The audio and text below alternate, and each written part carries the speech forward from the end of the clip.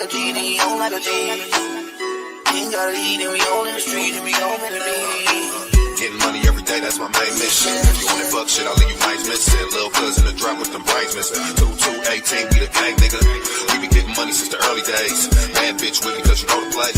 All my niggas shooters, bitch, we don't play. Freeze 8, man, that boy 10 toes down.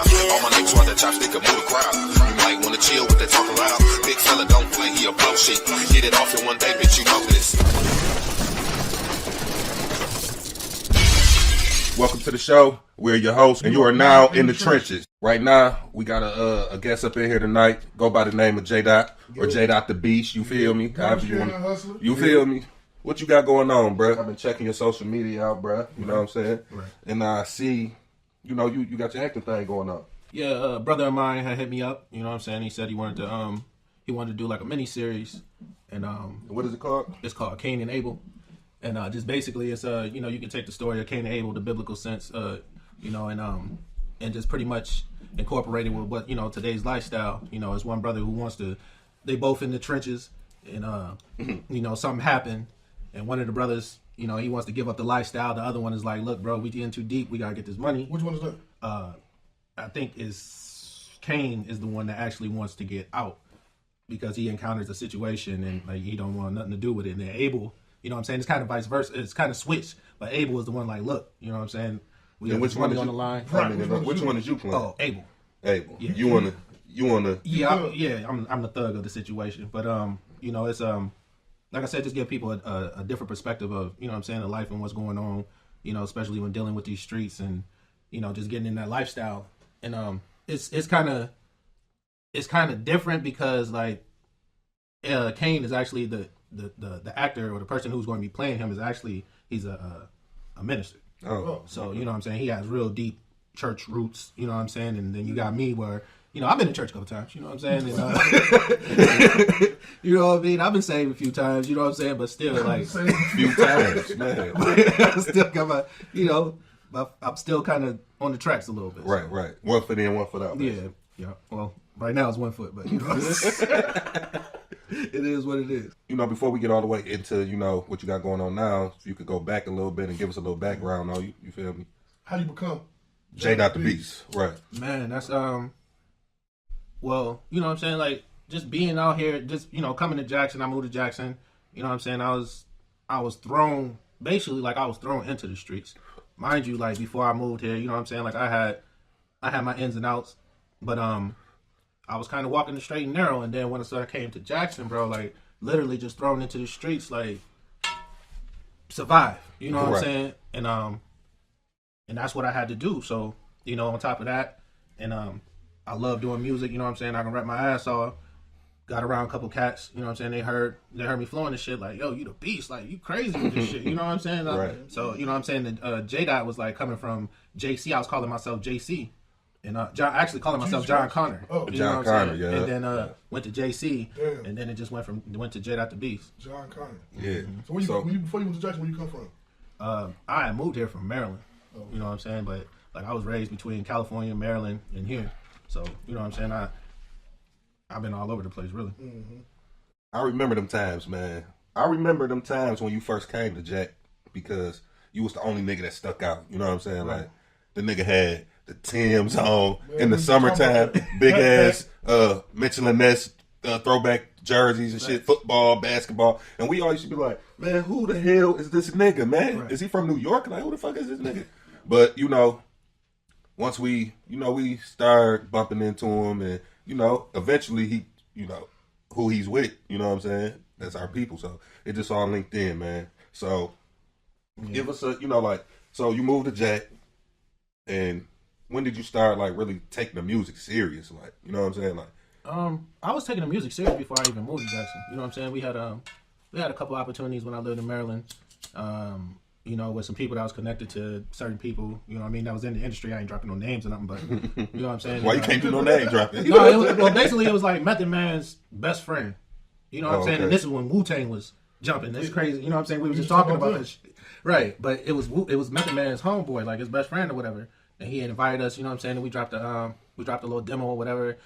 Quiet as Kept, I heard some verses, you know what I'm saying, some words that I had put together in niggas' songs, but you know what I'm saying, that beside the point. But, man, come on, man, they've been doing that to me my whole life, bro. Damn. So I mean to cut you off. So at this time you was in Maryland? Yeah. Oh, okay. I was in Maryland, you know what I'm saying? They did me like that in Maryland, bro, with the twist up. Remember I told you that? PG County, baby. Facts. That's exactly where I was at too, bro. That's the crazy shit. Yeah, Where you PG County, yo. Was the studio in the house, bro? Was it the White House? We might have to slide on that nigga, dog. Yeah. Yeah, so you say you was in Maryland. Niggas might have stole you. Ain't no right to it. No, niggas stole. They definitely chopped it up. So did he, like, he was on, this was a song with Method Man, or? No, it was a song with me and my brother, my older brother, C. Allen. He the one that really got me to constructing bars, because I used to write. Crazy part, like, my writing always been unorthodox, so like, you know how you open a composition book, then you got the like hard page, and then you got the page right here. I would flip that bitch and write on the back of the other page, and then flip it over, and then write. You know what I'm saying? Like I just wait, composition book. You talking about a notebook? Yeah, right. You know what I'm saying? What composition means. Right. Basically, all right. So you say, okay, so you moved to Jackson. We passed Maryland. Yeah, for sure. We don't even. Both of y'all niggas that had bad experience in Maryland. We not even gonna talk about them no more. You feel me? You know what I'm saying? Shout out to that Maryland. Right. You know what I'm saying? All right, back to Jack. Okay, so you always was into music, right. But like, Thank you. yeah, that's good shit right there. Yeah.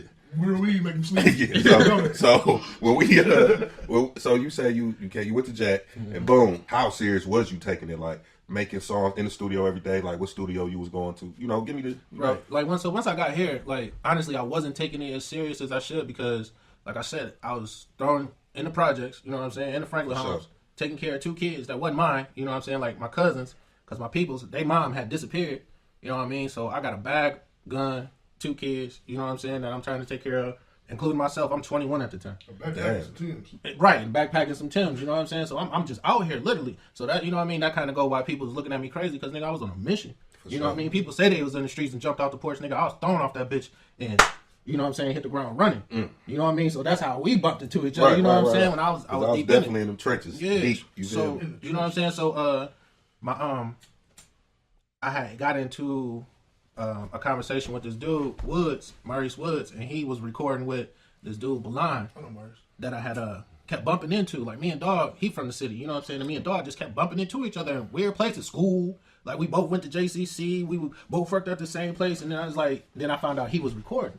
So I went to a studio, you know what I'm saying? And then, like, that's when we formed, he already had, like, a group or whatever. And he's like, yo, I want you to, you know what I'm saying, to be basically, like, be you, but be a leader with me to, you know what I'm saying, show everybody else, you know what I mean, what it take.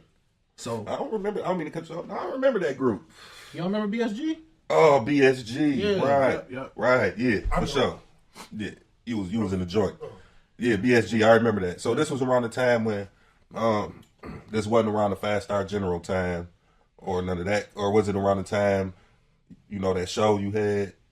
This was like 5-Star Generals basically came from, you know what I'm saying, that situation. And damn, I'm really tripping. I am tripping. That's not that BSG happened, but that ain't where it started. Like it started with my cousin TP on Damon. That's where it really, you know what I'm saying, jumped off. He had the studio, like studio. I know regular shit like track boards, all that shit. You know what I'm saying? And he was working on an album. And they was from Lansing, so they was, you know what I'm saying, they was doing their thing or whatever have you. And I ended up getting on a song with them and Kwani from down there in Jackson. You know what I'm saying? And me and him, that's how me and him actually got cool. And I know, you know, Tip was the man at the time, so I'm just, you know what I'm saying, I'm doing me, but we doing ciphers and everything. I'm in there eating niggas up, you know what I'm saying? And it just, like I said, then I went to the BSG thing. Then that's when we started doing the shows at the Rocket, doing our own shows, you know what I'm saying? And linking up with this people in the shit everywhere. Yeah, for sure. He was coming up here doing, you know what I'm saying, recording and shit. All right, so you got any questions, Crack? All right, Jay got the beast. You gonna do it like this, man. Hip hop or rap, and why? That's a question. Yeah, that's a good question, man. That's definitely I would say hip hop. You want me to elaborate on that? Yes, sir. Yes, sir. All right. I would say hip hop due to the fact that it's the origin of rap, and for the simple fact that it I feel like it's the culture, it's the you know what I'm saying, it's what holds the whole culture together. And I think rap is just more or less like, I don't know. I feel like it's the ego of hip hop. You know what I'm saying? Right. Yes, sir. Yes, sir. All right, next question. Another NY question. Tupac or Biggie? Man, that's crazy because I'm bi-coastal. You know what I'm saying? And Say the right shit, Doc. and honestly, like I would have to say Pac, bro, because I don't think Biggie has a big enough discography to compete with Tupac. Right, for sure. Spinning off of that, your top 5 rappers of all time, any era. Top 5 would have to be Jay, Raekwon, Ghostface, Razzcast, Damn. and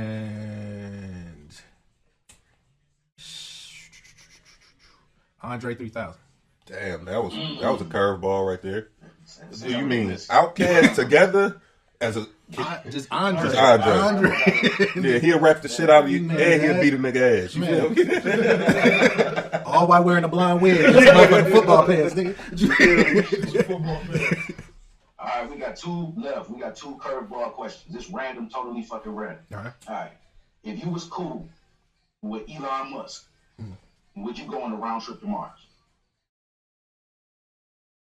Nah.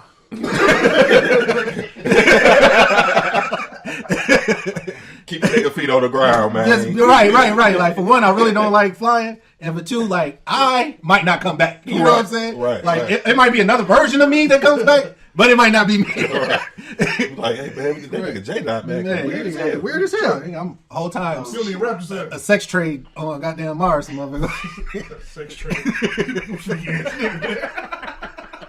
I ain't got human traffic. Nigga. Oh, shit. All right, last question, final one. Also random. If you was king of all niggas, what would be your first 3 commands? Thou shall not be niggas.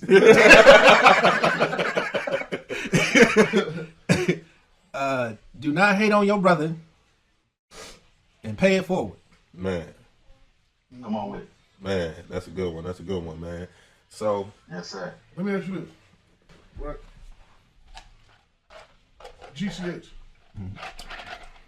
Stand for Garbage can hustle. garbage can hustling. Facts. What that mean?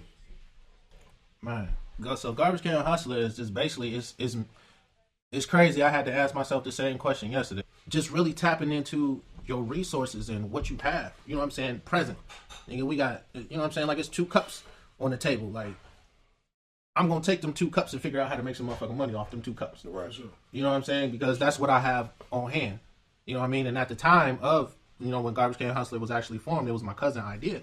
He was like, I want you to make a song called Garbage Can Hustler.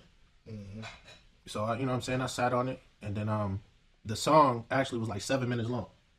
Because I had so much to say. You know what I'm saying? I stand solo. Neither the streets or my family can understand me. Hustler for thought. My first impression is uncanny. Eat, sleep, and drink the concrete. While these other niggas strive to survive, look for a place to rest their feet, I'm posted next to a telephone pole, snatching custos. Keep bragging how your work is bigger than those. Get your insides exposed on the side of the road. You know what I mean? Like, I think every I day remember opposed by that. cats because the What- pockets what are bulged. year I don't play. What You know year what I did you mean? make that? I made that shit in like 2001, bro.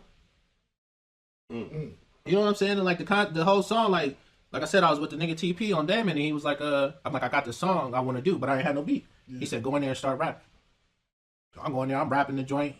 The nigga sitting there playing on the keyboard while I'm rapping. So he made the beat fit the vocals, you know what I'm saying? And then it was history, like from Jackson to like Houston, you know what I'm saying? Niggas was off that shit. Niggas was like, yo, nigga, I came up off, you know what I'm saying, 1,500 on the dice game, nigga playing Garbage Can Hustler, you know what I'm saying? Like, I feel like most black people can relate to it because in a sense we all garbage can hustlers, you know what I'm saying? We had to come up from scraps, from nothing. So Our basically, like how resources. you were saying in the projects, when you just got dropped off in the projects, you had the garbage can hustle. Right, facts. Yeah, just like us scum shuffling. You feel Scum me? shuffling. Right. Nigga, we scum shuffling. We in the projects hustling. Scum shuffling. You feel Scum me? shuffling. Right, Yeah. everybody got a different name for it. You know what I'm saying? You can say entrepreneur, even. You know what I mean? Right. It's the same shit. It's just a slang. You know what I mean? Damn, scum shuffle. It's the same Yeah, goddamn same thing. shit, just worded different. That's Right. all. Hell yeah, man. So with the garbage can hustler thing, like what else did you expand the brand? You know what I'm saying? You see it? Yeah, you know, like I said, it started out as a song. You know what I mean? And then I don't know. back to, you know what I'm saying, tapping into what resources I had. I had $200 in the bank. I was laid off. I'm like, I need to do something. So I'm like, fuck it. I'm about to take this $200, start a LLC. Start a business, Garbage Can Hustling, and I'm gonna sell T-shirts and hoodies and shit. Right. You know what I'm saying? Did that. Bought a couple hoodies and started selling them joints. This motherfucker's everywhere too. Right. You know what I mean? When I first did it, dog. Motherfucker like, God damn. Right. The business was everywhere. You know what I mean? And it took a life. You know what I'm saying? It definitely took a life of its own. I didn't expect that. And it definitely not the same logo it was when you first started. No. It kind of switched up because, for one, I got tired of being asked, "What is Garbage Can Hustling?" You know what I'm saying? Because like I said, I felt like I was just giving people the answer that they wanted and not actually giving them the true meaning of it. You know what I'm saying? So then I had to switch it up to this. I had I had this lady from Maryland. I met from DC. She had made the logo for me. And she was, you know what I'm saying? She was kind of weird. So, but it stuck to me.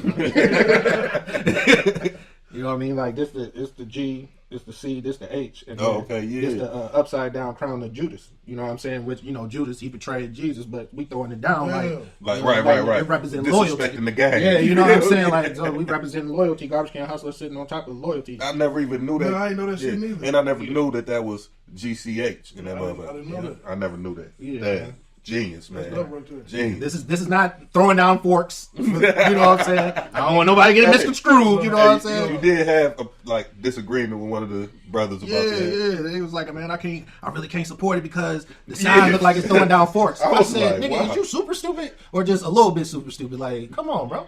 You know what I'm saying? Like, don't let gang affiliation ever throw no wrench into the machine. Like, you know where I'm from. You know what I'm saying? I'm neighborhood Pyru to the day that I die, but 90% of my niggas is GDs, you know what I'm saying? So it's like, make it make sense. You know what I'm saying? Like, why would I go and do that? Right. Why would I go blatantly disrespect the people that I fuck with? Like, we ain't never had no conversations like that. Like, we disagreed. It's on some money shit or some goofy shit. That sound like clown work. Yeah, it was clown work, bro. It was just the devil. You know what I mean? Yeah, so tell me about, like, the shows you performed at, like, who you opened up for. Like, you know, give me a broad, you know, don't hide nothing from me. Shit. Man, I can't. I don't know about the wildest show you ever had. Like, I didn't open up for so many people, from Nelly to goddamn Jody Breeze, from USDA to goddamn Vanilla Ice to Ice Jody Cube. Breeze is in Boys in the Hood. I mean, yeah, Boys in the Hood. My bad. You right. You facts. Yeah, man. But you know what I'm saying? Like, so many people. I think the wildest joint. We opened up together for somebody in Lansing. Did y'all? I was on the feature. I was on one of the Oh songs. yeah, for I swear for Vezzo. Yep. Yeah, we did that so right. We had to do the joint 2 times because the other song on there wasn't played. Yeah, But they was fucking with that bitch so hard. I'm like, yo, our shit won't play. We did Man, that facts. bitch on the beat when the song went off. We did that bitch again. Like how they did a Shooter, I think that was at Status. You performed at Club Status too, didn't you? Yep. Yeah. That was funny because the motherfucking window wouldn't go back up when you had to drive all the way to Lansing. Bitch. Cold as hell, the window stuck. We using that bitch deep too. Deep as hell yeah, facts. So, like, give me like the Rocket times, man. Your experience performing there, like, because I know that was like that's a famous classic spot for local talent and you know, national talent, like celebrities. You feel me? Right. So, give me like the times in there. Like, take me to that. I gotta tell you the whole story. When they first opened that joint, it was supposed to be a rock and roll club. So we playing basketball at the Booze Center, and the Rocket had opened. They, you know what I'm saying, the college students, whatever, come in for like $10. You know what I'm saying, whatever have you. The more people, the cheaper the price is. So we like, bet we just gonna slide in there. So they was playing like weird ass music, and but we had went in there so deep that Todd was like, yo, if you do this every weekend, you know what I'm saying, you can get in this bitch for free. Mm-hmm. So I'm like, bet, every weekend I'm bringing 20 people down that joint, 20 plus. So then they start switching the music up. And once they switched the music up, and I, you know what I'm saying, we had put the bug in the dog ear, like, look, we rap. He like, well, shit, we about to have, I forgot who the first person was. I think it was Tony Yayo. We about to have Tony Yayo come, you know what I'm saying? Y'all open up for the dude. So I'm like, bet. Then I end up going to jail, and I end up, you know what I'm saying, getting open up for him. But then every other act after that, like, he have us come, you know what I'm saying? We come in there, whether we sold tickets, whatever, and we start, you know what I'm saying, opening up shows and shit. So you say you was saying to do what he doing. Right, for sure. So any other shows you did at the Rocket that was big? Shit. Because I know I did a show with you. I think we performed together. I don't know. I was drunk. Man, it was a bunch of us. We was on a party bus, and it was the Yin Yang Twins, I think. Yep, we did Yin Man, Yang. we tore that bitch up, man. Franchise Boys, Young Buck when he was popping. We did Young Buck for like a whole weekend. I heard about Buck. You wrote me. Buck, you know what I'm saying? Buck. Buck was here for like the whole weekend, Friday, Saturday, and we performed both nights. You know what I'm saying? And it was like packed. He got on stage like talking that 50 Cent shit. He got on there talking real greasy. You know what I Yeah, mean? it's probably footage on YouTube right now of that night. Yeah, Rocket Nightclub. Get this 50 Cent nigga real quick. Let me tell you my craziest experience at the Rocket, bro. Me and this nigga PK, we in the I don't know who was performing or whatever happened, but me and PK, we in VIP. I'm drinking Patron and Moet, and I see these two niggas kind of standing off to the side. It was Blue Da Vinci and one of his homeboys, and so you know what I'm saying. He had the BMF joint on, and I'm in the wind.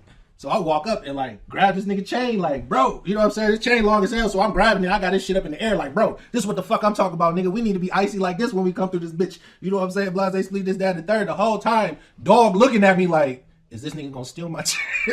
So you won with the nigga Chips? You won with Evan? No, this No. way Like, before. how the hell? So yeah, who this did like he come with? 2005 type shit. Oh yeah, well yeah. that- You know what I'm yeah. saying? This like back. You know what I mean? Before his reign of terror. Yeah, you know what I'm saying? Definitely before that shit. And it was just like, you know what I'm saying? Just the look on his face now that I can see it. Like the nigga looked worried, but he was like, this drunk ass nigga. You know what I'm saying? The PK like, bro, why did you have that nigga chain so high up in the air? You know what I'm saying? And this nigga's just standing there while I'm displaying this nigga chain to another nigga like, this is what we need to do. You know what I'm saying? That shit was just funny. It always made me Yeah, laugh. there was some good times. 05, 06. You never finished the Fast Star General question. Like, what did that really spin off to? Because you went through a lot of phases, like from the BSG, Fast Star General, and then there was Generals getting bread. You feel me? Because we collabed together on some shit. Yeah, I mean, y'all boys stayed in the we stayed in the studio at all times. You know what I'm saying? So, what's the stage like? What was the stage after? I ain't gonna say Generals getting bread, but Fast Star General. You just went solo. You was done rapping with niggas or what? No, what happened was like 5 Star General. It was in the midst of the BSG era, and you know, it was me, PK, and the nigga Stone, and we was, you know what I'm saying? Everybody was doing their thing. And then it was like I ended up getting locked up, bro. And Damn, nigga. yeah, the nigga, yeah, bro, it was just being hard headed, and then the nigga Stone, you know what I'm saying? He took it upon himself, which I wasn't mad about. He took it upon himself to be like the leader of the group or whatever. You know what I'm saying? Without me being there. And I was cool with that. But then, like, when I came home, it was almost like it was a power struggle. You know what I'm saying? And then he started acting funny. And so, like, I just, you know what I'm saying? I've always been the type of person, like, no matter what happened, I got to keep it moving for myself.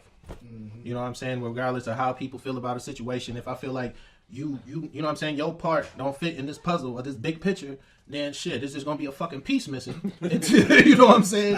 Until I figure it out. You know what I mean? And that's just how that situation had played out. So he ended up dipping, we end up falling, you know what I'm saying, falling apart. I think I ended up moving to Maryland or some shit.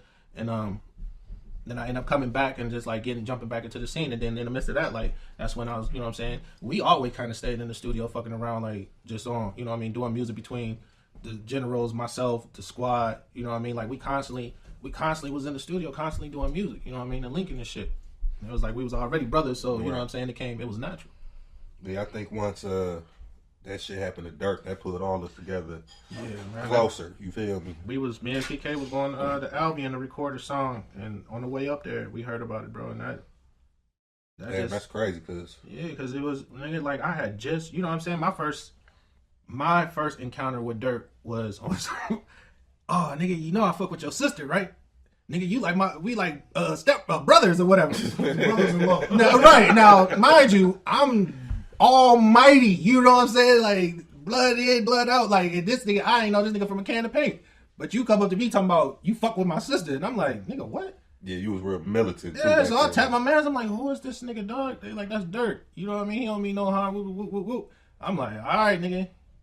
I instantly hit the corner, call my sister, like, yo, who the fuck you got walking up on me talking about we related and all this crazy ass goofy shit. Oh, that's my baby, man. Well, you better talk to your baby, you know what I'm saying? And then like some time had passed. You And, was a different J-Dot then. Yeah, he like, was. Man, I You was, was a, I didn't know that J-Dot. bro, Yeah, I he was definitely. I was reckless, bro. Like for real, I heard like about that J-Dot. I was reckless as shit. Like I Me and that didn't. nigga used to be drunk, hop out the car on each other, get the slap boxing each other, hop back in the car, pull off, go to the party. Like Me and this nigga never got. It was never a time if we was drinking, hands was being put on each other for whatever reason, bro. It was just because you know what I'm saying. My brother, he has a strong mind and he's a strong will, and what he says, what you need to do is, then you already know it's about to be a fucking argument. So it's like, no, nigga, I don't need to do shit. You know who the fuck I am, nigga. You know what I'm saying? But but like I said, just me and Dirt end up getting cool. You know what I'm saying? Like real extra cool. Like that became my brother. And then you know what I'm saying, for that short period of time, and you know what I'm saying, for him to be taken from me, like that shit affected me. Like it fucked me up, bro. For real. yeah, I feel like it put a downer on niggas for a minute, but Yeah. then niggas came like rose up from that shit, and we went hard in the streets. I'm Right. talking about it wasn't a place on the south side or anywhere in that motherfucker you didn't see us if it was a part. We in that bitch because we out shopping anyway. For real, you feel me? Cause look, I think both you was still in the county. I think bro had to be locked up, and him and Tremaine, Yeah, they was hard. they was doing, you know what I'm saying, they was doing their shit, and then we had it was like a little hole in the wall where they allowed us to come in and you know what I'm saying and do our shit, you know what I'm saying, get off, and they went in there and did that Beezy and Dirt. And I heard that, bro. Like, it sounded like it was something I never heard in my life. sure. That Beezy and Dirt, bro, like, that shit was so epic in itself. You know what I'm saying? Like, it should have took that could have took Michigan to a whole nother atmosphere. You know what I'm saying? Shout Like, out that's to how Crack. big Crack that fucking, produced that shit. man, that's crazy. Yeah, I think I was there that night. You might have been. yeah. Crack produced that. Yeah, let's see. If it was before 2010, I was probably drunk and just didn't recognize you was there. You know what I'm saying? Just real shit. But yeah, like it. That bitch was it though. Yeah, you know what I mean. And then Yeah, if you could play Beezy and Dirt to this day, that bitch be yeah, right. like that bitch rock. And then you know what I'm saying. It just gave me a different feel, and like that's when I really started gravitating toward the nigga because I was like, yo, that's fire. You know what I'm saying? Like, What I do? huh? You what I do? right, Right. So it was, you know what I mean. That was definitely an experience. Yeah, man, it was, man. It was all love too. Tell me this, man. I want to slide back into that GCH thing, man. Mm-hmm. You got some artists, some new artists, some old artists, anybody you still working with, or you just focusing on yourself? See, that's the crazy part about it, and where a lot of shit got Turn it to a CEO misinterpreted because Garbage Can Hustler was always a clothing brand. from the jump. From the jump. It was never like no crew or no record deal or nothing like that. It was always a clothing brand. But because, you know, how niggas want to do, they want to put you in a box. And it was like, oh, y'all a crew, y'all a label. And it was like, it was never nothing like that. And you know what I'm saying? And even with, you know what I mean? We can talk about, even with Tremaine coming over to the situation, it was like, it was never him joining GCH. It was him joining GCH, the clothing brand. It wasn't him joining GCH, the record label, you know what I'm saying? Or the crew. It was, that nigga was the vice president of my clothing company. So, you know what I'm saying? And then it turned into something totally different. And it got weird. And that's when motherfuckers from everywhere like, oh, nigga, I'm trying to join GCH. I'm like, do you know how to screen print, nigga? Like, do you know the different qualities of cotton, nigga? Do you know 2020 blend? Do you know what I'm saying? Like, no, nigga, I got a 16, though. Get the fuck out of here, bro. Like, and that, you know what I'm saying? This little weird shit like that in them pockets kind of, it put a strain on me. And it made me fall back a lot of times. And then it kind of just left niggas in the wind, you know what I'm saying? And then, Because it eventually turned into a label. yeah, like basically it just turned into a label. And I'm like, bro, this ain't what the fuck I was trying to do. Right. You know what I'm saying? Like, yeah, I would like to create a label, but within creating that label, like, I wanted it to be us. You know what I'm saying? Right. And a couple other people, like, we form a label, you know what I'm saying? Whoever could be the umbrella, and then we all come from that. Like, my plan has always been family oriented. My niggas, my brothers, we gonna come to the table and put some shit together. I never really wanted to be like the leader or no shit because at the end of the day, like, I put too much of my feelings into shit. Right. And once my feelings get hurt, like, then I got to go back to 2001 J-Dot. And or maybe even 5 or 6. Yeah, even 5 and 6. Like, anything before 2010, like, nigga, you used to drink a lot back then. Get fucked up. You used to drink a lot back then. Too much. So what? You don't drink no more though. No, sir. That's why we ain't popping no bottles. You know, we don't years. want to influence you, so we don't. Oh, man, no. You never smoke weed. I done bartended, bro. What the fuck you mean? Nigga, I done bartended, spilled liquor on me like, oh shit, hey, it is what it is, you know what I'm saying? Oh, if I had that, I would be like, right. I ain't spilling a drop, nigga, hold on. One for me, one for you. One for you. But yeah, that shit don't bother me, bro. I go buy liquor, all that type of shit. Like, for real. Like, it's a mental thing, dog. Right. So what made you stop drinking though? Because I ain't gonna lie, when you dropped that bomb on the top, I was like, what? Like, nigga, You know what? Because you so fun You know what, when we man? used to get drunk, man. When I met you, you had a blower in your car. When I met you, you had a blower in your car. Facts. Yeah, But he you wasn't know what I'm drinking though. Shit. You was When I met bro, like me and bro met, like, shit. You talking about before like, you went back to in the day? joint. Before you went to the joint. No, not when I. No. Not when we met. When I came home. Oh, Right. Okay. Yeah, that was the sober. You know what I'm saying? The Yeah, you was sobriety sober, right there. yeah. Sobriety. That was, you know what I mean. What stopped me to drinking? Like, it was a couple things. It was day drinking and You say day drinking? it was day drinking. Yeah. You know what I'm saying? day I never been a day drinker. Man, all day drinking. And you know what I'm saying? It's okay. We on Adrian. And nigga was like, yeah, man, we gonna be doing this forever. What was y'all doing? We was drinking. Out there drinking, selling dope, you know what I'm saying? All the playing horseshoes. You weren't feeling that. No, I wasn't feeling that. You know what I'm saying? We gonna be doing this forever. Yeah, I'm like, oh. Hey, look, you sat there and looked around Man. like nah, man. You know what I'm saying? And that's one thing people understand about me. Like, you know what I mean? I'm with the shits. You know what I'm saying? I'm a street nigga, but at the same time, like, I know how to take myself out of situations, bro. And that's what's wrong with a lot of niggas. But, you know what I mean? That, and then my youngest sister had died in a car accident Sorry to hear on her that. birthday. You know what I'm saying? Drunk driving. And it was 4 people in the car, and she was the only one that died. And even after that, like, I still, like, I went dumb hard. You know what I'm saying? And then end up, what happened? I ended up going to the club, get into a fight, got pieced up, and then my nigga Big E. You were laughing. Like, it was, you know what I'm saying? Like, I'm man enough to say I got my ass whipped. I was belligerent. Once again, I had a big ass, you know what I'm saying, bottle with Mo and some motherfucking Patron, and I'm pouring the Patron in the Moet, and I'm drinking. I got Coronas, you know what I'm saying? Like, nigga, I'm a one-man party. You was over the limit. I was beyond, you know what I'm saying? But I'm drinking the pain. I'm trying to drink the pain away. Same time, my brother locked up, you know what I'm Same saying? time you talking shit to motherfuckers. Same time, I'm You like, bumping into fuck niggas, looking them up and down, like, nigga, what you want to do? You know what I mean? And nigga showed me. And and then my homeboy Big E had, you know what I'm saying? He was a bouncer. He grabbed me. He like, I said, bro, I'm done. He said, what you mean? I said, bro, I'm done, bro. Like, I'm gonna fuck around being dead or in prison if I keep going down this road. You know what I mean? So, Yeah, I remember when you dropped the bomb. I was like, damn, you done like cold drinking, turkey, bro. I dropped that, you know what I'm saying? Cold turkey, nigga. I woke up the next day. Mom's was downstairs. She like, shit, what you gonna do? I'm like, shit, I'm done. She dropped me a package off, nigga, and it's been on ever since. You didn't take a shot since? No. Nah, he haven't, man. I remember we used to be at like McThirsty. We used to have them little shows and shit. Everybody be drinking. You have a Red Bull.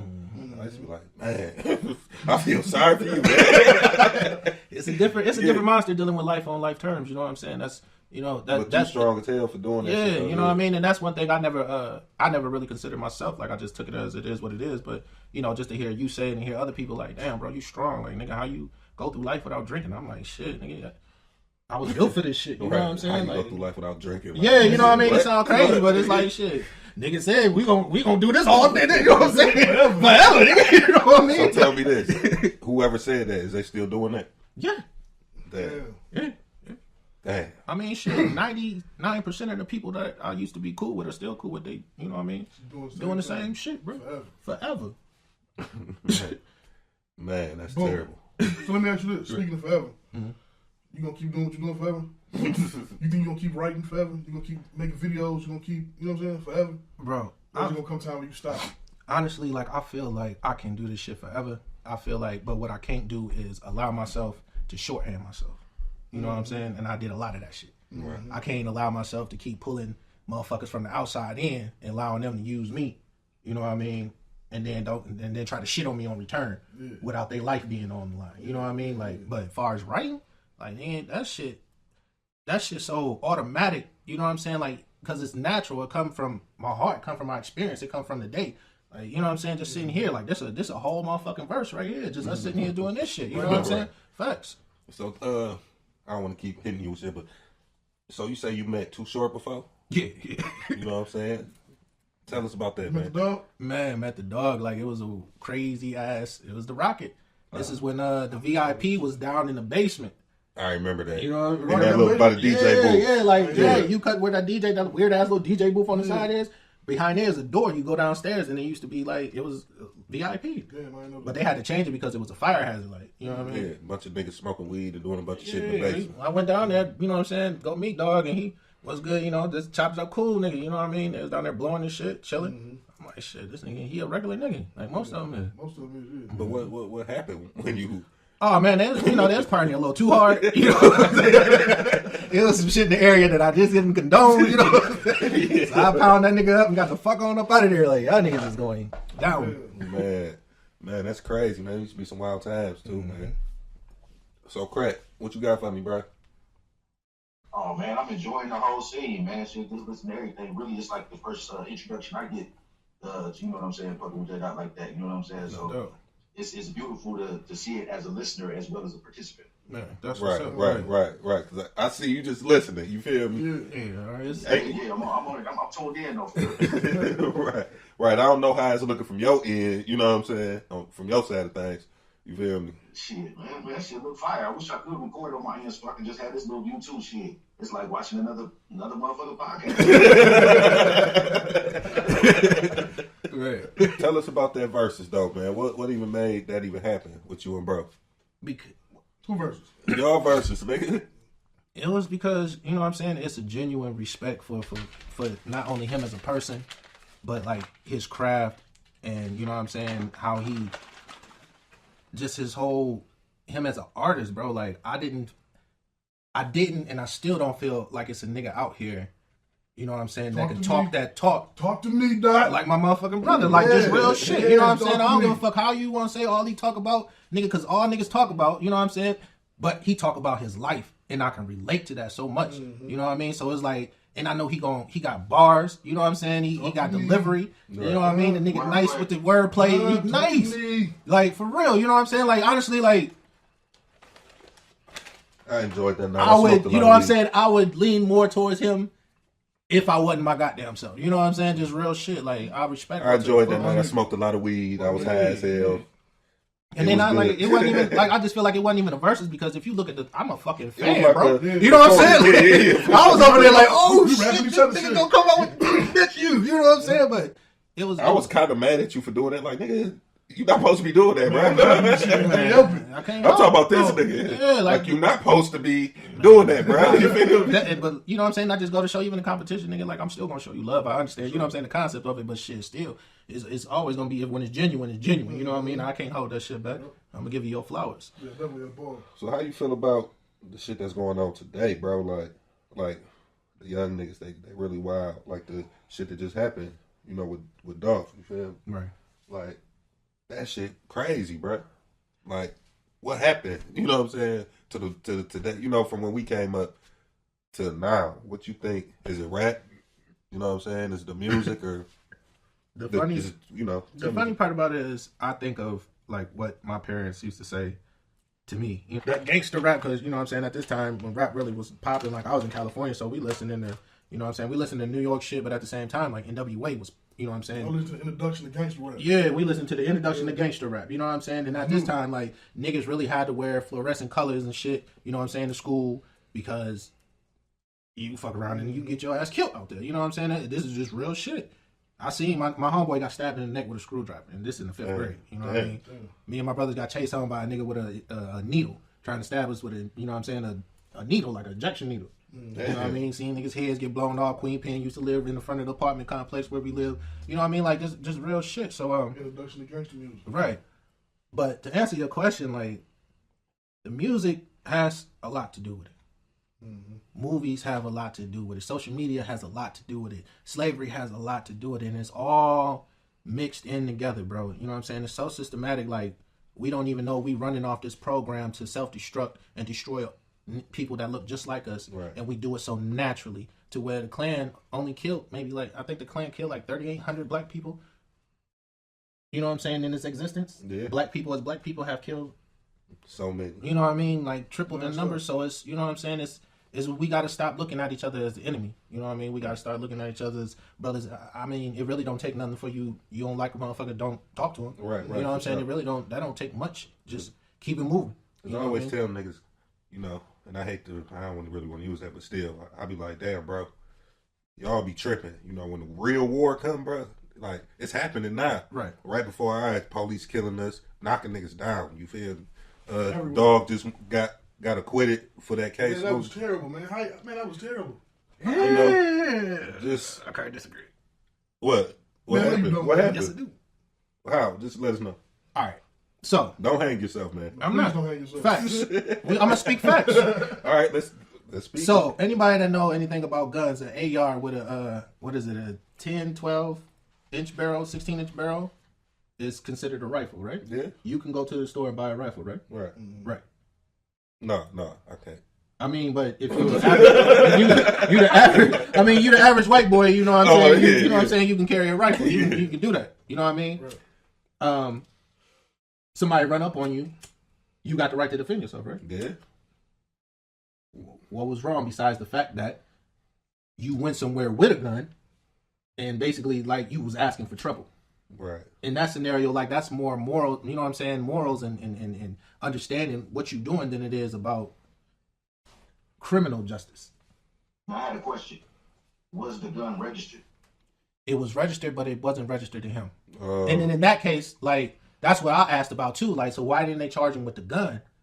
And I don't have no definite answer about that. You know what I'm saying? But the gun was registered. But, you know, on the other end, I get caught with an unregistered gun. You know what I'm saying? Yeah, you it's going over down. with. You know what I mean? And that's, you know what I mean? Like, days, buddy. having the gun, you know what I'm saying? Having the gun, definitely there should have been some charges brought upon. But motherfuckers running up on them, drop kicking them, and hitting them with skateboards and shit. Like, first of all, let's be real. I'm not running up on no nigga with no gun. No. I don't give a fuck if he a paramedic, a paraplegic, a goddamn puppet master. I'm not running up on your ass with no fucking gun.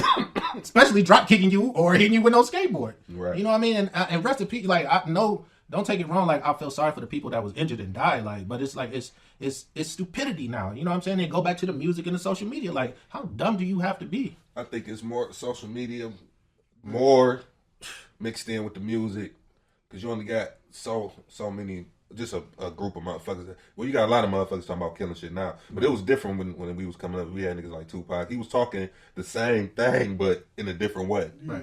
You know, it was different. You know, I feel like it's like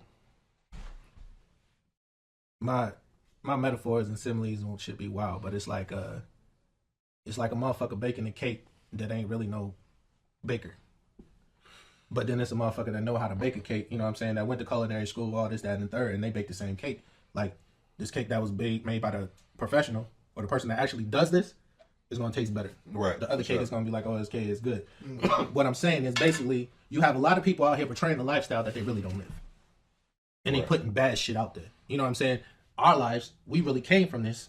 So we had the right to speak this. Right. You know what I'm saying? Whether it was therapeutic to get this shit off your chest because this the shit you going through. You got to go out here and you got to sell this, you got to sell that because it ain't no jobs. You know what I'm saying? Especially in Jackson, like where we came from, there ain't no jobs on the south side. Right. You know what I'm saying? But it's 5 liquor stores within a mile radius. It's churches on every corner. Man, but they ain't coming out and really talking to the people or trying to help them get no. You know what I'm saying? Ain't never coming out. Trying to stay away from your right. Y'all took the grocery store away from the south side, so niggas got to go to Muhammad's and eat greasy ass chicken and this, that, and the third. Like, so nutrition is thrown out the window. Then you drinking this tainted ass water. For sure. You know what I'm saying? On top of drugs, bro. Like, it's a recipe for fucking destruction. Yeah, I think they've been setting us up for that for so many years, and people don't even see it.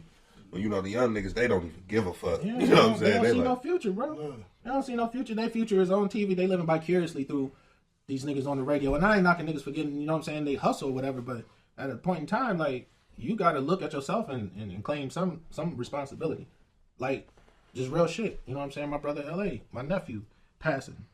I don't go to funerals. You know what I'm saying? But I went to the funeral and I told the niggas, like, yo, we all responsible for this shit.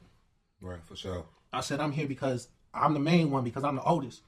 I'm responsible for him not being here. Yeah, the nigga that killed him, you know what I'm saying? But nigga, I'm responsible for this shit because I wasn't a better example for his father, to be a better example for his, you know what I'm saying, for his son. Damn, yeah. That's fucked up. And we need, I mean, not to toot my own horn, but you know what I'm saying, toot my horn, but we need more people to be accountable. For sure. You know, that was one of the reasons why I told, you know, my sister, hey, get my motherfucking nephew up out of there. Get him away from that shit. Get him the fuck on. You feel me? Because I ain't finna, and it was treacherous too. Like, them boys was really beefing. You feel me? And I was just like, nah, you know, get him up out of there. And you know, he's straight now. You know what I'm saying? He got a job. A few times. Huh? Yeah, that's a few times. I did slide. I slid. Yeah. No, I ain't slide, but I slid. Right. You feel me? And I checked out some shit. You feel me? And that's the crazy part about it. Like, you know what I'm saying? Just to even, you know what I'm saying, piggyback off that, like being a man, bro. You know what I mean? Like other people, I feel like sometimes they don't appreciate us, and then they don't understand where we coming from. So when it comes to situations like that, like nigga, you left home, man. You know what I'm saying? You left home, bro, to go check on your nephew. For sure. You know what I'm saying? 100 miles away. Right. Like, you know what I mean? That's the dedication that you know what I'm saying, that you have to it for your family. So, you know what I mean? In the midst of that, you got to think, nigga, I know you on the highway, like, man, I get out here, I'm tearing somebody's ass up, but I got to be back so I can go to work in the morning. That's the craziest shit ever. That's the craziest shit ever, bro. And that's like on the thing of a nigga trying to change, right? But it's always the devil, man. You know, on the other side. Nigga be trying to change his life. Like, I don't want to be bothered with that shit, but a nigga don't know. Oh yeah, this nigga got an uncle that's really with that shit. Right. And he'd come down here and handle this shit. They don't know that. You know what I'm saying? So, you know, man, the shit just crazy, man. I just wish these little niggas would get their shit together and have more morals for themselves. You know what I'm saying? I we was wild and young in the street. We was wild as hell, but we see an old lady in the store. We not finna, you know, yeah, fuck you, nigga. You know what I'm saying? We not finna do that. We gonna respect our elders. You know, that was just how we was raised. You kind of feel bold because of, still to this day. You know what I'm saying? Right. It was the grandparents. You know what I'm saying? That definitely, like, I think they had played a pivotal part. You know, these grandparents now, they twerking and shit. Yeah, they're not grandparents. They're trying to be grand friends, nigga. They not parents. They want you to turn up. Yeah, let's turn up. Like, yo, what the fuck? Right. Definitely. And you know, in church. And you know, the grandfathers is not around to teach these kids too. You know, and right now, I mean, I ain't no grandfather right now, but pretty soon, you know, eventually I will be. Right. But I ain't gonna be the nigga that's I'm gonna still be a street nigga. You feel me? And I ain't talking about in the streets. Right. I'm just talking about it's always gonna be in me because that's where I came from. But I ain't gonna be the grandfather like, you know, yeah, go. You know, I ain't know none of that. Finna go to work, or hopefully I'll be retired by then. Mm-hmm. You know, hopefully my kids wait a while. You know what I'm saying? Right. You know what I'm saying? Yeah, ain't nobody waiting. Everybody they just fucking and popping out kids, and it's younger and younger. Like, yo, do you realize like it's gonna fuck your whole life up? Like, you know what I'm saying? Like, wait, go to college, experience the world. Like, it's more than just this little box that you in. It's so much other shit out here. Don't wait for pandemics and, you know what I'm saying, and PPP loans to get out here and to go fucking visit Florida or goddamn. It's dry, you know, there's other places than Miami and fucking Las Vegas. Like, go to goddamn. What they use the PPP for? Man, Wyoming or something like Niagara Falls. Yeah, go to Niagara. Go see something peaceful. You know what I mean? Like, God damn. Man, you ain't never laughed, man. You can go to fucking Miami right now for $64, nigga. Like, Miami is ran through. I'm like, motherfucker, like, I'm straight on, man. I want to go somewhere ain't nobody been. You feel me? Right. Oh, y'all going on? That's why I said, I'll go to Niagara Falls. I'll go look and see that shit. You feel me? Yeah, that's like once a year I take a road trip, go back home. You know what I'm saying? So to Maryland? Yeah. And you got to know where the fuck you going. You cannot go. Don't take that fucking left. You know what I'm saying? And go down that street. Right? You get any close to Lexington Market, nigga, you're gonna get robbed. It's bad down there. Baltimore. What's that boy name from Baltimore? Tay Rock. Y'all fuck with that battle? We fuck with that battle shit? Yeah. Tay Rock nice. Yeah, Tay Rock fire. Yeah, Tay Rock nice. Man. I like the old Tay Rock better than the new Tay Rock though. Yeah, Tay Rock fire. Right. Tay Rock fire. He what? I said he better with surfing them than good titles and all. Yeah. I thought you said he better than surfing. Yeah. That's what I thought you said. All right. I ain't say that. That nigga said he better than what? He do what? So, what you know got going on? You doing more music? You know what I'm saying? You got an album you dropping? Last night I was hitting my pen and shit, and and I'm gonna start working on a mixtape and then working on an album. Mixtape and album. Mm-hmm. So where you going with, like, on this one? Yeah, the mixtape is gonna be like basically like a mixture of songs that I've done but I never put out, and then you know what I'm saying, definitely have some features on there. The album I actually been working on for a minute, and I was gonna call it like my last album. You know what I mean? But, you know, just to go back to bro question, like, I don't think I could just necessarily just put that shit to the side because like on our way up here, I'm telling him like, bro, I feel like we've done enough to where we need to focus on something else besides the music. And I feel like if the right opportunity comes, we're going to be prepared. You know what I'm saying? So I just always want to stay prepared. So like I said, I'm going to work on this album, this mixtape, and then the album, and then kind of see where it go from there. Take every mistake, every lost idea, everything that I didn't do, and throw it all into this. Yeah, I don't mean to cut you out, bro, but that goes to, I'm going to say this, it goes, it's like it go right with what you saying. As far as, that's why, you know, a nigga, you know, we doing this, like, right. for the artist or whatever profession you in, it's like we underground, you feel me? Mm-hmm. So don't nobody pay no attention to the underground niggas. They pay attention to all the niggas with a name, the niggas who's flashing their bank rolls or doing whatever they doing, you know what I'm saying? But that's, you know, that's why we doing this. This strictly for the underground niggas, you know what I'm saying? Trenches. Yeah, right. straight from the trenches, you feel me? Yeah. So, yeah, I just wanted to say that, you know what I'm saying, to let you know that, yeah, man. No doubt, you know Like, shit, it's definitely a lot of money to be made in the trenches, you know what I'm saying? So, I ain't, you know what I mean? I ain't trying to be Drake known, you know what I'm saying, and no shit like that. Like, I just want, you know what I mean, for a motherfucker to somewhere... You doing what you doing, how you doing? Yeah, you know what I mean? Like I said, I always had a ill fan base. Like, I'm, as far as I know, I was, like, in the circle, you know what I'm saying? Like, nigga... motherfucking fans of Japan, Hawaii, Switzerland, beats from niggas from UK. You know what I'm saying? Like I always been like the trendsetter. What's my man name you was fucking with? Cozy Beats. Yeah, you know what I'm saying? Just and I kind of let that shit go, dealing with other motherfuckers trying to get them to come along and do this shit, and I just kind of lost them. You know what I'm saying? Them tools or whatever. But this time around, like nigga. So where you going with your album? Like what's the, you know, is it gonna be like, you know, sample type of beats, or you know what I'm saying, with like a more mellow J-Dot, not too, cause your last shit, that shit was hard. Your last shit was hard, bro. Yeah, it's just gonna be the same. It's gonna be the same J-Dot. I'm gonna hit you with different beats. You know what I'm saying? I'm you know, and like I pick beats that I can hear my voice on. Right. Mm-hmm. And then, you know what I'm saying? And then also I pick beats like I can hear somebody else's voice on, like I got a joint I was listening to earlier. And then, you know what I'm saying? I can hear Rick Ross on the joint. Yeah. So a lot of the times what I do is when I'm writing, like, say the joint got Rick, you know what I'm saying? So I can hear Rick Ross on his joint. I'm writing like Rick Ross would write the joint. Not really fabricating no shit or talking that big dog shit like he can, but still incorporating, you know what I'm saying, everything that I've done with that same type of flow. Same type of rhyme pattern. Yeah. But yeah, the album gonna be called Hoodies in the Elevator. You gonna be talking bullshit. Hoodies in the elevator? Yeah. What is it called? That's me. Hoodies in the Elevator? That's me right there. Like, hoodies in the elevator. Like pink cookies in a plastic bag. You feel me? The reason I was watching the story about Tupac when they caught that nigga slipping in the elevator. Oh yeah. You know what I'm saying? So damn, like that's kind in the elevator. that's how I want to capture the. That's what I want to. Yeah, you went deep with that. So that's how I want, you know what I'm saying, the artwork to be, and that's how I kind of want the theme to be. Like, nigga, just because you are of a certain statue, like you can always be touched. Since you shot that video, directed by Young Blue, Blue Vision, and I was sitting at the table. Motherfuckers thought because it was a to be continued. Motherfuckers thought I was on that. Yeah. Y'all, somebody ran up to me in the store. Said, man, that song with you and Jay, y'all ain't dropped that yet. What song? Y'all just did the video. Yeah, y'all was supposed to do verses for the joint. I'm like, damn. So we definitely need to put one together, man. Another one. Yeah, because it could spin off the to be continued. It could be a whole different, you know what I'm saying? Nigga really on the road, like. And I heard Dwayne Johnson on the radio. Who? Yeah. On the radio. Song we did.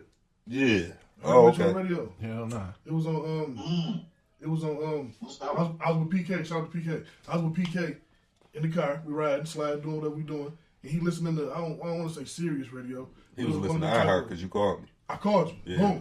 Boom. Hell yeah. That's Johnson was on my bitch. I'm like, damn. I'm like, where you get this from? I've been looking for this. You're like, shit, this the radio, cuz. Niggas went off on that joint. That Dwayne Johnson was cold. But like, even speaking about BK, like that nigga's an executive producer of every song that I write. You know what I'm saying? The fucked up part about it is he ain't got his paperwork right. Damn. Yeah, you gotta get your paperwork right. Yeah. We're gonna help you out. Matter of fact, we gonna get your paperwork. Yeah, right, like, sure. I wish, like, man, you know what I mean? And I just say that to say this, like, motherfuckers that try to put bugs in your ear and turn you against your mans, you know what I'm saying? On some real gay ass, slime ball, goofy ass shit. You know what I'm saying? And I did that for a reason. Like I did that before I even heard the, you know what I'm saying, the neck talk. Like I did that because that was like he like my son, but he like my brother at the same time. Like, you know what I mean? So it's a double respect, and that's why I did that. Like, if I'm okay, you gonna be okay. If I'm down, you still gonna be up. You know what I mean? Right, like sure. he always be my man. So I'm always gonna look out for him no matter what we go through. You know what I mean? Yeah, man, that's what's up. I wanna you gotta give us a trenches story, man. Trenches story. Because we in the trenches. You feel me? You gotta give us a good trenches story, man. It could be shit, the one we was talking about earlier. So I'm in this nigga bushes, right? You know, anything that we did nothing really happen too much, but I want another show story. We was wild. You say another show story? Yeah. All right, trenches joint, like sheesh. You know, on the A. You know, you remember that night? Yeah. I was like, whoa. I was thinking about some other shit, but So we came from some party, man. No, we came from the Michigan Theater and doing a show. Right. Like one of the first one of the first that bitch, rap niggas, hip hop to be in the Michigan Theater. You know what I'm saying? Sure. Pioneers of this shit. Sure. You know what I'm saying? For real. You know what I mean? So we celebrating. You know what I mean? We got big bottles of liquor. Big goofy dumbass bottles, nigga. You know what I'm saying? Gallons. Hey, look. We walking. I think we was walking, wasn't we? We walk. No, we got a ride from the State Theater.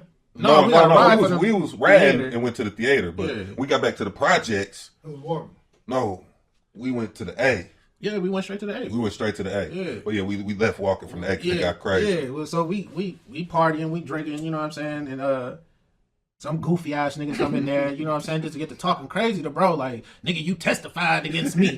Bro, like, nigga, I was like 5 years old when you went to prison. Nigga, like, what the fuck is you talking about? Right. So, you know what I'm saying? I'm so much my brother's keeper. Like, he's steady talking to Blue. I'm steady creeping up on this nigga. You know what I mean? Thinking though, like, did I? Like, nigga, I don't remember that. Nigga, like, what is you talking about? So, you know what I'm saying? So I'm like, dog, you gotta go. You know what I mean? Everybody telling the nigga you gotta go. He steady yapping about the mouth. Walking out drinking our motherfucking liquor. I don't even know what the nigga was doing over there. Like, he didn't go with us to the show.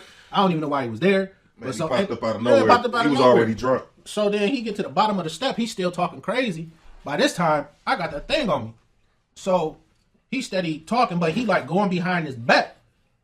No, don't even cap, bro. What's that? You took my gun from me. Yeah. Snatched it off of me. Like, facts. Bro, give me that. I'm like, damn, nigga. What the fuck, dog?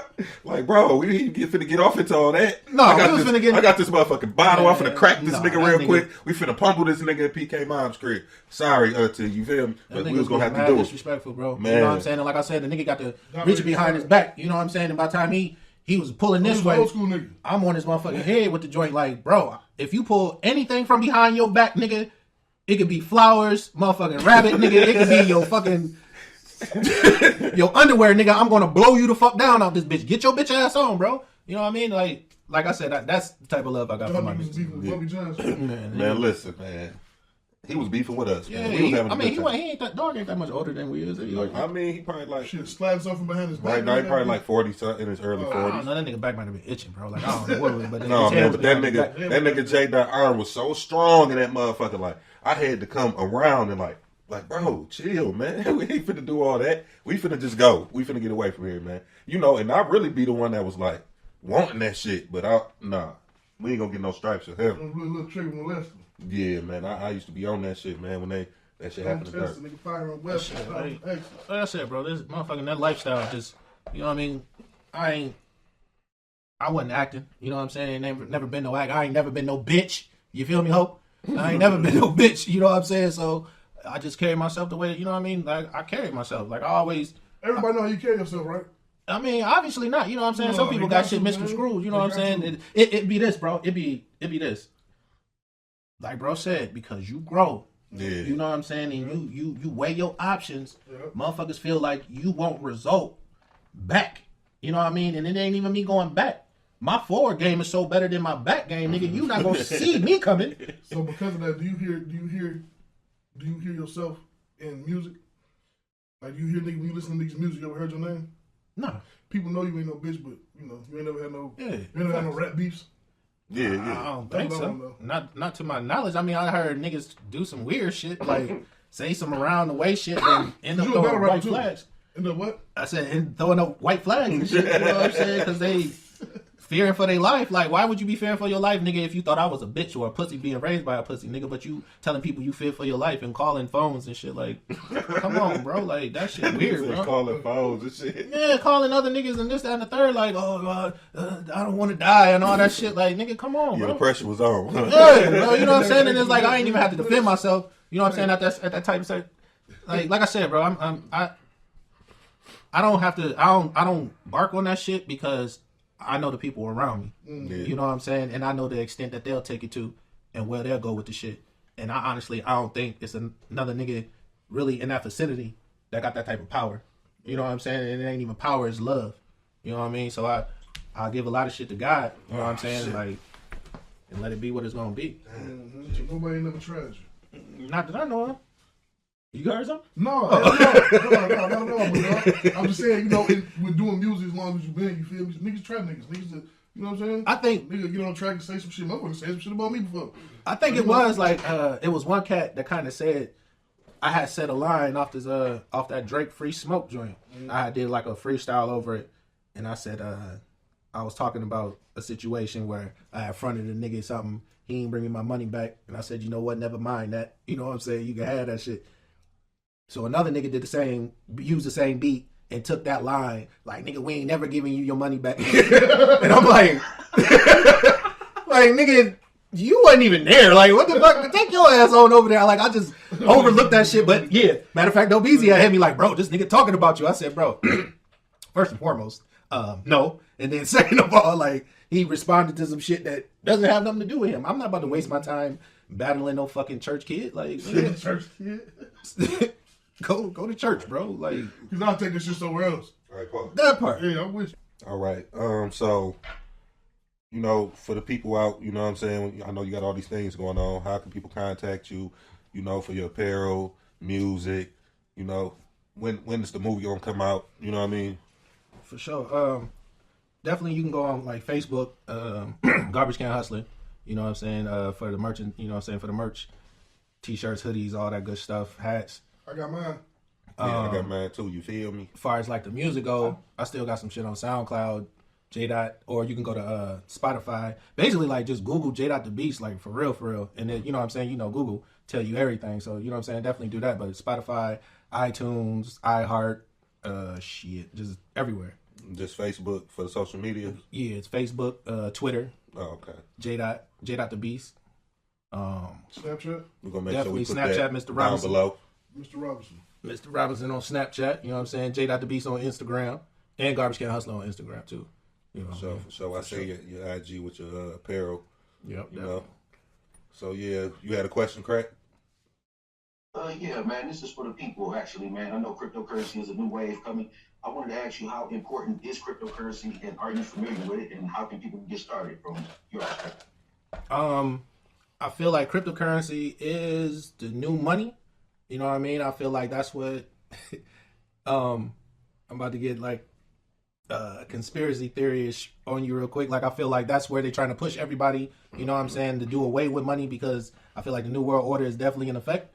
And that's where they're trying to push everybody. But yes, I am invested in, you know what I'm saying, cryptocurrency, you know, Bitcoin. I've been really doing like a lot of research on like the different platforms that create like safety nets for people to invest and for people to, you know what I'm saying, like the different services that they use so you can use your funds. And like I use Coinbase to, you know, to buy my currency and shit. And then I have crypto.com. Like, I'm waiting on my credit card now to come through. You know what I'm saying? So I'll be able to, like, if I make a certain amount, I'm not going to say how much I got in there, but once I make the certain amount, make sure I, you know what I mean, I'll be able to swipe that bitch, you know what I'm saying, and go get what I want. But yeah, I think it's important. You know what I'm saying? Definitely more people need to get in, you know what I mean, in tune with it. But shit, at the same time, keep that, you know what I'm saying, that brown paper bag money, because I don't know where the fuck shit going now. Like, it's weird. It's real weird. So you invest, I know you fuck with the cryptocurrency heavy, huh, Craig? Yes, sir, absolutely. That boy, look, he been trying to tell me about that shit for years. Like, it's coming, Blue. It's coming. He just said, man, Coinbase, crypto.com. It's also a coin I'm very interested in. I've done a lot of research on XRP. They're currently going through a litigation with the SEC at this time, which drives the price down, which is beneficial to me to buy more at lower prices. And the platform I get the XRP on is called Uphold. And they also give you a card like crypto.com, and you have the ability to swipe your funds at any time, making them easily accessible. Right. Yeah, that's hot. Yeah. That's I hot. better get hit, baby. Yeah, Man, that money is definitely out there. Like it's, you know what I'm saying? That you can't get, you know what I'm saying, deterred not to do it because you see shit going down. You know what I mean? Or prices is low. Like you want to cop that shit when the price is low. You know what I mean? Even if it might be a penny or a dollar, cop that shit. Put $20 on that shit. Put $100 on it. You know what I mean? Because tomorrow or even later that night, the price might have went up. You know what I'm saying? The stock could have shot straight up, and then that 100. You know what I'm saying? You'd be sitting at 1,000 by the end of the night. Like it's real deep. I fucks with it heavy. Like I tell most of the people from the hood I'm familiar with to talk like I talk. They understand how I understand. It's like the dope game meets the casino. facts. I couldn't have said it no better. Shit, we do that now. Yeah. All right, well, it was nice having you, J. Dot. You know what I'm saying? Definitely greatly appreciate You brothers. feel me? My baby. Good company, good company. Definitely gotta come back. I'm gonna have me a little drink something when we come back. Yeah, for sure. Don't bother you. Yeah, shit. Well, you know what I'm saying? Thanks for watching the show, everybody. You know what I'm saying? We're going to need y'all to like, comment, subscribe, all that old shit. You feel me? Together, baby. Talk In to the me. trenches. I'm a BREAD, If you wanna see me, then I be in the D. Oh, should I say 3 or 3? When did you start, like, writing raps or even rapping, for that matter? Freestyling? man, Because this I know you ain't writing no raps. This shit started back, goddamn it, when I started talking, you know what I'm saying? The rap always just been in the nigga. You hear me? I'm just being 100. You hear me? I can't explain it. But Nigga said when I started talking. talking shit.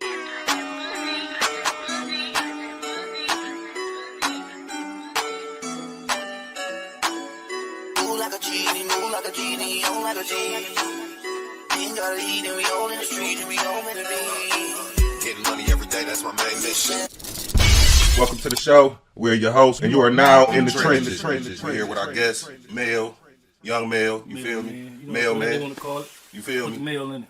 Yeah, so you know what I'm saying? Give us a little backstory about yourself, bro. Shit. You know, who was young male? Who was male man? Who is male man? Somebody who stands for something, ain't falling for shit. You hear me?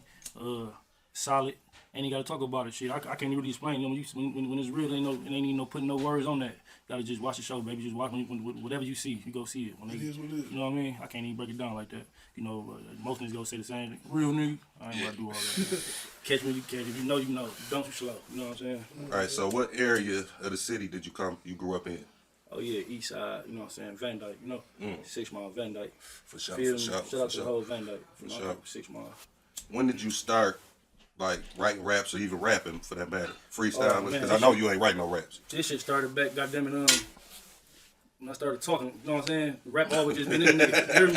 I'm just being 100. You hear me? I can't explain it. But Nigga said when I started talking. shit. You know, we was young as hell putting tissue in the cassette tapes, you know what I'm saying? Record. Like, we go back that far. I had one radio playing on this side. Right. You put the tissue in the motherfucking tape and record, you know what I'm saying? So, been doing this shit for many moons, man. You know? Right, so when like the first time you actually went to the studio and recorded some shit? Damn. Man, that probably was like, I remember my nigga Jay, this nigga from the hood, he had took me and Jet to the studio. You know, he thought he was on something. He was smarter than him, but he ain't followed through. He took me and bro and that bitch on some Young Gunna shit. You heard me? Right. That was rap, and that was my first time really going on some back in the day. I forgot. I don't know what year that was. Probably was about 2000. Oh, probably before that though, cause I remember I had one with nigga Low Fat from our Van Dyke. You know what I'm saying? Him and Slimmy Hoffa did a song with them. What year back was in the day. And this shit probably was like I was a young nigga. This shit probably was 98, 99. That's the first time I heard myself rap. Then it took a long ass time to get back in the booth. That's when I had one with my nigga Jay from the hood. He took me and Jet, did our thing, and I ain't went back to that bitch for probably years after that. I'm gonna say like around 05. That's around the time when nigga had locked in with it. Nigga started, you know, the money coming. You know, it just went together. That's when you start taking it serious. You know what I'm saying? So I started paying for studio time myself and making cold ass songs. You know what I'm saying? And good quality music. You feel me? Like you and Jet, you say your mans didn't keep going with it. He lost his vision. I don't know what happened. I know he was on to something early. I wish he was still too, because he'd have kept me focused. You know what I'm saying? Because with most souls just hustling right So now. I always hear in your raps, cold cheese. Oh man, free cold cheese. Right. In all your raps, basically. You feel me? Every verse. On one song, I think I heard him rapping in the beginning of it. Oh man, I had to let my boy get his that was a real 15 minutes of fame. He got a 15-minute phone call locked up. He got his 15 minutes in, man, and said some cold shit, man. Right, so he wasn't never like fucking with y'all on the music shit, or you know what I'm saying? Like when I had did that one, I did a whole album in 05. Like I really went to the studio every day making songs on some Lil Wayne shit. You know what I'm saying? Rapping up everybody's beat. No writing. All that type all of shit. Freestyle. Boom, right? So all freestyle. So a couple of niggas who I knew from my hood, even if they didn't rap or did rap, I would bring them in that bitch with me. Come and spit. So I know you can spit, even if you think you can't. I know you can. You know, every nigga from the hood know how to rap. I don't give a fuck who you is. So Coach Cheese for sure was on a couple songs. You know what I'm saying? We just didn't take it serious, man. Right. We'd been a little more serious about it. Just, you know what I'm saying? You are saying free Coach Cheese. Who is Coach Cheese? Coach Cheese, that's like my right hand. That's my brother. You know what I'm saying? Yeah. That's my baby. Nigga, I had my first fist fight with. Yeah. That's my baby, man. Yeah, free Coach Cheese. So you had your first fist fight, like, that's my dog. Right. First niggas was boxing, then niggas get cool with each other. You know what I'm saying? So, give me this time. Jacktown. Oh, man. That was like, that was about 08. I never forget, 07, 08, right? Yeah. The whole time down here, I'm down on Sweet Trap. You know what I'm saying? You know what it is. This is what I'm on. Cuz should be down the way. I'm ready to get some money, right? Should be down this bitch. So one night, I don't know how it happened. I just know, I think it started off me and Blues in a Chevy. Heavy Chevy back then. You know what I'm saying? For sure. We get the freestyling bullshit. She said, you can spit. I said, yeah. Then they got a whole studio in this crib the whole time when that bitch, man, made about 5-6 songs in one night, man. You round the slide, tapping and trapping. We wasn't doing shit. We was sitting in the living room getting high. Yeah, I wasn't thinking about no y'all the whole time. I'm like, man, I'm finna go in here and make some beats and shit. Yeah. I go in the room, and then here come Mel, like, damn, cuz, I didn't even know you had this shit in here. You feel me? That bitch been Bluetooth beat on. That's all it took. I'm rapping like a... So when I heard this shit, man, it was some shit that I ain't never heard before. You feel me? Like, man, bro. Appreciate that. Yeah. Man, it was some shit I never heard before, man. I was like, man, I didn't want that nigga to leave. You feel me? I'm like, nigga. Yeah, I'm young as hell. I'm rapping shit like this. I'm coming through on some... Now, he all freestyle, no right. Blue, I said, I might come through riding that DTS. Sell more pills than the CVS. You want money, come and see these sex. You want beef, you go meet the tech, then your piece gonna be next, because I'm a bust if I up in the cock it. I'm the one like Tracy McGrady, but I don't fuck with the Rockets. Right. So much money stuck in my pocket, I got that plug on that work like I fuck with the socket. Probably think I'm in the army the way I clutch my 9. Think I fuck with kills the way I bump and grind. Think I'm something the way I snap. I went crazy. Say, niggas can't see me though. They playing roles like Chris Rock and CB4. They script in the TV show. And my weed be drove. And that Kush be sticky, more hoes than Pretty Ricky. Got beef like 50, flows like Biggie. This Detroit City, I don't dance like P. Diddy. And the industry will work. I can't wait to meet Whitney. Even Bobby. Selling dope is my hobby. Rest in peace to Whitney. But shit real, man. You know what I'm saying? But shit like that though. So it's 08. I'm hearing this nigga spit that. I'm like, woo. So I go right in there to smoke like, man, you ain't tell me. You ain't tell me this motherfucker. Yeah, you ain't tell me this nigga was like that on that type of time. So, man, it went down, man. It was down from there. We did a whole mixtape, shows. I'm down in Jacktown performing. I look out, you know, man, that shit crazy. Somebody on here that know about the Rocket. Come on, man. That was a whole different thing. I be wanting to hear about it because I missed that shit. Damn, I missed Chevy was gone. I was gone. Chevy was gone. The same Weber, guess what? The same Weber from Coach Cheese, Blue repping Chevy. Yeah. Same way. That's, you know what I'm saying? It was live. I ain't gonna lie. I remember that bitch, man, performed. I remember calling home. This nigga like, shit, we performed for G Unit. We opened up for Yin Yang. We opened up for, you know what I'm saying? The Rocket for sure was... you and that bitch right with it. The Rocket was all right. Hats off to the Rocket. You know what I'm saying? Yeah. So, at that time, you know, all that G Unit, Yin Yang, all that shit when we did them shows had passed. So at this time when Mel came, we was throwing our own shows. It was on that type of time. You feel me? So we threw a show one night for T-Dir's birthday. I forgot me and Mel, we performed the song. And Mel, did you perform, Mel? Yeah. That's night it went down. Yeah, that's night. Tripping out hey, tripping out there. I say Mr. Jack like a small Detroit. Hey, out this bitch we tripping. got that bitch acting a fool, you feel me? But but nigga been doing this shit for many a moon. Me and Blue been locked in. It was like before Gucci. No, it was wrong time Gucci was rapping. But it was that type of time though. Like how Zay told me and Gucci and how niggas just connect. It just went together like that. And that shit that went so hard. I just wish I'd have taken it more serious. You know what I'm saying? Yeah, I was just doing it for a hobby. It's a habit. I'm getting money. I'm rapping my life. But you know me, I'm always trying to get a nigga on the stage. So I'm like, shit, Mel, you hot nigga, you got to get on the stage, bro. You feel me? He like, oh nigga, I ain't really come down here for all that, cuz you feel me? I'm like, nigga, I'm telling you, yeah. And turned out, niggas wasn't trapping that shit. He was rapping. He came down there to rap. So he went back to the crib. Yeah. It was like, you go OT, you thinking about fast come up. Then you don't even put no work in. You ready to come to it's going. That wasn't a part, cuz like, I'm like, got you down here, you gotta go there and do this at home. That nigga smoke. Got mad like, man, Mel, you ain't even come down here for all that shit you doing. You know what I'm saying? You know what you came down here for, nigga, but it was cool. He came down there for what it was for, nigga. It wasn't for him to do with that shit. You feel me? I'm out that bitch, boy. You hear me? I said, all right. So, I don't mean to cut you off, but so these songs I was hearing and shit, I was hearing words like crud. Yeah, back in the day. Playing roles. Yeah, you ain't heard that before. Man, listen. So I ain't never heard them terms. You feel me? So now that we fast forward to time, I'm hearing crud. All that. Nigga, you playing roles. I'm like, nigga, Man, you know, my nigga was using that shit back. But you know what's so crazy? Way though? back. You feel Just me? on some originator shit. Don't even try. It just is in me. When it's in you, it's in you. It ain't on you. You know what I'm saying? That shit been from many a moons, man. Like just certain words that nigga just make up as he go. You know what I'm saying? On some E40 shit, I guess. Man, that nigga said crud, bro. I'm like, nigga, what the fuck? He like, yeah, y'all boys ain't got no crud. I'm like, what the fuck is crud? You know, this one, Fire Reggie's was out. That was the crud. You feel That me? was crud. Yeah, man. I'm like, damn, nigga, I ain't never heard of that. But yeah, that boy was seasoned a long time ago, man. You know what I'm saying? That's why I see like the level I'm at, the point I'm at now.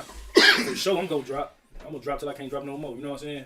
I'm also on the CEO level. Been around doing this shit for so long. I'm gonna always drop because a waste of talent is a waste of a breath down there. You know what I'm saying? So I'm still gonna drop till I can't drop no more. But I'm also on the sign the motherfuckers myself. You know what I'm saying? Because you never know who would be the one. Shit, I'd love to be a part So of do you it. got a label? Like, you got a label you working on, you trying to put together? Yeah, for sure doing that. You know what I'm saying? For sure doing that. What about Wine? His Add it up. Shout out to Add It Up. You know what I'm saying? Yeah, Big for bro sure. doing this thing. You know what I'm saying? I'm also on the CEO tip on the me and my man. I'm trying to get our shit off the ground on that type of time. So it's like I'm looking for artists myself, man. Singing motherfuckers, rapping more. You sing gospel.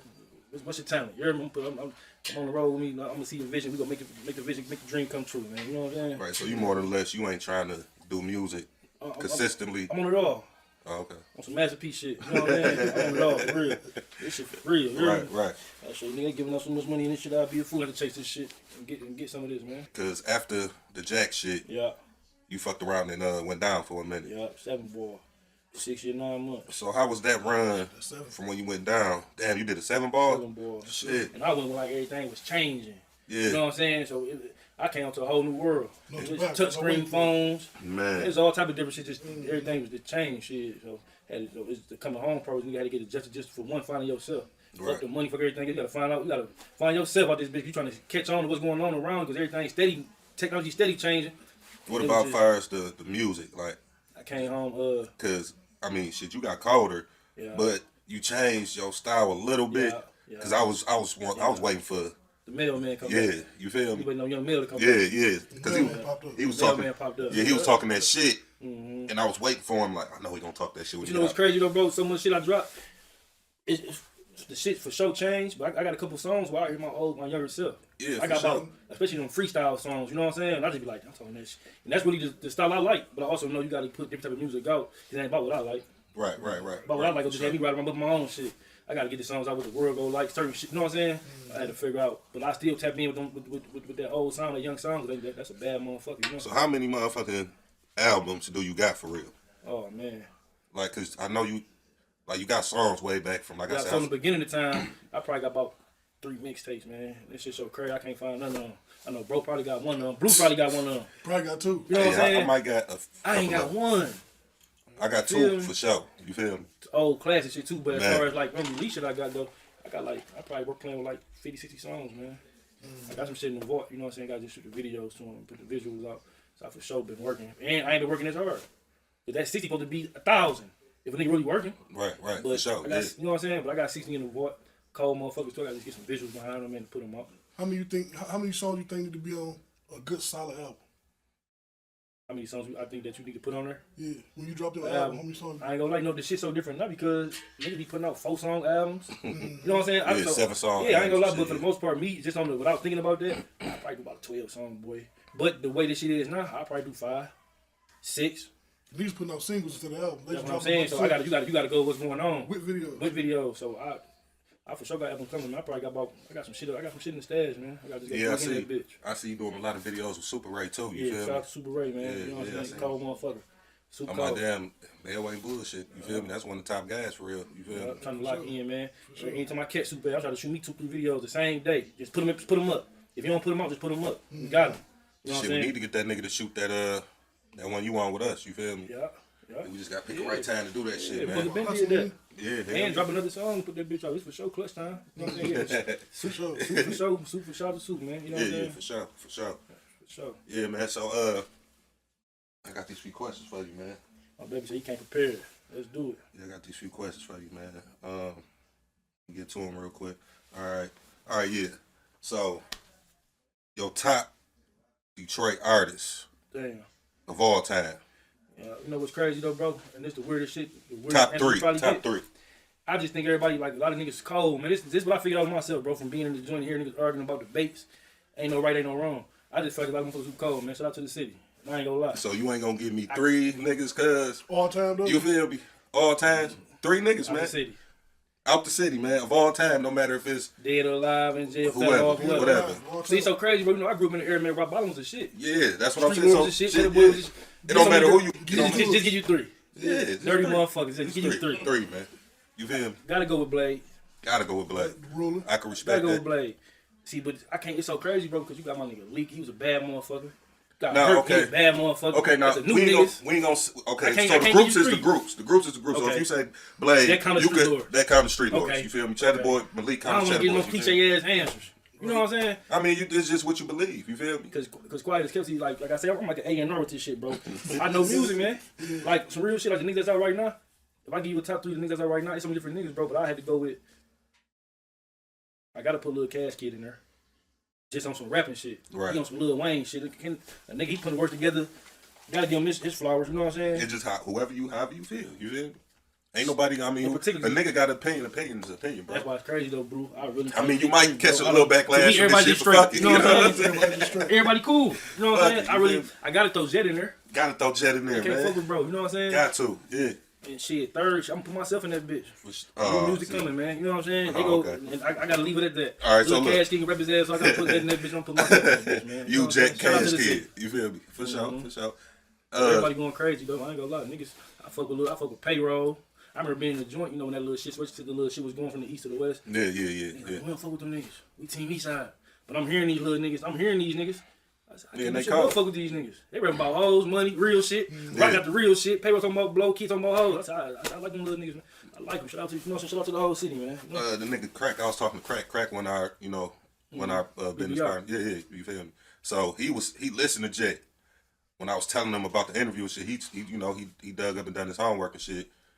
And he was like, man, that nigga sound famous. Like he sound Bro could be on that like bitch. you know what I'm saying? Like he on the whole nother. For real, he could be on the song with Lil Baby right now.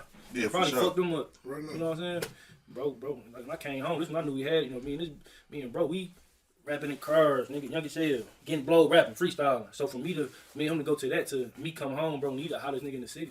Yeah, man. No He cap. said the nigga would sound like he Bro, was was the up hottest there nigga with in the the big city, man. niggas. You And know I ain't what talking I'm about saying? just I ain't talking I'm about coming the home, city. man. I'm talking about, Whoever. national. Get in that bitch Yeah. with anybody and go hold his own. He fucked me up. It was that serious. And this a nigga who we started together. We go in the studios, bro, and he go in the bitch and drop his 16 or his song. I be like, bitch, you yo, bad. How you coming up with this type of shit? Bitch? Yeah. When it's- And that nigga words just be so his wordplay be crazy. What the Yeah. fuck made that nigga say that And like the that? style something different. Man, Shout out to President Patino. don't know Styles niggas are sound like Jet, man. Jet got his own style, man. Yeah, for damn. So shout out to bro for sure.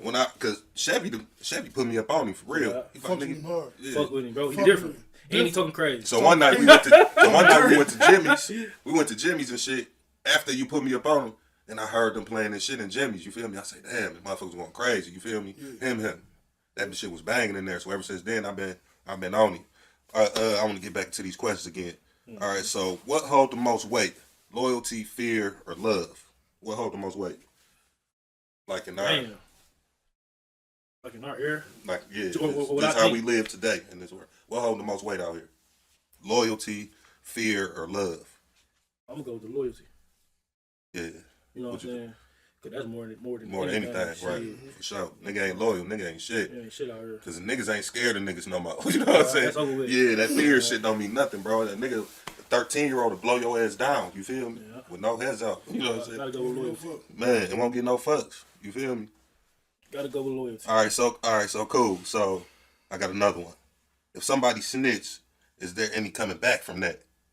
Like on some Alpo shit or something? Cause you know what I'm saying? 6'9", so you through, you can't get your bitch ass on. Yeah, ain't no coming back from Ain't that, no coming man. back from All right, so I got another one. So what make the ingredients of a real nigga? You know what I'm saying? Stand on something. You know what I'm saying? Stand on what you supposed to stand on. Not just being a man as far as like, stand on something. Shit, stand on right. all 10, man. That's just what it is. Feel me? Even on the sprained ankle, stand on that. You know what I'm saying? That's for sure considered real in my book. All right, I got one more. $1 million record deal to do gospel rap. Would you do that shit? I'm getting my Kurt Franklin on. You hear me? I got something. I'm gonna write so much, man. You hear me? Jet? Oh yeah, you was supposed to. Yeah, man. They just called me too. You just Damn. tapped in. Tell him I'm over here with Blue. We over here with Blue in the interview. Doing this interview. My baby getting this Noriega on, man. You know what I'm saying? I had to come and fuck with him. So Blue, interview. Bro, what's the deal?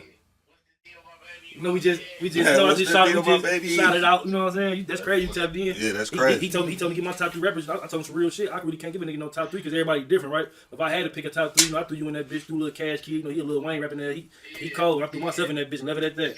Shout out to the city though. You know what I'm saying? Yeah, gotta put bitch. You know, you in the big league.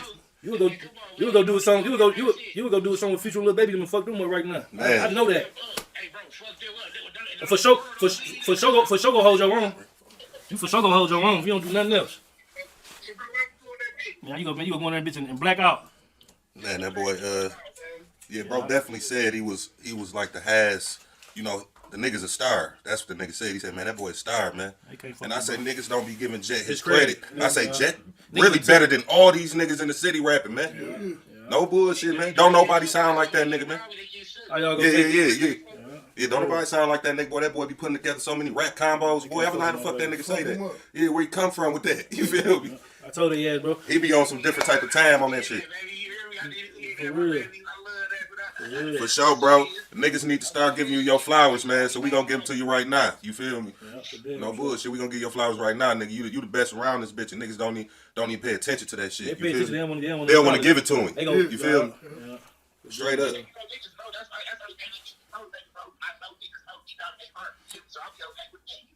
Man, I just listened to that video y'all dropped.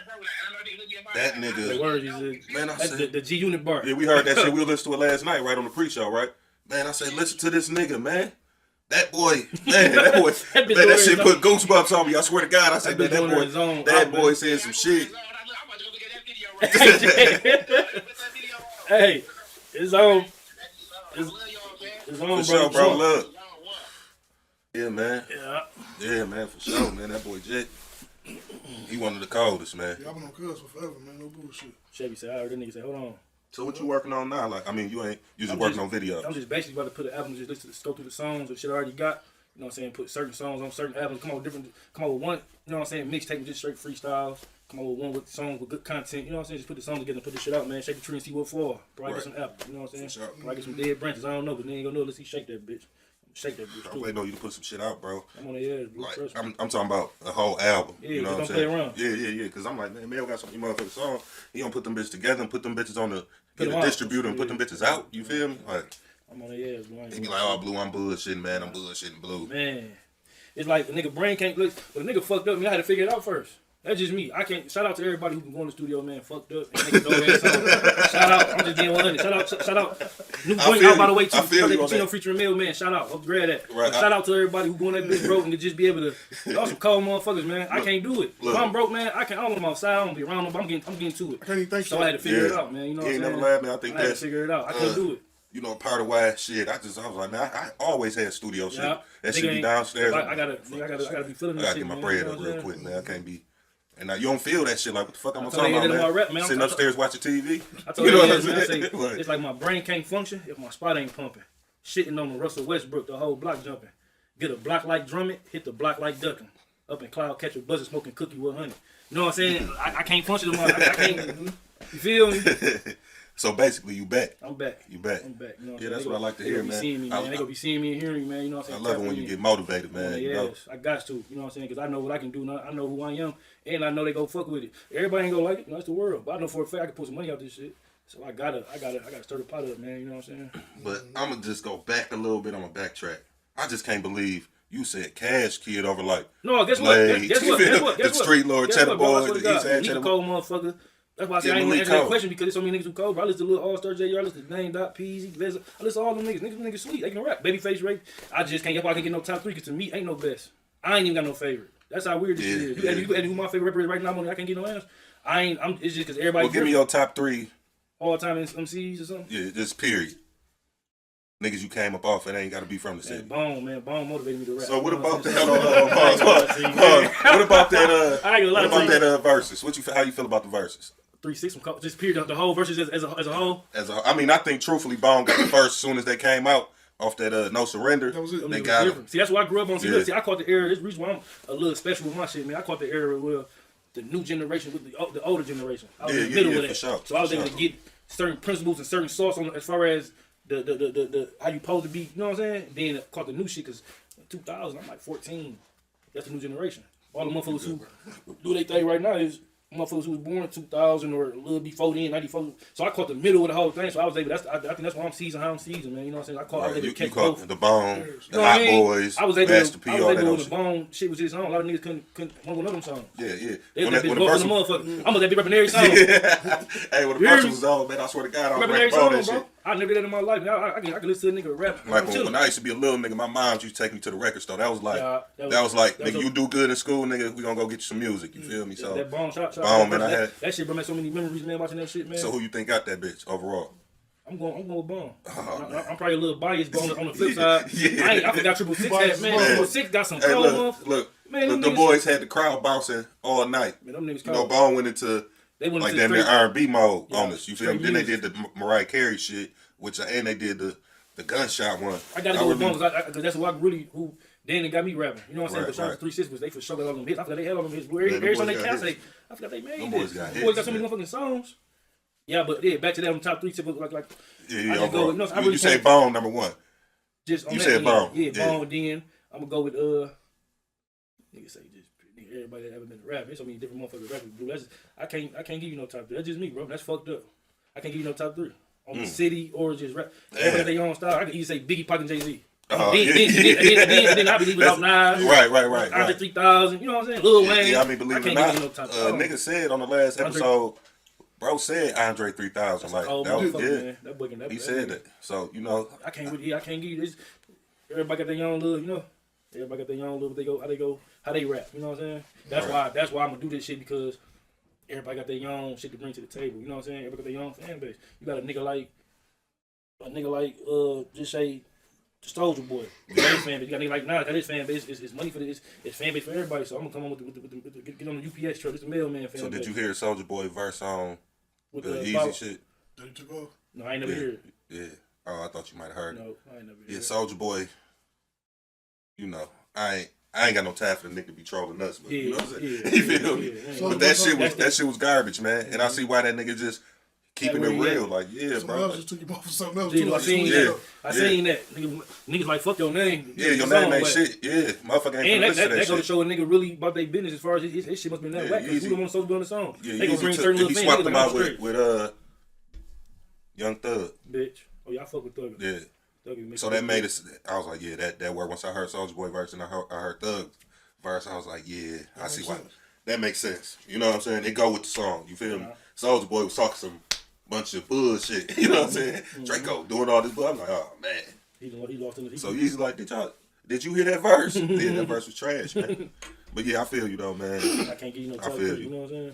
All right, man. So, man, give me a motherfucking trencher story, and you ain't gotta Go into detail. Yeah, it ain't gotta be no shit that's gonna get a nigga cooked tonight. You know what I'm saying? Yeah, just You some shit feel happened me? in the hood. Yeah. Just one of the stories that you will never forget. Oh man, I remember shit. This was back in the day shit. I remember I don't know, some fight with anything on Blue. Yeah, anything, nigga. No, it gotta be some good shit. Don't just get a good Yeah, story. you gotta give me some good shit. Like, Man, if it's something I know, I can give you some. I remember $2 Tuesdays $2 Fridays at the basement party. I'm young as hell in that bitch.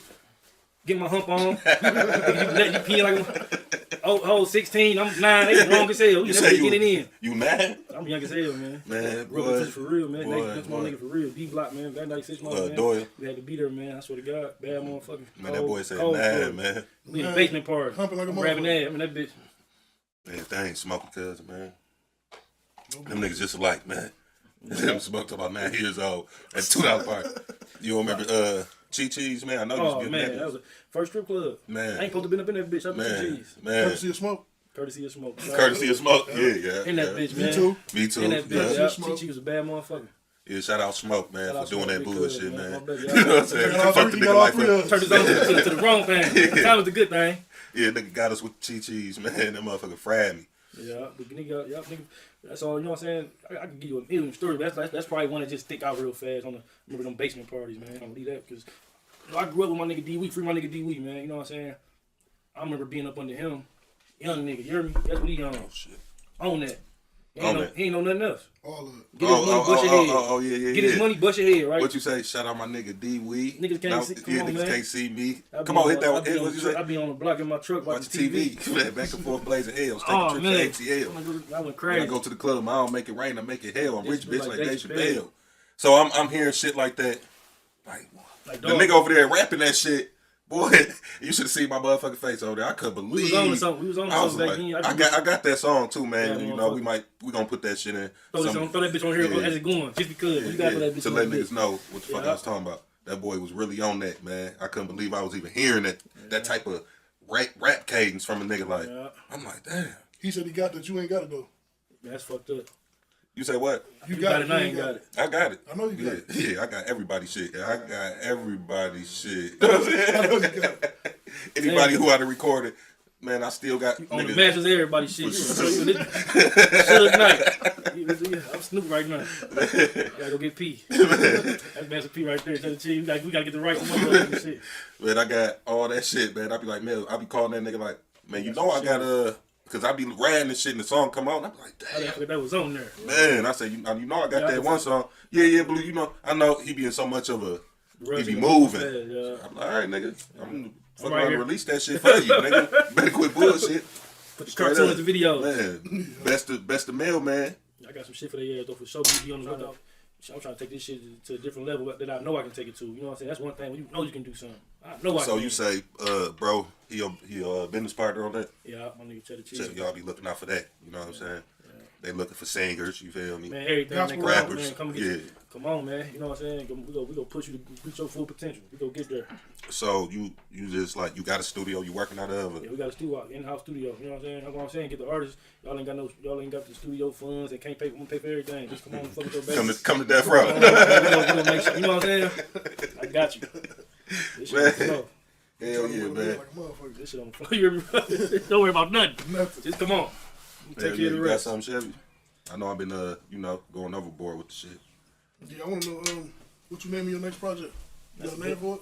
That's a good question. That's a good ass question. What's up, man?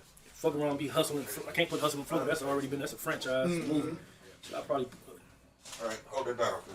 that bitch fuck around and call that bitch. That's crazy. I put that shit up. I'm gonna come up with something. It's gonna be something with hustling. But that's all I rap about is hustling, man. I don't know nothing else. You know what I'm saying? That's all I know. It's hustling. You know what I'm saying? So it's gonna be something to do with that for them. So. Call that bitch give and go. Put a basketball motherfucking nigga with a jersey, y'all call that bitch give and go. Give and go. No pick and roll. No pick and roll. Next That's one we it. call isolation. I'm giving niggas ideas. Niggas, I don't know. I'm gonna call name that bitch something though. You the know what I'm coach. saying? This shit on the floor. So shit, man. I want to. I told you I like them stories about what I missed out on. Man. Oh man. Give me a good rocky story. I'm gonna tell you a story. I went down that bitch. Come down there a couple times though. One time, man, I don't know what's going on. All I know is Blue. I know Cuz. A couple motherfuckers they showed me too. Yeah. I look up in the whole club. I just mountain up. Niggas going down. Blue out this bitch drunk. Then a motherfucker. He on tip. Yeah. Man, it was, I say, damn, them boys done this bitch like this. But it was cool. Overall, the Rocket was alright. The Rocket reminded me of a Detroit club. That bitch was alright. Y'all performed that night? Yeah, bitch was alright. Tore that bitch down. Tore that bitch down. Yeah. Rocket was alright. That bitch was straight. Remind me of a little city club for real. Yeah. Every time I go down like I ask Cuz like, that bitch over with, not me. Yes, too. Yeah, I'm still watching about 15 years later. I caught about the last hand of it, about the last year or two. You ain't catching it. It was You crunch. wasn't It doing what was, it's supposed to do. You feel me? Yeah. We tore that bitch down before. You feel me? But you wanted that beginning love. Yeah. You ain't feel that. Yeah. You caught the end of it. You said you was dropping some visuals. I got some songs already. I got over 50 songs. 20 of them for sure. I know that I need to drop visuals too. What's the next one you plan on dropping? Probably be a song I got called Flip Side. You know what I'm saying? Flip side. They want to see the visuals, man. Bad motherfucker. That bitch want to take me to the top. Mark my words. Flip side. That's a different type of song. You know what I'm saying? No, everybody can go in that bitch and rap about the hoes, the money, the cars, and all that type of shit. I'm giving the flip side about a nigga that was doing all that. He ain't got knocked. You gotta go sit down. You hear me? The flip side of this Flip shit. You know side what of I'm this saying? So I'm gonna come up with that bad motherfucker. I think that bitch go do something for me. Reality, you know what I'm saying? Yeah, in the trenches. In the trenches. What you was talking about? Flip Side? Yeah, bad. Yeah, that's right. I got that one too. He was asking me what song I should got drop that next for the video, for the visuals. Yeah, Flip Side. Flip And Side I for mixed sure it for going him. on. That bitch sound good. He don't even know he still got the version he got. He ain't even like Yeah. said, Blue, send me all that shit that you mix. Oh, yeah. I got it right now, nigga. All the real Bitch. data, audio, beat, the whole beat stacked up. You Yeah. feel me? So I might remix it for him. You feel me? Now that I got different shit now, and give it a more, you know, bring his vocals out, bring all that shit out. So yeah, that's what I think I could do. You know what I'm saying? So you say you want to do a video to that? Yeah, flip side, man, because it goes just something different. You know what I'm saying? Like I was telling Chevy, anybody can make a song about fucking some hoes, selling some dope, killing a nigga and all that. But give them reality rap, give them some shit. What come with that? Yeah, for sure. You know what I'm saying? If and when you get caught doing that. Yeah, because shit ain't always good, you know what man. I gotta give them the flip side. Shit ain't always good, man. You know what I'm saying? That'd probably be my next one. You know what I'm saying? But sorry, how you feel about today, man? In the violent shit that's going on, you feel me? I ain't with it. You know what I'm saying? Because life's short, man. But also know life ain't fair. You can't control the whole nation and the whole world. But for sure, I ain't with it. That shit in the way. You know what I'm saying? You think it's because of the music or the internet? No, for sure. Both of them for sure got something to do with it. Because we was coming, we had the music. No Limit for sure got niggas doing life. Yeah. Everybody for sure got niggas doing life. You know what I'm saying? Niggas was for sure tripping. You know what I'm saying? I remember I caught my little case. I'm in this motherfucking joint, man. So many young niggas, they burnt out. They off EP. They off Gucci Man and Plies. In the joint. Through 80 years. Damn. They rapping Boosie. I say, so for sure, that shit play a part. You know what I'm saying? Entertainment, rapping, internet, all that shit play a part. You know what I'm saying? Motherfuckers got their own mind, man. You know Yeah, because it's fucked up now, man. Yeah. You know, niggas don't, they don't value life no more. I mean, nigga, get you up out of here like that. Yeah, I for sure ain't with that, but for sure with that. Yeah, for sure. To that, for sure. You gotta do what you gotta do. You gotta protect yourself, man. Because motherfucker kill you, can go home with their family, go to sleep. Like they did shit. Their kids school the next day. You through. Cook kids breakfast and everything. You feel me? Shit for sure real. Yeah, it's definitely real, man. I just want to get your take on that, man. I don't condone that. Yeah, man. But definitely could jump on that, you know? Damn sure. Yeah, man. I mean, you got to protect yourself. There'll be a lot of shit happening, and there'll be a lot of weird shit going on. Like, motherfuckers starting shit for nothing. Yeah. You know what I'm saying? Like, damn, bro, I ain't even saying shit to you. You know what I'm saying? Play with nigga, that's why you got to stay in your own lane, right? So when a nigga swerving your lane, you know he's swerving your lane. Yeah, for sure. Leave him in your lane. Yeah, that was real. That was some real You put him in the other lane on the side of the road, but you chilling. I ain't looking for that. I ain't on that. So if a nigga for sure jump in that, you know what he on. Yeah, you know what? I ain't That's about to hit some real the horn. shit though. I ain't about to hit the horn. You gotta stay in your own lane. I ain't hitting the horn. That's how you gonna know when I know what you came over here for. Yeah, for sure. For sure, man. Yep. Hell yeah. No, yeah, that black on black, that shit in the way, man. You know what I'm saying? We out here trip. We doing the white man job. You know what I'm saying? Man. And the white man doing their job too. Yeah, supplying and sitting back. Yeah, they knocking niggas down. Yeah. By all different ways, man. Police killing niggas, the court system locking niggas up. Yeah, you know, for sure ain't, niggas is killing each other. You feel me? Yeah. But this the shit that they don't want to hear. You know what I'm saying? Yeah. They be like, oh man, them niggas talking. No, nigga, because if you knew better, you'd do better. You feel me? For sure. Yeah, I'm for sure go tap in on every aspect. You know what I mean? I'm gonna give them everything. Give them my life. You know what I'm saying? Yeah. And that's what it is. I'm gonna give them all type of reality rap. All my life. Because I was You know I was asking that based on the flip side. You feel me? Because you do go through a lot of lifts in that song, like real stories though. All that shit you rap wasn't fabricated. That was real shit. That shit fabricated. Yeah. All that shit was real life rap. I wrote that. That's one of the songs I wrote when I was in the joint. Like I ain't write that many songs in that bitch. I'm more motivated. I was in that bitch really ready to just come home and just do my bit. I went in that bitch rapping like something you'll catch me niggas on the yard. I'll probably do an old freestyle I already had and make niggas go ooh ah and that's it. But I went in that bitch on the everyday battle rapping talent shows and all that shit. I went on that type of shit. I was in that bitch. I'm ready to come home and get some money. Right. So how many songs did you write? I probably wrote 15 songs. 7 in the years. joint? I ain't write that many songs. I wasn't on it. I wasn't thinking about rap. Bro was on my ass. Shout out to bro, man. Wine, man. That's one nigga. If I ever when I make it, bro for sure coming with me. Right. Bro was on my ass.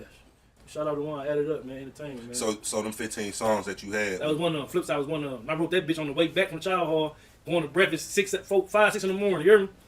It's on my mind. I went from waking up to a bitch getting loose to going to breakfast in the morning, trading my milk for the juice. Man. You know what I'm saying? Flip side a bad motherfucker, man. You know what I'm saying? For real, it was reality rap. This is what was going on. I called my nigga Jack. I said what I say? I gotta drop that bitch next, bro. That bitch too cold, man. Yeah, man. It's another one on that album too. I forgot the name of it though, I got some man. shit, Wishing. Yeah, Wishing, yeah. That's just some real reality rap, you know what I'm saying? Yeah, I think you tapped into yourself more on that. Yeah. But that's why I say I'm happy as far as this. I got different shit. I got the real shit, life shit. I got the jail shit. That's real life shit. And I got in my old bag. I'm just that bitch just freestyling, going crazy. You hear me? Right. On some just talking crazy to him. You know what I'm saying? Got to keep that. That's me. But I also got to know the whole world probably like that, probably don't like that. So I got to give them flip side. I got to give them Wishing. Got to give them all my life. You know what I'm saying? Yeah. Got to give them top side. Got to give Yeah. them talking shit. You know what I'm saying? All my life. All my life. Yeah, I made that beat. Yeah, and I made that beat. Dog, who I made it for though. I think I might have made it for When I him. heard that motherfucker beat came out of this bitch, I say, man, come on, we recording. I think he stopped fucking with me because of that. He was like, man, you gave so much. I'm like, nigga, I sold the beat. You want me to give it to you for free, bro? Yeah, that was a bad You feel me? I ain't in the business of giving shit away right now, man. You my nigga and shit. You gonna have to pick another beat. But that was a good one right there, man. Bad motherfucker. Yeah, man. He came straight in and did his thing to that, man. Yeah, but I got my freestyle. I can't never leave him out. That's what I like. You know what I'm saying? So I'm always, I don't give a fuck who don't like. See my first, well, not excluding all my life. The next 3 songs was all freestyle songs. I'm just talking. You know what I'm saying? Right. What songs? Topside, talking shit. Topside. Freestyle songs. The other one, hustling. When I'm in the okay, yeah. I'm just saying, like, ain't no songs. Like, as far as hook verse. Right. Straight just going. But that's what I like doing, you know what I'm saying? Yeah, that's really that's you. You This feel me? little stripper bitch, she done danced like 8 songs, took her home, then I dived in, Oh, like no. songs. Oh, no, I'm talking Heard about. this beat, like, damn, nigga, bring it back. They called Nike, like, my nigga, how much you need for that? Oh, man. I say, I'm talking crazy on the phone, need to bring beepers back. He acting tough in the club, left him where the speakers at. Then I gave the DJ 100, told the nigga, bring it back. Then it's back to the trap where the fiends is at. He say he can't sleep, shit, I got lean for that. He say he can't calm down, I got weed for that. He say he about to go party, I got E for that. I had her pick up 10,000, told her to keep a stack. Man. She bought some leggings, told her they're my favorite jeans. And I had a neighbor nigga stole my favorite fiend. I woke up and selling $50 G's. I be telling bro to chill, these bitches Molly with the lean. My fiend telling me to chill, like, bro, to keep it clean. If the spot was the rap game, I be doing 1 million streams. People only know. So what's this song you got? So when you said something about the stripper bitch, this is one of my favorite songs too. That's on the old. This nigga said, "Damn, that's probably my old stripper shit, bitch, some." Talking about you got a pipe in your pants. I told her, that's yeah, because I like how you dance. And this stripper bitch asked, boy, is that a pipe in your pants? I told her, yeah, cause I like how you dance. that's my first cane. That's one of them bad motherfuckers, yeah. Hey, that nigga said, I was just on the something eating beans in the soup. I was just in the joint eating beans in the soup. Man. The hoes on my dick because I was seen in the coop. Man, that about that. Just spent $800 on some jeans and some boots. Feel like I'm the man and my team is the truth. That's when I first came home. Yeah, man. I had that, but you got all type of shit. Yeah, we gotta put an album on. I was gonna ask you, like, hey man, why don't you know, let a nigga get on a couple of motherfuckers, you feel me? Because I ran, listen to the bitch. I say, man, it's a goddamn shame, man. Like, put this shit out, Jay, man. That's another thing, too. You gotta put this shit out because you've been to put some shit. That's how crap I say so many different rapping, different styles. You've been to put something out that you done wrote years ago. Other nigga probably put the same, because you don't even come up with so many rhymes. That's why you just put the shit out, man. Cause you been to came out, nigga been to try to say you stole another nigga style or another nigga flow or have it go, and the whole time you been. So who produced that album, though? Which one, Brody? That last one that we was talking about. With I mean, I know I produced one song in there all my life, but I don't even think that's even no album. No, but ain't no album. No, the album, nigga, with the flip side and all that. Oh, who did that? Yeah, Shout out to my nigga 100, man. Yeah, I like my motherfucking cousin, been doing 100 my whole life. Yeah, 100 called my 100, he tapped in. Yeah, a couple nigga shit, man. You know what I'm saying? Yeah, 100 for sure. On a couple of my joints, man. Yeah, I fuck with 100. So you still be getting, like, you still be producing your shit, or you? Yeah, when I go to the studio, like, I just need, I'm really lazy bullshitting with it for real, bro. I ain't gonna lie to you, man. 'Cause I'm supposed to have 1 million songs out. You know what I'm saying? Deck my right hand, man. I don't really just was, you feel me? Because I wasn't on that. You know what I mean? I was on what I was on. I always looked at it like that too. I said, man, mail drop when you feel like it. On that type of time, yeah. But also though, I know this though, like no matter what you do in life, you gotta put 110% behind it, so you can really get something out of it. So that's what I'm on with this shit now. You know what I'm saying? I'm trying to put on the gas, all gas, no brake, no let up, and see what happens, man. You know what I'm saying? Right. So let us know what we could be looking forward to. We'll let the people know. You know what I'm saying? Oh yeah, shit. Like I say, your social medias and all that shit. How they can get with you? Yeah, get with me at Melavelli. You know what I'm saying? MELAVALY. Hope I spelled that right, but yeah, Melavelli. You know what I'm saying? Tap in. Get shit on the floor. I'm way too late. I just go up on y'all that. Right. So you really just on the gram. I'm really getting it together, man. You know what I'm saying? Like I say, I ain't just on shit myself. I'm looking for artists, my motherfucking self, man. Tap in. You know what I'm saying? I'm just trying to get in this industry and get some money out this motherfucker, man. I know they got something for me. Yeah, for sure. You know. You know what I'm saying? It's out here. It's out here.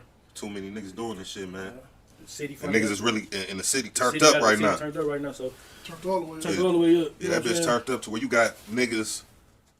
Man, I seen a nigga with a song called Detroit Flow. Bitch. I was like, damn. Somewhere else though. Yeah, somewhere else. A nigga from a whole. They for sure watching. Yeah, they watching. Still in the sauce, and some niggas still in the sauce. Some niggas paying homage. That's a good thing. It's probably on this bitch. We fucking have a good run. Cause think about it, LA had a long run. New York had a long run. Chi-Town came in, busted the door down. ATL had a long run. It's time for Detroit to get this run going. Yeah, I think ATL might have had the longest run. For sure. And ATL, so with the city run, I for damn sure pull some money up out of it, man. Shit, this shit. Why not? You know what I'm saying? Yeah, they like to tell me I ain't shit. And I'm still gonna drop. Somebody gonna like it. I'm gonna get some money off something. Somebody gonna buy it. Yeah, somebody gonna buy it, but you gotta drop the shit though. Drop it. You don't never drop the shit, Yeah, man. new shit coming, man. Be on the lookout. You know, my nigga be more in tune to his life. That's why it's crazy. You know what's crazy, bro? Because the rap shit don't really go with my life. You know what I'm saying? It don't. Rapping, niggas want wake up in the morning, brushing their teeth going live. Yeah. I don't want to do all that. I ain't with all that. You know what I'm saying? But I'm gonna for sure give y'all some good music, man. I'm for sure go, put on what I put on and you know. But so that's probably the reason why nigga ain't really, that really don't coincide with my motherfucking. I just know how to rap. Right. You ain't know. I want to be a rapper. Right. I ain't really trying to know how to rap. I want to get some money out of it. You ain't a rap nigga. You a nigga that know how to rap. You know what I'm saying? Just real shit, man. Gang spitter. Yeah. You know what I'm saying? That's it. You listen long enough, close enough, you gonna learn something, man. You know what I'm saying? And you gotta pay to learn that. So they call it rapping. All right, man. Well, shit. I guess that's our time, man. That's what it is, man. In the trenches, man. Yeah, man. You know what I'm saying? Shout out right now, Project Pacino featuring Mailman. Go to Mailman, MELMAN on YouTube, man. Tap in. You know what I'm saying? I got a couple songs on that bitch more coming. You feel me? It's on the floor. For sure. It's good having you down in the trenches. It's good having y'all just fam. You know, I'm chilling. Yeah, it's sure. fam. You know what I'm saying? I'm chilling we go all the way back. You know what I mean? You know what I'm saying? I'm gonna need y'all to like, comment, subscribe. You feel me? All that old shit. You feel me? Just like that. In the trenches, get with us. I went from waking up to a bitch getting loose, they going to breakfast in the morning, train my milk for the juice. I went from cutting in traffic every month, switching cars to walking around all day. On the fucking prison, y'all. I went from bitches coming to the spot just to kick it. The bitches spinning me every time they supposed to come visit. I went from staying fresh to death to rocking the state shit. Used to say awake, all I see now is the weight pit. When the trial got cooked, could've took the deal. Niggas still had hope till I lost my appeal. All the joint got the office, 3 hots in the cot. Seen a nigga then that die from a lock in the sock. See niggas get dope calls, niggas stabbed in the face. See niggas go on rich and come back with a new case. But I don't cry about this shit, cause it's part of the beat. I'm just ready to go home, I got some money to give.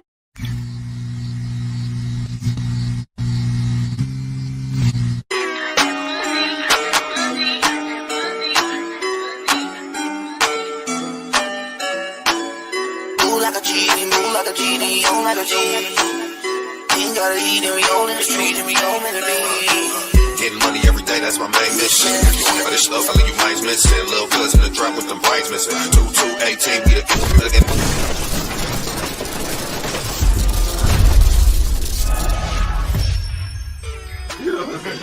Welcome to the show. We're your host, the Bread Brothers, and you are now in the trenches. We got a guest tonight, special guest, you feel me? And he always win in this bitch, you feel me? What's going on, my dog? Man, shit chilling, man. Just working, been in the studio, doing my thing. For sure. So, before we get, deep into what's going on right now, if you could just give me a little background on where you from and, how you was raised, however you want to do that. From the east side of Detroit, Mac Ave. Mac and Garland, right around the corner from Mac and Bewick. So, how was them times growing up, on Mac? What was this? 80s, 90s? The 90s? Yeah, shit. Late 80s, early 90s. Shit, the 80s, I was really a little nigga. Yeah, 90s.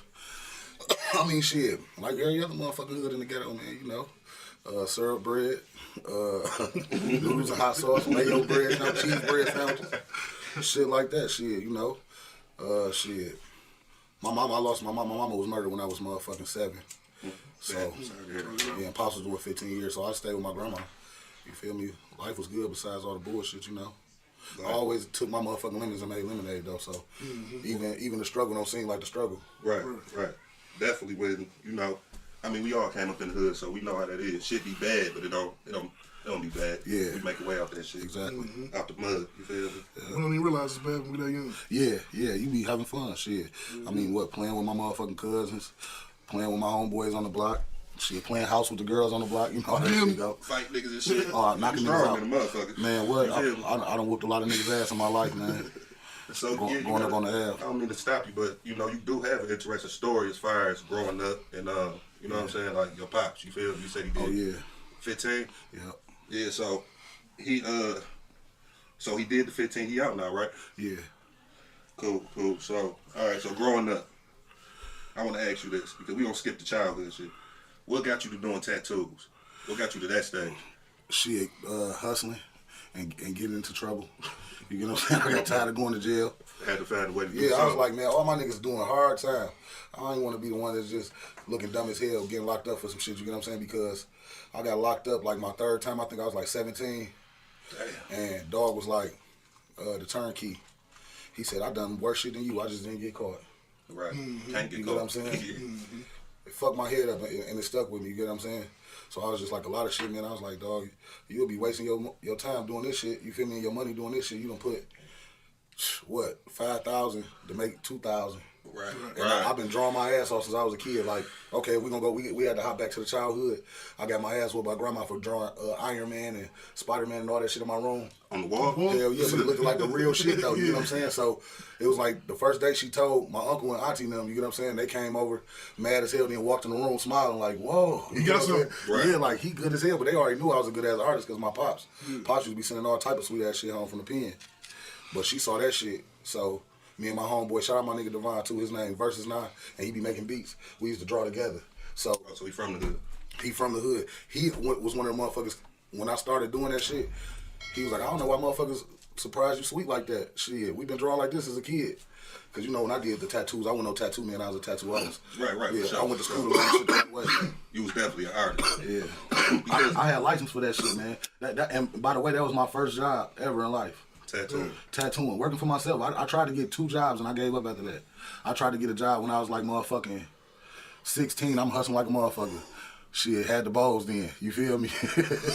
I'm talking about getting money with my niggas bringing home like $700 a week and I'm a hustler. I'm like, shit, I'm gonna always make my money anyway. You get what I'm saying? My phone gonna do what it's gonna do. Free nights and weekend. You get what I'm saying? Free nights and weekend. Yeah, that's the phone. Yeah, after 7. Sprint. Yeah, this I knew I was gonna be a rich nigga, dog. After 2 years of free nights and weekends, I spent $1 million. Remember, they used to tell you how much you spent all together? Like, yeah. My shit was, I remember my shit being like 900 and 800,000. You get what I'm saying? That's $1 million. Yeah, sure. You get what I'm saying? So imagine, what that phone was doing, man. Yeah, so you said that, because I since you said that, I'm just asking you this shit. So, what's the biggest L that you ever took to make you name yourself, Danny always win? You feel me? Or is it one that you took? I'm going to just say this. I'm a thinker. So I don't put myself in those situations where I can lose. A lot of people put themselves in situations to lose and don't realize they put themselves in situations to lose because they be naive. Right. You get what I'm saying? So the Danny always win thing was shit, like far as fighting motherfuckers and that, I never put myself in no situation like, oh, I'm gonna fight this nigga because he's smaller. I always just whooped whoever came to me. You get what I'm saying? And I can't, and it's like this, I am blessed with this. I could look at a nigga and tell how I'm gonna whoop his ass if it's a competition. I know everything I'm about to do to him. And it go like that every time. So it was a lot of shit like that.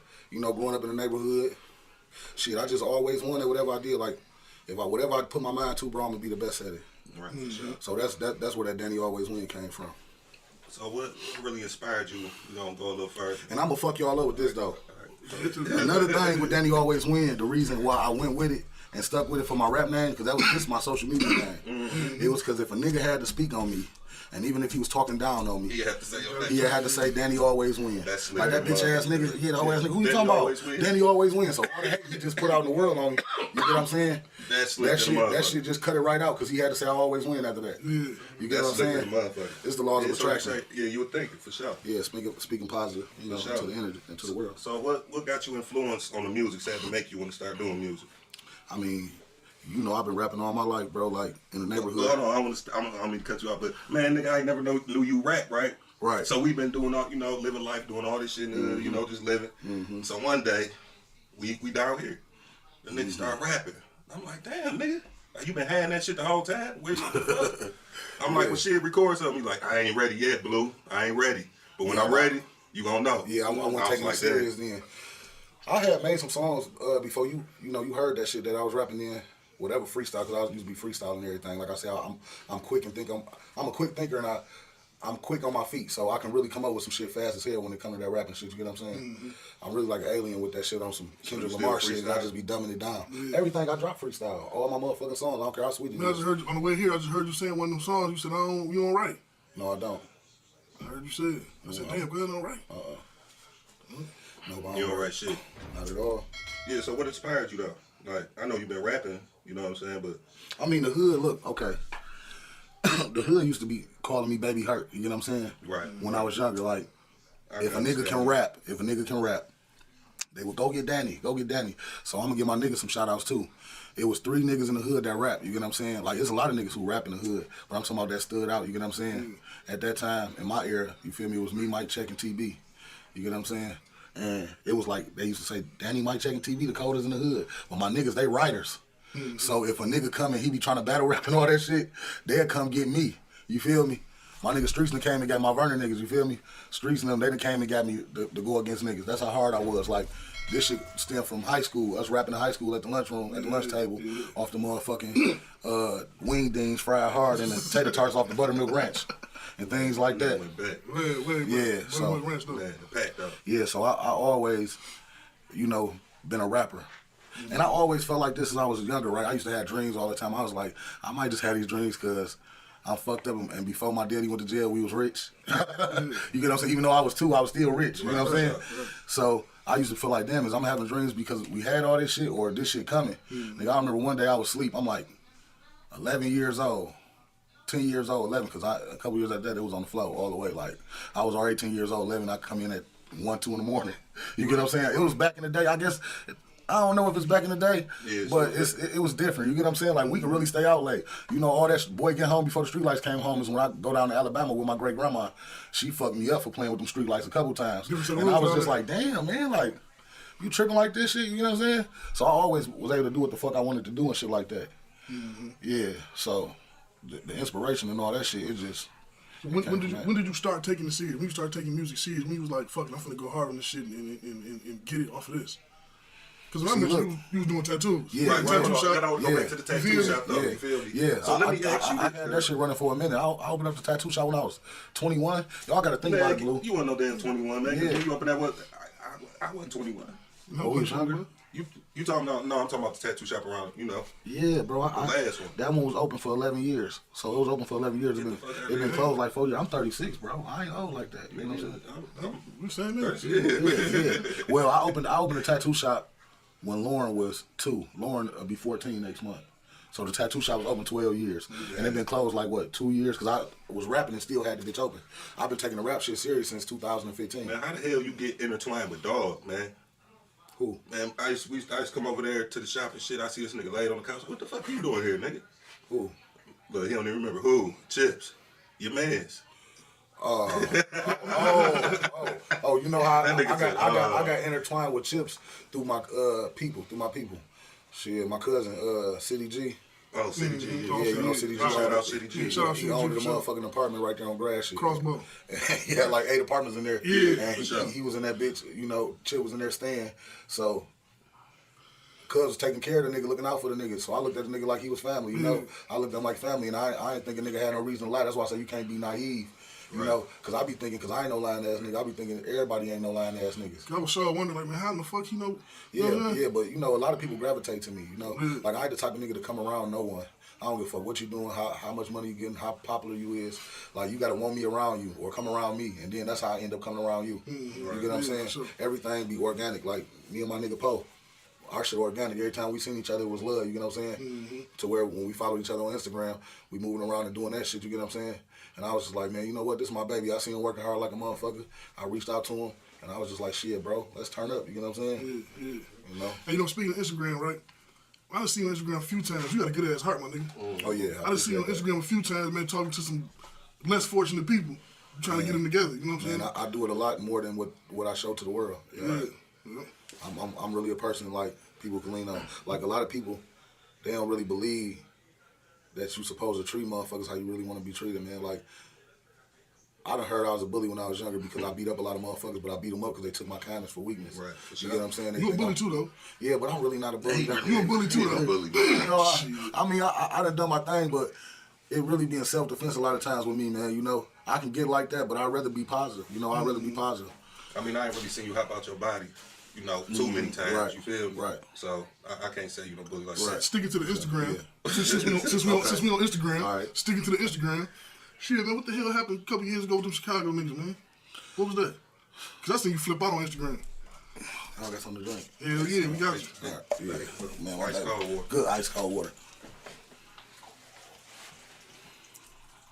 I could really put y'all on a bad motherfucker, right? But I don't really want to put it. That shit probably fucking go viral. I could edit whatever you want to edit out, man. Yeah, that shit probably go viral, man. But it really ain't no problem with me or no niggas from Chicago or them niggas either. You get what I'm saying? Yeah. It really ain't no motherfucking problem. It was the individual reached out to me. He wanted me to fuck FBG Duck up. Yeah, I'm about to just show y'all right quick. This shit crazy. I don't even like that nigga. Yeah. He wanted me to. Look, I want. Listen, let me tell you something. I ain't on that shit with a motherfucker, but look, big bro, you see who it is? Cause he always had respect for me. Even when I got on his ass when it first happened, and he was on the internet woofing, and I said what I said. He commented towards me like an hour later and said, "Yo, I listen to all your music. You feel me? I follow you already." And when I clicked on his page, it was like follow back. Right. You get what I'm saying? So I'm like, damn, the little nigga do fuck with me. But I wasn't feeling bad because I know what niggas be trying to do. He ain't just go at Snap Dogg. He really dissed Detroit because when he did Snap and he said, yeah, any other niggas, Smoke Cappuccino, he just started going. Yeah, just going. Right, so once you diss one, you dissing the whole city. Exactly. Yeah. I don't even care if I don't fuck with a nigga in the city. I don't like when niggas fuck with us. Right, for sure. You get what I'm saying? So yeah, look. He say it's some sucker performing at the club called 6ix9ine out there. But you know why he doing that? Because he know I'm like that. Right. You feel me from the situation? Right. I don't know about all that shooting and all that shit. That ain't had nothing to do with me, man. You get what I'm saying? But you get what I'm saying? And then he send this, and it say, dog. Yep. See, look. Yeah, I see. I said, what's your number? And that's when I told him, like, man, I ain't about to jump in your shit, nigga. Right. You get what I'm saying? I said, but that shit squashed between us. Like, nigga, that was just some internet shit. Y'all niggas wasn't even on that shit. You get what I'm saying? I knew it was squashed anyway. You feel me? Yeah, that was some bullshit. Yeah, anyway. the police got on my ass off that shit. He was, because Dog was on the internet talking reckless. I guess in Chicago, you get away with a lot of shit. He was trying to act like I pulled up and shooting. He was trying to play it. Yeah, like, Snap, you ain't like that. That nigga Danny like that, though. I'm like, ooh, shit, he's spicy. Yeah, man. He was spicy. Motherfuckers Didn't throw your name in there like that. Yeah, motherfuckers got shot, all type of shit. You was trying to act like I wasn't even around. Right. That make it seem like. Yeah, but I did see the one little nigga, the one young dog. Well, he was on with the nigga, Rico Reckless one. Who? The niggas came on. They came like down. Oh yeah. Nobody did. I really don't be want to give niggas no motherfucking like. I ain't gonna even lie. We can edit that but, shit out. But no, it's all good. It's all love. But yeah, he was with him, and y'all saw what was the repercussions from that. But that was only on some respect. Yeah. Me and him had a couple conversations because I thought after I choked him up and shit. Basically, y'all beefing over Rico Reckless, a nigga who not from there. Secondly, it appears that y'all... I didn't even smack you on camera because... That was a good choke, too. Yeah, that wasn't a regular choke. It was a lot of people... You got to think about this. A lot of people be trying to press charges on niggas for whooping ass at that time. So I was like, damn, motherfuckers think I'm rich as hell. They keep trying to press charges on me and shit. I'm used to the streets. Like, this shit over after this shit, or it can go all the way there. It's that or it's that. You feel me? Y'all niggas trying to get some money. Man, motherfuckers trying to get some money, dog. And when I did that, he was so terrified. I just didn't think he was about to go home, hop in his car, in his Oldsmobile, and then talk crazy like he was talking. Then he made a diss song on me. You get what I'm saying? Then you see me in the store like a year later, I ain't even got no energy for you. Like, I ain't even mad at you no more. You know what I'm saying? Like, you was a bitch for real. How I was feeling, you get what I'm saying? So, and I know no man, no bitch. You know what I'm saying? I be trying to have respect for people. I'm trying to change my ways. I ain't on your type of time, bro. Yeah. So, I see him when we walking out the store, his eyes get so big, like, and he's like, he died right there, like he just lost his breath, his eyes got big, and he was through, like, oh my God. And I said, man, I ain't on that shit with you, and he just calmed down. So man, I'm out here selling colognes and shit. He sell perfumes and shit now. And you know, he was back rapping with Vez and all them. They was all rap. See, niggas don't even know that little nigga was really getting off for real. And if they can get him back popping, MacBoy Chris, go ahead. I give him the light. Cause I want him to go ahead and do his thing, you know? Shit. I mean, he really ain't get hold if you think about it. A nigga his size, I don't care how much heart you got, boy. I put these motherfucking vice grips on you. And things like that. He was gonna let you do it. Too. He was gonna let you do whatever you was gonna do. But he tried to fight it though. If you pay attention, he tried to resist that shit. He tried. You feel me? But see, what a nigga failed to realize, some niggas look at me like a fat boy, and don't know I'm 350 and I'm lifting 3 something. A lot of times. Even when I was 190, I was lifting 3 something. So if I'm walking around with 3 something, you can imagine, you know, y'all big niggas. Some niggas big for nothing, but niggas like us, walking around every day and moving around, just being yourself, get you strong. Because you got a lot of weight on you. For sure. You get what I'm saying? And, yeah, man. I was thinking about the bully shit when you said it, because you a bully too, though, bro.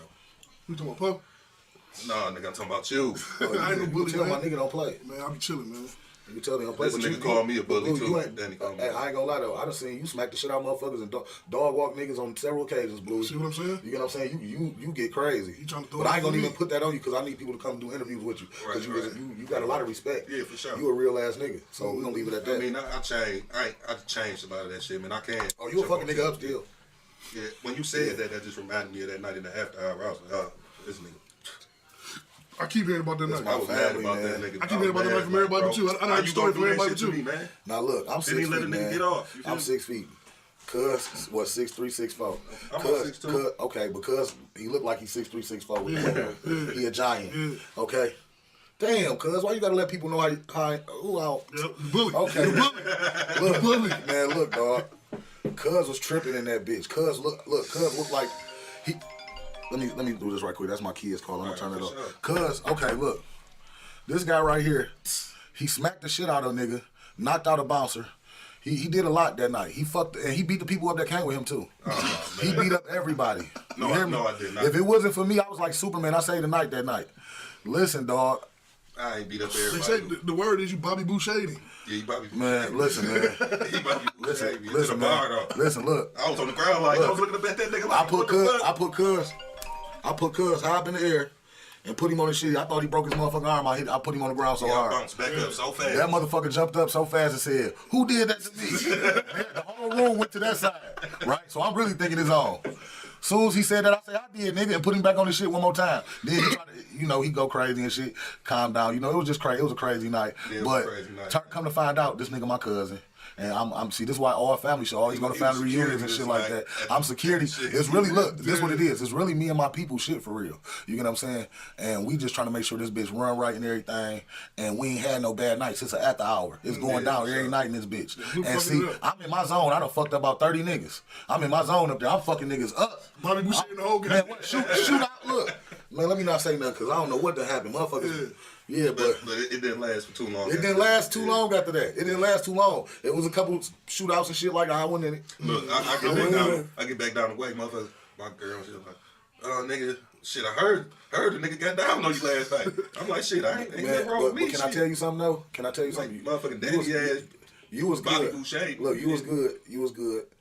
I hit you with a hook too, cuz I had to. No, nigga, you ain't hit me with no more. I had to. Oh, now you capping, man. I had to. But look, let me tell you something. Either I was look, cuz, let me tell you. No, can I tell y'all something? hit me, Cuz was off that gasoline. He was all the way in there. He don't even remember smacking the blood out niggas.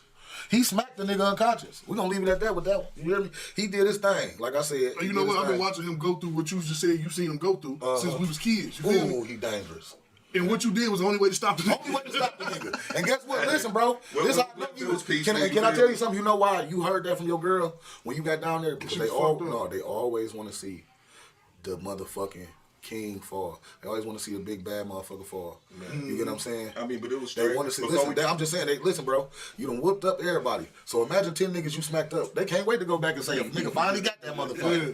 Nigga finally got his big ass." For sure. You get what I'm saying? In the hood. But look, we gonna put this on the floor. I really do got these bitches. I done whoop bouncer's ass. Like one time I whooped the bouncer ass and he started doing karate and I started doing karate with him. You get what I'm saying? Like I kick high as hell, like all the way over my head. Oh yeah, you do too. I see that shit. I'm really strong. And look, I know I be looking at niggas, dog. That's why I can't underestimate niggas, dog. Cause I see some big niggas that's built like me, and I'm like, oh, lazy ass nigga, this and that, right? Thinking he can't move like I move. Don't underestimate these big niggas, cause I burn a little nigga in boxing. Yeah, I tell him. I'm running fast. I be doing 100 push-ups still. You get what I'm saying? My legs cut up like a bodybuilder. I got this motherfucker with everything else like a horse.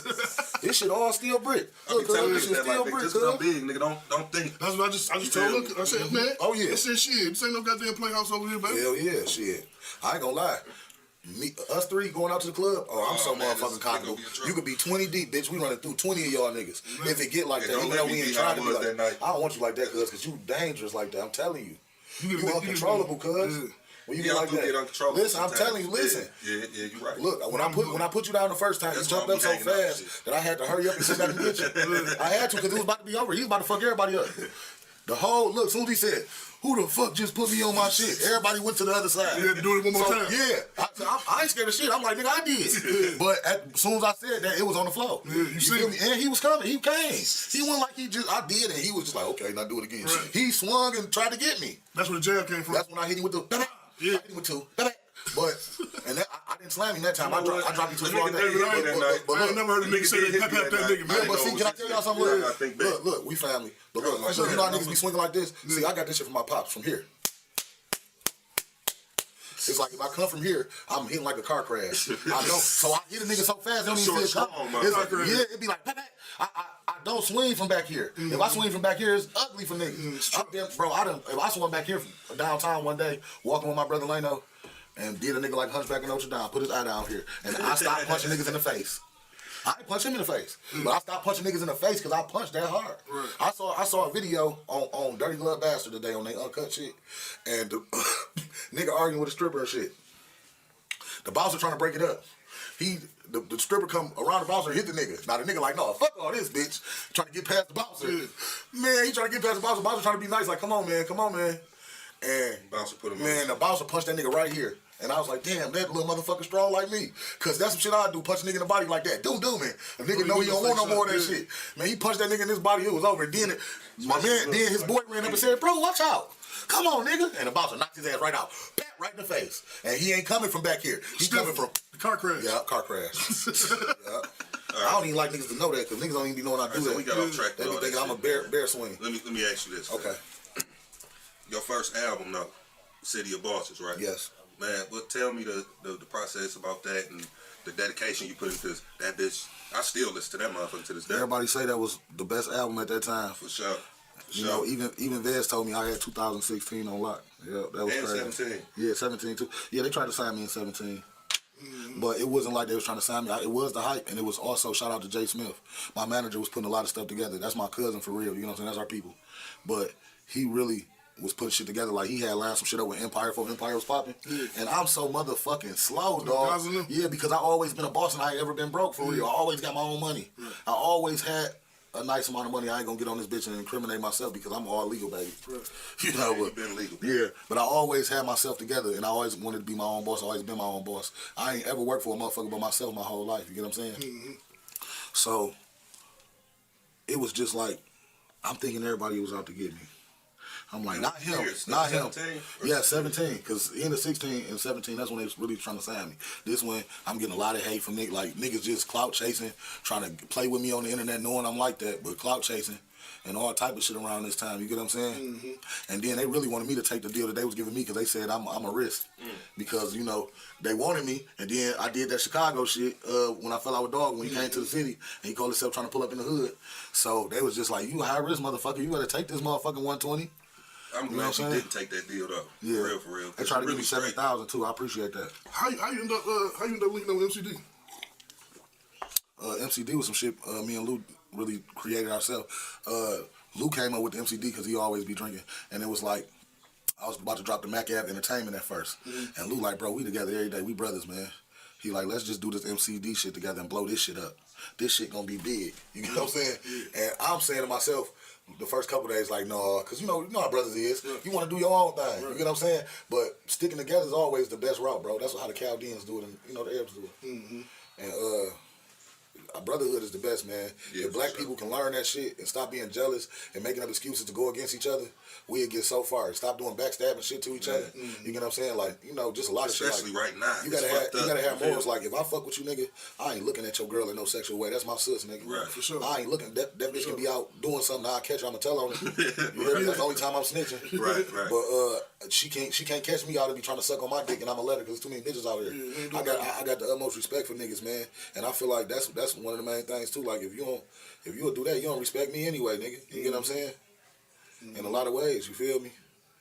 You know, I ain't talking about the bitch you done left in the past. I'm talking about the bitch you with. I ain't talking about the bitch you done left in the past. Now, if this baby mama in the past, right, then it's all different. Yeah, because niggas be feeling still about just the old bitch in the past. So even certain situations in that, I'm not. If that was your thing like that, you get what I'm saying, and y'all was like that, hell no. Like, certain motherfuckers, I'm looking at you like sis, bitch, you always sis. You forever my sis. You get what I'm saying? Bitch, I'll kick you up your ass. You get with another nigga, you still sis. Right, for sure. You ain't getting revenge on my nigga off me. But once that relationship is there, it's there. It's locked in for life, right? Yeah. Unless you do some. But you said back to the So you said back to the MCD shit. So no, the City of Boston. The City of Boston. Okay. Because that you put a lot of. But I'm did it in the tattoo shop. I'm gonna finish that with the MCD shit because it all in line. So I already done put my album together, the City of Bosses, and Lou doing the MCD shit just as a hashtag. We ain't really taking it all the way serious at this time. You know what I'm saying? Yeah. And we was doing that in the members only. You feel me? So when he told me, yeah, bro, we need to run with this MCD shit and turn this shit up, bro. It's gonna be ours anyway. You feel me? And shit, I thought about it a couple days. Like I said, I want to do my own thing. This bro. And this little bro, this is my baby, you feel me? Motherfucking gangster. He little bro, but shit, on the money, we always got that shit, nigga, the grown man way, fully grown. You know what I'm saying? He a couple niggas' granddads, the way he'd get to the paper, the same way with me, you feel me? But I ended up doing this shit, taking it serious. So it was really Mac Ave MCD. When you see the label, that it was like, because I always felt like, I always felt like MCD is bro shit for real. You get what I'm saying? I always felt like that because shit, he asked me to be a part of this shit before he even made it big. You get what I'm saying? Like, let's blow this up. But my album, City of Bosses, it turned MCD all the way up. I didn't really realize, but it turned us all the way up. You get what I'm saying? Because everywhere, bro, it's rappers right now I see on the internet with millions and millions of views. I do not hear their music in the city. I heard my music everywhere in the city. 2016, I'll just be riding by, niggas playing my music, nigga ride by, grimming all in the car, but I got tents, and they listening to my music, you get what I'm saying? Shit was crazy, bro, like, for real. I definitely was banging it, and I couldn't even believe it because the shit was so on the quiet side of things, you feel me? You just popped over the album, I'm like, what the fuck? I did that in the tattoo shop. Like that motherfucker was, because I was coming through the tattoo shop, I was seeing the studio. And I'm gonna tell you what else made me take rapping serious. Okay. Me and Lou was going out to a lot of shows and shit like that. You get what I'm saying? We doing shows. Nah, these is Lou shows. So Lou is getting booked for these shows, right? This a year straight we doing this shit. Lou getting booked for the show. So he'll be throwing money and I'm throwing money, but he throwing his show money and I'm throwing my pro money. Right. You get what I'm saying? So this is how I end up spending a whole lot of money in the strip club. You know what I'm saying? And one day I realized, like, I had been realized, but I think it's probably like, we done been doing this shit probably like damn near a year. We did the East versus West. Now we fucked that bitch up. I threw 10,000. Lou threw 10,000. We went crazy in that bitch. I threw 9,000 IRS, you know. You can't. I threw 9,000. Lou threw 9,000 too. Right, for sure. But you were still doing tattoos at this time, though, wasn't you? Yeah. I was still doing the tattoos at this time. So I'm running my shop, but I ain't got time to really motherfucking tattoo, so I already had artists up there, 2 artists. But my brother really held it down. Shout out to Doe. Doe was up there doing his thing. Sure. You get what I'm saying? Sins of a Hustler on Instagram. Follow him, go get some of them tattoos and things like that. He's still tattooing. I'm about to go see him. So you would never pick up the tattoo gun again? I picked that bitch up a month ago and did a whole sleeve. Did you? Yeah, it was on a family member though, but you know I did. So you never lose that shit. What? I did that bitch like Ink Masters. That bitch like Ink Masters right now. Whole arm cold as hell. Yeah, so give me let me see. Give me your top 5 in the city artists. Top 5 in the city? Yeah, without throwing yourself in there. Okay. We don't want to be biased, you feel me? Okay. Me. I did that on my Say Cheese interview. Top 5 Detroit rappers all time. Damn. Dead or alive? Me? The fuck? Shit, and shout out to me. The fuck wrong with me? Let me stop playing and stop bullshit, man. I'm gonna give props where props is due. Right. It's hard for me to say my top 5 because I like a lot of artists in my city music. It's hard. But I ain't gonna even lie, and it's a lot of new little niggas coming and all that. But is we going with Dead and Alive? Yeah. Okay. See, look, if I'm gonna keep it real. My guy. Okay, bless you. Real top 5 in the city. So do this count like industry, like Eminem and all that? Whoever from the city, man. Okay. Industry, because most of niggas now shit niggas in the industry. Okay, look, I'm gonna do this just because. You hear me? I'm gonna be different. M. We gonna put M there. We gonna put Eminem in that bitch. You get what I'm saying? Even though I ain't with the fucking over your mama and all that type of shit. My mama was gone when I was younger. So when I used to hear him tripping like that, I used to be like, what the fuck is this white boy on? Throw you off. But, he used to throw me off. But see, I went to Mushroom Island. You know that shit right there? That shit with him and D12, that was my shit. I am whatever you say I am. I liked that motherfucker. Superman. But why you gotta hate, man? That's my favorite song. I was about to say, but I can't be your Superman. Won me over. Shit, You hear? Yeah, listen, this is me. I tell women all the time because I know I'm a charming gentleman, and see all big niggas I ain't got it like I got it. I really got it out here. I'm like, you know, when these porn stars, I really get off on these hoes. Because look, I didn't used to know this. Until the women, you know, I was out here being a little whore. And the women was just like, you know, they never came before. I heard that a lot. And then, you know, then one bitch told me I'm a pussy pumper. Then a bitch told me I'm Mr. Marcus. And this was from a little porn star. So I was just feeling, you know, good about that type of shit. Yeah, so, because sometimes, you know, like Janae Aiko said on that Lion King, okay, so you just go over home breaking girls' heart just to see well, basically fucking all these hoes just to feed your pride. Right. You know, so niggas get hurt too. And sometimes you'll be thinking something wrong with you, and women don't believe this. And a nigga go out here and get the fucking all the hoes. Like, damn, like, bitch, you ain't treat me how you supposed to treat me. So shit, do I gotta go out here and make sure something ain't wrong with me? And then you get to fucking these other hoes, and they showing you like, and they in love. They calling, acting crazy, and you like, bitch, look, I can't do all that. I'm in and out and things like that. You get what I'm saying? But they was trying to, you know, talk to a nigga like that, and I'd just be like, listen, baby, you ever heard I can't be your Superman? Man. I said, look, you don't want that. Neither do I. I don't want to trip when I see you with guys. Right. Yeah, we fuck. So what? That's as far as the party goes. Right. You get what I'm saying? For real, because this shit be real shit. Motherfuckers be want to be in a relationship with you when they see how good you is being their friend. But you will be being their friend, being good because you don't care what this lady doing. Right. You feel me? Shit. I mean, yeah, I ain't trying to say like you just a piece of pussy. No, you are my friend. And we friends like how you'll be friends with your homeboy on a good relationship tip. Right. But at the same time, I mean, no homo because you know they all the way with your homeboy. I'm talking about like the conversations. Right? Like I ain't just coming for the piece of pussy. You my dog for I fuck with you. But at the same time, you're not mine. So once I put that stamp on you and I gotta claim you, now whatever you do rolls back on me. And niggas created this ourselves because that shit really ain't the truth. It shouldn't be if a woman do something and she got a nigga, that nigga lame. No, that lady is lame. She's lame. Right. You get what I'm saying? It shouldn't be that the guy is lame because his bitch got fucked. You get what I'm saying? Right, sure. It shouldn't be that he's lame for that. You bitch gonna do what she gonna do. Yeah, she gonna do what she gonna do, but see, it's a lot with that. That's on another subject. You get what I'm saying? Right. Because I could really get down on that. Like, the reason why the statistics is so high that all men are dog and all men cheat, because women are selfless people and they gonna talk about when they get cheated on. A nigga get cheated on, he feel less than a man. He feel less than a man. He ain't gonna even tell his man a lot of times that my bitch cheated on me, bro. He gonna hope a motherfucker don't find out about it because that shit make him feel less than a man because he know how he look at a nigga if that shit happen because the way we been programmed. But bro, ain't nothing wrong. This shit happen to the best of niggas, man. This shit happen to the best of niggas. So it ain't what you think it is. But niggas don't post. Niggas don't. Some niggas blow their brains out. But that's what I'm saying because they don't know that. They don't know 1,000 niggas going through it. They don't know 1,000 niggas going through it, bro. You hear me? Yeah. They don't know that a lot of niggas went through it, bro. Because if they knew that, then it'd be like, if all niggas dogs, well, all these bitches cats then. Right. You get what I'm saying? Because the difference between a dog and a cat is that you gonna see a dog fucking, and if a dog do something when you walk in that house, he gonna walk up to you, and when you walk in after he done fucked your house up, and he gonna give you that look like, baby, I fucked up. I know I'm sorry, man. Let me lick your feet. What I gotta do? I'm sorry. So the same way with a nigga know he fucked up, he really be sincere and hurt about that. What the cat gonna do? What? The cat? That cat gonna motherfucking knock a vase down in your face. Right. And run to the room and peek out the door. And you looking at that bitch and he looking at you like, I ain't do that. Right, you get what I'm saying? And you ain't never seen cats fucking either. Never. You get what I'm saying?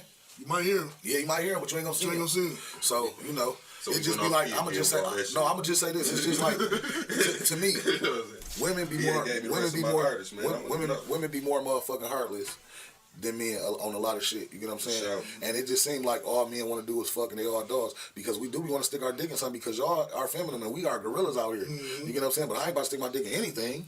I got some morals. Some of these niggas don't, but I do, you know. I ain't gonna do all that. But I'm just saying that God created us equal and it ain't what you think it is. Right. You get what I'm saying? And that's where I come at when I'm saying about the, you know, when you hit them and you know, you trying to be their friend, they trying to be your girl, but they be like, bitch, you not about to be my girl and have me looking crazy out here. Because the first thing you gonna do after you get to doing shit, to cheat on me and shit, you gonna be talking about, you are so insecure. But when we first started talking, you always was saying, oh, that was one of your hoes just called.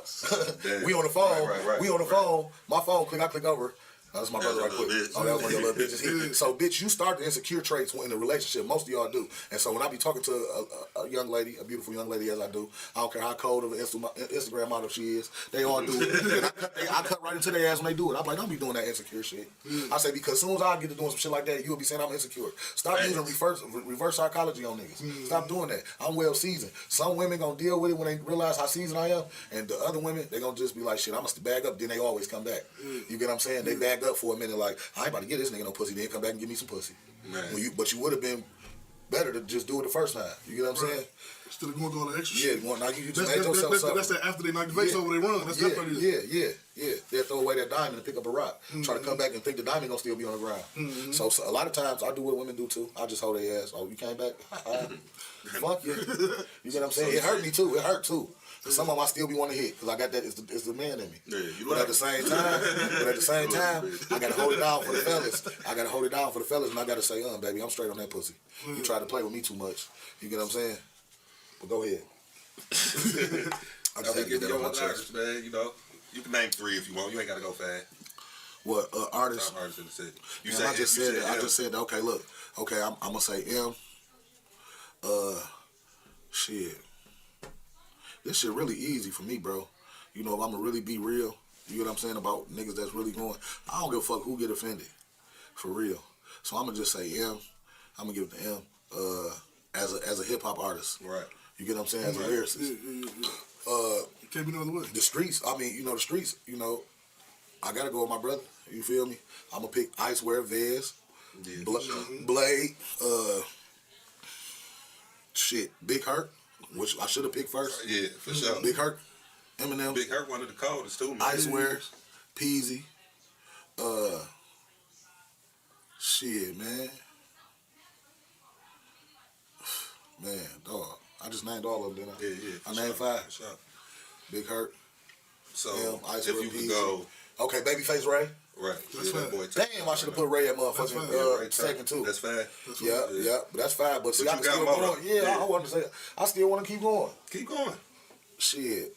No, I ain't gonna What, Big Sean? Big Sean, I'll give Big Sean some love, man. Yeah, for sure. I'm different, man. It's a lot of good-ass artists in our city. You know what I'm saying? It's a lot of good-ass artists in our city.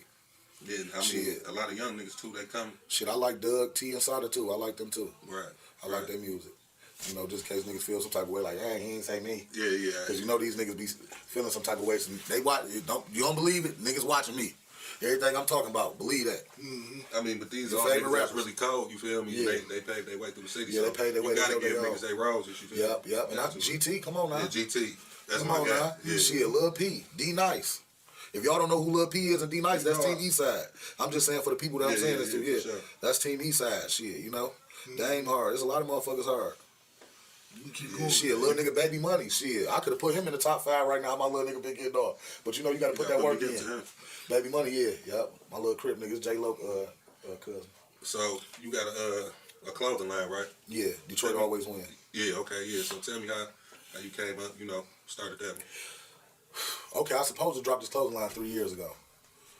I supposed to drop this clothing line 3 years ago. Be like that, man. Take some inspiration, you feel me? No, it was just me. I'm like, I did the tattoos. I'm an artist in both ways. I know how to draw. So it was just really coming up with the logo. Right. I wanted the logo a certain way, and I didn't want to just copy Wealthy. I like the Wealthy design, but I didn't want to just come with something all across the shirt. You get what I'm saying? Unless it would have been cursive or something like that. I'm gonna do a second set, and it's gonna be like for the women and the men, and it's gonna be the jogging suits, but it's gonna be the Detroit always win in cursive, sweet as hell. You know what I'm saying? All the shit come with my signature. So I was just really doing Corona. I was sitting down.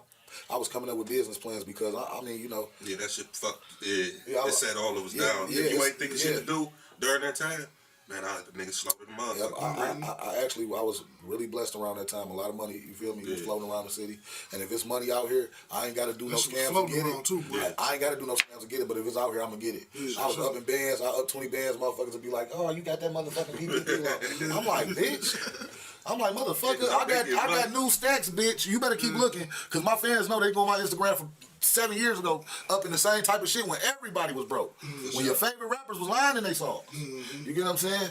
And don't take no, nigga, y'all know who the favorite rappers is, nigga, so stop jumping to conclusions, nigga. And you had a good run, if I should say so myself. Yeah, I've been balling a long time. You know better than a lot of motherfuckers. I was balling at a young age, Blue, you know. For sure. We was motherfucking 17, 18. I ain't gonna talk. I had some shit at 18. Just know I was rich at 18 for a couple months. I was stupid for a couple months. Yeah. Blew that. Touched the Mac Ave. Yeah, for sure. And not this. I'm talking to him.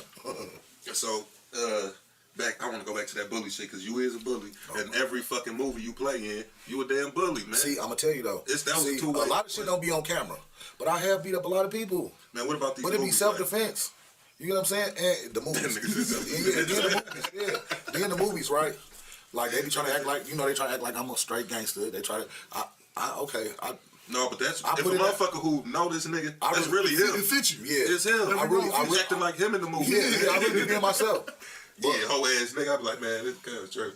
That's him. And they don't even realize that. See, sure. because I really got that good heart at the same time where I want to see everybody win. Motherfuckers don't even be realizing, bro. They'll end up, it'll be a lot of niggas I fuck with, like I'll fuck them up. Sometimes it'll be, if it ain't right then and there, it'll be like they was fucking with me, egging it on. Yeah. And then I had to terrorize their life for the rest of their life until they out this bitch. Yeah, it's all good. You can leave that in there for real shit, nigga. We gangsters. Yeah, for sure. We in the trenches. So, yeah, you right about that too. It's that trench shit, baby. So, yeah, man, back to the movies though. The movies, man. Yeah. You was a good ass actor. They say I'm a good ass actor you a good ass actor, man. You know what, dog? I think you should keep that dog going, man. The guy, shout out to Maniac too, cause Maniac a motherfucker, right? He put you in your first movie, didn't he? No, not my first movie. That was like my third movie. But Maniac, a solid ass nigga. We supposed to did a movie with Lorenz Tate. All you wanted was $2,500 to come do the movie. Damn. You know what I'm saying? Just before he just popped. Yeah, I said, man, why niggas ain't? We gonna be so motherfucking big off that movie, and we was owning that bitch. Me and Loke and all us was gonna put the money up on it. We already had started the production and everything. But Maniac, right? He the one told me that. What he tell me? He said, "You the best actor in the city. Out all these niggas, like nigga, your shit be so believable." I say, I be being myself. You know what I'm saying? Right, for sure. You know, so one like the one that supposed to been for Kwame, King of the City, it didn't never come out, but that bitch was lit for real. I was in the motherfucking condo smacking hoes up, doing powder, all type of shit. I was tripping in that bitch. I was like, they got me tripping. What happened with that? They had me fucked up. I was killing motherfuckers. So I was did you shoot? You shot? We shot a lot of all that shit I just said happened. I done smoked niggas in cars. So why you what happened with the movie? It just didn't come out, man. Some shit happened between him and J Lo. Rest in peace, J Lo. My big homie, Big Crip. I love that nigga. Lo, man. Yeah, rest in peace. Something had happened with them. Say, this bitch finna be this. Cause it was previews of it. It was showing previews. Still on YouTube. Yeah, man. I'm like, this bitch cold. And it was called City of Bosses, like my fucking album. My album was City of Bosses, and that's what inspired them. You get what I'm saying? And they named the movie that. But right. So, Maniac so solid. Maniac like 6'3", 6'4", big ass nigga, straight gorilla, monster. Now look, he tell this young lady, you know, this chick, little Instagram model, he say, you know Danny always win like that? And she just told me this 2 days ago. Yeah, 2 days ago when I was at the party. I was at my little walkthrough and things like that, you know, picking up that back end. Right, boss shit. And she was like, Maniac? I'm like, yeah. She was like, he said, Danny always win? She was like, yeah, I be talking to him, here and there. Right. He said, I saw him comment on your page, you feel me, on some of your music. People send me that shit like, come support me, show me some love. I went on there and showed her some love. And he was like, man, if you was to talk to a nigga, that's the nigga to talk to. That nigga's a monster. Right. He said, I saw that nigga knock a nigga ass out and throw the nigga up and throw his homeboy up in the air, man. He said, that motherfucker is an alien. I'm 6'4" and I shoot him. If he ran up on me, I had to shoot him. No, I wish that's my nigga. But if he was trying to do me harm, he real strong. This is what he tell the old girl. Like, he not what you think he is. Like, motherfuckers, he done been chilling for years now. Motherfucker would just think he a fat boy. That motherfucker athletic and he's strong as hell. And this is what he told her. It's so crazy. It's so crazy, man. I remember a video I seen you. I was about to hit her up like this, like, I'm like, yeah, I bench pressed a nigga 225 one hand like this. Cuz just told me earlier, like, man, you have an interview with Danny? Man, that's my nigga. I went to school with that nigga. He was like, nigga, I seen that nigga. That nigga always lifting niggas over his head in school. Oh yeah, well that was for money then. That was for money. I used to bench press a nigga, you 250 or something like that. Like y'all probably would have been the niggas I've been bench pressing in school for some money. Like bet 50, nigga. See, but I'm talking about I could though, not that I would have. No, I'm sad of you bench pressing. Yeah, for getting you 50. Cause you ain't about to lose 50. No. Yeah. Chef, you always win. God damn it, for real. Hell yeah, man. Yeah, so do you think you're gonna continue to act and shit? Like, is you into that more than the music? No, I'm into the music more than the acting, but I'd rather do the acting because I'm a homebody. I don't like being around a lot of people. I'm cool on social media, but I ain't really social. When I said that shit on that East to West song. Yeah, I feel you on that, man. I'm the same way, man. Mm-hmm. I love this shit, but I don't like all that shit. You hear me? I'm like Dolph, man. I'll be by myself, man. You feel me? Me too. Be by my goddamn self. Yep. Me and 21 of my friends. For sure. Keep that motherfucker. Yeah, 27 of my friends, I mean. So what you working on right now as far as music?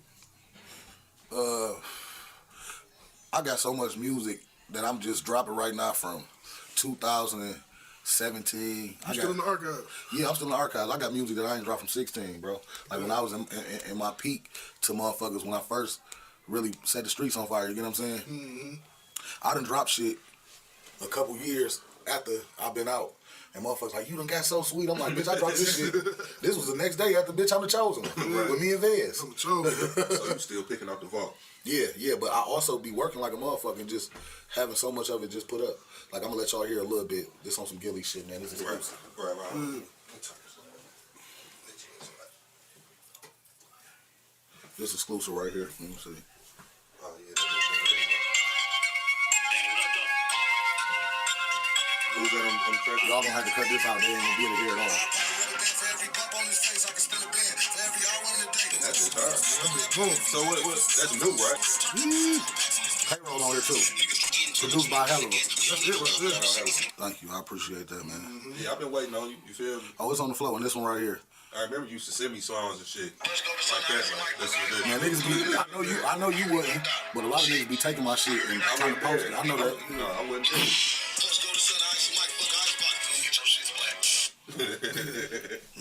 Yeah, I'm with you on that, man. You man, that's the way. I mean, it sounds the same, but it sounds different. You know what I mean? The other shit, you feel me? Yeah, boy, you back, man. Yeah. Back. I ain't never left though. I mean, I just took a little Gatorade break, man. Yeah, you know. Yeah, but I always still held it down for my fans. They just got to go to my YouTube page. When they go to my YouTube page and then they click on videos, they'll see all the videos I've been dropping. Like, I really ain't go nowhere. I just stopped dropping on For Show Mag, Hip Hop Lab, and then my bro, shout out to Lando Bando and Joseph McFashion. Right, shout You out know to what I'm saying? Hey, so tell me this, cuz. I just got to drop on my platform and get my shit popping. You got, what, YouTube? Yeah, I got my own YouTube. I got like 20 videos on there. Well, how should the people, Go and get to him. Danny Always Win. Oh, everything. So, yeah, when you type Danny Always Win, you gonna get that motherfucking newest videos. You gonna see like in the last couple months to the last year. You click on that, then you go to the page. You can go from the page right there. Click on the page. Yeah, and subscribe. And subscribe. Click subscribe like and like, everything. motherfucker. Yeah, Like all anything that. on that motherfucker. You ain't even gotta listen to it. Just like it. So tell me like that. What hold the most weight? Loyalty, fear, or love? Fear. Fear. You want me to? Yeah, elaborate. I always say this, and it's crazy you said that. I say I love, I respect loyalty, and I kill fear. For sure. You get what I'm saying? Anything trying to scare me or think it's crazy, I'm not the one. You gonna get your ass hurt. I'm like a spiked ball. Some shit gonna blow up and it's gonna splash all on you. Right. It's gonna kamikaze. Yeah. We both might be out of there, but it ain't gonna go how you think it's gonna go. You get what I'm saying? That's not even being tough. That's just being a man. Yeah, for You sure. know what I'm saying? Really, I don't feel that's being tough. I feel like that's doing what I gotta do. Right. You know, but people respect, and the only reason I know this, right, because I'm a tough guy, and I done came around people that knew I was tough and always heard about me. I'm like a legend to them in the streets. You know what I'm saying? You know, people, That one nigga, you feel me? PZ said he used to hear about me in middle school. Damn. He's like, I always heard about you, big bro. You been a legend. You get what I'm saying? Beat niggas up. Yeah, but I was getting money too. Yeah, I mean, but I wasn't no Bench hoe. pressing. Yeah. Yeah, but you know, most niggas don't. I come around people with love and give them nothing but unconditional love. And niggas don't respect that. Niggas want you to be an animal. Right. You get what I'm saying? When you acting all out of character and you doing, even though I really do that type of shit, I can really get like that. You don't want to. I don't want to be like that, so I'd rather treat people how I would want them to treat me just to keep peace, because all that extra shit is putting more stress on your body. Nigga, you can live through all that, and then the stress from the damage right there, that done fucks you up. That'll kill you by itself. Pressure bust pipes, what it's gonna do to flesh and bones. Right, for sure. So I just come around with love, you get what I'm saying? And I notice that niggas will be showing a nigga that they scared of more love than they showing me. Right. And I be like, bitch, I'm tougher than this nigga. You pussy ass bitch. He couldn't do shit to you if you was treating me right. Yeah. But you know, I'm like, okay, well, I guess you feel like the streets feel. Like, okay, the streets terrified and all right, whatever. And it never fails. It always, I prove my point. I be like, see, and that something happened to a motherfucker, not even get killed, just motherfuckers just exposed that the motherfucker ain't like you thought a motherfucker was, you know? And it'd be crazy. But people respect fear more than anything. You know, they don't care about loyalty and love, because that's what I'm about, loyalty and love. Right. I ain't got my FLR chain on, but that's the name of my label. You know what I'm saying? Forever Lord Records. Forever Lord Records? Yeah. You ain't got no artists? Yeah, I got a few artists, but right now, I'm just letting them do their thing. You get what I'm saying? And I don't even want to talk about it because I gotta have it where motherfuckers, we all on the same accordance, everybody listening, because you have your people out here, and when you have people out here and you snap them, they'll be out here doing crazy shit and it'll come back on you. You get what I'm saying? It'll come back on you. Right. Hell yeah. So I gotta get my guys all the way focused, you get what I'm saying? But there's a lot of people that I'm trying to help, you get what I'm saying? So is you trying to go towards the younger generation? I'm trying to help the younger. I'm trying to help the younger, the old, whoever I can help. Especially some of these young, because I know you would be a good mentor for them too. You feel me? I ain't gonna have no young. Since you said that, we gonna hit on that, right? yeah. Come on. I always say this shit. A nigga be like, man, you got that young nigga right here, he ain't like that. I be like what? Because I'm the motherfucking animal. Right. You get what I'm saying? Yeah. Why do I got to have a motherfucker around me to use him to go waste his life? You get what I'm saying? If some shit happen when we together and it go down, yeah, right there, yeah, it done just happened. But I ain't about to just send these little niggas to throw away their life. Yeah, that's selfish as hell. You feel me? That's selfish, and that's what be going on. A lot of these guys, they geek these little guys up thinking they gonna get everything they got. And this the way to get it. Being a dirty ass nigga out here in the beast, and a lot of shit ain't even worth. When you think about it, a lot of shit don't even be worth hurting a motherfucker over, bro. You get what I'm saying? It's a lot of shit worth hurting a motherfucker over. Don't get me wrong, because I'm one of them motherfuckers that be some shit the motherfucker think they done. I'm like, bitch, I step on you like a roach. Yeah, I still got some niggas that I step on for sure. Yes, but I ain't on that type of time. But don't fuck with me though. That's period. How, don't fuck with me, man. Period. Just leave me alone. That's how I am. I ain't got no beef with no niggas. You get what I'm saying? I ain't got no beef with no niggas. So just stay the fuck out my way, and I'm gonna stay out yours if you don't like me. Shit, I damn sure don't like you, but I ain't tripping. Mentor for the young niggas though. You always speak positive. You feel me about a lot of shit. Yeah, and I ain't never seen you speak negative. Period. Yeah, bro. I always try to be like that, bro. But see, some niggas take your kindness for weakness and your smiles for sweet shit. But you don't even know, man. There's a lot of motherfuckers always smiling. They going through hell. Like I done been smiling, and shit, I ain't even want to be here no more. You get what I'm saying? Like niggas be thinking like, no nigga don't scare me, nigga. I done wanted to take myself out. How you gonna scare me? Right. Nigga, I done been through so much, nigga. My mama was murdered when I was 7, nigga. You know what I'm saying? I done been through way more than that though. Right. You get what I'm saying? And on today. You know what I'm saying? And I done been in them modes. Like I'm just tired of being here. And that ain't a good way to be thinking. And if a nigga take themselves out, you a weak ass nigga. I'm gonna tell you that right now. Yeah, always say you get what I'm saying? That's some weak shit. But every nigga who done said that also done been in that situation. Don't let them ever fool you. Yeah, for sure. They done been in that situation where they tired of this shit. I look at it the other way around. Look like you too goddamn strong if you can do that. Yeah, you too. That's what I feel like. Yeah. Cause you already know, bro. When niggas be going through that shit when they was younger, you would be like, I'ma do it. Yeah. I can't do this shit. Y'all motherfuckers know y'all done done that shit. Motherfucker done had you feeling like the world against you. You get what I'm saying? You a kid. Yeah. You a kid. You like they don't love me. You get what I'm saying? Look, I done did that.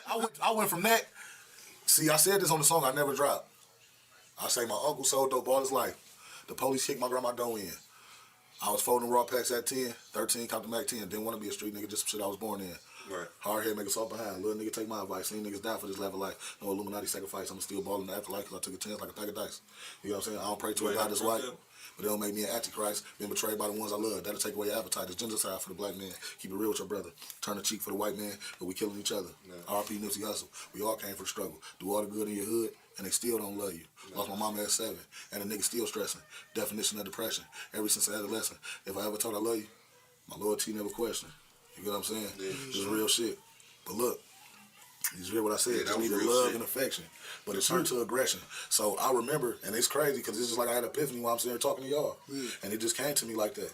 Like I remember when it went from like, oh, they don't love me and I should just kill myself. You know when you little how motherfuckers be, to I remember by the time I was 14, I wasn't 14, I was 13, leaving out the house like, I ain't gonna kill myself, I'm gonna kill somebody. You hear me? The first nigga play with me. Sure. Walking up the street, the first nigga play with you was on the floor. You get what I'm saying? We all grew up angry as fuck. Yeah, we did. And it turned to aggression. Yeah. And I always used to watch. Yeah, and depression. I said that shit. I just put all that shit in. You heard it? Yeah, for sure. But me watching them motherfucking, and see, this fucked me up a lot too. Me watching them racist ass motherfucking shows, seeing how they did black men. Yeah. I used to be in that bitch about to fucking have a heart attack when I was a kid. But they would have had to kill me.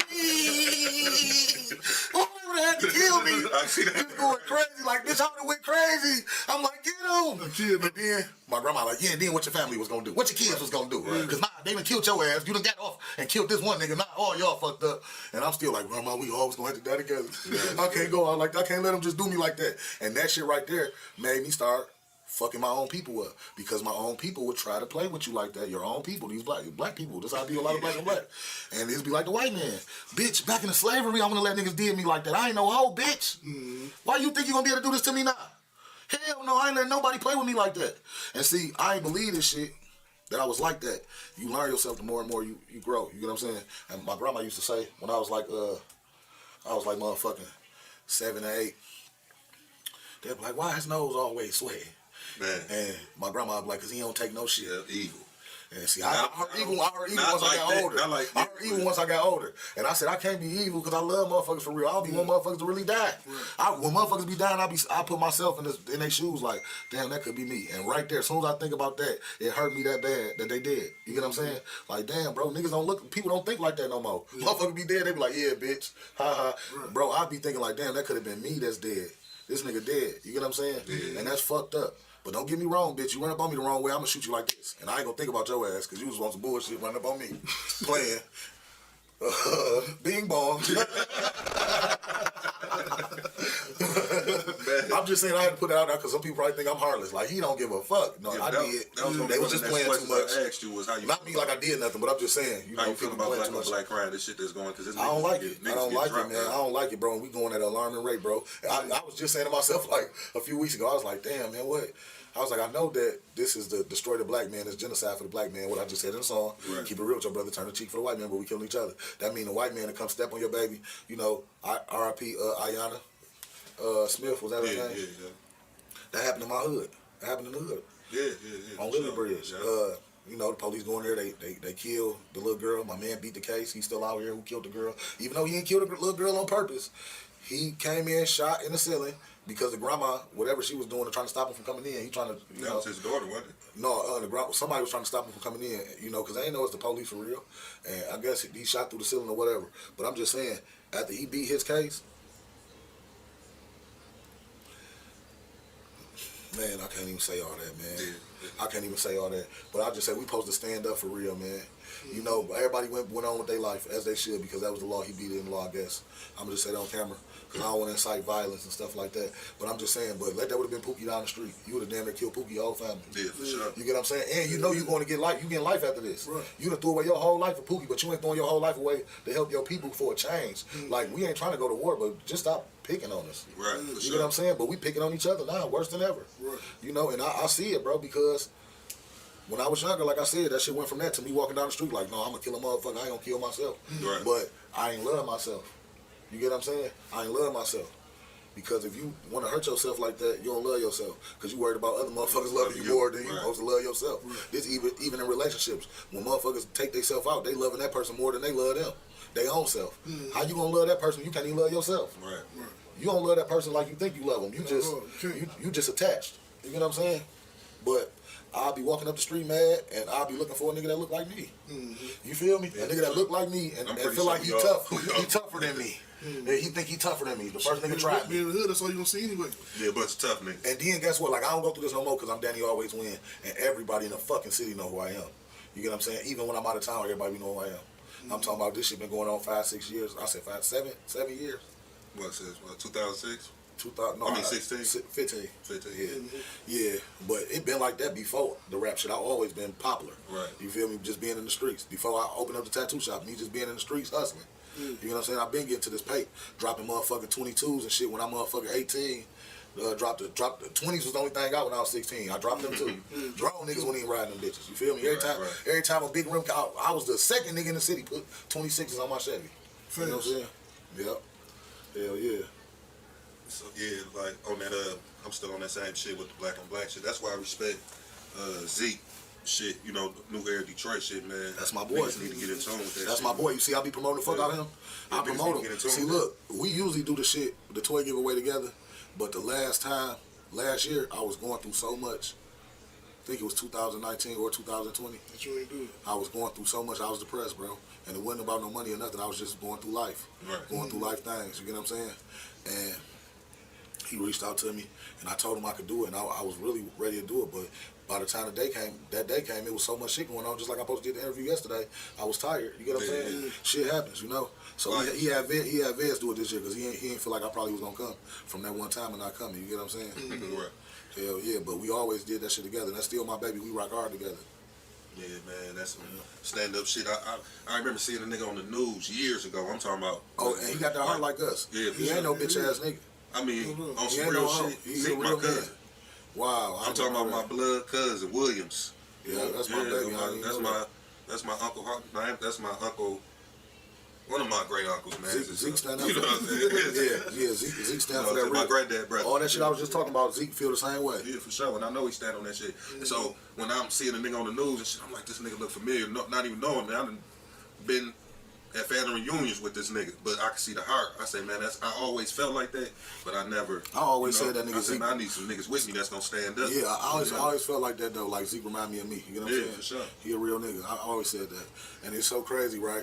What you just said. We need niggas that'll stand up. You know, we need men that'll stand up. We got enough niggas. Yeah, you right about that. We need men.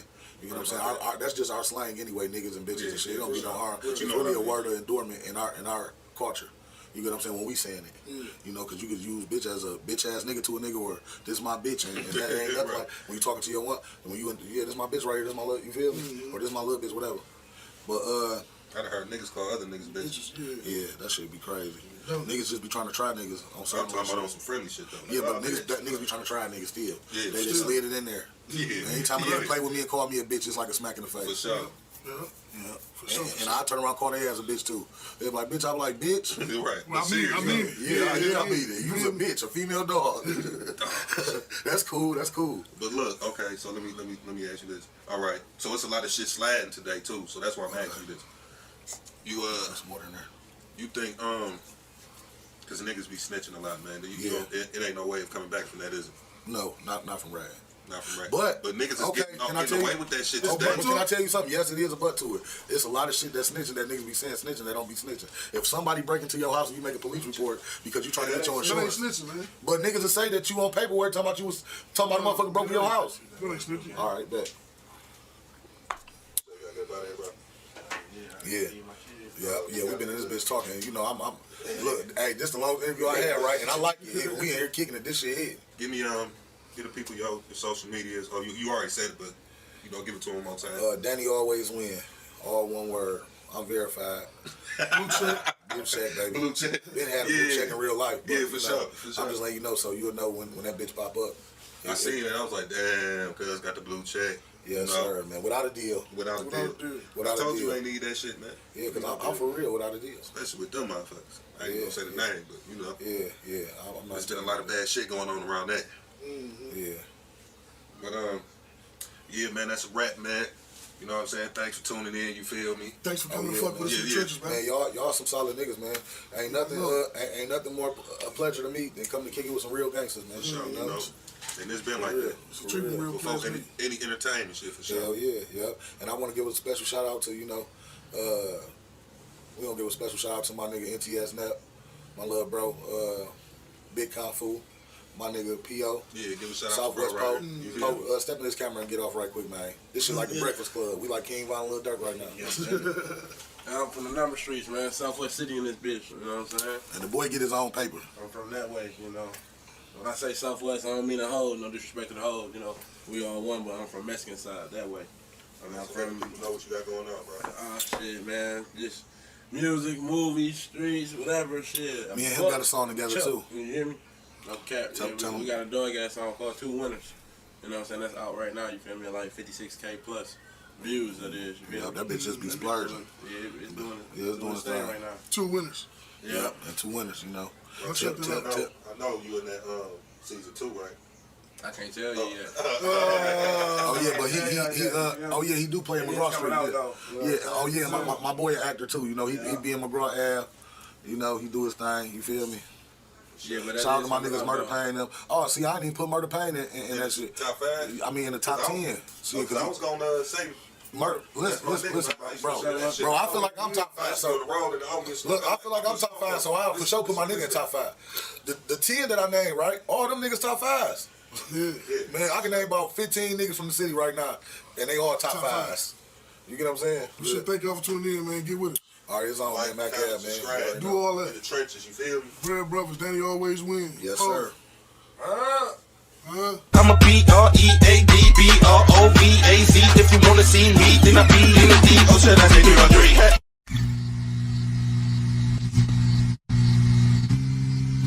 3? They came through, on the drive-by side, pulled down the street, jumped out the car, ran back down the street to where everybody was at. It was on the ground. A couple of on the ground still shooting at them. You feel me? They ran back up on everybody that was there and assassinated. They ain't kill them. They assassinated everybody. Everybody that was out there still laying on the ground. They made sure everybody was dead, bro. I'm talking about niggas. One switch guns with somebody. Man, finish him.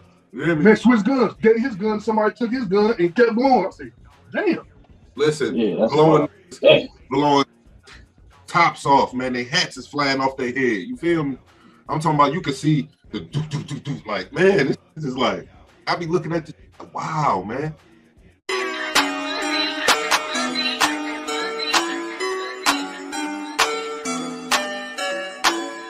Move like a genie, on like a genie. Ain't gotta eat and we all in the street and we all in the league. Getting money every day, that's my main mission. If you want to leave you nice missing. Little cousin to drop with them brains missing. 2218, we the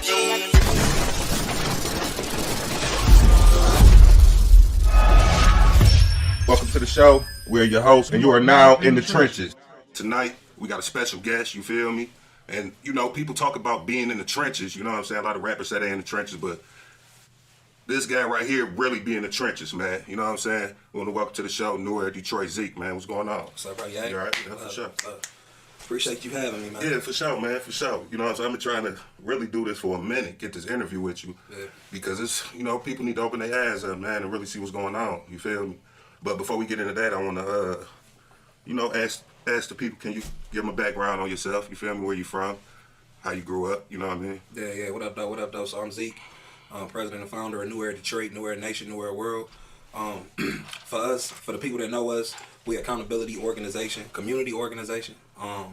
You know, started here in the city of Detroit. You know, our big thing is making sure that we bring back a level of a day-to-day organization, treating organization like a lifestyle, you feel me?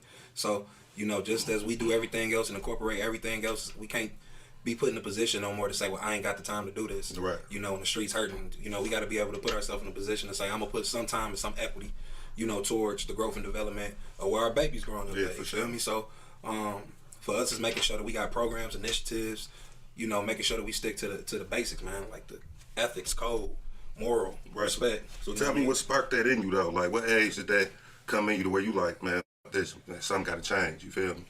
It wasn't really like I feel like it was more towards, you know, the end part of my 20s, man, when I would put myself in a position to turn around. I had a great, you know, early time being in the streets, running around, just doing that, you know, young black men do. I was able to, you know, do different things to move around.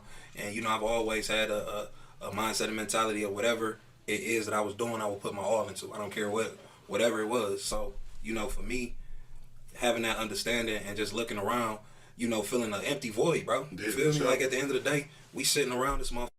I remember looking on TV, man, and the news came on one day, and it was just like, you know, a woman being raped out in the street, right? And I think I was like at a bar or something, and it just flashed up there, and I looked at all the brothers around, like nobody gave.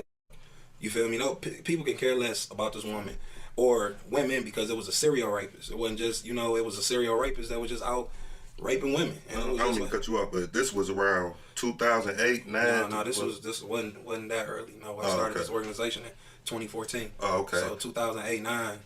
Yeah, but I remember when there was a rash, like a lot of rapes going on, especially in this area. You know what I'm saying? So it was guys pulling females in garages, killing them and raping them. No, not just raping them. You feel me? Yeah. So I felt the same way, but I was like, man, who the hell gonna listen to me? You feel me? Yeah. That's how I felt. So, man, I feel that same spirit that you got. Like, somebody got to get up and do something. You know what I'm saying? Mm-hmm. And it wasn't just, you know, like, it wasn't just one of those, and being put in one of those positions to where, you know, I really had to look at myself as a man and identify, like, what is it? You know, what's our purpose? You feel me? If we looking at, you know, the way that the streets is being, you know, the direction that the streets is going and everything that's going on in our communities. You know, how we calling ourselves men, bro, when kids is being shot and killed, bro. You feel me? How we calling ourselves men when women is being snatched up off the street And I don't care how much money I was getting, how satisfied I was in the position of where, you know, my businesses and different businesses endeavors and just figuring out life, I could be like everybody else, you feel me? Right, but it's just sure. like, at the end of the day, you know, who's speaking out for the streets, bro? You know, who's speaking out for, you know, these babies? Like, Black Lives Matter, you will see, you know, they only come out when the police is involved. You feel me? Yeah. Like, who's speaking out, you know, for the streets? And it's just like, the voices is never being heard or represented or, you know, enforced. So, you know, for us, it was just like, you know, we want to make sure that we put ourselves in a position to let, you know, the people be heard and understood, and not just know somebody got your back at all times. Right. So, was the church situation the first time, you know, you had an encounter with somebody doing a community wrong or something like that? No, that came way later. No, man, a church incident, or demonstration. Let's not get it, you know, fucked up though. That shit bogus though. Like, when I seen it, I was like, Red got the ATM in the church. You feel me? Like, what type of time you on, man? And for the people that was in the church to protect them, okay, he been getting y'all money for so many years. You know what I'm saying? So I respect for them to say that. But what is you doing for the people on the outside of the church? You know what I'm saying? Yeah, it's a level of accountability, and not just, you know, in regards to him and the money that he getting. I don't know if you're familiar with Dow's Go-Kart. Yeah. Dow's Go-Kart, it sits directly behind Great Faith Ministry. And it's the only spot in the city. They've been around for years, years. But it's the only spot in the city. It's the only go-kart spot in the city. It's a black-owned go-kart spot. You know, black couple, older black couple that been entrenched over there in that community for decades. And it was a situation with them, and the stories that they told me about the things that, you know, they did to them was really one of our biggest catalysts. It's just like, you know, you're going to pull up in, you know, double R, whatever you driving, and, you know, you got a black-owned go-kart spot right here. I mean, the least you can do, instead of causing friction, is build with them. You feel me? Like, sure. You know, we getting X amount of dollars. Why don't we sponsor y'all some new go-karts? The go-karts is, you know, they doing what they can. You know, they basically surviving how they survive. And then the people over there in the community, the annual household income over there in that community, you know, somewhere around $10,000 a year. You know what I mean? It just, you know, what's the purpose and point? And the thing is, it's accountability. You feel me? So it's just like, you know, we have to be able to put ourselves in a position to say, okay, if these are the words that you are preaching and the stuff that's coming out your mouth, you know, you need to be held accountable, you know, for doing more for the people, you know, in the communities that you live in. That's very important. Yeah, I believe that also. But that wasn't the first thing. No, man, we been getting it in, man. When we first started, it was a huge culture in the city, man, with gas stations and liquor stores. You know, the amount of disrespect, you know, that they would give to us, you know, the way that they would talk to our sisters in the stores, you know, the way that they would deal and do business with our kids. You know, that's where we really, you know, got started at. We had shut down. Our first shutdown was a shutdown on a demonstration, I should say. It was on 8 Mile in Southfield. And the clerk pulled the gun out on some kids, and they was like, we done went everywhere, you feel me? We went to the police, we done went, you know, to the news, we done went everywhere. And they like, ain't nobody taking it serious. So, you know, we went up there, we demonstrated, you know what I mean, in a way, because I said I never did a protest, a rally, a march. We don't do none of that shit, bro. We demonstrate. You feel me? It ain't nothing to picket. It ain't no picket signs about it, bro. If it's a problem, we go in the store. Everybody got to leave. You feel me? We got to, until we figure the situation out. And that's the way we got to be in our community in order for others to respect us. We got to put a level of respect for ourselves to say that that's where code come from. You feel me? We not on code. We don't have a code. We not living by a code. You know, the rest of these cultures, they on code. You feel me? They come in, they get their bag. You feel me? Even all the way down to medical marijuana. Ashamed and embarrassed. If you've been in the business for decades prior to this, and you've been selling and growing out these same, you know, neighborhoods, and then we got these people who come in once again, just like they did with the liquor stores and gas station, and then buy up all, like they done set up shop on every corner in the hood, and that's just acceptable to this. Right. Like, what other community could you go to? What other race of people would let you in their hood set up shops in their hood to sell to their kids? Yeah, they kill you, especially in other countries. You wouldn't dare get away with that shit. You feel me? So it's about respect, bro. But we got to be able to stand up and grab our nuts. Everybody want to be tough on that don't mean nothing. You feel me? Like, we got to put ourselves in a position to say, you know, I don't like nothing about what's going on with the marijuana and dispensary business in the city of Detroit. I feel like every person that's on file that's either incarcerated due to marijuana or a record is affected due to marijuana should their record should be wiped clean immediately. Yes. Immediately. I mean, immediately. The day that y'all set up shops in our hood, the same hoods that people went to jail for, bro, got records, got little BS on their records. Now they can't conceal carry it. It's just a lot to that. It's the but that goes back to respect. You know, what type of respect do we have for ourselves to set a standard in our hood to dictate the business and the things that go on in our communities? From that, so you got that aspect, the economics, and then you got, you know, we killing kids and allowing that. You know, don't nobody want to gangbang on the niggas that shot the kid in the head and killed the babies. Right. Don't nobody want to cause a national rally for all the kids that get killed in Detroit, Chicago, and all the rest of these black cities. Nobody cares, but everybody's gangster. Right, but it was a code to where it wasn't nothing really happening to kids back in the time. I know when we came up, it was rarely you seen a little kid got shot. This happened to a kid, because it was a code. Everybody went back. You know what I mean? Especially, I think the community was more tighter back then. I just think the internet came and just it's a big problem. It just it fucked up everything, especially for our culture. Because now you got, it's just crazy. Everybody smoking on something. Everybody just want attention. It's all for likes, man. Yeah, so that's crazy, man. So it's just, you know, being able to establish what, you know, reality is in a fictional world. You feel me? So, you know, but that's on us, man. Reality is what we deal with every single day, man. You know, when we walk out here, where we at, you know, in our environment, that's reality. And, you know, because we don't face it or, you know, put it in the back burner or don't think it's important is the reason that our reality ain't the best reality and haven't been. Right, for sure. Correct. You got something? Yeah, just from listening, man, I wanted to know just offhand, what impact has the city of Detroit had? Like, supporting the movement or going against you? Like, what stance have they taken with you? So, you know, we always been the problem child to the D since we done, you know, since we stepped in.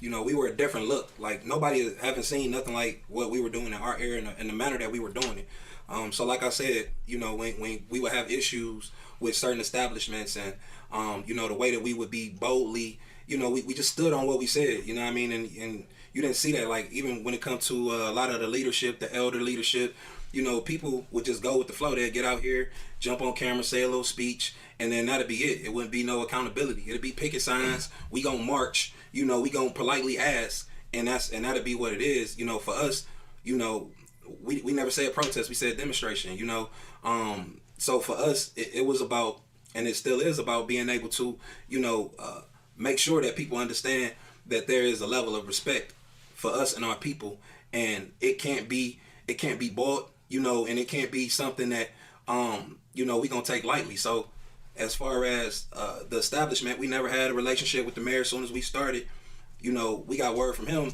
The last thing we need in the city right now is a black power group, you know, and it's just been on since then with them down in City Hall.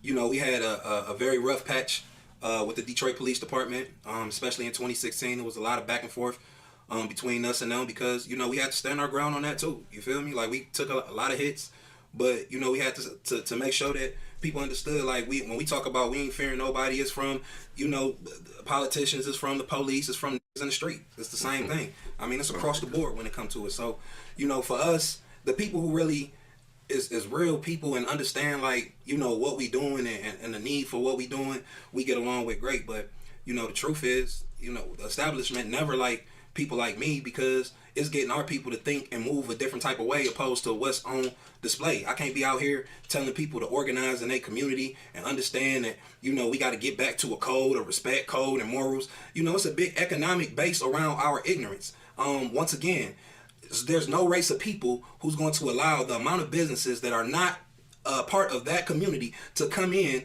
and make all the money, all of it. You feel me? Like, we got black people, and I will say this, in Detroit, we are seeing we seeing more black entrepreneurs and more black people opening up businesses, and I salute this era of my brothers and sisters because we are putting a dent in that. But for the most part, it is what it is. We are one of the largest populated black cities in the country per capita. You won't go nowhere in America and drive this many miles from east to west and see all of our culture. A lot of people in Detroit don't understand how special we are. You can go from deep east to deep west and you still in the hood. You can drive hood to hood. These other hoods, I don't care. Midwest, you know, East Coast, West Coast, down south, they got their hoods and they got to drive 20 miles to the next hood, you know, or the next hood. It's all one city. And it's such a unique place with such great black heritage and history. And I feel like we it up. You know what I mean? When you got brothers like Coleman Young to come in here and put his foot down unapologetically, you know, in a 20-year span, completely turn the shift of the city, giving black people on all levels a level of a place. You feel me? Something that we can do, we can build here. We as a black city from there on. And now we didn't do nothing with all of this time. We wasn't holding it down. We let these politicians come in and pimp us and siphon the resources and all the rest of that stuff. And look where we at. Now we a predominantly black city with a predominantly black downtown with no resources. We done sold everything. We sold the water. Man. We sold Belle Isle. We don't own everything. Riverfront, Riverwalk Conservancy. All of this is privately owned. The city of Detroit, I don't believe the city of Detroit owned but the police department. And, you know, any city that you live in, a black city, any city that you live in where the number one employer of a city is the city, that shows a huge problem too, because they control just about all of the resources in the entire city. The city of Detroit is the number one employer in the city. So it's for us, we got to be able to, with all the people that we got, roughly 600,000 people in the city, you know, roughly 80% of that 600,000 is our people, and we not out here just showing off. You feel me? How we let a place like Atlanta bubble before we bubble? Right. For sure. Atlanta ain't blacker than Detroit, and I love Atlanta, and I feel like the stuff that they doing in Atlanta, I admire that. You know, and I admire the way that they building, and you know how they building down there, how they have a certain level of control, just like T.I. For the last election, you know, he helped that situation because he utilized his voice to say, okay, well, this situation ain't right, and he made a change on the local level. In local politics, same thing with that. I'm not trying to veer off too, but that it all ties into together. You know, we politically ignorant. You ask anybody in the city of Detroit, I can ask anybody, majority of people, if you name all the city council people, I'll throw you $100 right now. I wouldn't know that. I still have my 100. For sure. Yeah, you're right. You don't even know who control the money and resources in your hood. Yeah, because you touched on a lot in there. That had a lot to do with a lot of my questions I was asking as far as, you know, how far do it, you know, I see you got New Air, Chicago, you feel me? And, you know, in other places. But I seen a video in Chicago, and like you say, the police, man, they just don't respect it, you feel me? So, what happened with that situation where they really running around trying to arrest black people for sticking up for the community, cleaning up the community, you know what I'm saying? Like, yeah, that was just something that we had to deal with. That was carefully orchestrated. You know, like I said, man, us doing the work that we do, and it's not what you do. You know, I hear a lot of people say, yeah, we do kind of what y'all do. Yeah. Ain't on the planet do that we do. No, I'm gonna be very clear with that, because the way that we move and the structure that we move and the way that we stick to our organization, that day in Chicago. So to understand the Chicago situation, you got to understand the climate of how we were moving in Detroit and the way that other people was looking at that and being influenced by that. Chicago was our first chapter that we opened up, and there's a whole backstory behind that. But so us being in Chicago, we were over in the Inglewood area. Anybody who know anything about Chicago? Yeah. So a pretty rough, pretty rough neighborhood. But the police always feel a level of dominance over there in that community, right? So you got all these white police officers. They always riding around. They always showing that slave catcher, military. You know, that's the type of vibes that Chicago give off. Yeah, and sure. You know, for us, we was out there with our program. So it was our hood to hood program. We go through the community, we clean up, you know, we pass out resources, you know, we was doing our thing, but we was super deep. So, you know, they already had in their mind, they was following us all day.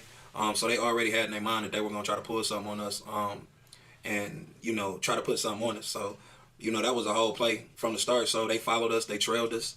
And when we got super deep, they called out like half the force, antagonizing us. This was earlier in my years of organizing. So, I kind of look back at stuff, and I'm my biggest critic. Right. So I see, like, now understanding, you know, some of the tactics and some of the things that, you know, they do and have historically done. And, you know, they just went in, you feel me? It was one of those things, man. It was a big old fallout out there. And, you know, our thing was we had all of these kids and all of these babies, and a lot of people talk about, you know, when you are dealing with the police in a hostile situation like that, you know, you could go hella hard and we had a lot of brothers out there. We could go hella in and they start shooting, right, and then a kid gets shot and killed. That's on me. I'm done.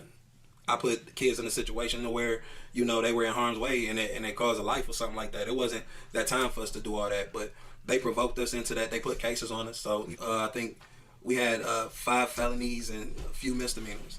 So felonies, like assault on police officers. They gave 4 of us that. But I ain't see no assault on the police officer. The police was doing right. all the assault. There was no, so they had no case out there. But what they did was, so these are the tactics: is the wear down, is the resources, the drainage of resources is the first thing, the first tactic that they do. So they felt like, bet we got them in a whole nother state. So you want to know what they did? They made us drive to every single court date. All of us. So imagine having to organize 7 people to go out to Chicago. We tied under the same case. You know, I got to get these people here, drive there, be on time for the, you know, rent, get the van, be on time, rent, hire 7 different lawyers, and that rent went on for a year. They made us. They did that for a year. So it was a huge hit, bro. It was like it was a very hard time, man. It was very stressful, bro. You feel me? So. But it was the greatest. It was a really great learning process, though, because after that, you know, you get to see who real, who around, who wasn't there no more after that, who is scared, who is spooked, who it made feel a certain type of way, who, you know, all of that, bro, because they say all they want to say. You feel me? That's why a lot of people talk from behind the phones. Oh, I would have. Oh, man, y'all did that. I would have. You feel me? It's easy to do that, but, man, I've been locked up. You know, I didn't have a record. Anything I've done, you know, that didn't make it. It didn't make it. But I didn't start getting the records. I started doing this. And, you know, it was just like every chance they got, you know, especially in the early stages, they would do that. So my thing was, you know, be a martyr for this type of work and this type of energy, or put ourselves in a position where we able to, you know, grow a legacy and be around long term. So, you know, and then I looked around, man, we was hurting off of that. You know, wasn't nobody around like, man, well, you know, let me help out with y'all court fees, and you know, let me help out with this. You feel me? Like you can do all of this for the streets, you know. But when it come down to it, you know, it'd be like, and then I gotta see flash money, and we be in the same hoods, you know, probably walking your brothers and your sisters to school, you know, probably helping out one of your relatives who on the street or feeding them, and you know, can do this and go to the strip club and throw all this money, but can't donate our way, and we be in your hood, the same hoods that these rap about. We be in the hoods holding that shit down. And it feel like, you know, when Martin Luther King and the Civil Rights Movement, the church had his back. You feel me? When Malcolm was doing his thing, you know, the FOI, they had his back. You know, when the Panthers was doing their thing, you know, it was the whole Black Power movement is the people. And I feel like we don't get that same respect in those regards. It's like, always want to hit me with, bro, I love the work you doing, bro. Like, keep doing that. It's like, no, I'm doing it for us.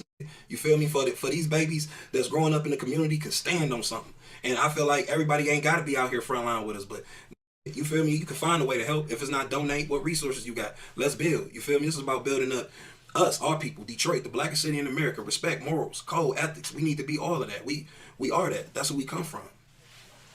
Yeah, that's what's up, man. I know you got something else, bro. One more for him. Oh, man, I got a few, though. But you see, I told you, cuz passionate as fuck about this. It makes me want to come front line with that. You feel me? Like, I'm tired of this too, man. I'm tired of niggas talking. I'm tired of thinking they tough, but won't fight for it. You feel me? But to go good, like on the news the other day, man, the young dude. The 15-year-old? Come on, man. Come on. And my daughter went to school with the guy the young dog who passed away. You feel me? And he trying to fight, but this man come up in there and gun him down in the green light gas station, man. I mean, man, the young fella went in there and killed the boy, man. Over some internet. It was some stuff that the beef happened earlier in the school. They had gotten into some sort of fight, and then the fight ended up on the internet because this is that we never had this.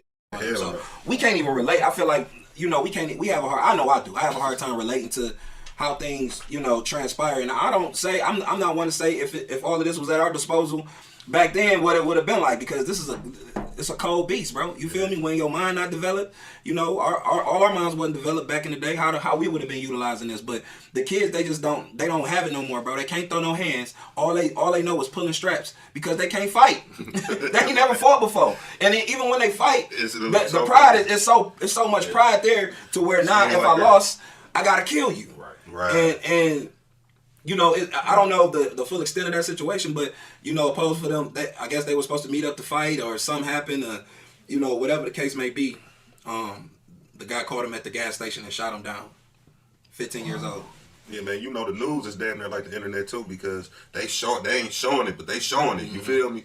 And I'm just like, wow, this is what we come to, man. Yeah. It wasn't never in a lifetime where we could see it. a fucking dead body. Yeah. You know, Yeah. it's crazy. I'll be like, man, what the f is this? Like, all down the timeline, it's the devil, man. For real. You save lives. As far as what I've been looking at what you do for a short period of time, I'm just not getting up on you. And to me, it seems like you saving lives.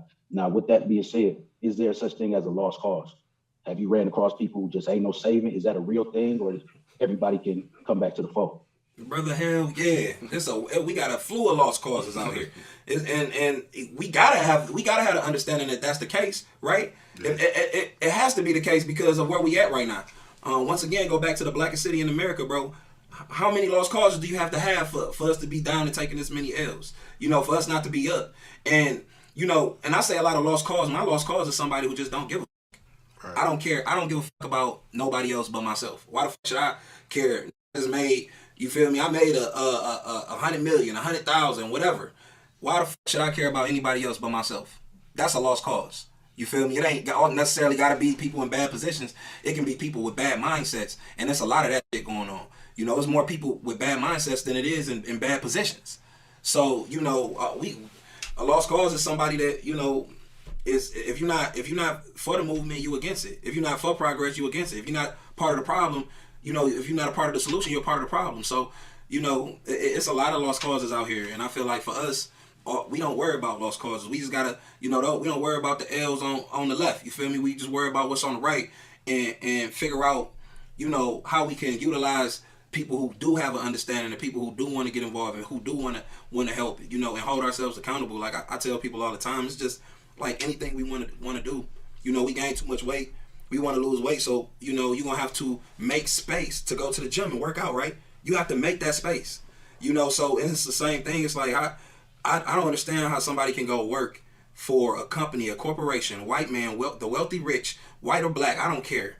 Go work for somebody wealthy who don't have to do with your community or nothing that you got going on, that you about to go make rich, and you give 8 to 10 hours a day to that, and you ain't got an hour a day to give towards bettering your hood and your community. The biggest lie you can tell me is I ain't got the time, because I know it's a lie. You know, I know it's a lie, because we got time to do whatever we want to do. Right. So just say you don't want to do it and cut the bullshit. So, you know, as far as a lost cause, yeah, bro, there's lost causes everywhere. You probably talked to a few today. Man, for sure. I know I had. I know I had, for sure. Like, you just ain't gonna do nothing. You just hang up and look at the phone like one of those conversations. Man. But yeah, man, I want to go back to that Chicago. So how do you feel about, I mean, I know it's fucked up down there, man, and I think a lot of these kids now, all this violence that's going on come from that, you know what I'm saying? I think it's the rappers and, you know what I'm saying, they just, man, it's bad in Chicago, man. Not only here, it's fucked up here. This the first step is to get our city together, but you know, Chicago need help too, man, bad. Yeah, you know what I'm saying? Our Chicago chapter out there doing a damn good job, man. They work frontline out there just like we here in Detroit. They work frontline out there just like that. You feel me? We all move on the same accord. We all follow the same black print. You know, right. So, you know, they doing the work out there, but, you know, we have to really check the culture. It's like, that's an issue. You know what I mean? So that's why I have a lot of respect for people like, you know, a Nipsey Hussle, you know what I mean, who understood, like, you know, we have to respect the culture and, you know, in a way to where, yeah, I'm going to rap about this, but I'm going to show you what, you know, what we really own. You feel me? I'm going to show you what we really doing in the hood. Like, the first thing in a position like that to tell you is, oh, man, I do a lot of good, but I don't never show it. I hear that shit so much. I be like, so you show everything else. Right. You done show your watch, your chain, how much money you got in your pocket, your car, your house, you feel me? How many plates you got in your cabinet, but you can't show you doing no real shit. That's because you ain't doing it. Once again, don't lie to me. You feel me? You keep it funky. And it's just like, you know, for us, you know, we big on that, man. You know, our people, we got to have an understanding, man, when it comes to, you know, the community, man, and artists, you know, having an understanding of being even connected, you know what I mean, with people that's doing something for the streets. That's the thing that get me. It's just like, dog, I look at people weird when you saying that you know, that you doing something for the people or for the streets and you ain't even connected with, you feel me, to what's going on, you know what I mean? So when it comes to a lot of the entertainment in the city of Detroit, man, it's just, you know, they just got to do a better job, man, at showing. You know what I mean? Like, I know a lot of these brothers, man, and a lot of these brothers I've met, and they are good brothers. Right. You know what I mean? They ain't no reckless niggas that's just out here doing a lot of the stuff that they rapping about. And I feel like they, you know, it's they got a lot to give back to the community where they ain't got to, you know, switch up nothing that they doing. It's just, but it's time to tap in, man. If you know you got that power and that influence over kids and society, I'm only gonna use it to get money. Right. That's it. Right. You can change lives, but you only gonna use it to get money, and it ain't all about the money. So that's a big part of us having you on. I mean to cut you off, but that's a big part of us having you on the show because you know we want to show people we have a lot of rappers on here, but at the same time, y'all need to see something else. You know what I'm saying? Hear the truth. You know what I'm saying? Respect. And you know.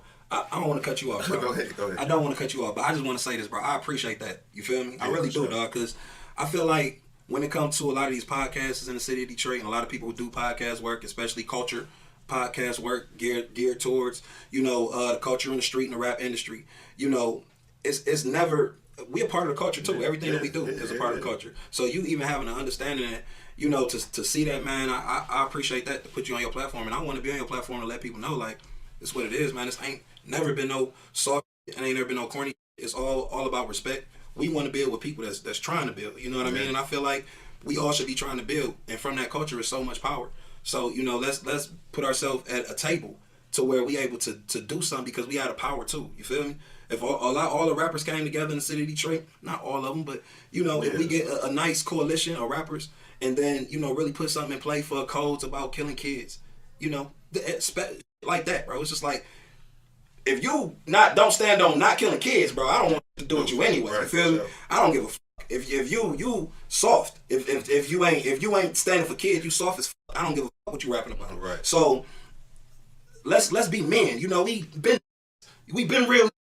Let's be kings and gods in our communities when we got that ability to be a god. A god has followers, right? A god has influence. When you have followers, influence, and financial status, you got power. How do you utilize your power, black man? How do you utilize your power, black woman? The same thing. So, you know, we can do a lot of good because these kids, a lot of these kids don't have to look up to. But what's on the palm of their hand, they see it and they want to be it and become it, and that's cool. Like that's entertainment. That's entertainment. But reality is what we got to be able to show, you know, as well and make it known. Like, you know, this is you know, real life, and these are real issues that we got. I just want to see Detroit beast, bro. With everything that's going on, all the success, you know, from music to all of the movies to the comedians, you know, everything that's going on in Detroit is beastie. I just want to see it move the city and the true culture forward through unified organization. You feel me? And that's just making tables, having seats, checking balances, you know, organized. Shouldn't no dispensaries be in our city without coming through our people. Ain't no way these other nationalities should be setting up in our city like that when it comes to that. And they on every corner too. Every corner, bro. Every corner. It don't make no sense, man. Like that's. And like you say, they do be kids reckless. Go ahead, bro. Yeah, since y'all right on that topic, every corner. That was one of my questions right there. On a scale of 1 to 10, rate the power of boycotts. No, that's cool. Okay, the power of boycotts, and do you implement them in New Era? You said the power of boycotts. On a scale of 1 to 10, how powerful is it? How powerful of a tool is it? Go ahead. So let's get this straight, bro. It's only really been one true successful boycott in the history of boycott. That's the bus boycott. A boycott is something that all of our people, like if one person do it, then it's done. We ain't been that organized since. It ain't been nothing that all of our people said, okay, we not gonna do this and be successful. You know, boycotts are only as strong as its participation. So, give you an example. So, some years back, we had a big issue out in Dearborn. They had shot an unarmed black man and turned around a week later, shot an unarmed black woman. It was just, you know, just no accountability out there. And I remember Christmas Day, I believe it was 2015, Christmas Day, and we pulled up at the police department. We was deep as hell. We was about 200 deep. We straight line formation, boom, in front of the police department. You know, we did our thing that day. The very next day, we went to Fairlane, same thing, pulled up in numbers. So we go to Fairlane, right? We super deep outside Fairlane. They got all of the whole Dearborn Police Department up there. It's around the holiday season, so people shopping, right? So we got a long line stretch with the police sitting out here, and it's us, right? We telling people we not going in the mall today. You know, this is what we on, yada yada. Some people turned around, said, respect. Right. I'm not going today. But you had other people who would not only go in, but question what we were doing. Black people. You know, it's a clip of mine that's been going around for years when I turn around and tell a gentleman to shut the fuck up because he asked us in the middle of a demonstration, why don't we protest, do the same thing that we do right now with black on black crime in front of an all white police force, for us being out there because they done shot and killed 2 unarmed black people. So I'm saying all that to say, a true boycott in this day and age would never ever work. It's just too much. It's just our mindset is too. You know, that coon mindset is very bad. Very, very bad. So you're going to always have one of, you know, a group of our people or a portion of our people go against the grain to where they're going to mess it up. You know, same stuff. I mean, look at all the stuff people say that they boycott. Let's boycott Gucci. Floyd Mayweather come out. Well, I don't wear Gucci every motherfucking day. You feel me? So it's just, that's strong. Yeah, that's blue. You feel me? Let's boycott Starbucks. And then, you know, somebody else come, well, I don't get mine. I don't care. I've been getting Starbucks. So it's just like, for a true boycott to happen, you know, I don't think that a boycott in this day and age could ever be successful. But what we have to do is think deeper than a boycott. So if more of us make not supporting a certain thing a lifestyle, that's just as effective. So me, for instance, with the Starbucks thing, like I've never been back to Starbucks since then. You know, I never shopped at the Gap since then. I never did. You know, I never went back. Like, if I hear it wrong, then I was just a part of my culture to not fuck with y'all. But our people don't have that mindset and mentality. But because I'm able to make it a lifestyle, you know, I'm able to put myself in a position of where, you know, and others who think like that, and if we can get more of our people to think like that and make it a lifestyle, it'll become more effective. But man, once again, man, it just go back to that mentality of a lot of people just think for themselves right now. They don't really care. It's just about the money. It's about the shine. You know, it's about the clicks, the likes, the views. You know, so, you know, it's a challenge, man. And doing this work in this era of time, it really is. Yeah, don't nobody stand no more. It was just terrible, man. But that goes to this question I was going to ask you. How you feel about, you know, people, you know, our people spending their money on businesses, like, you know what I'm saying, versus material, like, you know what I'm saying? Like, you got a nice car, this, and this, but you don't own it, bro. You know what I'm saying? Even a lot of rappers, famous rappers, you know what I'm saying? It's just, that's terrible, man. You say you doing this, you say you doing that, but you don't own nothing, bro. What is you doing for real? Yeah. It's just, that's terrible, man. So how you know, what's your input on that? Like, how could people do better with their bread? You know what I'm saying? You gotta put yourself, people gotta put themselves in an environment, bro, to where people are doing stuff different. You feel me? And it's just, for me, I feel like, do what you want. As far as, like, you know, if you want to look good, go make yourself look good. If you want jewelry, get your jewelry, whatever the case may be. But have an understanding, man, that we got to put ourselves in a position of wealth build. We got to put ourselves in an understanding to where, you know, we able to not only support black businesses, but build black businesses. I tell people all the time, the number one supporter of black business, the number one hire of black people is who? Black businesses. Black businesses are the number one employer of black people. Yes, so, you know, when people be talking about, like, you get your mayor to come on TV talking about he bringing this building project down and it's going to bring so many jobs. Oh, we building Little Caesars Arena. He sold in Detroit, so cold on that. It's going to bring so many jobs. The whole city be working. It's going to be great. You feel me? Man, they knew exactly what game they was going to play. They get all of our people, they get in there and say, oh, well, he can't pass a drug test.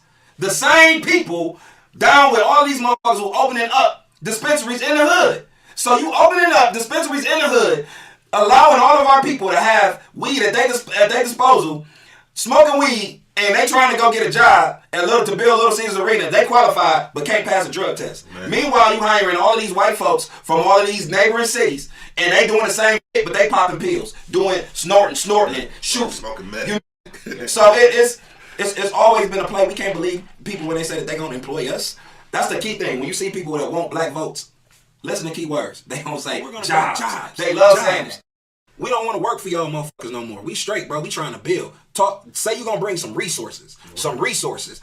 Ain't nobody trying to work in a plant for 40 years like their parents and give, 40, 50, 60 hours of my week to somebody.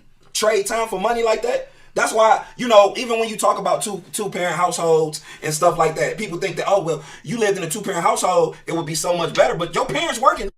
You feel me? You ain't getting the love from your father because your father providing. Right. You know what I mean? So, you know, we put in a position to where we've given our lives to the wealth of this country. Our lives, first with the free labor, and then with paid labor. Because that's all it is, plantation. You feel me? And they don't give a fuck about you. You can feel like your head about to explode, or, you know, you can die tomorrow. Your job will be posted, you know, the next day. Yeah. It's the same thing. I've seen people give years to jobs and they piss on them. You feel me? And it's just like, that's time, man. We can't get back. This is the most precious thing that we have is time. We look up, you know, we were just talking about back in the day, like, damn, that's gone. Yeah, it ain't never coming back. It ain't coming never. I don't give a fuck how rich you is. I don't care how much money Jeff Bezos got. He can't buy his time back. You feel me? So we got to be able to understand that, understand what that means to the growth and development of young black babies, young black men. You feel me? Young black women. In our generation, everybody getting money and leaving the babies to fend for themselves. You ain't teaching because you hustling or get money or doing this or got your life locked up in a 9 to 5.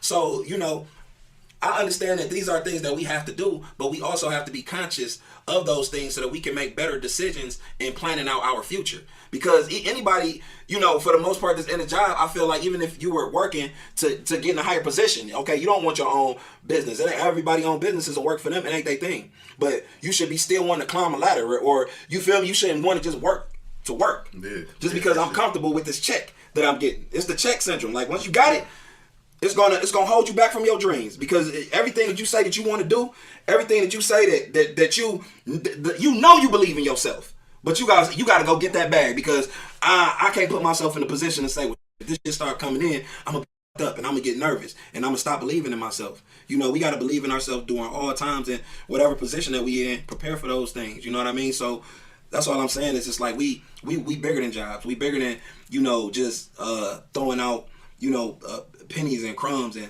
you know, not understanding politics. You know, it's very disappointing for us to be the blackest city in America, and less than 20% of the city come out and vote. Yeah, for sure. Less than 20% of the city, and I used to be one of them brothers before I had an understanding of politics and, you know, understanding of resources, how money is, you know, distributed, you know, how it affects everything that has to do with black communities and the games they run from Detroit to the East Coast, down South, to the West Coast. And, you know, a lot of these places, they don't have a shot. They gentrified because their numbers ain't there with their people. You know, their city isn't predominantly black. You know, they don't have the numbers to pull off certain things, but less than 20% of the people vote on the mayor's race. The mayor of the city of Detroit, the blackest city, you know, this is the only city, he runs, the blackest city in America is being ran by a white man from Livonia. The blackest city in America is being ran 3 terms by a white man from Livonia. The blackest city in America. So he's winning in his seats by 70,000 votes. 70,000 votes. It's 600,000 people in this city, bro. 70,000 votes got a mayor in that ain't connected to us, ain't fighting for us, ain't fighting for the babies. You ain't never heard this mayor say about no one black kid that done died in the city of Detroit. Maybe he did come out and say, I think I'll take that back, because I think he did something recently and I was like, I can't use that bar no more. He did maybe once, maybe once or twice. You feel me? But he don't put nothing around these issues. He's not focusing on that. He's focusing on the money. He's focusing on the wealth. He's focusing on coming over to places like predominantly black business structures, like the black business development on Livernois, and whitewashing it. You know, building you know, all of these fake black business districts and whitewashing it. Bike lanes. You know, like I ain't never seen a black person riding a bike lane, bro. Never. On a bike. Never see our people. But you do see people turn, that'll know. And because they remember it being a damn lane. We've been here all these years. You know, this is a lane. What you doing? Right. You know what I mean? So it's like, but these are the things that's more important. Like, who asked for a bike lane on East Warren and Connor? I don't think nobody asked for that. Nobody. So, you know, them the things, man, when it comes to you know, politics and all that, we gotta just be, you know, conscious of everything that go on. I feel like we all play a role, and, you know, whatever we could do to help each other out, but man, just play a role, man. Stop. My thing is I just hate when people know what the issue is. Like, not knowing is one thing, right? So when we don't understand an issue, we gotta pass. But the day that we understand, the day that we know, the day that we say, damn, it's a problem, and do nothing about it, we accountable for that. And we have to hold ourselves accountable for that. And it ain't no excuse to not do something, man. I treat all these kids like they your kids. You feel me? Right, for sure. Like that's how I feel. You got to. If your kid got shot, killed, was in danger, you know, you would want people to step up, you know, and be there for your babies. You know what I mean? And I treat all kids like they my kids. I've been doing that, and you know, more of us start doing that. You know, because I'm always go back to the kids, man. Because the kids, women, and elders, they number one. Right. You feel me? The responsibility of black women, black kids, and elders is the responsibility of the black man. Period. That's how we is, like, where we at. That's how we is over here. Like, don't nobody mess with the older folks over here. Yeah. Don't nobody mess with nobody over here. You feel me? We all protect each other. You know what I'm saying? If something happens, it's gonna get handled. You know what I'm saying? In the legal way though. You know what I'm saying? Yeah. But it's gonna get handled. You know what I'm saying? So if people start doing that more, every block, all the communities start holding it down, man. Being visible. Yeah, That's all. for Like sure. just a little from a lot of people go a long way. You feel me? So all we gotta do is just play our role, man. Everybody ain't gotta run. I don't be out here for everybody to run and be a part of New Era Detroit and do the shit that we do. But you know, do what you do in your space, but make it count and organize. You know, you should want to be able to tap in with an organization like ours who do so much in the community. Why would you not? You know what I mean? Like if I wasn't doing this and I was doing something else and I seen brothers and sisters doing this work, I would tap in with them. I just would. I would feel accountable to do that, and you know, I would want to do that. You know what I mean? And that's the thing. We gotta want to reach out. We gotta want to be involved with real shit. And New Era Detroit's real shit. Yeah, I definitely support the movement. You feel me? Off the top, you know what I'm saying? So. Yeah, I hit bro to you, you know, to the whole movement. I was sending them videos like, hey, check this out, you know what I'm saying? And bro, he's like, I want to ask him a question, but I don't know if I want to. You know what I'm saying? So you want to ask him the question, bro? No, I mean, it was really based on your happiness, man. And some of the videos I see, you blessing people, man, that you know they didn't have no way to be blessed. And you making that happen, but at the same time, you got a straight face the whole time. You know, so where does your true happiness come from, when, you know, with this movement and when you out there like that? Man, I be happy, bro. I be happy out there. You know what I mean? When I'm in the community, you know, I definitely always have a certain level of poise, but you know, anybody that been out in the hood with me and do our hood to hood programs, man, we have fun. Like we be out every single week. We be deep going to these different hoods. Well, I done been in every hood in the city of Detroit. May not been on your block, but I've been in your hood. You feel me? I've been around the corner. I done been somewhere around there. And we run our programs, you know, through all of these different communities. So we got the DJ in the back of the U-Haul. So we slapping up the street. You know, we passing out resources. We got food. The past few years, we fill up a U-Haul full of water guns and, you know, water toys. We pass them out to the kids. We hooping. You know, I get my joy in that. You know what I mean? It is. A lot of times, especially when I'm dealing with serious stuff, you know what I mean? When I'm talking about these kids and the murders of babies and the women being murdered, snatched up and raped, and, you know, we not getting our respect in the community in the way that, you know, politics and, you know, there's a lot of stuff to not smile about. But doing this work, I get my happiness from it. You know, I get my love from every day-to-day people. You know what I mean? I tell people all the time, like, I get real life likes. You know what I mean? Like, a lot of people don't know what that is or what it feel like. You feel me? But you know, when I step out, I go to a gas station or a liquor store or I'm out to eat or whatever the case may be, you know, we always get love from people in the community. Like, oh, man, I appreciate y'all. Y'all did this for my folk. Or, you know, I love what y'all did with this. And, you know, we support, we sent a little bit over and, you know, just keep going, brother. You know, the love that we get from the babies when we be inside these schools, you feel me? They treat us, we get rapper treatment in the schools. You feel me? Like, the kids, man, they love us and they respect, you know, the way that we move and how we hold it down for them. You know, and how we so relatable. You feel me? Like it, and that's another reason I wanted to do this. It's like ain't nothing square about this, bro. I'm from Detroit, man. I represent for us. You know, I go to all of these different cities, and I'm Detroit. You feel me? I always got a D hat on. You feel me? I always move in a certain type of way. You know, I had the sticks on before I started doing the black owns, and that's another thing, supporting our own people. So where you get them these from? Justin Lamones, great company, man. They make great quality. The frames is quality. The sticks is quality. And I always tell people, I feel like people from Detroit, you know, we fall in love, not so much with the name Cardi, but the style, like the frameless style. Yeah. And, you know, for them to kind of duplicate a similar vibe, you know, and it's black owned, I support that. I sold mine immediately. I've been looking at them like, damn, them ain't. No, but people always they think is something, you feel me? Yeah, people always think, I live this black. Bro, my glasses black on, my watch Italian twine, you feel me? You know, I get majority of all my clothes from black owned, you know, clothing stores. And, you know, I got an 80-20 rule where I like to spend 80% of my dollars every single day with my people. And the 20 is what it is. I'm going to go to the gas station. I'm going to go, you know, to certain places. I might go to, you know, somewhere out to the movie or whatever. But, you know, we got to really live it. It got to be a lifestyle. It can't just be, okay, today we're going to support black businesses. That we're gonna support black businesses every day, and we're gonna make it a lifestyle, and we're gonna put our people on it. It's just so much to life, man. It's so much to life, and then now we live in the technology age, so where it's so many. It ain't never been as many ways to get money.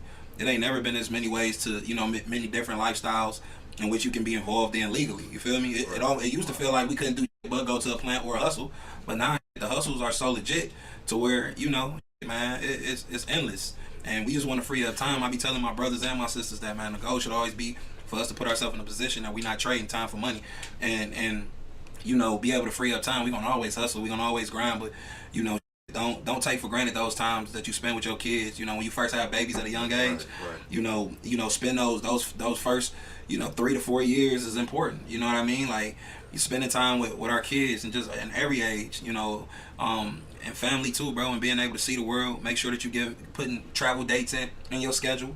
You know what I mean? Don't just get sucked into, you know, the normalcy of life, because that's what's always been sold. That's the first thing, that when we go to school to get a job. That's it. If you'll be a damn lie you told me that your people ain't tell you that. Go to school, man. Go to school to get a job, and that was it. Well, you know, I watched, you know, all my life, all I seen was my granddad working, you feel me? Then he retired. But he also had other things he was doing, you feel me? But he was working. And I was looking like, man, growing up, man, you know, if I would have started working back then, I feel like I'd be done with working, you feel me? I'm 37 now, so I feel like, man, that work. I started working for real, like 3-4 years ago, you feel me? Right. So I'm like, damn, I wish I would have did this early in my life, you know what I'm saying? But at this point, we trying to build, man. We not. I'm tired of working. I had to tell my boss. I had to tell him, like, listen. I say, man, I'm a boss, man. For real, I'm a boss. You know what I'm saying? I run my own program. I can respect you, but you're gonna have to respect me and know that I come here to do what I'm gonna do. And I'm out of here. You know what I'm saying? That's it. Don't come to me telling me nothing. You know what I'm saying? About nothing. You feel me? Period. So yeah, man. Like, I'm getting about let me vent real quick. He said, man, you mind if I smoke? That job had me, man. So much flashed in my head. I say, oh man. Yeah, but that job, man, I feel like our people could do much better, man. But during this COVID season, like you said, a lot of people did get on top of that and start coming up with, even, we came up with a brand, it was just our logo, you know what I'm saying? But it was something that we put on t-shirts, sweatsuits, whatever, hats, you know what I'm saying? Yeah. And we got love, but some people love you, some people hate you, man. That's a part of the plan. That's life. Yeah, man. It kind of discouraged me. I'm like, you know what, man, I ain't showing us no love, man. Yeah. You know what I'm saying? What do New Era Detroit got towards the future? What's the future planning like? What's the next level? You know what I'm saying? Yeah. So next level, man, is just so we have our own black print, which we call it. So with our black print of community organization, I always tell people that it's thousands upon thousands of black organizations out there, but until we came around, nobody could ever define what organization looks like in black communities. Right, so you would hear all these black organizations. Oh, I have an organization, but what does organization look like in black communities? Organization, organize. That's a big word. It's a powerful word. Organization is one of the most active words, in vocabulary. So to have an organization and to be organized, you got to be consistent. There got to be a level of power and effectiveness behind that, and we have to be able to see it. You have to have something to show for that. And if our community is getting worse, you know what I mean, like. And it's no code, then we can't say that we organizing, man, and we putting ourselves in a position to win. So for us, we just want to put ourselves in a position to win, grow our programs. We got plenty of national safety initiatives that we coming out. We got a lot of stuff that I really can't talk about right now, but we coming out with a huge safety app that's gonna change the game when it comes to the safety of women and kids. So we working on that. We also are really heavily working on conflict resolution, so that's big with us now. And building resolution centers, not the first of its kind will be built here in the city of Detroit.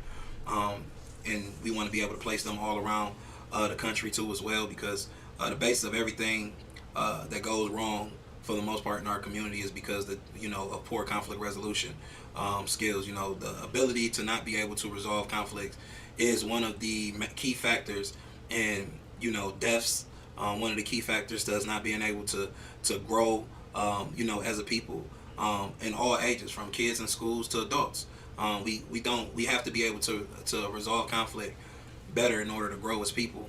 And I feel like everything that we do fall up under that. So we working on an actual conflict resolution center, as well as perfecting the program, and just making sure that we are implementing a consistent code for organizing in our community. So day to day, like we big on making sure that before I came here, I done had 3 or 4 conference calls, from talking to people here in Detroit about our programs and chapters of, in different cities. But we talking every day, we working every day.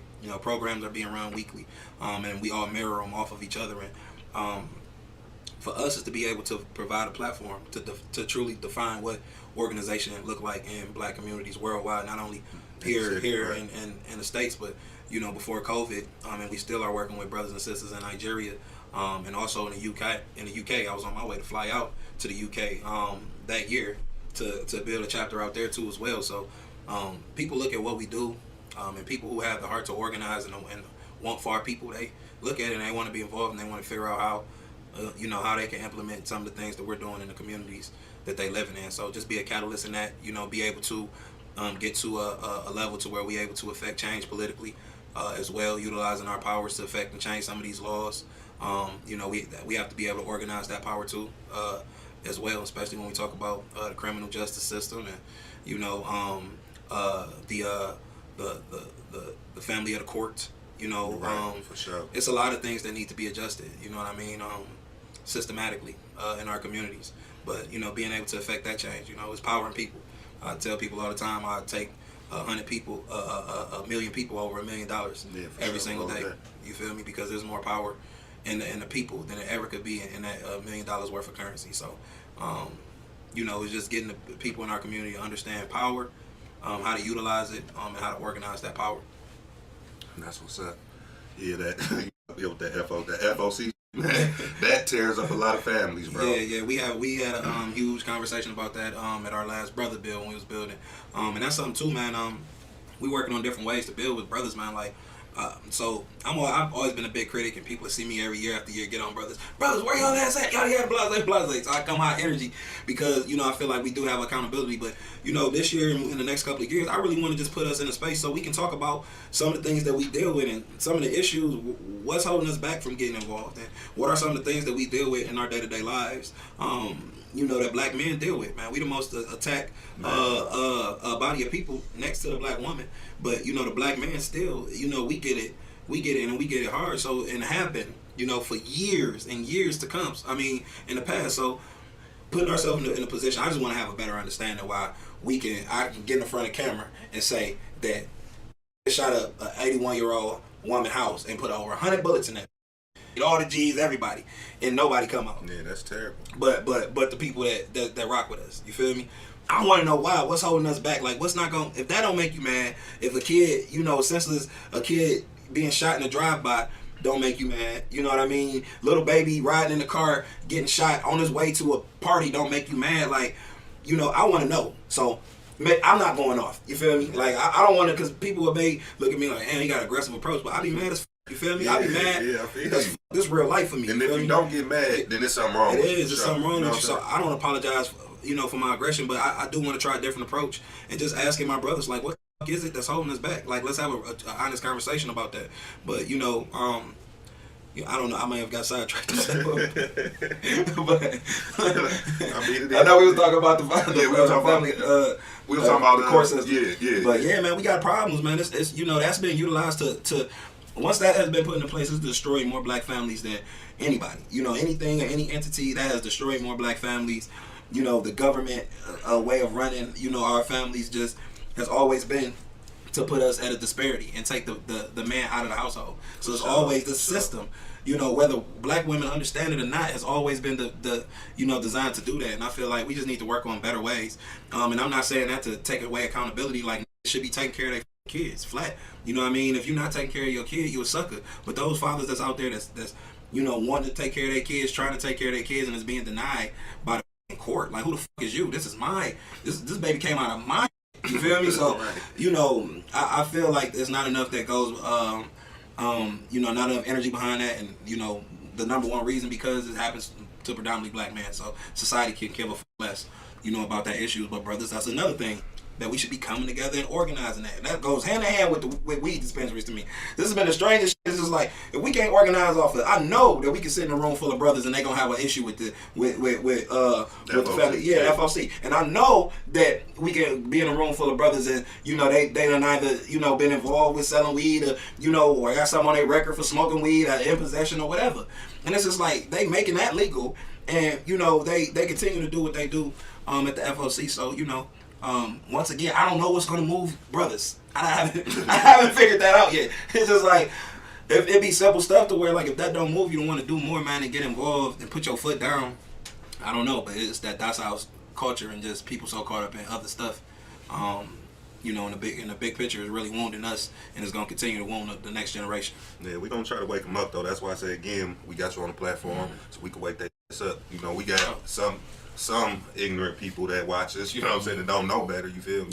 Yeah. And hopefully we catch a few people that open their eyes up, you know what I mean? Yeah. Well, we trying to build though, you feel me? It's just like, and I say all this because we trying to build with our brothers, you know what I mean? It's not, I don't say this to attack our brothers, but I just really, I believe in us to the point to where I know that we can do it if we organize, come together, unify, and get our shit together. I know we can do it. That's what irritates me so much because I believe in us and I know we can do it and we have the ability and the power to do so.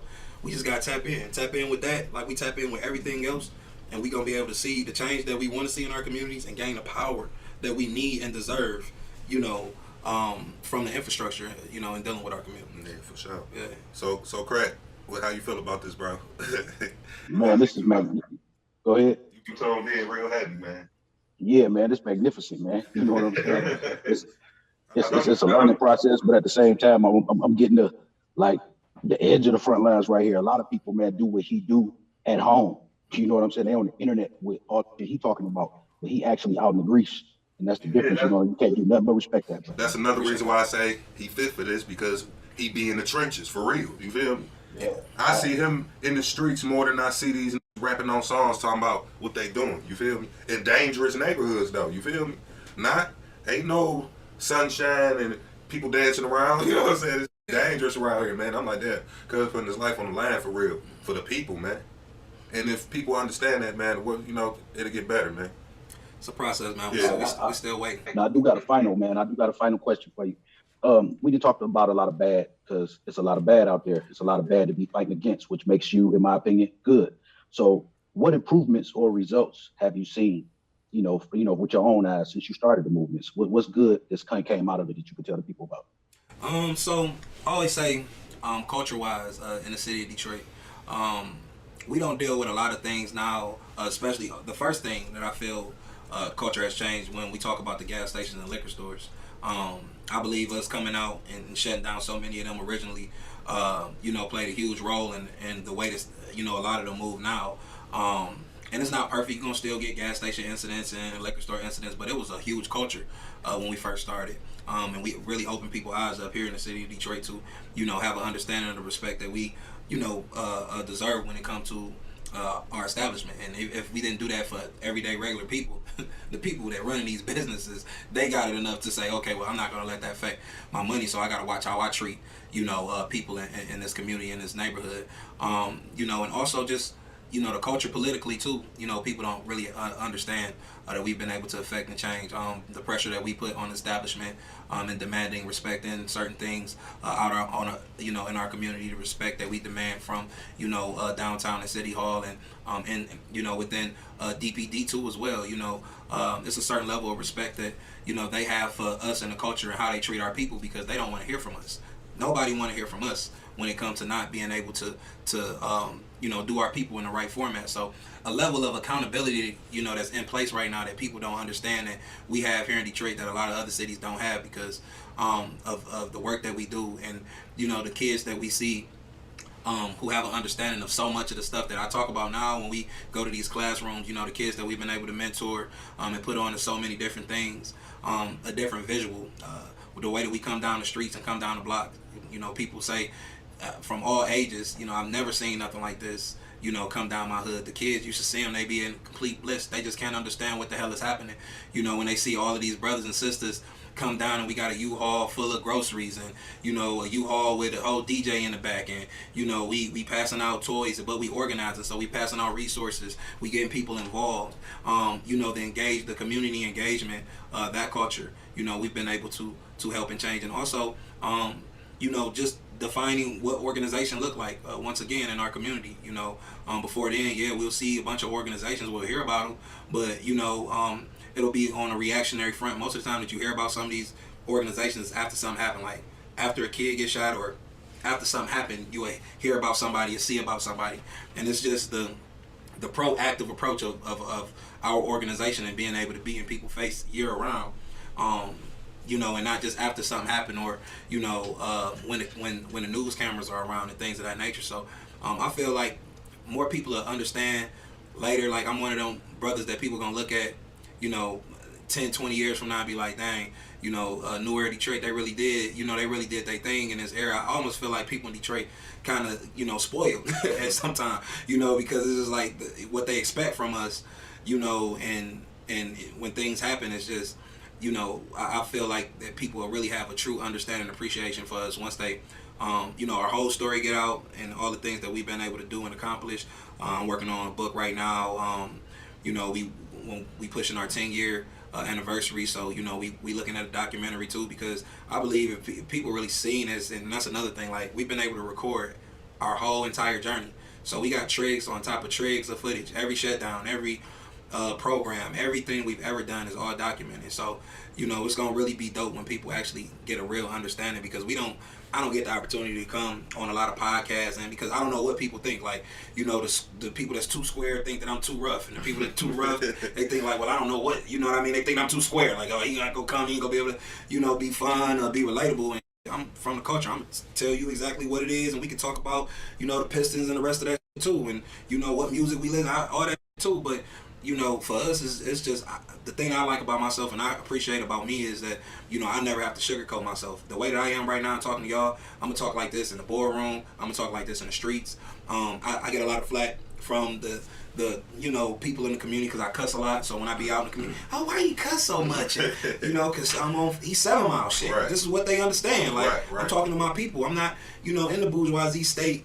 You know, we talking the language of the culture, and, you know, and I say what's on my mind, and I never hold back stuff, but I'm who I am. Like, this is the same person, you know, all the time, and I appreciate that about me, you know, and being able to even be out here, man. So, you know, that's something I always stand on, and I ain't never sold out, I ain't never folded, you know, and I ain't never quit on my people. I started this organization August 17th, 2014, and I've been working ever since in the hoods and hoods all across the country. And, you know, I got a family, I gotta be able to eat, I gotta grind, I got businesses, you know, I have that go on inside of my life, but I never stopped working, you know, for the people, and I never made excuse for it, you feel me? And I feel like, you know, anybody who's standing on that type, you know, that's real for me, man. Like, being able to do something for other people that's bigger than yourself, you know, and not want nothing back from it. Like, there's nothing nobody could ever do to repay me for all the work that I put in this community.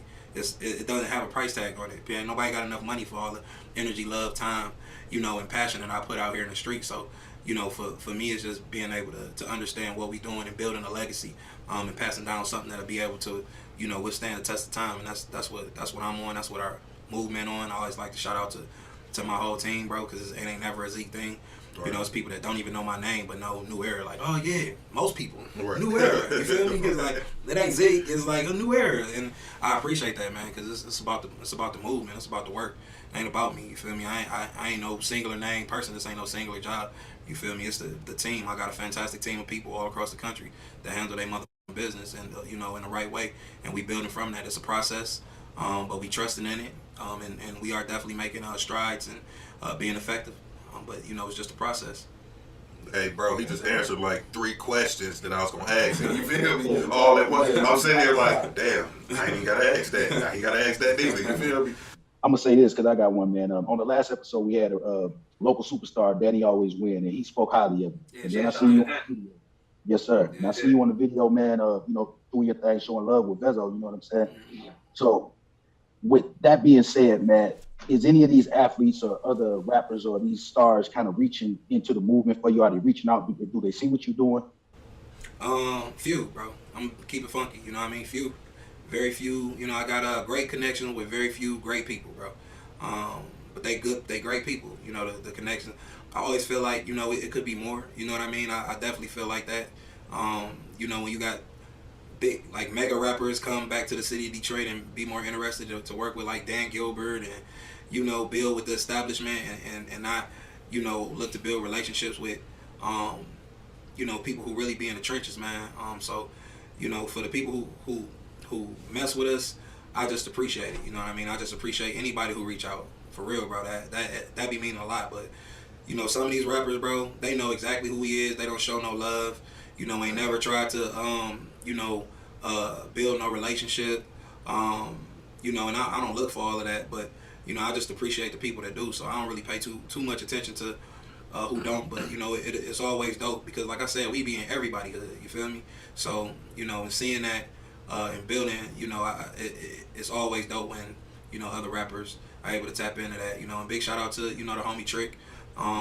That's somebody who with us from, you know, the jump. You know what I mean? And he's, you know, always had open arms for us, man, and just always been a real dope influence. You know, in the movement. I have a great relationship with Big Herk. That's my G.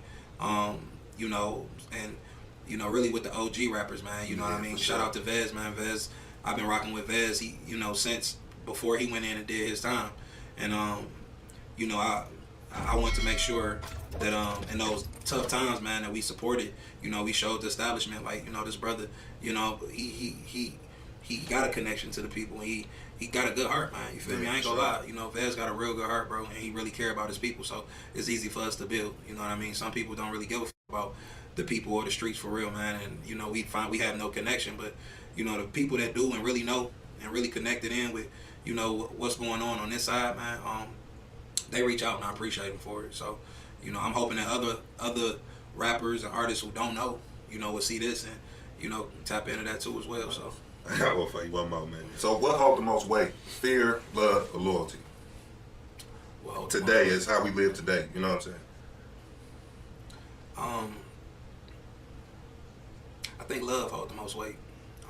And the reason that I say love hold the most weight, and I'm not saying that it's in a great way. Love hold the most weight because I feel like everybody looking and trying to get love. You feel me? I feel like love is trying to get love, and not the real love. When I say love, I just equate it to, you know, the like process, the views, you know, the attention. You know, that hold the most weight. They don't give a fuck about how loyal you are. They don't give a fuck about how much of a respected individual you are. It's just that the love and the likes. And that's really why, you know, in this time, in this era, everything's so up because everybody looking for love in all the wrong places, and all the wrong type of love and energy is taking over and dominating. You know, people love to, the first thing a lot of people do is wake up and they going right on the gram. You feel me? Brush his teeth for nothing. You know what I mean? You ain't took your morning to nothing because you jump right on the gram, and it's just because that you love. You know, you are infatuated with the love that you get from people that you don't even know, people that don't give a fuck about you, and, you know, because we in a culture that's built on that right now. You know, respect don't hold as much weight as it should. Right. You know, loyalty, which is the most important thing, which should hold, you know, most of the weight, you know, don't get the respect that it should. And real love, true love, don't get the respect that it should because, you know, you got all this fake love and fake energy and simulated, you know, on these phones. So I feel like in this era, the fortunate thing, I feel like all this, the fake love holds the most weight because everybody chasing it. Everybody want to get all the views. You want to be the person with the most views. You want to be the person with the most likes. And, you know, that's artificial. And that's running the world right now. So, you know, why would you care about respect or loyalty when that's head of what's being pushed on? Yeah, I think that's the best answer that we got from anybody we asked that to. That was nice. You always get a different answer. Every time, you feel me? That was nice. Yeah, man. Respect. It was the realest one, you feel me? I mean, it's the truth, you know what I'm saying? Everybody searching for love in the wrong places. Yeah, it's just like, ain't nobody got no respect or loyalty, you know, towards the next man or woman, you feel me? Not even the kids, you feel me? Those things are out the window because you just want to be, people want to be the coolest. Everybody want to be the coolest. Everybody want to have the biggest bag, you feel me? Everybody want to have, you know, the most influence. So you know, it's just that's like a cloud, you know, blocking the sun, which is loyalty and respect. So I want to ask you, is it any way like we could sponsor, you know, the movement, like run a little, you know, like a mind or something? Let these motherfuckers, we gonna keep it in their face, you feel me? Yeah, at all times, you know what I'm saying? Yeah, we can always build, bro. I feel like it's a lot of stuff that we'll be able to do. Yeah, you know, in the future, man. You know, 110%. You know, like I said, I just appreciate y'all for having me, man. Oh yeah, man, I appreciate I'm telling you, bro. I'm telling you, dog. The first interview I get on CNN on the Breakfast Club, you can tell the rest of these that do podcasts that kick rocks. None of you. I'm coming right back to cousin, and we're gonna be in the basement. Right. You feel me? Like, yeah, man. I appreciate that, bro. I appreciate that. Yeah, I just feel like you fit it, man. You fit the whole platform. You know what I'm saying? It ain't just for rappers. It's for people. Culture. Yeah, you know, people, black businesses. You know what I'm saying? Yeah. All that. You know, got to be no rapper to come up here. There could be a lady. You know, she do hair, she do nails, or you know, anything. You know what I'm saying? As long as a black person trying to prosper in life, I feel like we right here for them. You know, to push it. You know what I mean? Yeah. No. That's. But I for sure appreciate you because you know you ain't have to come over here. You know what I mean? Man, you know, sure, man. I pull up. You feel me? Yeah. That ain't nothing, man. Like. Yeah, the pull-up game was on point, man. Yeah, I was telling you, like, I'm outside. I'm like, damn. Yeah, man, I'm familiar. I'm familiar with the area, bro. Yeah, because I have seen you in this area, and it might have been on the news, you know what I'm saying? Something happened, and I was like, damn, that's right around the corner, you feel me? Yeah. So, yeah, you definitely be in the trenches for sure. Yeah, no, that's love, bro. Respect. All right, well, yeah, we about to end the show, you know what I'm saying? That's our time for the night, you know what I'm saying? Thanks for our guest for showing through, you know, popping up like he did, you know what I'm saying? Hopefully we taught y'all something tonight, put something on that brain, you feel me? Yeah, man. I appreciate y'all brothers for having me out. You already know what it is, Zeke, with the movement. If it ain't moving, it ain't no movement. And you already know if we moving, we gonna be in the trenches with it. So all power to the people, you feel me? I'm a BREAD, BROVAZ. If you wanna see me, then I be in the D. Oh, should I say I'm in that verse on that boy, I'm telling you. When I could have been like 18, I was a wild, just the verse alone. Right. The lyrics. Man, that boy said, man, I don't give a fool in the way. I'm gonna go out shooting. Prison, I ain't doing the day. I'm a sick poet. Every cat in my clique know it. I keep my heat like I got a permit for it.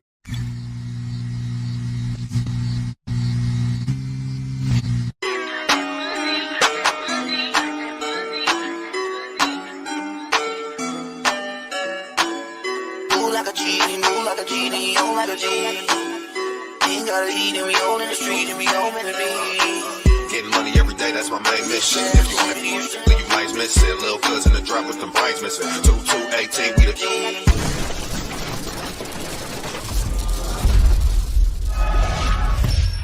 Welcome to the show. We're your hosts, and you are now in the trenches. Welcome to the show, you feel me? Tonight, we got a real legend in this motherfucker, man, you feel me? Got your back, ENT. And if y'all been up under a rock, you feel me, somewhere, and don't know, you a fool, man. We got Big Herk in this thing, you feel me? What up, though? What's the deal? What's the deal? What you want, baby, you feel me? How things going for you? You know, one day at a time, nephew. I had to bury a couple of my guys last week, man. Rest in peace to Thrust. Rest in peace to NFL Tail, man. So that was a rough week last week. But you know, we gotta keep it moving, man. So basically, I'm just working on different. I'm doing stuff with on the movie side, a little more now. I got an EP though I'm working on too. That's coming out. Eventually, we still working on that. And a couple of my sons, really. That's why I'm more on the CEO side than rapping every day. You know what I'm saying? But I did a lot of features. Some ain't came out yet, so I've been doing a lot of features with other cats. But you know, just staying busy. You know what I mean? Working on different. So yeah, first of all, I want to say we appreciate you for sliding through this thing, you feel me? Under the circumstances that, you know what I'm saying, what happened to your homeboys, you feel me? Right. So I want to go back and ask you what inspired you even get into music? And what year did you start? You know, I'm a little older than a lot of these cats, man. We started like in the 80s, mid-80s. And you know, I grew up like everybody else from that time. We was listening to like Run DMC, LL Cool J, Herk and Rakim. You know what I mean? Big Daddy Kane, and NWA after that. You know what I'm saying? That's when it started. The gangster thing started coming more into it. Ice-T, you know what I'm saying? So, you know, I just grew up on all the original cats, you know what I'm saying? And I started doing it, you know, kept working at it, getting better and better. First, my name was MC Herk. Now, you know, that's old school. You know, that's old school. Right, for sure. Everybody was MC something. MC Light, MC Hammer, MC Surge, MC this, MC 8. So, you know, and then as I got older, he turned to Big Herk. Put on a little pound, the weight, whatever. You know, and I just kept progressing with it, took it serious, like I say, took the crowd serious. And you know, it is what it is, you know what I'm saying? Hard work pay off. Yeah, for sure. So tell me about, I want to get it right, Motor Living? Motor Living was when that's our first company, me and my cousin Mo. My man Thruster just passed. I was just talking about Jay Nutty and my man Charlie Picasso. We was a group. That's before Rock Bottom. You know what I'm saying? So yeah, that was Motor Living. Did a CD over there, project on the Motor Living. You spoke on your son. You said what you been doing lately. How it feel to work with him? Well, both of them rap, low key. Yeah, y'all better go listen to Wild Weezy and Baby Herk. Cold, Baby Herk, he go crazy too. Both of them, but Young Herk been around the longest, and you know his little brother picked up from him, so they both going crazy. But Young Herk, you know, he done put a lot of work in low key. He just got back from Africa. He was over there in a festival, music festival over there. Then he stayed for like another 2 weeks and went to all kind of islands and visited different. He got videos walking with lions and all kinds of shit. So he went over and got a real good taste of the culture and you know, and seeing how the independence is when you ain't living under a lot of these different restrictions we got in America. You know what I'm saying? It's a little more. Everybody can liberate and kind of move as they want. You know what I'm saying? And you know, it's a good experience, and it's a lot of people getting money over there too, man. They try to make Africa look like it's some kind of like the commercials you see. Can you feed a kid for 30 cents a day and all that? Like overrated. That shit looks good. A certain part of Africa is beautiful, man. Yeah, man. They took a lot of footage and all that stuff. And besides that, you know what I mean? They working on a project together, him and my youngest son, Baby Herk, called Sibling Rivalry. Plus, they got projects out. Y'all need to go cop them, man. Young Herk got a project already out on all the streams and all that called Old Soul. And Wild Weezy, Baby Herk, got one out called I Feel Like Rapping. It's streaming on everything. So they working, man. You know what I'm saying? Go check them videos out. Check their page out, too, on Instagram, at It's Young Herk and at Baby Herk 95 Wild Weezy. So check them out, man. Go check out their stuff. So you said Young Herk, and I'm hip to Baby Herk. I ain't even Baby Herk the youngest one. That's my youngest son. Wild Weezy. Oh, we hip to Young Herk. Wild Weezy, a.k.a. Baby Herk. Right. But Young Herk, my oldest son, he came up young, 15, 16, up in the clubs doing, performing and trying to do stuff with me then. Because I remember Club Status. He was definitely in that mother. He was in there, no question. So I'm going to jump around a little bit. So to remind me of that night at Club Status, I got a picture of that night too, of all of us, me, you, and bro. I was in that mother and I was asking you about this song, man, with Tough Tone. And you was like, I don't even know, but I just tagged you in it. 5150. Yeah, I know you're talking about now. Yeah, piece my should, man. That was the CEO of 5150. He got killed out of town, man. You know what I'm saying? That was a few years back. Blade was on that project too. Blade was on that project. Yeah. Man, that verse on that, boy, I'm telling you, when I could have been like 18, I was a wild. Just the verse alone, the lyrics. Man, that boy said, man, I don't give a going away. I'm going to go out shooting prison. I ain't doing the day. I'm a sick poet. Every cat in my clique know it. I keep my heat like I got a permit for it. Man, so just think about how we was back at that time, how that shit was resonating to a, you feel me? Yeah. Man, I swear, my pride plant, man. So that was the one. Yeah, man, that was the one for me. I mean, even though I always with you, you feel me? Like, I could go back to Rock Bottom. And I'm going to ask you about, well, first let me ask you, how did that even come about, Rock Bottom? Rock Bottom came like right after we did Motor Living. You know what I'm saying? We, like I just told you, we had our own little thing on Woodrow. Me, my cousin Mo, cousin Tone, me, Jay Nutty, my man Thrush, rest in peace, baby, and Charlie Picasso. So we had done that. We was working on that, you know what I'm saying? And then, you know, I knew Rock from high school. Right. And from junior high school, him and sisters and all. We all from the same hood, really. They from Dexter, I'm from Woodrow Wilson. You got 12th Street, Linwood, all that's right next to each other. So like 6 miles, 7 miles, all that's right next to each other. So everybody knew each other from school and shit like that anyway. He knew what he was doing, so what he did was he put together a compilation. And he got like a lot of different cats he thought, you know, that was how he wanted to do it. And we all got on different from all over the city too, you know what I'm saying? Bright Mo, Blackface and them, and my man Chris Bud and Black Bill, rest in peace to both of them from out 12th Street. You know what I'm saying? Smith, of course, out Dexter, Linwood, all them over there. Yeah, and us, you know what I'm saying? Yeah, T-Dot wasn't really on a lot of stuff though, starting off. He was still a little young buck at the time, but T-Dot cold. You know what I mean? T-Dot cold, man. T-Dot, you know, he definitely hold his own. But yeah, that's how I started the first project. You know what I'm saying? That's from the bottom up. That's what started. Damn, so that wasn't Alligator City? No, Alligator City, the second project. A lot of people don't be knowing that either. They get confused. They think that's the second project. First project was bought from the bottom up with $3 for dollars. Right, okay, right. That's on that. Yeah, right. And then the second one was Gated Up. That's Alligator City, you know, that Gated Up and all them other hits on there, man. So Gated Up was a classic. It still is a classic. It was a hit. That's Detroit anthem. Yeah, for sure. If you know about Gators, you know that's straight There was one song, you know, I always look for songs on the album that everybody don't go to. So it's a song on that one, the second album. Who Can You Trust? Who Can I Trust? Yeah, Who Can I Trust? A young Bosco, you feel me? Bro, he ran. I'm a young. And I keep hearing this song, this lady singing. And I'm like, this another one. That was another one, man. For real. That's another classic. You feel me? So much love, Brody. Yeah. So from a fan, he asked me to ask you this. Where is all the Rock Bottom music at? Because I done tried to find it It got took down for a minute. Rock took it down, though. He got the rights to everything. Just taking it and burning it and putting it in the prison system. And selling shit unauthorized. They did the same thing to me in my first album. You know what I'm saying? To get these charges was killing me. And it was, you know, so he took it down, period, till he get all the paperwork, legitimate shit right, to show he the owner, he got the rights to everything. So it should be coming back out soon. Actually, this year is the 25th anniversary. We put out From the Bottom Up in '97. So this is the 25th anniversary. So we probably getting together doing some shit. So we'll see how that work out. And he should be putting that material back up soon. So just keep checking. Every time I be riding the slides, I be want to hear them old school classes. Yeah, me too. Even behind that, you know what I'm saying? Always, bro. I know you got your back, right?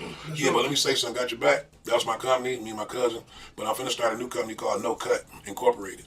So I'll be looking for No Cut Incorporated soon. But right now, you still hit me at the same thing on Instagram. Big Herk, got your back. And all that right now. It's part of my legacy, just like Rob Boss. So I ain't know nothing. But we finna start something new, fresh. Right. And let's go with something different in a second. But right now, I still got your back. Okay. Well, I seen on the video, man, you had Got Your Back / Too Blue. Where Too Blue come in there? Was that a deal, another side deal you had? What video was that? Or something that you were working on that was we did like off a soundtrack. I think that was Kid or something had something to do with that too. Right. I know I seen it. I had me wondering like that. You know, no, that's something, and that's old. That's old. That's when they did that one. Yeah, that was from our soundtrack. So it was like a slash thing, you know, because I did my part and they did music from the production side. Right. I think that was Kid. Something he had at the time. Right. So now I know what you're talking about. Project 313 soundtrack to that. That's what that's off. I think it was. Yeah. Yeah. So that was the first time I seen you actually on camera. That was your first movie? Yeah. Man, you was about hey, I swear to God, man. Yeah, Doula, man. Man, Doula, man. Doula don't play, man. Man, you ain't got my money. I'm talking about dropping off, man. You hear me? Hey, get your dumb ass out here. Yeah. Man, you still stay attached to Kevin. Yeah, that's it, man. At first, I was like, man, bro, he really like this because the acting is. But you know why I picked him to play that part. Because the part supposed to be somebody else retarded. A retarded little brother I had. He not retarded. Dog actually do stand up. That was so funny, but he got a handicap. He got something happened to him, so that's why he walked like that. So you can still play it just off how he walked. Like so he really was. He do stand up comedy and all that. You talk about this, how he walked like that. Yeah, we still keep in touch. Oh, so that was he was acting like that. Yeah, matter of fact, he in what's that comedy? It's on Toby. Yeah, it's on the Detroit comedies. I'll get you one there. He playing police in there. Yeah. They shot somebody or something. He was talking crazy. My man was doing script. Right. Yeah, I'm with you. That's him. That's who played that in that. Damn, that's crazy. He's came a long way, man. For real. That's crazy.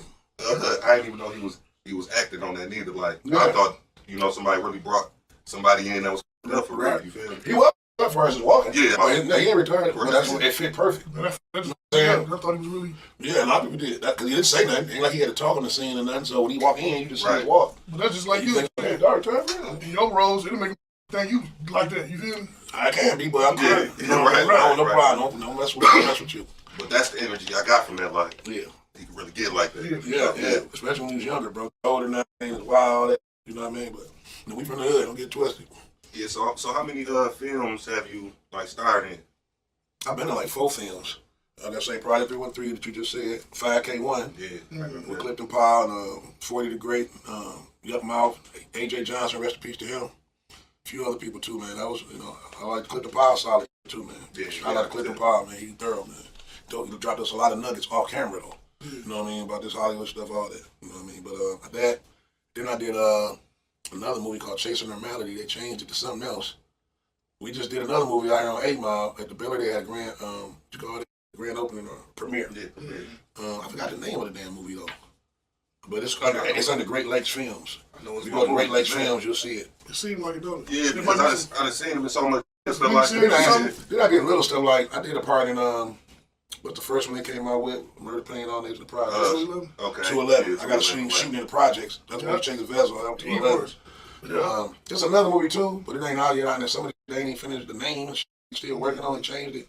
I did about probably 6 movies just in general, but it might seem like more because they spaced out. Right. You know what I'm saying? I did a whole lot back to back. I don't know. I just been, I started working on that music and I was focusing on that for me, but now I'm more ready to do more with the film and all that and show my range on that too. And I wrote a film and I wrote a sitcom that we trying to finish up, see how that come out. Cause, that was my next question.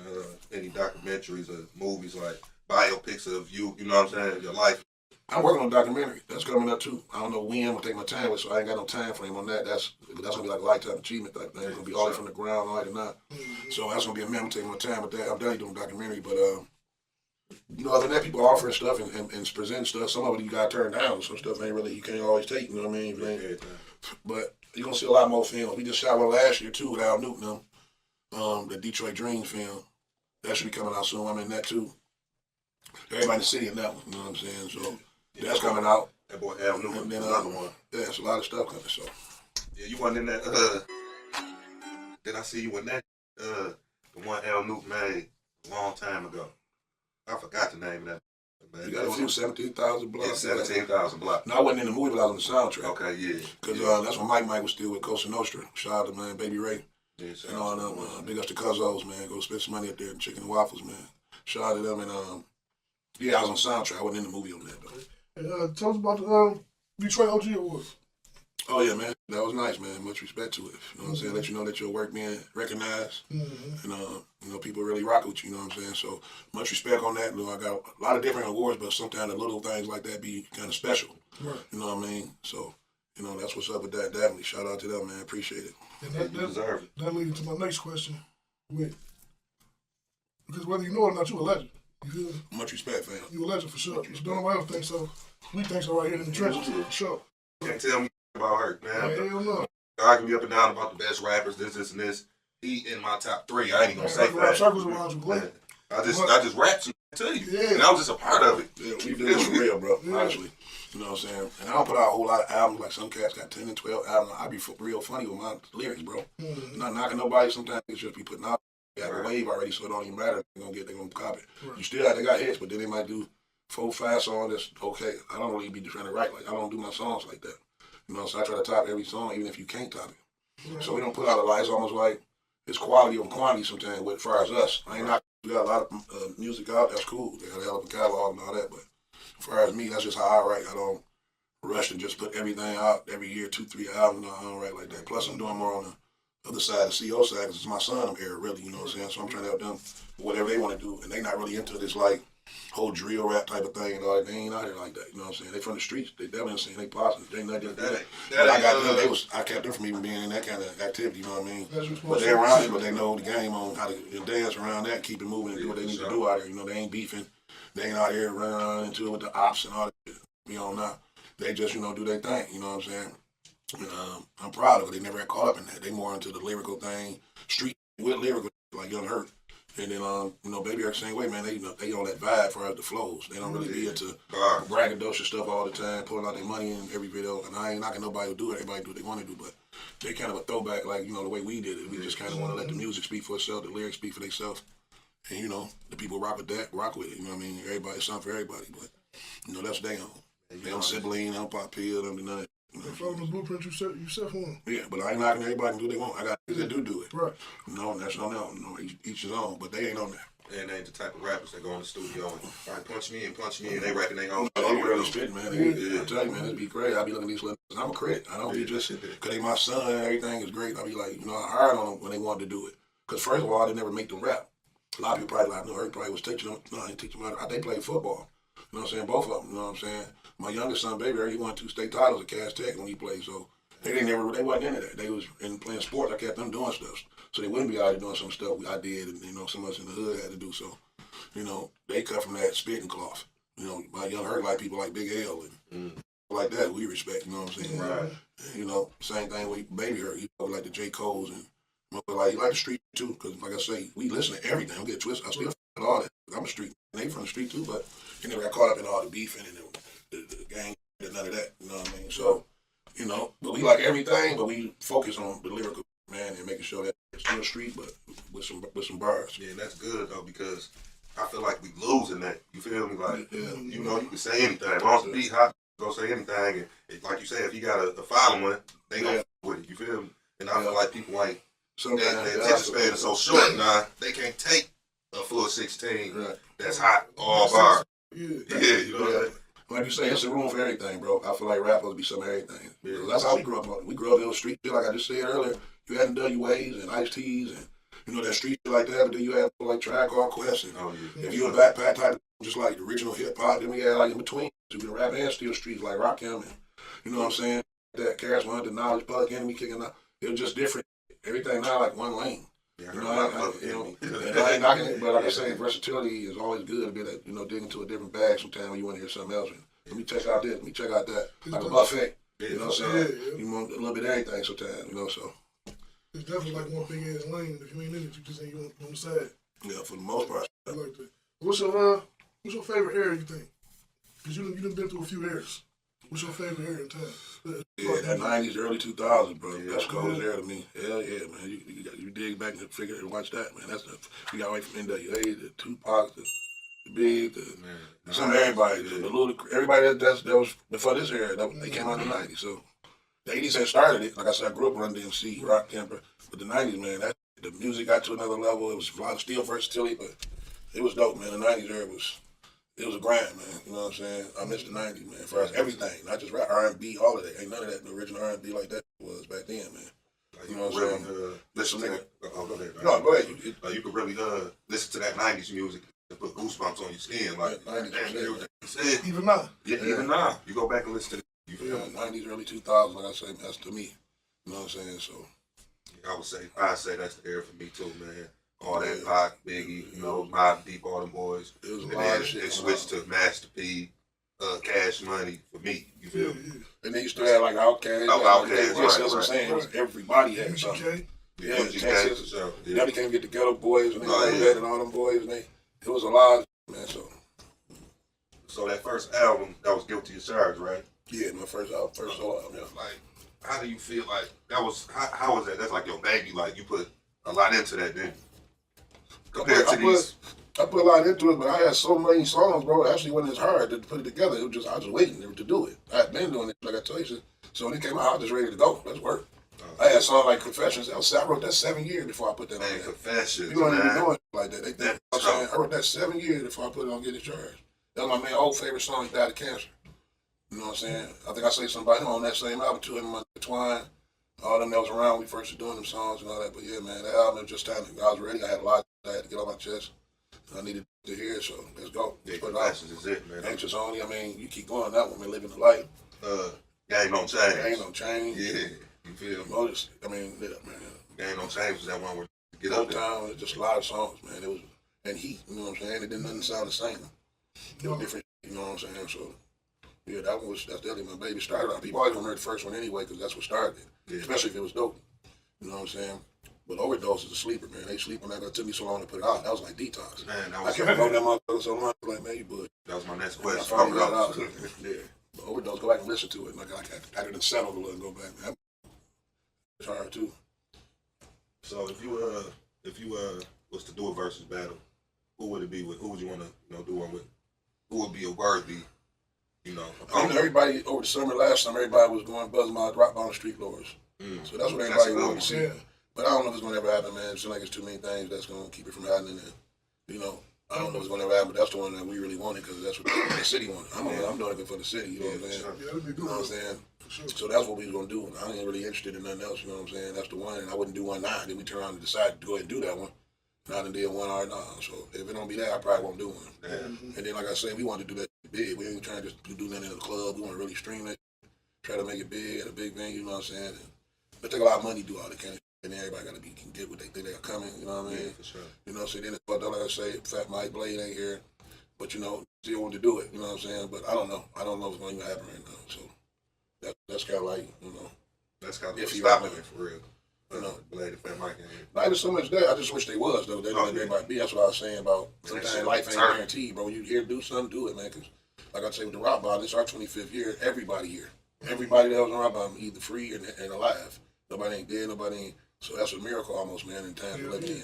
So we need to go ahead and really get on that to me, you know what I mean? So we'll see what happens with that. But that was the version everybody wanted to see, and I like to give people what they want. So if we don't do that, I probably won't be doing nothing. I'm trying to do too much of it, and that ain't really nothing that's really on my mind right now to be going against nobody, you know what I mean? Yeah, I feel they got to have a catalog if they do it. They got to have a catalog. But like I say, and then people don't know how many features I got.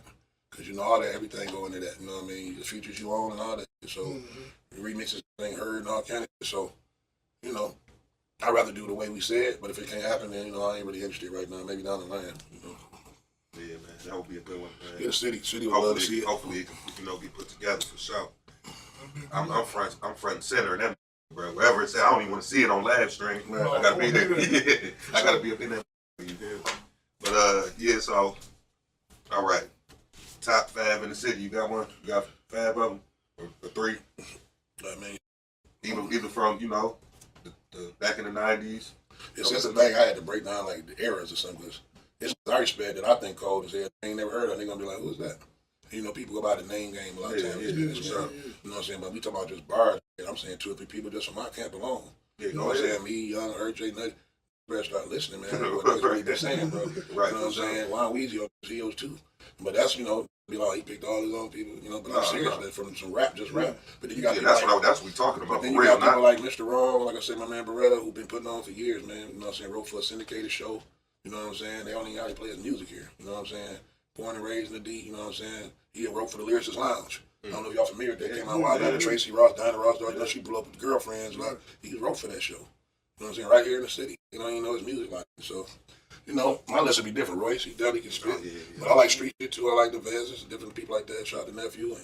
And, it's a lot of that spitting, man. Like I said, sometimes I get lost. My son like to put me up a lot of cats. I don't listen to everybody all the time. Doing some of the other stuff, but when I get a win or something, I listen to it and be okay, doggone. You know what I'm saying? My man Devious Code. That's another thing they ain't really even got a whiff of yet. So, it's a lot of that I think different what I think and that's the thing about this music. Some people like apples, some people like oranges. Right. You know what I'm saying? So it really is an opinion, but I like stuff that made me ooh and ah when I hear it. For sure. I ain't really oohing and ah. It's cool. I ain't knocking nobody, get your money and all that, but for the raps and bars, there's not a lot of people, Gotta have the bars, man. Gotta have the bars, man. Like I say, the way how your rap pattern is, man, that should just be having me fucked up. I be like, man, how the hell he come up with these many combos? And then, it'd be like, man, them punchlines. And they ain't just them some hard punchlines and they all come together, man. Like, top of the cadence, yeah, you feel me? With the cadence? Man, like. That's what did it for me as a young, that's what did it for me. You feel me? The cadences. And the delivery. Like you said, the combos. Yeah, the combos, right. Yeah, that's one thing about rap, man. Especially back in the day when we write and we was recording, man, it was almost like competition with each other. Really be trying to push their pen, you know what I'm saying? And like I said, there's only so many people that be pushing their pen like that to me. You know what I'm saying? But they still making good music. I'm getting twisted. Music song be banging, song be dope. But I'm just saying from a rap and rhyming standpoint. You know what I'm saying? And it was a contest. It wasn't right here to go rewrite that like that. We really push it like that. And now it's kind of like you can get by with that. Like you said, the beat code, nice hook, and all that, which is cool because music ain't just raps. It's the raps, but can't make good music. Right. So I ain't saying everybody, if they got bars, their music be good.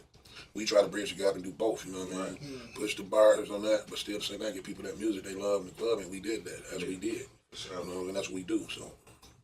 All right, so being an MC and a lyricist, if you could, at this time, you feel me, Biggie or Pac, who would you rather be on the track with? Who would fit you up? You know what I mean?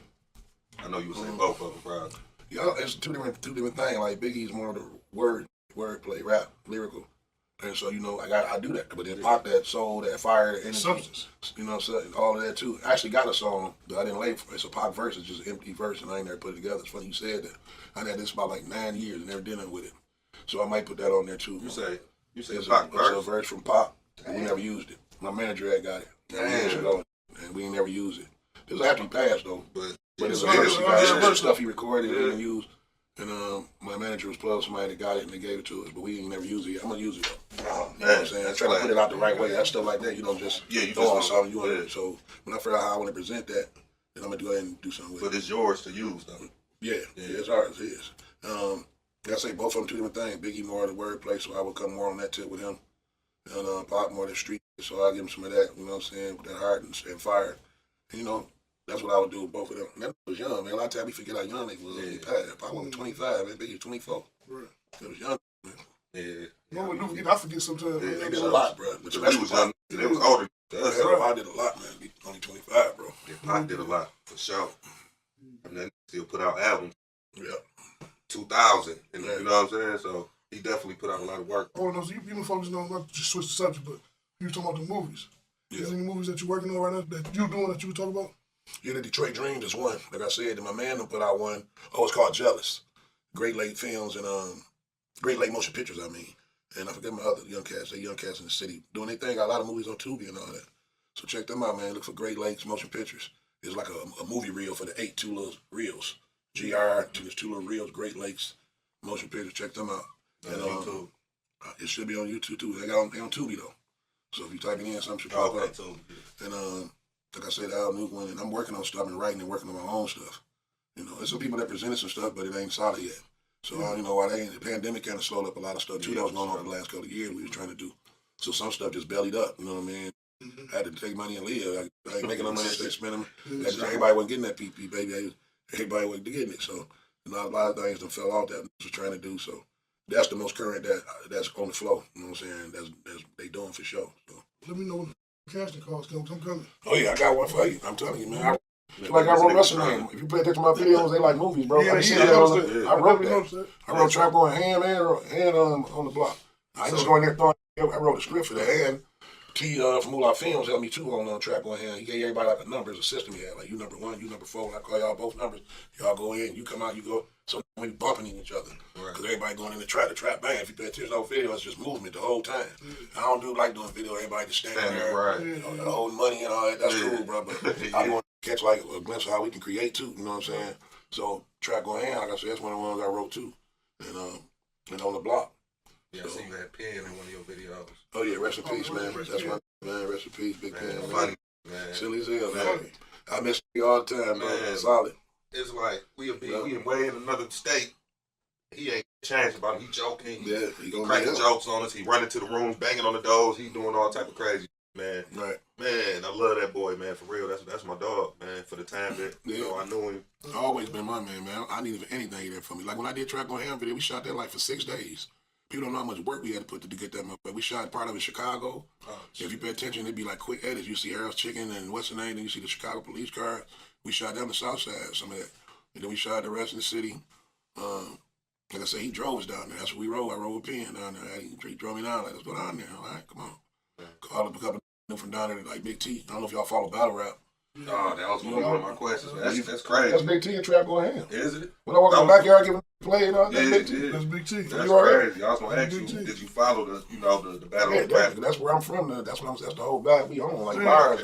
What's your favorite battle rapper? Hold your top 3, because I fuck battle rap too, so I want to know. There's so many guys, man, now. I don't like Geechee going crazy right now. Geechee going nuts. Yeah, he been going on the test. Every year. Geechee, I got to put my nephew in there, Calico, man. Calico, man, that's nephew.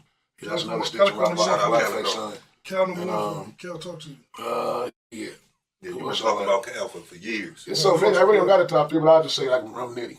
I fuck with Nitty too. You like Nitty? Yeah, like when he on, when he serious, boy dangerous, man. I was twerk for a while, but he done got, since he got an accident, so he lost his man or something, man. Boy can't remember it.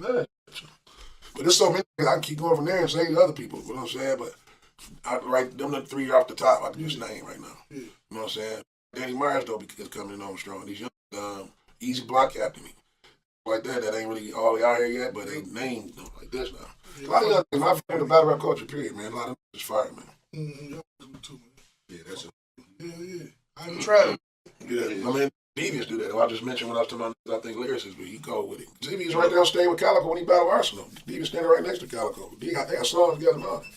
Like I say, that's my little bro, too. He got a podcast, too. But, you know, I ain't going to get all on that, but, you know, when I go in there, I'll holler at them. But, yeah, man, it's a lot you ain't going to hear about, but I'm talking about cold this shit, bro. Super cold. But that'll be coming soon, you know, for those who want what they doing. Let me give a shout out to my little bro, too, man. Mr. Kush 313, man. You know what I'm saying, for that pack. Tap in, man. Tap in, grab Mr. Kush 313, same thing on Instagram. Go ahead and scroll it right below, you feel me? For sure. So, Tap in. Get yourself together. All right, so let me ask you this. What holds the most weight? Loyalty, fear, or love? I think loyalty holds the most weight. Right. Love be up and down sometimes. You love my father, I hate this. Loyalty, man, no matter what, I'm 100 with you. Right, for sure. Do the mud. And then fear, be loyal because he's scared. Yeah. But sometimes like that, that's how you get set up like that. Sure. We tired of this, you know what I'm saying? That type of shit. That's about it. Yeah, so loyalty over everything. Period. You know what I'm saying?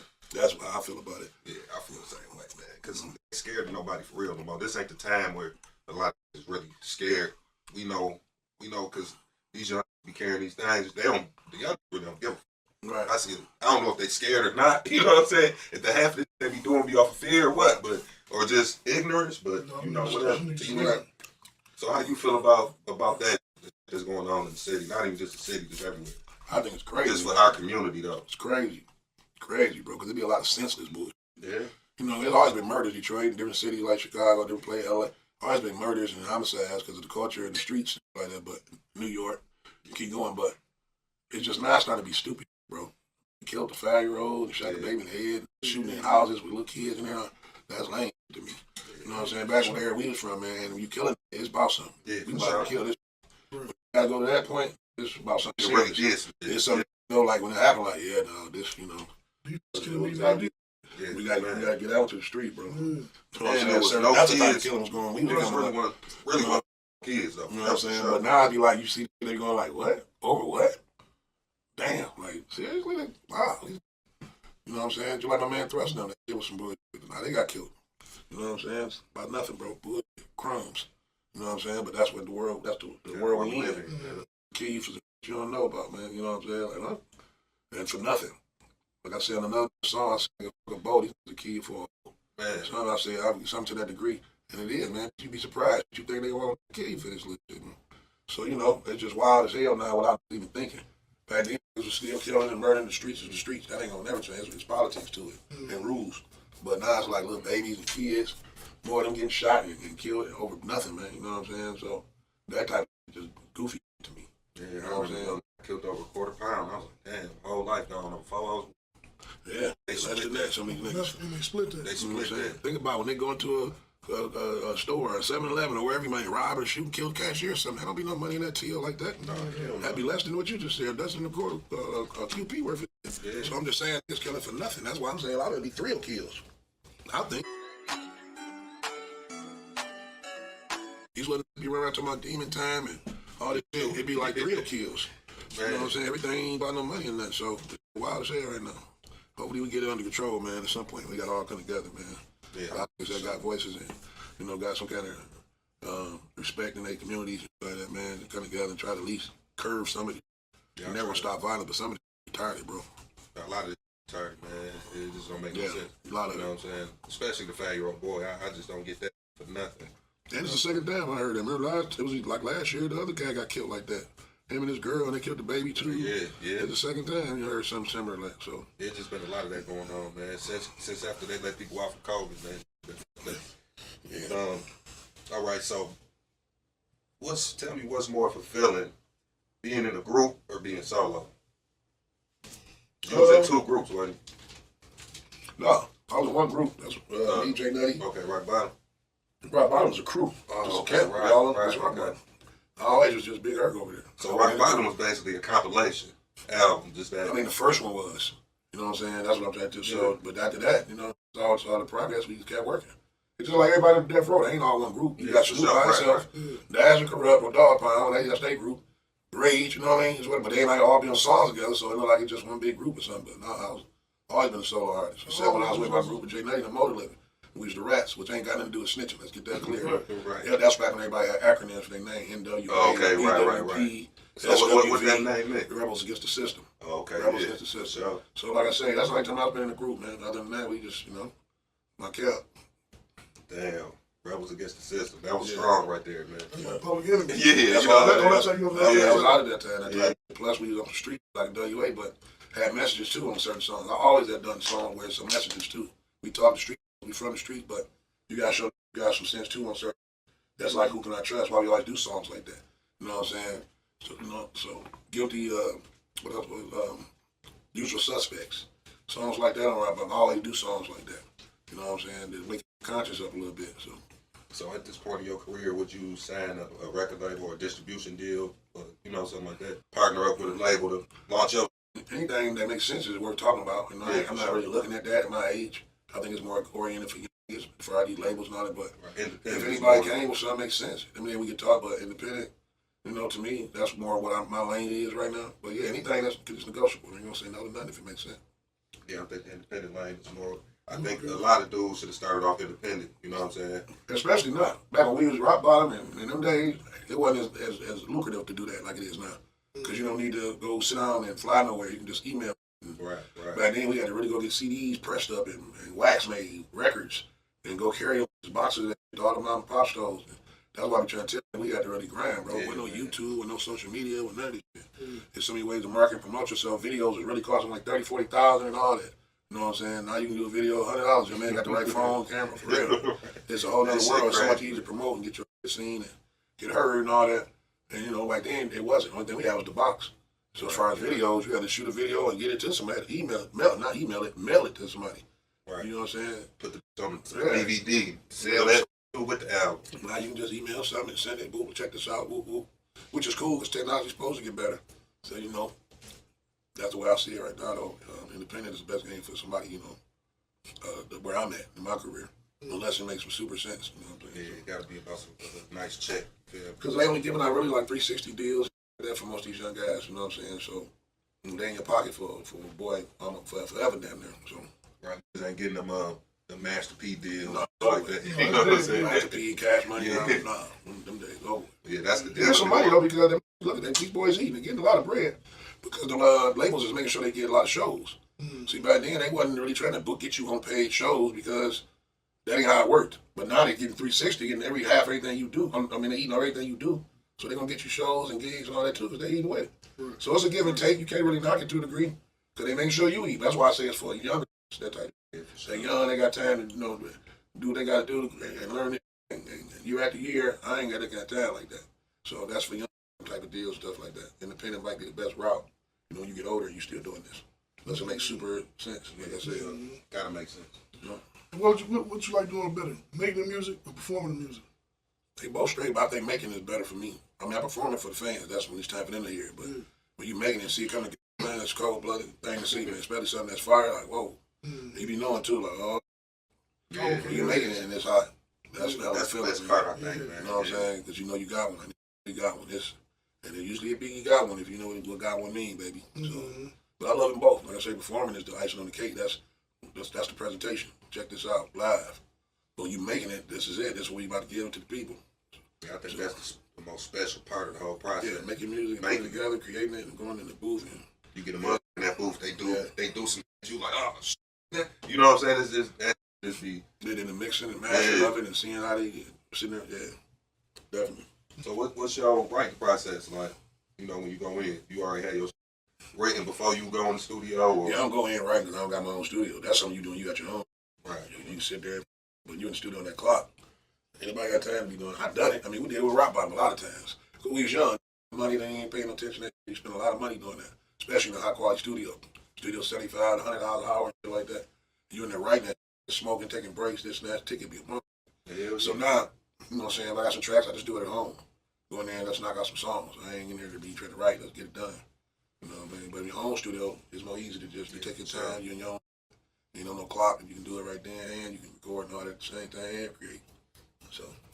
Yeah, that shit, especially back in the days, going in the studio, that was arm and leg, you going at yeah, man. Like, back then. Yeah. People got a lot of stuff now, technology. They can do something around their laptop and make music now, so it ain't as hard to do it at home. But yeah, back then, especially, you know what I'm saying, in the Rock Bottom days and all that, I tell you, videos are still 30, 40,000 real videos. Yeah, sure. You know, you go to Studio 8, place like that, like $100 an hour. You know what I'm saying? That's what we recording, so, you know, you gotta go in there ready to work, man. But we did it, though. Like you said, we wasted a lot of money. We wasted money, too, Rock. But, you buy that right then and there. Then break, chilling, eating, doing different drinking. You know what I'm saying? Partying with other niggas. You know, man, 4 hours went past quick. So, but yeah, right at home is better, especially from an economic standpoint. You know what I mean? Especially if you're a young cat trying to get this shit out here, you ain't got a lot of money, you ain't got your own studio. Don't go in the studio, right in the studio, right at home. Try to get the track if you can, email to you. With your son, we didn't have all this. Then burn the DVD, CD and give it to you. Tell them to email you the track right at home. Go in there and knock it out. Yeah, them times though, man, you got me going back. Because, you know, we do music too, so. Right. Them times, man, should be a month. Because one of my dogs, he used to stay in Denver somewhere. And I'd be like, bro, I need you to mix these tracks, man. So I had to burn them, data this, send that off in the mail, you feel me? Work. Yeah, like that used to be crazy. I was like, damn, man, so I get it back. It's a whole month we done been doing it. Yeah. You feel me? Yeah. Yeah, so that was a crazy process. I remember that process, man. Oh, yeah, no problem. But back to the technology. I done heard make songs in the joint, though. Yeah, I mean, if you it's will us away, baby. Yeah. Yeah, Jordan, he coming out with songs every day on his Instagram page, man. I'm like, this is good. This is really rapping in the joint. You feel me? Yeah, he got one with Vezo right now. From the joint. I ain't never heard it, man. Check it out. Yeah, man. I said, damn, okay, this boy ain't know how he doing it. Right. But it is what it is, man. Keep doing it. You feel me? Because they definitely trying to hold it down. Yeah. Hey, if you want to rap, you go ahead and rap, man, dog. Put it out. Right. You know, probably take off and take care of yourself up in that mug while you're in there. And probably take care of your family. Blood probably here, so yeah, I ain't mad at it. Hey, as far as the city, to patch the city up, what you think, you know what I'm saying? Like to say this, basically, you know, some steps we could take to make it a little better, you feel me? I mean, to have some type of dialogue, for one. Besides New Era Detroit and the twos and fews and, you know, that's talking and trying to come amongst the people and say stuff. We got to come together to all the known and got respect to this music because that's what the kids listen to.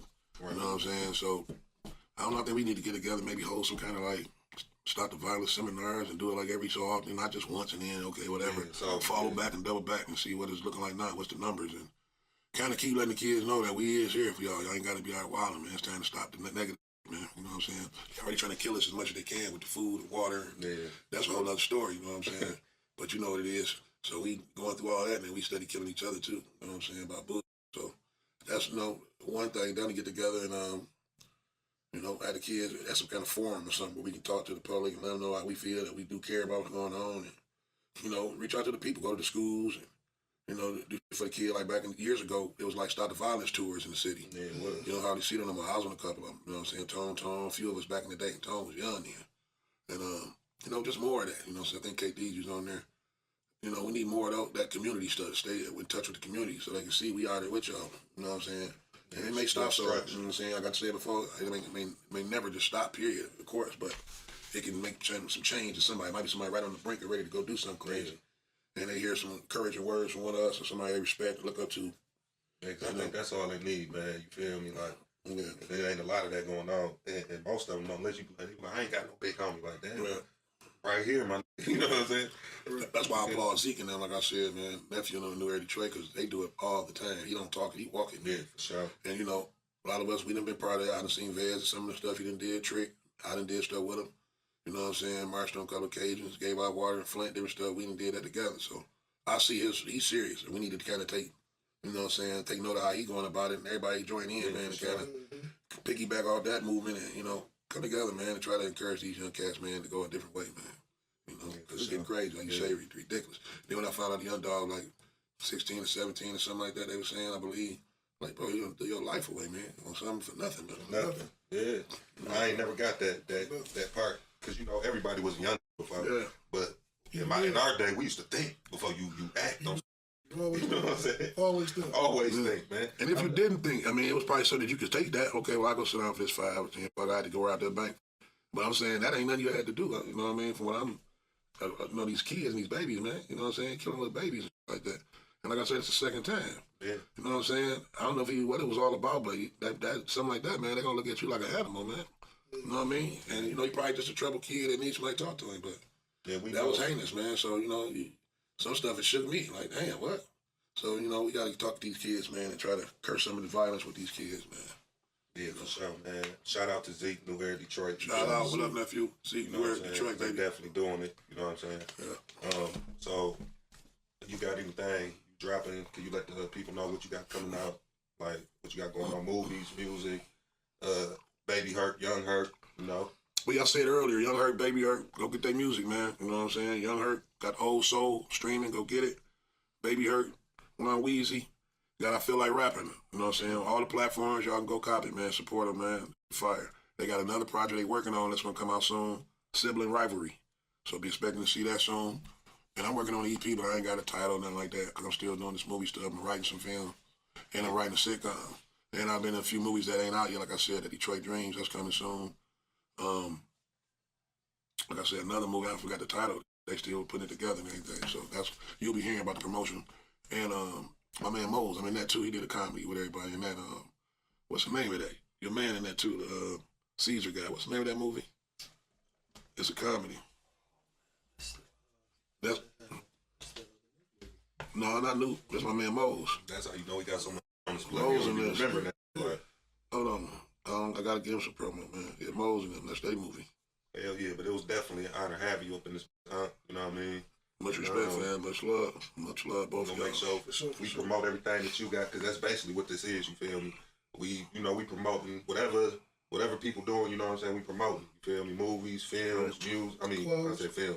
Yeah, clothes, whatever. You know, cooking, what I mean? whatever you doing. we promoting that. You feel me? Right. So we definitely whenever you drop, you know, your EP and the movies, just tag me or send me a link and I'll repost it. You feel me? Right. And yeah, that's what it is. So and get at me on my gram too, man. At @big_Herk_ got your back ENT.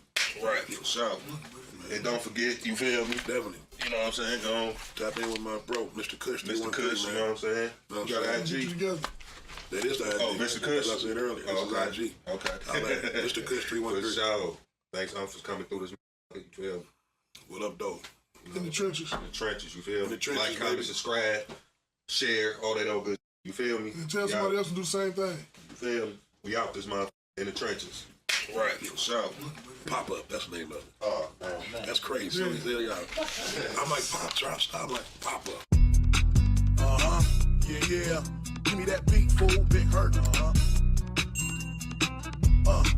Y'all know what I do and how I do it. Every time. Check it out. Big Herk finna murder this track. A lot of y'all still never heard of this cat. Every day I'm on the cocaine scene, dropping hot shit, trying to go mainstream. Hoes like how the gold chain bling. Used to be broke wearing no name jeans. Back then it was hard trying to get by. Now I'm large, every verse that I spit fly. All the hoes wanna jump on the dick guy, cause I got game plus cane when it get dry. Stay on when you call, use a payphone. On the ground every day till the yay gone. You ain't know I made moves like that. Back on the track with the cool high cats. It's the P-O-T-T-O-M. With the rock in the front, y'all know them. Money, hoes, drugs, power, birds, pounds, crack, powder. Every day is the same old thing. Get high, get loose, slang cocaine. Birds, pounds, crack, powder, money, hoes, drugs, power. Every day is the same old thing. Still on the grind cause the game don't change. I'ma cop me a house with a lake. I'm the one that gave...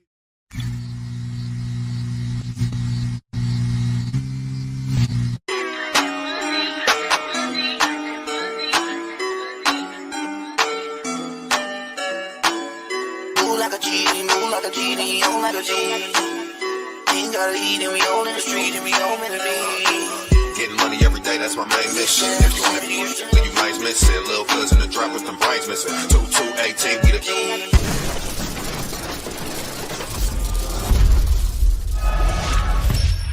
Welcome to the show. We're your hosts, and you are now in the trenches. Tonight we got a special guest, Big Gov. You feel me? A legend. Son of Southwest. Son of Southwest. You feel me? How you What's doing, happening, bro? man? I'm chilling, man. Just happy to be here, man. Yeah, thanks for having you. You know, we appreciate you for sliding through this thing, coming in the It's all trenches. love, Feel me? man. It's all love. Before we get started in the things you got going on right now, could you give us a little background on yourself? You feel me? Man, I'm from Southwest Detroit. You know what I'm saying? I'm from Detroit, bro. I'm just, you know what I'm saying? I'm in Detroit, man. I'm here, man. What's happening? You know what I'm saying? But nah, man, I grew up Southwest Detroit. Spent some time in LA growing up. You know what I'm saying? And you know, with the music heavy. My pops was a singer, so you know, music ran heavy. My cousins used to rap, so just always around. So you know, outside of all the other, picked up on the music and just really stuck with it. You know what I'm saying? So. You got me, man. I'm just a real guy, man. I'm here, just you know, I'm here. Right. So only the real ones come through the trenches. You feel? Yeah, For sure. So tell me this: how long you been rapping? When you started? Recorded my first record at 85. 85? Yeah, 85. I was 5 years old. My pops put me in the studio, and you know, matter of fact, I was there one of his sessions that they was doing as a group, and the drummer stayed over, the bassist stayed over, the bass player stayed over, and they was in there having a jam session, and my pops heard me rapping. Was like, I'm not gonna go get on the mic. So I rap for about a good 6-7 minutes straight with just the music, the drummer and the bass line. You know what I'm saying? So did you record it? Yeah, it was recorded. It's I don't know what they did with it, but you know, back then they was using the 2-inch reels. So you know what I'm saying? Like he recorded that though back in the day. So what influenced you then? Pretty much, you know what I'm saying? Like outside of the fact that I had like my mom had bought me like the Fat Boys and the Run DMC records. You know, back in the day, so I always used to like change their lyrics and put my own words in place of theirs. That's how I started. So that's how I started. You know what I'm saying? That's how I started. What advantage you think you got, man? Being that you started so young, you feel me? I really don't think I have any advantages. I just think you know, I've advanced in a lot of places musically. You know, it was a point in time where I was getting beats from a certain producer, and I didn't like them. So I learned how to make my own beats. You know what I'm saying? I started doing that when I was like 11, 12.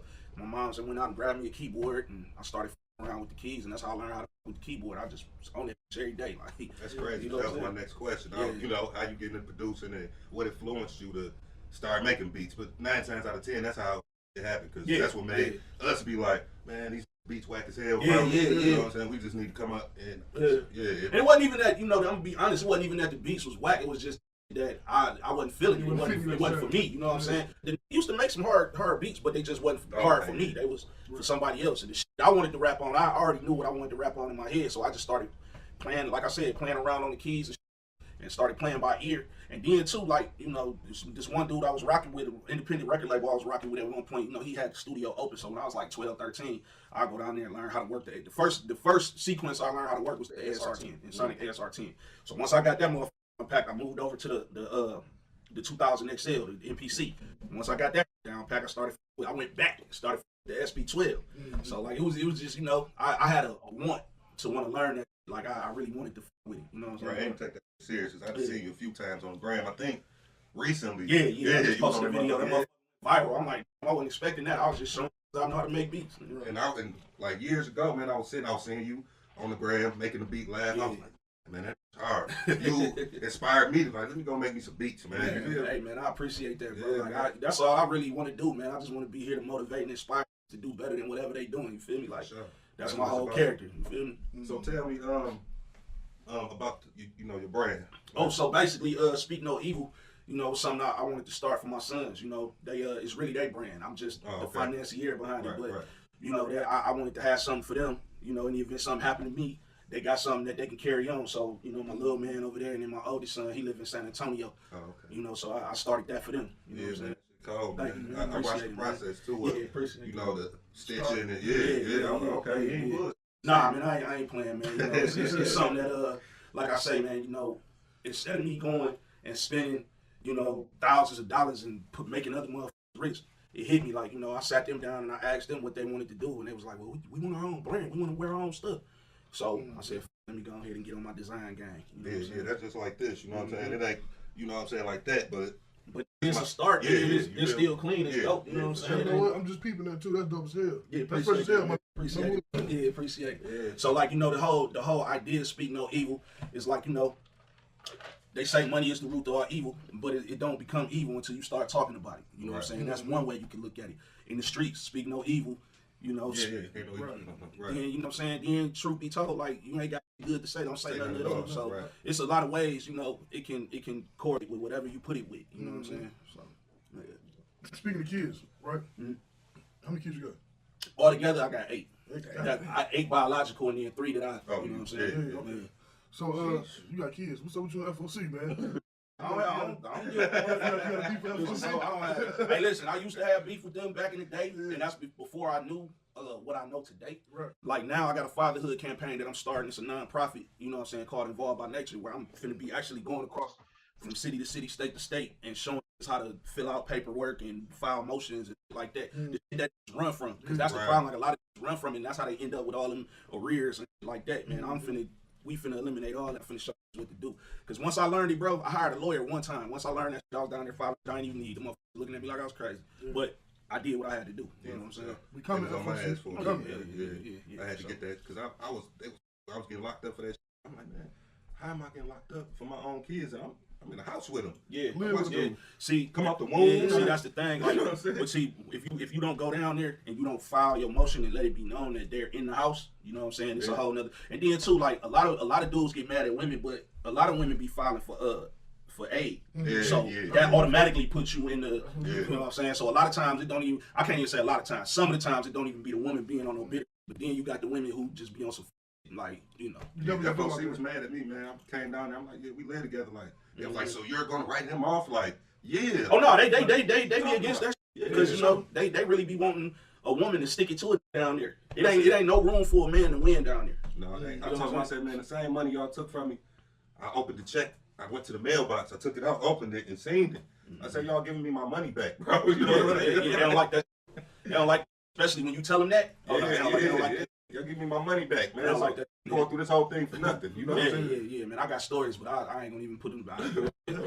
All I know is when they see me now, they know me when they see me. That's how much I was down there. I was down there like 2-3 times a week doing just in them off because I'm like I said, I was down there fighting. I want this motion, this motion, this motion. I'm filing this paperwork. I don't even need this before. You know what I'm saying? I was just down there doing so I could get on their nerves enough to make them listen to what I had to say. And once I did that, it was over. Got to stand up for the fellas. Oh yeah, hell yeah. So yeah. I'm gonna just say how I got hip to you. You feel me? Like we was I've been hip to you before then, but actually seeing you perform and do your thing, it was a show in Jackson. Oh, okay, yeah. You remember that? It was a while ago. Yeah, too. it was like you remember that? Yeah, I remember that. You don't remember? It was the polo party, I think. Yeah, I had one of my young dogs was actually performing, and he put me on there with him. I rocked the set with him. The polo down party. Yeah, we performed that night. Yeah. You performed, and it was shaking. You feel me? It was. Once everybody performed, we all showed each other the mutual respect. Yeah. But we was also performing at Club Status. That's what I got hit to. Yeah. I was a little too polo down. Right. I barely remember ours. Yeah. No, I remember that. Baby, like because like I said, my little young dog, it was his show, but he got up there. What really happened was he got up there because I was just coming up there to support, but he got up there and it wasn't working, so he can only do like 2 songs. He had like a 20-minute set. He can only do 2 songs, and I stay prepared. So go ahead, let's do it. Yeah, here go the thumb drive. You know what I'm saying?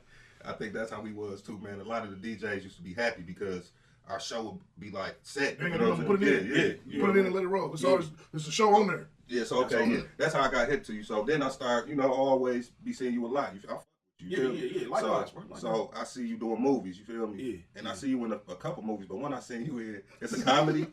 It's like I see you with a police officer. Yeah, the Spot. One where I'm a police officer. That's Asbury Park, and then the Spot. That's the one. That's the comedy. Yeah, I'm excited to see that. I'm like, I know, bro. I be proud of that. Like, damn, from where we came from, the club status shows, all that, working your way up for you to be there. I'm like, yeah, that's what's up. You feel me? Yeah, bro, I ain't gonna lie. I've been putting in my work, man. I've been really grinding hard, like trying to just, I really just want to open up the lane, man, and just do to pull people in and make my be like, if he could do that, I can do that. Right. You know what I'm saying? And that ain't even like that's like half. That ain't even half of the shit that I've done. You know what I'm saying? Like if it just go back, like I shot the Envy movie with Ray J, Lisa Ray, ZZ, Chico the Bars, Ryan Campbell. Like I was in that motherfucker. That was years ago. Yeah. You feel me? Like as a matter of fact, they're doing a 20-year anniversary release on that motherfucker. So that's over 10 years ago. That was 20 years ago. You feel me? So it's like been moving, bro. It's just a matter of where you at. Like, and one thing about it, like people get mad at me when I say it, but you just being from Detroit, you have to leave to make. You can't do it from here. I don't care how much money you got. It's no market here. It's no machine here. So you got to go with a machine that, then you bring it back. And that's what Big Sean did. Big Sean did. He brought that back. Now look, he got a big position with the Pistons. Right. He about to open up his own movie theater on Wade State campus, and he got a lot of going on. So he wouldn't have been able to do that from here. Right. You know what I'm saying? Because it's just too many politics, and then everybody just clicked up. It like ain't nobody showing no real love. You know what I'm saying? So that's what I'm trying to break the monotony and just get in position where I can kick the door in, hold that up, and say, "Come on, let's get it while we got it." You know that's what you need, man. Because like you say, it's a lot of guys that's clicked up. Yeah. And they ain't opening the door. Nah. A lot of the other guys. If you ain't them, it's not. over. Yeah. You know what I'm saying? Yeah, that's crazy. But we really shouldn't be like that. Not like we had Danny on here. He was talking about, why brothers just can't work together. Why we always got to be beefing and hating on each other. It's messed up. There's too many egos, bro. That's the thing. Like the egotistical part of it is just crazy. And then I look at it like, dog, ain't none of us sold 1 million records. I don't give a what we done did, what the accolades are, but ain't none of us sold 1 million records. So why is we walking around like we done went triple, double, quadruple platinum? You know what I'm saying? Like I need to stop that shit. Realize nowadays it's so fucked up to where I can't even do a record with certain because of the beef they got going on in the streets. I ain't trying to get. I got them to raise and a bunch of other ones. Right. So pull up on me talking crazy because I done did a record with the wrong. I'm shooting. You got to. You know what I'm saying? It's just that simple, bro. So it's like with this rap in the D, I stay low key, bro. I fuck with who I fuck with, but my main source and my main income and following is LA, like the whole West Coast. I seen that. West Coast, you Coast heavy. Yeah, man. Like I said, I used to live out there at one point. You know what I'm saying? And then, actually twice I lived out there. Came home and caught a case and ended up stuck back in this month. I've still been in LA right now, but is that where the love for the lowrider bikes came from? Yeah, you could say that. Yeah, you could say that. You could say that because I built my first one out there. Yeah, so you could say that. You got something going with that too, right? Yeah. I got a company called Low Business Bike Club. So basically, it's a bike club, but I also got the business where if somebody wanted to get a bike made custom, I have them order their parts, or I order them for them, and then I'll put the bike together for them. And, that's that. Hey, Crack, you there, bro? Hell yeah, I'm here, bro. So you got a question? Man, absolutely, man. I was looking at how you did that for your kids, man. You set them up with a business and all that. So with this question, I want you to tell Detroit, from your opinion, how important is legacy when it comes to you passing something to your kids? Oh, it's very important. It's no other reason to live. You know what I'm saying? Like once you have children, everything is the focus on them. You know what I'm saying? Like the focus is totally them. So of course you will want to make sure, if something happened to you, because you ain't gonna be here forever. We all was born to die. So at the end of the day, man, you want to make sure if something happened to you, your kid's gonna be smooth regardless. Then you want to teach them how to be bosses. You don't want them going and punching the clock, working for another, making another rich when they got the ability to make themselves wealthy, or however you want to slice the pie. You know what I'm saying? You want to make sure them kids is on point and they got that mindset. Like, I'm working for me. You know what I'm saying? Because we was talking about that too on the last show, man. You trading time for money. You feel me? Yeah. So you spending all these hours at work. Your kids at home, they ain't getting the proper love from their pops. You feel me? Getting raised by social media. You know what I'm saying? So this is a bad time, man. Yeah. Is that why what you just said? Is that why you left a $30 hour job, man? Hell yeah. I mean, $30 an hour, bro. Listen. It was actually 33. But I dipped because, for one, like when the pandemic struck, it fucked a lot of people up, man. And I ended up catching it in March of 2020. So when I went back to work, once they lifted up all and sent everybody back to work, I seen that they were still working on top of each other. They're still out here. Yeah. You know what I'm saying? Working on top of each other. Ain't nobody got no bad skull. They no shields blocking it. I say, nah, I'm out. So they the first time they made me, they talked me out of quitting. Like, yo, just take a leave of absence for the month, and then by the time you come back, everything should be cool. I said, all right, bet. So then I did. Took the leave of absence. I came back a month later. Still, I'm like, nah, I ain't taking this shit home to my kids. I'm straight. I'm walking out. So I walked out doing the George Jefferson on Right. George Jefferson. I did. Hell yeah, I did. And the thing is like, I went back to work. I went back. And when I went back, they was pissed because I resigned, but they tried to play me on some, well, we gonna start you over as a day one employee. The 8 years, the 8 years of hard work I put in, the fact that I was a union rep, the fact that I changed the culture of that plant. You was a union rep? Yeah. So them motherfuckers had to stay. They wanted to start me back at day one, make it 1578. I say, no, I'm not doing that. So I left again. So it was just a sign for me to just get on my and do what I love to do and the things that make me happy that can make money in the process. You know what I'm saying? That job, bro. Really. I feel you, dog. Yeah, man. I'm about got 1 foot in and 1 foot out on what I'm doing, man. Like I can't. Hey, bro, listen, man. If you got a plan and your set and you know you can make money from it, yo, get the fuck out of here. Cause like I said, bro, man, I'm gonna tell you, it took me one night to go in that motherfucker, bro. One night, I was already on my way out anyway, cause I was building my studio. So when I walked in that motherfucker, dog, I stood in the middle of the aisle and I just looked around. I'm looking at this motherfucker. He doing the same job over and over. This motherfucker, everybody in there looking like robots, bro. And it just hit me like, man, what the fuck am I doing? I done made near $500,000 in the streets doing street back in the day, and I'm in this motherfucker busting my body up. Man. You know what I'm saying? Man, get the fuck out of here, bro. And that's being like robots. Yeah, man. I seen it on skates, man, last night, man. See what I'm saying? I said, what? And he be running through this motherfucker. Yeah, but because they see now they done took away the bikes. You can't ride bikes in that motherfucker. They don't want you driving carts if you ain't licensed to drive the cart. Right. So that he a smart man. He put them skates on. Yeah, he put them skates on. I said, you smart. I said, you Yeah. smart, my boy. But before the skates, he was running. I said, man, they couldn't pay me enough to be running through this motherfucker on the football field, bro. Yeah. Oh, I just be trying to, man. I said, bro, listen, don't get sucked into that, bro. You ain't got to kiss their ass. Do what your job requires, my dog. And they understand how expendable they are. You got got tomorrow, man. This was probably when I first started working there, bro. I'm on the line doing door fitting, and this older cat, man, passed out on the line and ultimately ended up having a heart attack and died right there. Wow. You know what the motherfucker did? They scooted that body to the side, waited on medical to come get him, and kept the line rolling. I said, this man dead. We gonna keep working? I said, oh no, this company don't give a fuck about me.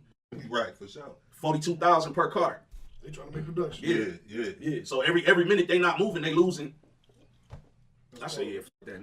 I go do my own thing. If I can make that much money in the streets, I can make it doing what I love to do. You know what I'm saying? So So we usually do 5, but you know some people can't decide. So you give me your top 3 in the city if you know. My top 3 in the city. Yeah, here, not here. You feel me? It don't even matter. I'm gonna do my top 3 in the city first. Right. So I'm gonna go with Courtney Bill. I ain't hit. You ain't hit? No. Oh man, get hit, bro. Courtney Me Cole. neither. Courtney Cole used to be Young Godbody, but he changed his name. He using his government name now. Okay. Cole though. I'm gonna go with Courtney Bill. Yeah, Courtney Bill. Yeah, who else I like listening to, man, from here, man? Of course, Royce. That's Royce the guy. Matter of fact, he don't even count. I was gonna I was say you gotta give another one. Yeah. Let me see. See, now you being biased. Let me see who I'm gonna go with, man. Oh, my little young dog, man. Catch a Body Boy Duda, man. That nigga. Yeah. So man. you really giving all the. You ain't really saying the the guys that's up in the you know what I'm saying? I mean, You hear? I hear you. Do you ever hear them do interviews and speak on me? No, hell no. And I'm basically going off the that I like, that I would listen to on a regular basis. You know what I'm saying? And some of these come to my studio and even record their studio. So you got Courtney Bell, Duda, Catch a Body Boy, and rest in peace to my nigga Trilly, man. Trilly, he was from Southwest Detroit. He just got killed a couple months back, man. So you know I fuck with Trilly too, though. You know what I'm saying? Them my top 3, you know, that I fuck with, that I listen to. Yeah, I'm gonna have to get hip to all them, man. But you're right. You know, they don't give love like they supposed to, man. You know what I'm saying? Bro, ain't no way. Ain't no way in the world. Now, I don't want to make it sound like I'm complaining, because I really don't care, but it's really no way in the world that I put in the work that I put in for the city of Detroit, the hip-hop community, and it's act like they forgot. Right. Because a lot of these that's really popping didn't have help from Gov in some type of way. You get what I'm saying? That's why I say you a legend, because I know. I've did my homework years ago and seen, you know, what you done. So that's why I say you a legend, you feel me? And that's another reason why we have, you know, guys like you and, you know, some other guys like Mel. And they don't give people the roses. Yeah. No, they don't got to give me my flowers. Planting my own botanical. I'm straight. Hey, it is what it is. I'm just to the point now where when you even ask me about the whole Detroit shit, don't even speak on it no more because it don't make sense. Right, give me 3 in the industry there. 3 in the industry. Nas, of course, number 1. That's my favorite. Let me see, man. See, y'all be hitting me with this. Because I got love for a lot of people. You know what I'm saying? Like I love a lot of music. So I know Nip was one of them. Of course, Nip was, yeah. But you know, G Perico. Let me see, man. Benji Stone. Yeah, you. I don't mean to cut you off, but you naming guys that really sound like they can rap. Oh no, these go. Like, listen, bro. Listen, pull up. Whenever you get an opportunity, man, pull up G Perico, pull up Benji Stone, pull up Gander YO. Like these who, to me, I feel like they not getting what they deserve on the West Coast. You get what I'm saying? But I fuck with them heavy. Right. You get what I'm saying? Right. So, shout out to them boys. Yeah, man. Yeah, man. Yeah, they sound like they can rap. All the names you named, I'm like, especially the Corey. Yeah, Courtney Bill. No, see, that's. I'm telling you right now. Like when you listen to him, you're gonna love his music, and you're gonna want to go back and go retro and listen to all his older. Cold. Like I wouldn't even be putting my stamp on him if I didn't feel like he was, you know, one of them. Right. Hey, Pratt, you there, bro? You be popping right back in that thing. I know you got another one, my dog. Here's one of them, man. Man, being a young dude at 85 with your first studio session at 5 years old, that's a pride that a lot of people can't say they got. So since you've seen so much of the game and seen decades in this hip hop rap, what's your favorite era? 80s off rip. Like the 80s that was the era I feel like was the best era for hip hop. You know what I'm saying? Or just for rap, period. I feel like the 80s was the greatest era. It'd never be another 80s. No, you know what I'm saying? Like it'd never be like that again, man. Never. I was born in 84, but the music from the 80s carried on into the 90s. So I was listening to, my pops had me listening to Too Short, you feel me? Yeah. My uncle listened to Public Enemy, you know what I mean? Yeah. So I was getting... Public Enemy crazy. Man, who I'm telling you? He thought he was Chuck D, you feel me? Yeah, but that's that era, bro. Like, that's when everything was real. Even in the streets, it was just, it was love. Like, you know, had they occasional beefs in the streets, but it wasn't like it is today. Like, today is just, it's terrible, bro. And that's why I say the 80s is always going to be the best era on every aspect. You beef with them, you put it on wax and leave it on wax. They come back with a song, they come back and shoot you. Yeah, they come back with this songs. That's why I kind of laid off I've been trying to get my mind together. Like, what do I want to really talk about this time? I'm tired of doing the same. You know, I don't want to sound like these. Right. You don't have to.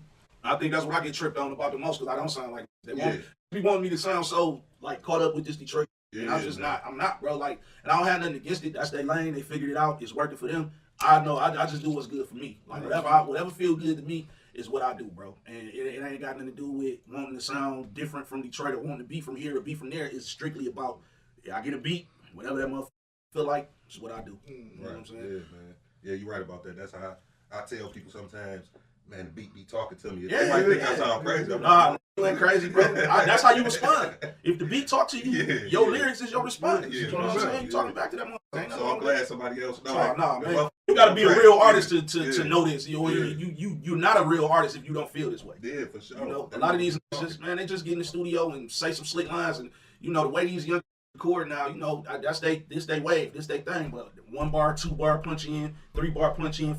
Like I remember go to the studio, pay for studio time, but they had their raps ready to go. Yeah. They done went over the record 4 or 5 times before they even got to the studio, so that way the time don't be wasted.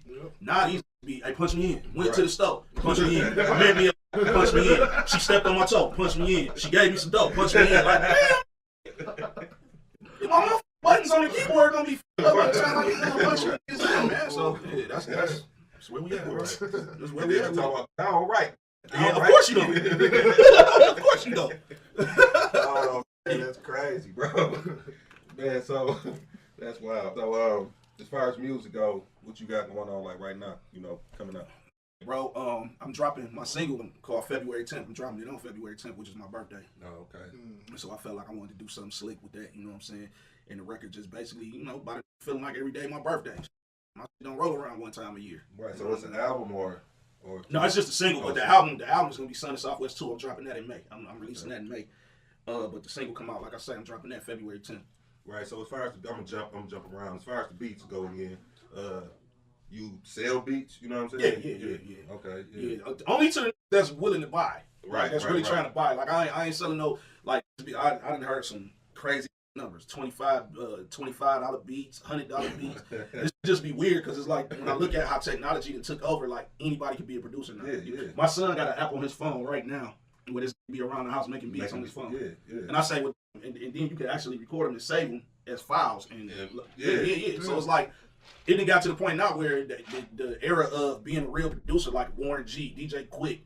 You know what I'm saying? Because I want to put myself in that type of bracket based on the work that I've actually put in the studio, working on keyboards and you know what I'm saying, all that.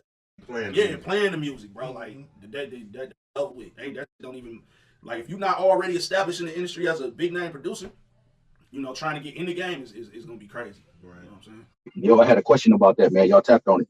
What's your favorite program or device to do beats on? Like right now, after all these years, man, what's your favorite, bro? Hey, I'm gonna be real. People sleeping on Reason, but Reason kicking ass. Oh man, that's when we first started off with. Oh man, I love Reason. Reason kicking ass. And now they even got it to where you can get the SSL plugins in that motherfucker now. So, oh my God. Yeah, Reason is it.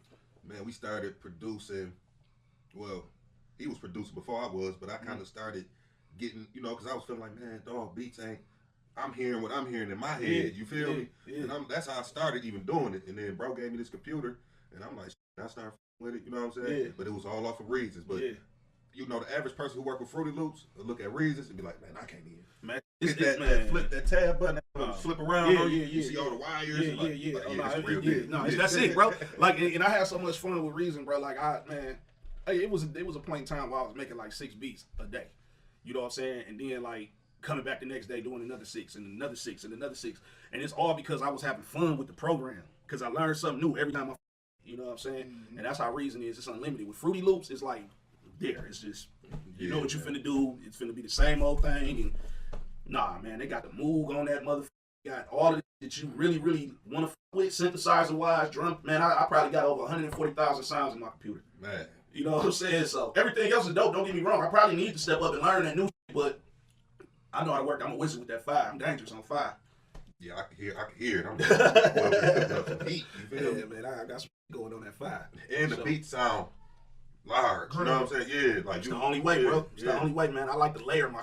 So you don't think about like teaching, like producing classes? I like do. get on YouTube and teach a class. Well, I don't do it on YouTube. I do it. On what I do because I really be trying to make like community efforts. You know what I'm saying? So what I do is I open the studio up on Saturdays from like 12 to 4 and have pull some young the streets that's trying to the music, you know, and bring them in and show them how to Pro Tools, show them how to Reason like that. Right. You know, I feel like even though it's from 12 to 4, that's some hours that they ain't on the streets doing them.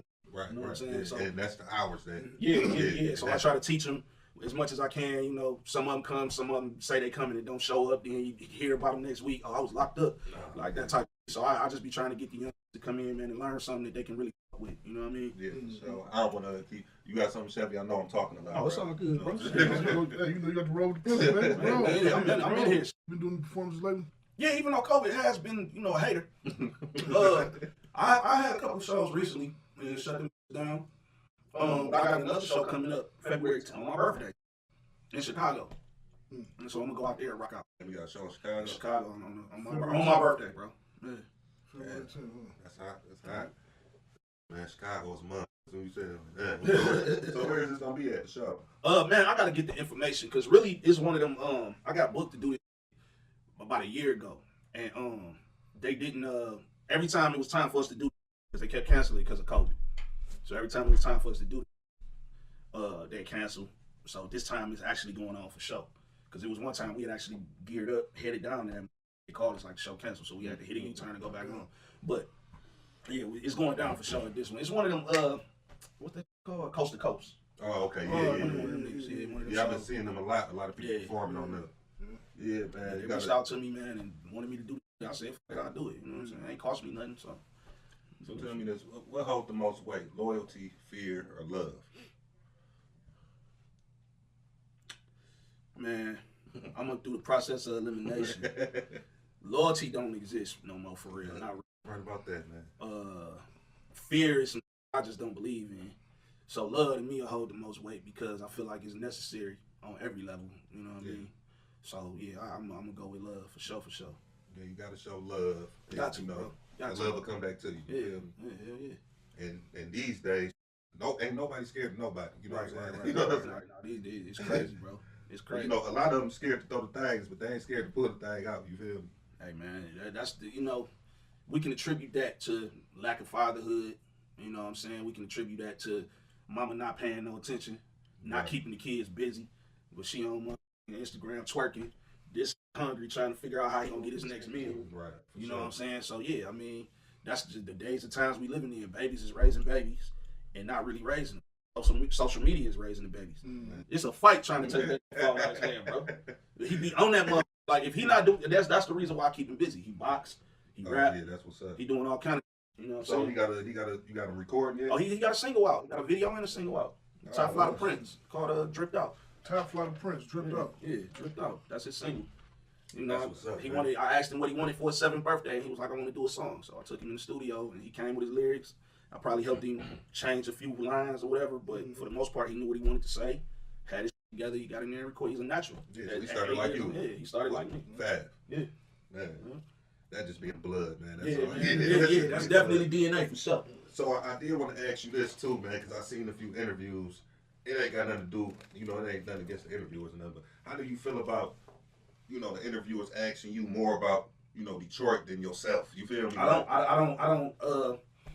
don't like it, but at the same time, I get it. I understand the politics of it. So, you know, I ain't never took a media class in my life, but I know how to dance around certain and get back to me. You know what I'm saying? So, yeah, I don't be tripping, man. A lot of just doing a podcast is a cool thing to do. Yeah. Podcasts ain't never been this popular, so a lot of these just jumping in it for views and likes and, you know, the real podcast is like, you know, such as y'all. Y'all got questions, bro. Y'all got real questions. It doesn't matter. Yeah, because we want to know and we want the people to know. You know what I'm saying? That's a part of this whole thing for anybody who didn't know you were, you know what I'm saying, who were blinded to, you know, what you're doing. Yeah, they know. So, that's what I like. I like them thorough interviews, man. And we ain't going to ask no goofy over here like some criminal. No. See, listen, bro. I pay attention.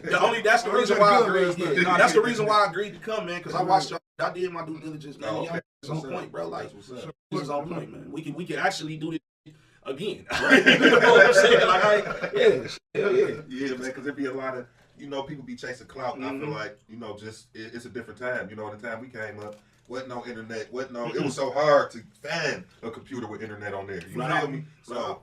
You know, it's crazy now, but yeah, this is why we do this, man, to show, you know, what the people got, you know, like yourself, what you got going on. Because some people, like you say, they be hating out here, they want to give the shine that they deserve. Even though you don't care, but you deserve it. Yeah, I used to care, though. That used to fuck with me, bro. That used to hurt my feelings. I used to be in my feelings about that a lot, man. And once I really like learned what I needed to learn about the politics and how these move in the city, it was just like, it ain't. You know, because truth be told, like even if these, think about it like this, bro. Half of the niggas in the city, even if they was to give you your flowers and give you your props, what can they do for you to get you in a different situation than what you need? That's what the ultimate question is. Like, can these put you in position to feed your family better than what you feed them now? No, they cannot. So does it matter if they show you love or not? No, it really don't. Because guess what's gonna happen? When LA do it, when Atlanta do it, when New York do it, Philly do it, all these different places start showing you love, and that's when they jump on the bandwagon. That's how it go. That's how it always been. That's why I said, man, once we start really elevating this shit, man, I don't want to be talking about, hey, let's get on the show. No, bro, because I was you know that's what they gonna do. I was in your DM, no, you bro. know that's what they gonna do, though, right? Yeah. See, forget, man, you gotta start. Everybody start from somewhere. Yeah, Didn't nobody just jump off the porch and hit the ground running. You have to build and constantly grow and evolve. You know what I'm saying? And put in the work in the process. Like if you really wasn't grinding, yo, it'll show. Like a lot of these be perping, bro. Like these ain't a lot of these putting no work in. Right, for sure. For real. And this is how to work, though. Man, come on, bro. This man, it's heartbreaking. This is a sacrifice. This shit, everything bad about this is what we love. It's the reason why we do. Right, for sure. Yeah. For sure. Brett, where you at, my dog? Yes, sir. I'm up in here, man. Hey, Gov, I done seen you move on the west. I done seen you move on the east. I know it's different on both coasts. Yeah. Can you give the Detroit folks 3 rules when you go to NY and then flip it on the other side for the west side? Oh, so 3 rules when you go to NY: catch an Uber, catch a Uber, don't drive, and don't ride with nobody. That's one rule for sure. For 2, don't go places you got no business going. Don't have on hella jewelry. Don't have that Detroit mentality like I'm good everywhere, because you're really not good out there unless you with a mother. You gotta be with a mother there. Gotcha. And rule number 3. Don't man, if you can get you a Airbnb or you can get you a room that got a stove, cook your own food out there. Don't go to restaurants and eat out there because that's unsafe, unsanitary. You know what I'm saying? Some millions worth of rats. Man, I'm talking about, man, listen, I never do it again, dog. The last time I went to NY, man, I had an interview on Shade 4-5 and on this, and this is 50. And I ate some, bro, and it felt like I had COVID all over. Yeah, that bad. So I'm gonna go to the West Coast. Check this out. Know what hood you in. Right. Know what hood you in. Colors is not even important like it used to be. I mean, of course, still, fly their flag. But for the most part, know what hood you in. Know what to say, what not to say when you out that month. It's a war zone right now because a lot of people getting killed, and it's really turned back up. The youngsters got it turned back up out there. Don't get on the 405 until after 7 o'clock. In the evening, and then another thing is, if you out there, you a man, and you plan on hitting something, make sure you strapped up. For sure. It's going down. Yeah, I mean, do that everywhere, but especially there. You know what I'm saying? Man, that New York though, I ain't been to Cali, but man, we went to New York, man. Like you say, got to be with them. Got to be with them. Yeah. Oh, for sure. But that traffic, man, I think when we got there, man, it took us, I think we was passing like a New Jersey sign or something, but we was in New York though, you feel me? But it took us so long to get to Queens, like. Oh yeah. We was on that bridge for forever. Hey, man. We was on that bridge so long, I'm looking around like, man, we gotta get up off this motherfucker. You see how motherfuckers shake out there too? The bridges be shaking this. Hey, but look though, you feel like that about NY, get on the 405 in Cali. Oh yeah. It's worse than that. Man. I was at a standstill on the freeway out there for 2 hours, bro. Didn't move for 2 hours. On the freeway. I think that might have happened to us in New York. It might have been about an hour. See what I'm saying? There, yeah. But it was like we was on, Jamaica Ave, and we all mobbed up. You know what I'm saying? Because we was with, the BMF homies, and family. Yeah, and man, they just ruled, man. You remember, dog? He come. We got this book, yo. Buy this book, man, kid. Look, we finna fight 2 guys trying to sell. They trying to press us like, yo. Oh, no, it's aggressive than them. Super aggressive, man. Let me tell you, I bought a mixtape, bro. Went back, tried to play that. Was a blank CD. Oh, to get you out there, cuz they get you on hood. Them is terrible with that, bro. Like they be in the middle of Times Square. Hey, support it, man. I got my new album, my new mixtape. Man, here, man. What you want for it? Give me $20. $20, man. Here, man. You know what I'm saying? You get back and listen to the shit. It's like, it's a blank CD. Oh man. Go back to Times Square the next day. That ain't in there no more. That's crazy. They definitely be finessing. Oh man. I know the Saturday Queen Coliseum. They was trying to make us buy that book. I'm talking about, no, we good, baby. You know what I'm saying? No, this is what I'm saying, son. Yo, you got to read the chapter 2, kid. You know what I'm saying? Y'all got the BMS shirts on. You know what I'm saying? I'm like, what the hell? They got everybody selling books.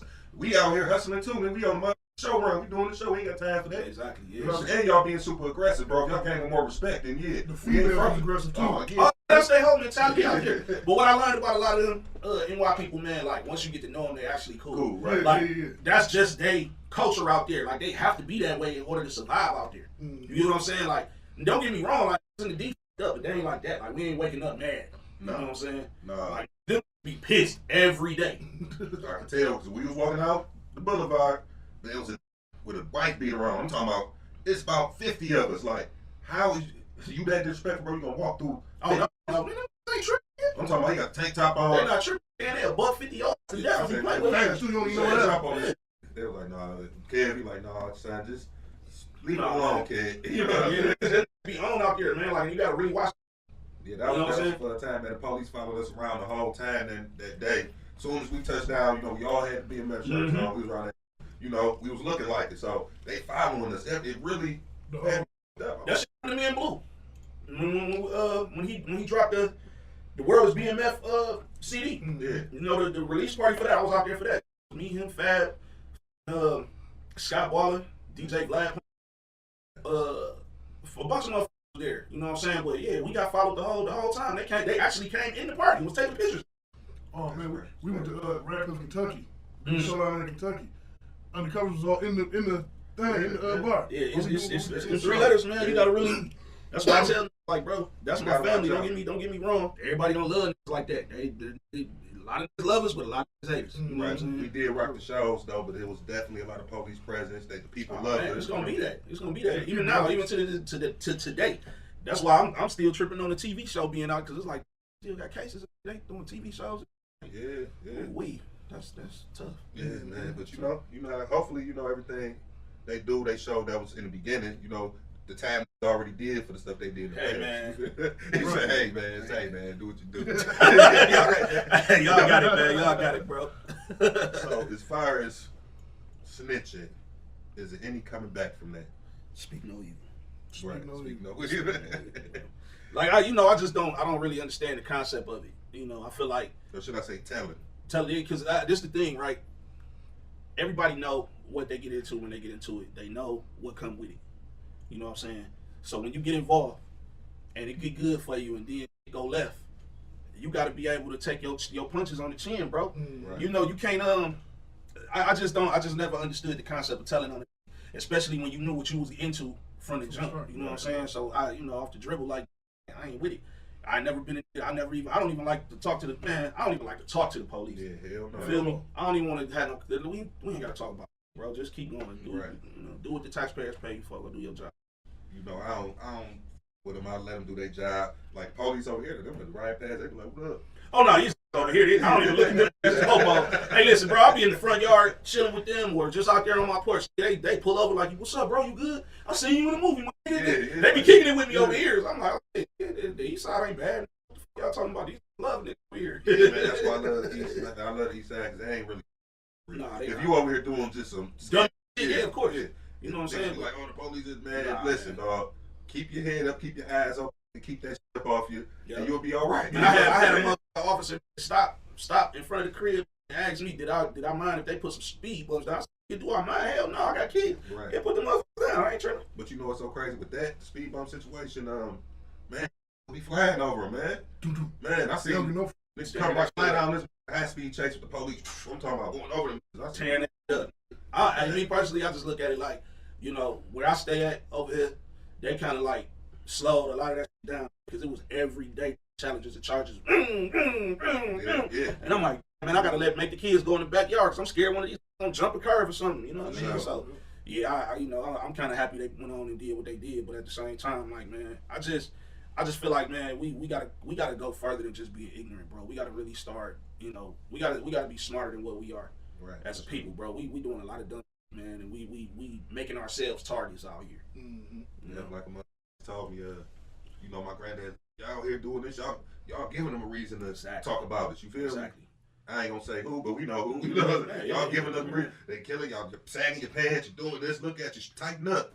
I used to listen to him, but also, you know, I'm young. I'm like, man, right there tripping, man. But he wasn't. You know what I mean? See, what we got to realize, he was young once. He was probably doing back in his day. That older motherfucker was looking at him crazy. You know what I'm saying? So I mean, everybody got their own era, man, where they, you know, they go through what they go through. But the main thing is, can you come out of there? You know what I'm saying? And a lot of us didn't make it. Yeah. So you know, God bless the ones who didn't, but salute the ones who did, because we live in a fucked up world. Yeah, that was another one of my questions. How you feel about, you know, the violence, man, that's going on today with, and it's really just the young guys. You feel me? It's women, kids. You feel me? Yeah. I just think now, man, it done got to a point where it's like, you know, ain't no rules, ain't no parameters, ain't no morals. Everything is just out the window. Morals definitely. Yeah, it's the morale in the world is at an all-time low, bro. Nobody gives a fuck about nothing. You see what they did when they ran through the Capitol. Yeah. You know what I'm saying? And look at what's going on in the streets every day. Like, man, crazy. I said, get shot on grass shit. Like, I had to bag my car up and take a side street to go the other way to keep from one motherfucker looking at me and dumping on my.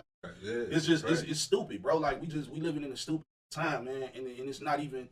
I can't even blame these young man, because I gotta blame their daddies. I gotta blame that's older that was around these could have taught them better. Because nowadays it's some of the older in with the kids on the stoop. For sure. Right. You know what I'm saying? So, a lot of my little, I don't mean to cut you off, but a lot of my little homies, like, that I, you know, watch grow up and they've been around me, they straight. They act like they old as hell. You feel me? That's wisdom. Yeah. They had somebody there Yeah. coaching them. You know what I'm saying? I mean, think about it. If you got 5 in the court that ain't never played basketball and they ain't got no coach, what you think gonna happen in the game? Right. You know what I'm saying? Throwing air balls. And that's the whole thing. You got to coach your team. These kids is our team. Like, that's the reason why I say I open them. I'm taking a risk opening my doors to these young. I don't know if they coming in with dicks or whatever they come in with and rob, get out on the floor, take the whole studio. I mean, but I got God with me, bro. So I don't really be. I'm strapped to, but I don't really be tripping. It's like I'm giving you an opportunity, man, to save yourself in a way. Right. You know, I can't save you 24/7, but give you some hours out of my day and show you something that can stick with you and you can use this for a career or something. You know what I mean? But I don't know, man. I mean, you just keep doing that, bro. You know, don't let the ignorance of the young fellas. Oh no, yeah, you know what I'm saying. I ain't letting that me, bro. I'm gonna reach who I can reach, and all the ones I can't, I'm gonna just pray for them, bro. But you know, me and it's funny because my bro, you got Zeke on here, man. Yeah, it's crazy because me and him had this conversation a while back, and we was just saying, man, we can only save the ones that want to be saved. The other ones, man, is we gotta let them. Lost cause. Yeah. Because everybody gonna come. Everybody gonna go. Yeah. So do you go to Clubhouse? I'm on Clubhouse, man. I actually got a club on there called Detroit to LA. And I was gonna mention that later on when y'all asked me, but you know, I'm actually doing a single release party on Clubhouse that day on February 10th. Okay. So yeah, man, I want y'all to tap in. What's the Detroit to LA? Okay. Yep. I'm about to go in there now and do it just so I won't forget. Yeah, then you will see, like when you go in the club, you'll see it scheduled. It's the whole page. That's your page, Detroit to LA. Yeah. Okay. Yeah. Then I got a couple people like the administrators. They I got one from North Carolina.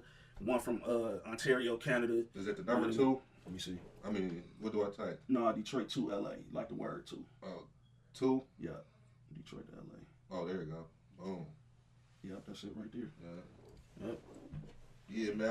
I've been, getting into the Clubhouse, man. Yo, stay out the bullshit rooms. Yeah. When you go on there, go to the rooms where you know you finna come up some type of way. You get knowledge. You know they get motherfucking man. Crazy part is I done in there invest in people, put money up for them to do certain, like they had conversations like, what you like to do? Oh, well, I got a clothing line going on. Oh, for real? Tell me more about it. It's like damn near like Shark Tank, bro. Yeah. You know what I'm saying? But those the type of rooms I would suggest go in, or rooms where it's substance involved, because it'd be a lot of messy rooms, a lot of wicked going on. I just in the room, man. Whack, he talking crazy. They in there talking crazy, man. Whack my guy though, man. I ain't gonna lie, like a lot of people they feel a way about him.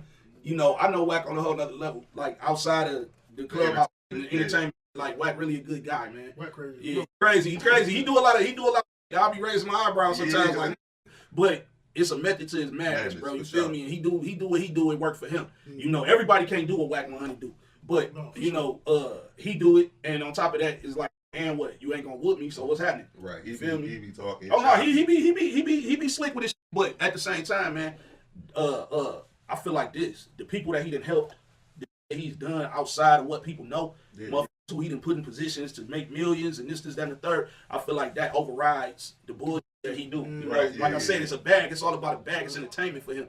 But the real Cash Jones is the who, you know, he putting up money for his homies. He bringing his homies up. He doing this. He doing that. And it's like, well, what can I say? What you doing on Clubhouse can't really trip because you do what just you're supposed to do. Yeah, you know what I'm saying? Yeah, he running the bag up on that, man. Yeah. You know, you can't complain about that. And I really want him to tone it down a little bit though, because I feel like a lot of times, man, he get into it with certain. He don't have to get into it with, you know, speaking on certain. Just you know, all right, let it go, bro. Just let it go. You know what I'm saying? But you know, once again, man, what worked for him don't work for everybody else. Right. So. But I listen to it and I be like, man, I be feeling like, I wish he was around here, man. We had to tone him up back then. Straight up. I ain't gonna lie, you feel me? He might run across this one day and see it, you feel me? Well, I honestly, I know what I do know about bro is he know he know how to move. He know how to move. He know how to get around it. That's why he good everywhere he go. Like, even when he getting into it with them NY, being NY more than, to me, I'm seeing him out there more than he be at home. He be there. Yeah, you feel me? So, like, I just think that, you know, a lot of people just taking a certain way what's on the surface, you know. But me personally, like I say, I know Cousin. How I met Cousin was on some, we was barking at each other. We was barking at each other when we first met. It was about to get nasty because a chick from here that I'm cool with, she was looking to get Ray J to host her birthday party. And at the time, you know, Ray had kind of stepped away from his mom as his manager and had Wack as his manager, right? So I'm knowing who Wack is. I know Wack. You know, I know the name. Right. I don't know him personally at the time, but I knew the name. So I knew that whoever needed to get in touch with Ray J needed to go through Wack. So when a girl called me back, like, I don't know, something named Cash Jones called it. So at the time, I didn't know that was that government name. You feel me? I'm like, no, I don't know about no Cash Jones. I'm sending no money I don't know. You know what I'm saying? You either dealing with Ray or you dealing with Wack. And so she was like, all right, bet. Well, I'm going to just call them back and let them know if I ain't talking to Wack or Ray J, I can't do it. So next thing you know, my phone going off. This Wack on the other end, like, I'm like, hello? He like, hey, I don't know who the f you is, bro, but you need to stay out of my motherfucking business, bro. I say, man, I don't know who the f you is, but you need to get off my other end of my phone with that bull. You know what I'm saying? Like, I ain't the one. We going back and forth on Pyro, on Crip, on Pyro, on Crip. I say, oh, shit, gotta stop. Right. So we get to talking, he like, I was like, first of all, you know, when she called, mentioning the name Cash Jones, I only know it in Wack. I don't know no Cash Jones. I am Cash Jones. I say, oh, my bad, bro. My bus. I ain't even know. You know what I'm saying? So, you know, that's how we met and we got cool. We've been cool over the years, man. The nigga supported the movie, the Asbury Park movie. That took near 30 minutes talking about that movie on Clubhouse. We was on the stage with near 5,000-6,000 people in that motherfucker. So when he got talking about the movie, everybody went and tapped in and seen the movie. And so he definitely he show love, bro. He show love for sure. But he had to come to the line like that. Yeah, no. Well, I mean, listen, bro. Listen, first of all, it's understood because first of all, he a Cali, he a gang member, ex-gang banger. You know, he hot off the pie roof. So yeah, of course, you know what I'm saying. Like, gonna do that. They gonna, and the same way I barked back at him on the crib. It was just, it is what it is, my nigga. Now what? We gonna figure it out, or we gonna have dessert, or we gonna have disaster. Which one? You know what I'm saying? And at that point, you know, we got to talking, and I found out who he was and what his real name was. And as a man, I was talking like, my bad, I ain't know. You know what I'm saying? Yeah, that's what's up, man. Keep the peace, man. Yeah. But he knew that I knew he knew. So we both was doing our research on each other. And when he bounced back, it was like, okay, yeah, all right. You know what I'm saying? Crack, you there, bro? No, man. See, I was mad a little bit because he was just answering the question I was about to ask next right now. I was about to say, outside the D, like, you know what I'm saying? Because you said earlier that you really got to go out to make it. Outside of the D, where you get the most love at, like the most momentum, the most traction with your music. Yeah, that's a fact, bro. Like, why wouldn't you want to go where you get the most love at? See, what a nigga do, they go broke and be hella disappointed and hurt by this, and they want to get it up if you keep trying to do insane shit, like do the same shit and expect different results in your city. It don't work like that. That's some insanity. Like, dog, I can spend, because if I tallied up how much money I done already spent trying to get Detroit behind me, you would be like, you crazy. But I'm not spending that much money again or putting that energy into trying to get Detroit behind me again. I'm going to take that same money and that same energy and apply it to places where, you know, I'm going to allocate that places where I know I'm going to get the return. You know what I'm saying? And the West Coast is just what happens to be where it's at. For me, you know what I'm saying? Like, I don't know about everybody else, but think about it. Look at everybody, bro. Sada, LA, he be out there hella much. Cardo and Payroll did that's Bay Area type. Feel me? So it's like You gotta, I mean, come on, man, look at it. It only makes sense. I'm gonna tell like this, bro, and I don't want to take up too much time talking, man, because we already. The thing is, bro, you gotta really like understand when you need a manager. Right. You know, I say you don't really need no manager until phone calls is constantly coming in. It's getting tired of dealing with handling business on their own because you got other shit going on. You trying to record, you trying to do this, you trying to do that, and motherfuckers keep calling your phone trying to book you, blah blah blah blah blah. When your demand is high, that's when you need a manager.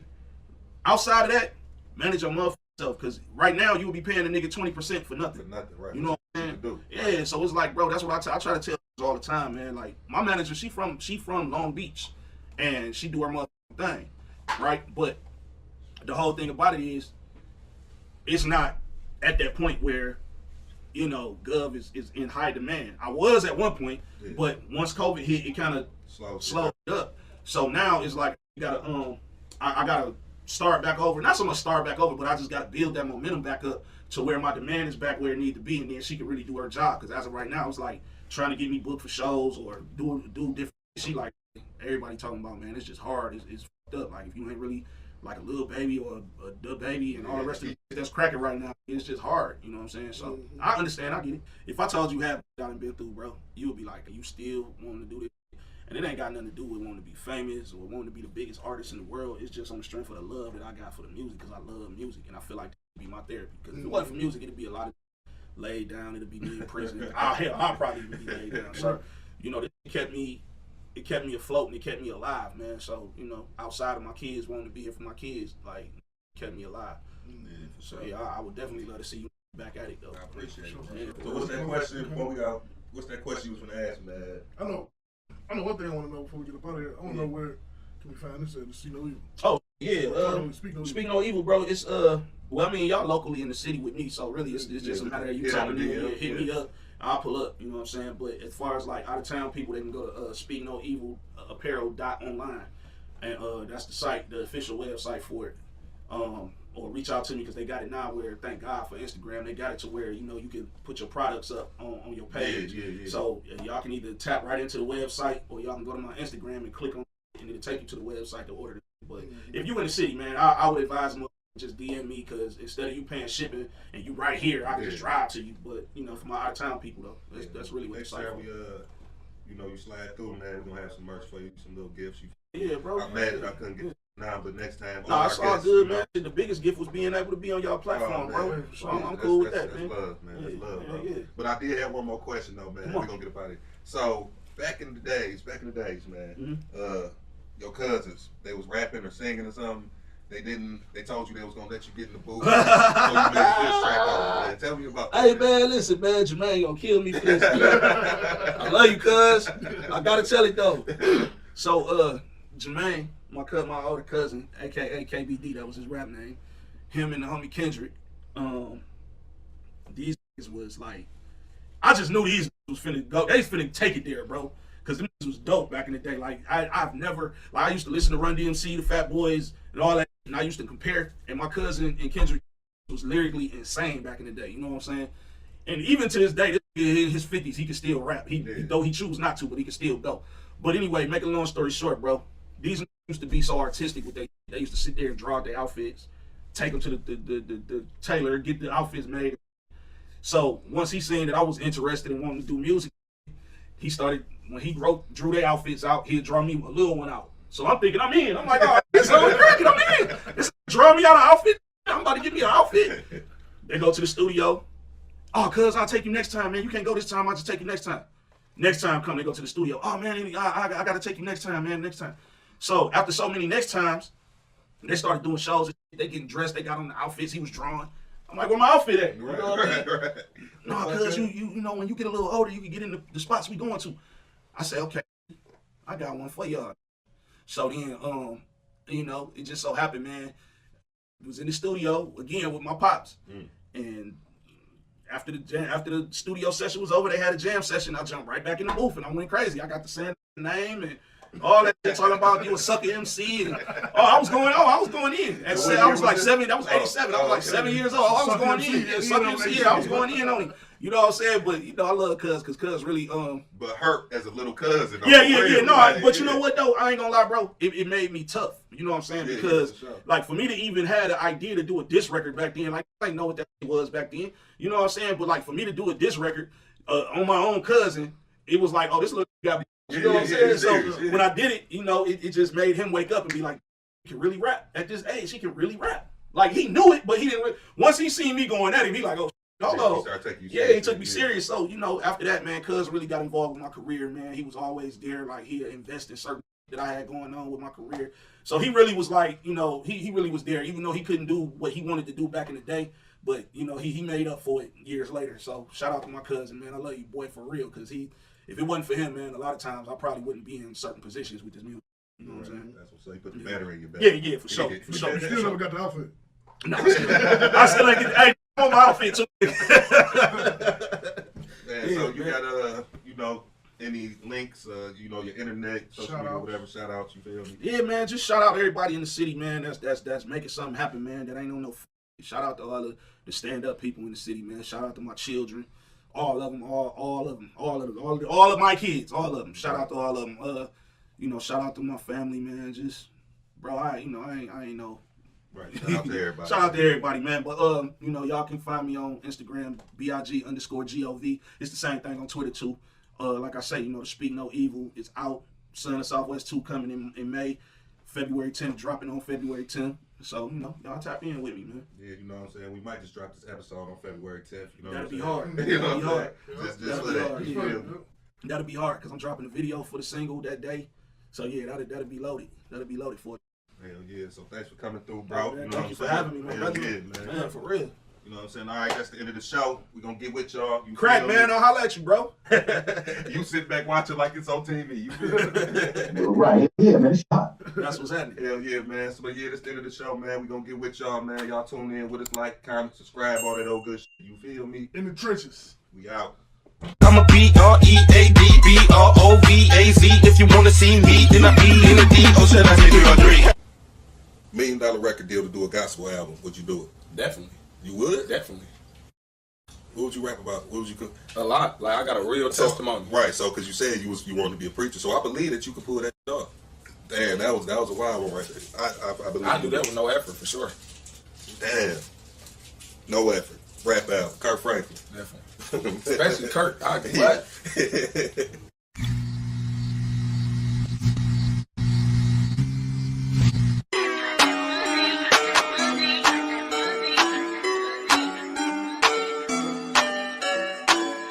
Move like a genie, on like a genie. Ain't gotta eat and we on in the street and we on in the beat. Getting money every day, that's my main mission. If you want it, then you might miss it. Little cousin to drop with them brains missing. 2218, we the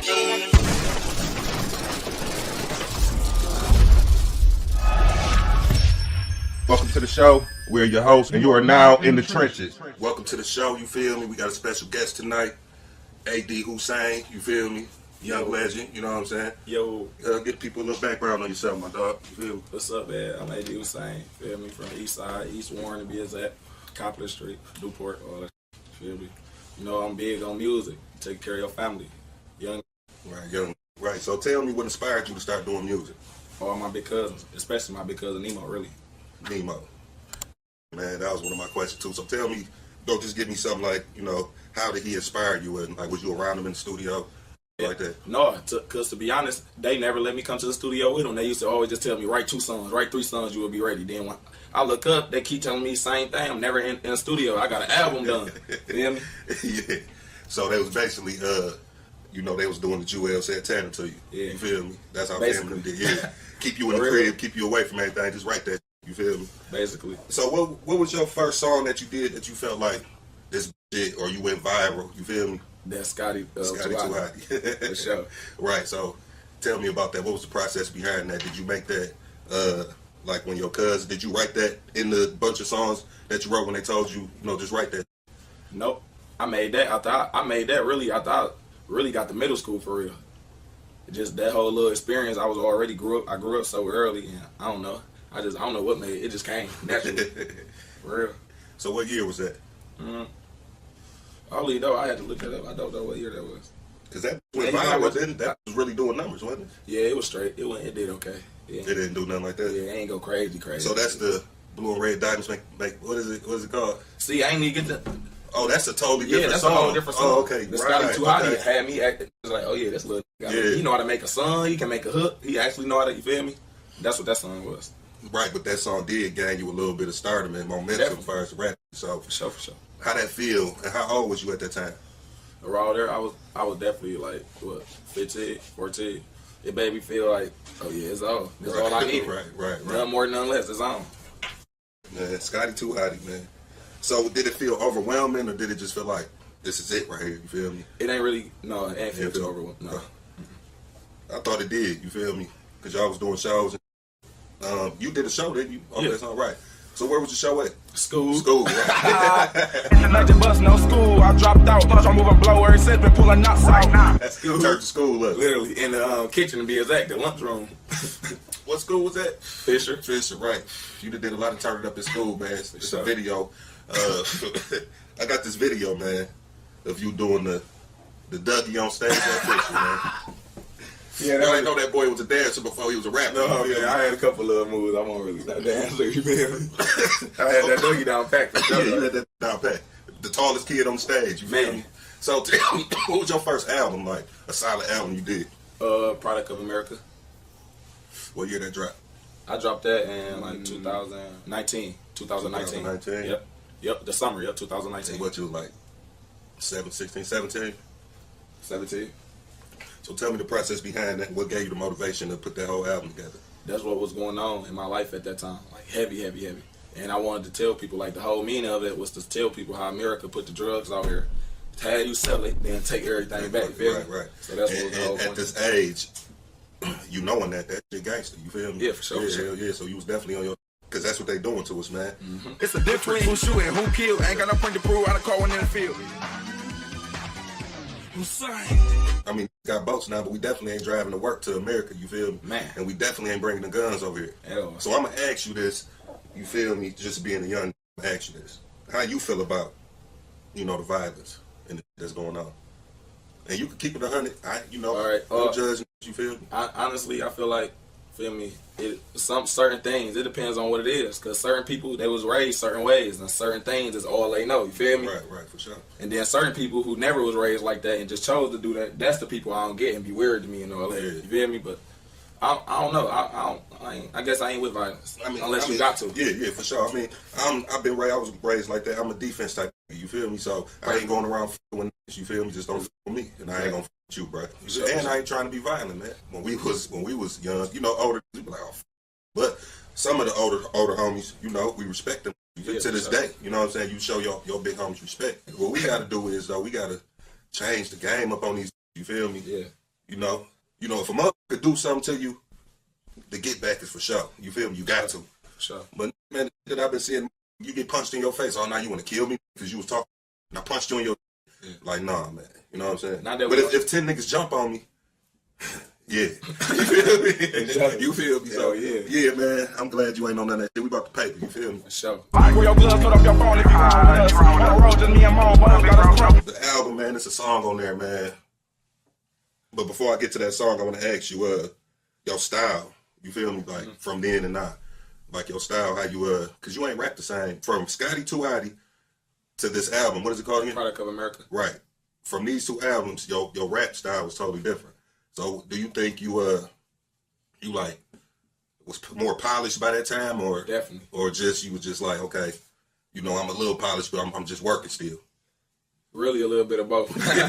For real. Right. For sure. For sure. Never too much work. There's always some room for some more work. Right, because you was dropping shit, man. Because I can remember we could go back to the time when you was recording here. And you stayed on that, and I still got some of them songs too. So around that time, tell me the songs that you really thought that was it, that you was recording here. Because I'm gonna tell you one after you tell me. That one song I said she my Beyonce. I'm Jay-Z. Yeah, okay. That one song for sure. Right, so that's what I'm saying. So your style right there, you don't even rap nowhere near like that no more. Yeah, you still had that kid phase in you. You feel me? But okay, so the song, song I'm thinking about. He got your cousin on there, man. Sing. Dario. Man, Nemo Dario. little brother. That's my big cousin Nemo little brother. Right, for sure. So, like, you don't plan on doing more songs like that? Oh yeah, definitely. I plan on bringing big cuz on because I'm trying to start a label, get a label going. Okay, tell me about that. Yeah, I plan on at the label LBM, Loyalty Before Money, not no gang, none of that. Strictly label, turn to a clothing line and a family. You feel me? Sure. But I plan on bringing my big cousin aboard to that for sure. He one of the hardest singers in the city. Man, that boy could blow, man. I'm trying to tell you, Just man. gotta build his confidence up somewhere. Yeah, because of course, because we had to build him up down here, Man. and he had to get up out of him. But, you know what I'm saying? Literally. Yeah, you know what I'm saying. But yeah, man. So you ain't did no songs with him or nothing. Since then, we probably dropped like once or twice since then, but he don't really be in it. I don't know why. He don't really care about going to the studio for real. Like, I be in the studio every day or every other day. I done made the studio my life. Cause I love her from a distance, how I gotta be. Herk Glock, he got a switch, he stay in white tee. Everybody around me, what I'm doing, I'm in the studio. So I'm probably going to the studio after I leave here. Yeah, I'll be seeing you on live. You feel me? I'll be like, boy, this boy don't be bull. Sure. And that's what I like, man. I like to see that hunger out there. You feel me? Like, for sure. You ain't even you strictly on that. You feel me? Hell yeah. So the record label, how many artists do you got? Any artists now, or you know? Yeah. I got some artists right now. Name a few of them. One of them is my brother BBG Tez. Feel me? And another one was my little cousin RJ, FBG RJ. Feel me? So them the only two? Yeah, right now. As of right now. You don't none of y'all rap? You rap, bro? Time to time. Hey, look, I got a surprise. With this. No, listen, I got a surprise. I got a surprise for everybody. Yeah, who they'll never expect to rap. I'm dropping the whole tape with him. That's what I'm dropping with. Who? Your brother? 40. 40? Yeah, over here. 40. Right. So this is free 40. Yeah, that's what you're well, talking about. yeah, 40 okay, right yeah, because that was one of my questions I was going to ask you, man. Yeah. Who is 40? You don't tell me who is 40 is, because I see you always, repping your dog. You feel me? Yeah, like, I'm going to be 100. Like, I was already, like, out here a little bit, but my big bro, 40, he really, like, helped me, like, showed me around with the streets, everything. On the hustling tip, the females, just everything for real. That's my main man. Yeah, man. I really don't. I want to ask you this, and I want you to tell me about this, and let me know if this was like a change in your life. Did this change you? Kari, that changed you? Yeah, all the way. I wasn't about to do none of this. So he was rapping too. No. Mm-mm. Man, I thought my cousin that passed with him, Nemo, who made me want to rap. That's who was rapping. Kari ain't rap. So he was just a fresh, getting money. He wasn't even no rapper. Bingo, take care of family. Right, but he had the rapper look though. For sure. All the way. Damn, that was why I thought you got that from him. You feel me? No, so it was really Nemo. Yeah, I got my swag from my big brother though. Yeah, for sure. So tell me about this right here, because I see you with that on all the time. Oh yeah, this is my extended family. My big brothers, BBE, Bag Brothers Entertainment. Right. Another record label. Right. So is this record label that you started with after you dropped? Because I see who is bro. One Love. Oh yeah, that's my uncle. He be helping me. He be coaching me in the studio a lot with me. So that ain't who that is? No. Oh, okay. Yeah, I thought, because I was like, damn, bro that came out with a clothing line. So this is, you getting basically help from all your big homies too. Yeah, for sure. Yeah. This is my baby Marco Skeezy and mom. Let me shout out my baby Marco. Right, for the sure. family. Right, for sure. I'm here. So the OGs in the rap game, have you met any of them, and do they show you any love? Like, do they respect your craft, and do they? Yeah. On the OG, I be with like older guy in the rap game. I done been with kick it with is like my big bro Danny. Oh, Danny. Yeah. I be with Danny on the regular every day. Shout out Danny. Feel me? I be with bro on every other day, just on some big bro, little bro tip. But besides that, no, I don't really be with rap. Oh yeah, I'm tripping. Dot too, Dame Dot. Shout out RGS, my baby. He showed me mad love. He took me on a sprinter with him to the shows with him, all that. Yeah, games. So and I'm tripping. My big cousin, my blood, my family, Tay-B, you feel me? Because took me through a lot of places in the A, showed me a good time, showed me the life. So besides them three boys, man. So tell me this: what hold the most weight? Loyalty, fear, or love? Loyalty. Loyalty. Elaborate on that for me if you can. That's what I stand on. For real. For sure. LBM, loyalty, like everything else you said, all it can be like, it just ain't right. The only one you can't come back from or go over or skip or none of that is loyalty. You feel me? Because fear really ain't. Because ain't scared. You feel me? Definitely. And if it is, it's something to handle. Take care of that. You feel me? And you don't really want that because kill a lot of fear. Right, for sure. Hell yeah, I know this. You feel me? I didn't see this. I didn't see this happening because I'm scared. You feel me? So, Definitely. And then the respect part, that kind of ties into loyalty. You feel me? Because if you Especially if that person that you admire or look up to or even just got love for is older than you, that's automatically, like, that's without question. That's like coming to somebody's house after some snow. Take your shoes off. You feel me? Right. You better take your shoes off. Sure. You feel me? So, all right. So, this album, is this your second album? Let me go to it real quick.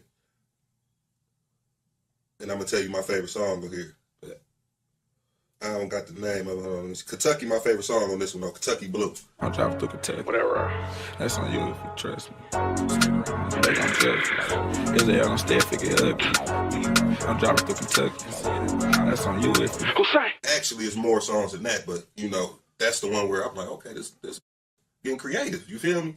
Damn, on the whisper side of things. That's your shit. Yeah. And I got that from Big Bro. RGS, Doc. No cap. Doc was the first thing I heard in the city whispering. I told him, like, I ain't gonna lie, Big Bro, that's crazy. Tripping with that. Yeah, I said, damn, man, my dog, he really on this, man. And I could tell that you put a lot of work. Like, you put this mean more to you than the first album. Oh, yeah, for sure. For sure. So tell me the process behind that, because this one you was with, you say that's your uncle? Mm-hmm. Yeah. And I see you a lot online. Tell me the process. Because, like, I was handling my business. I was back and forth, you feel me? And every time I was in town, it don't matter if it's 4, 5, 6 in the morning, Unc got me in the studio with a hot cocoa, just making me rap. I'm halfway asleep, all of like this. This was my first, like, almost real project that I really put time into. Sat there and listened, had little listening parties, put money into all that.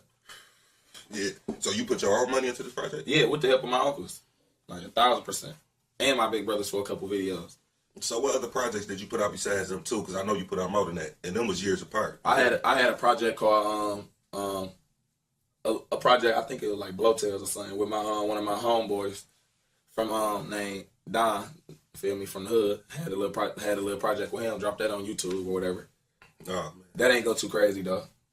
It was too much trap talk. You feel me? That supposed to be it wasn't no strip club dance. None of that. Just all trap talk. I mean, Blowtails, man, that's that I would want to listen to. You feel me? Definitely. I ain't really, I ain't really. I'm f***ing with the new that's going on now. But, yeah, me too. Besides all that purse and dress, being and none of that. Yeah, nah, man. I'll laugh at you.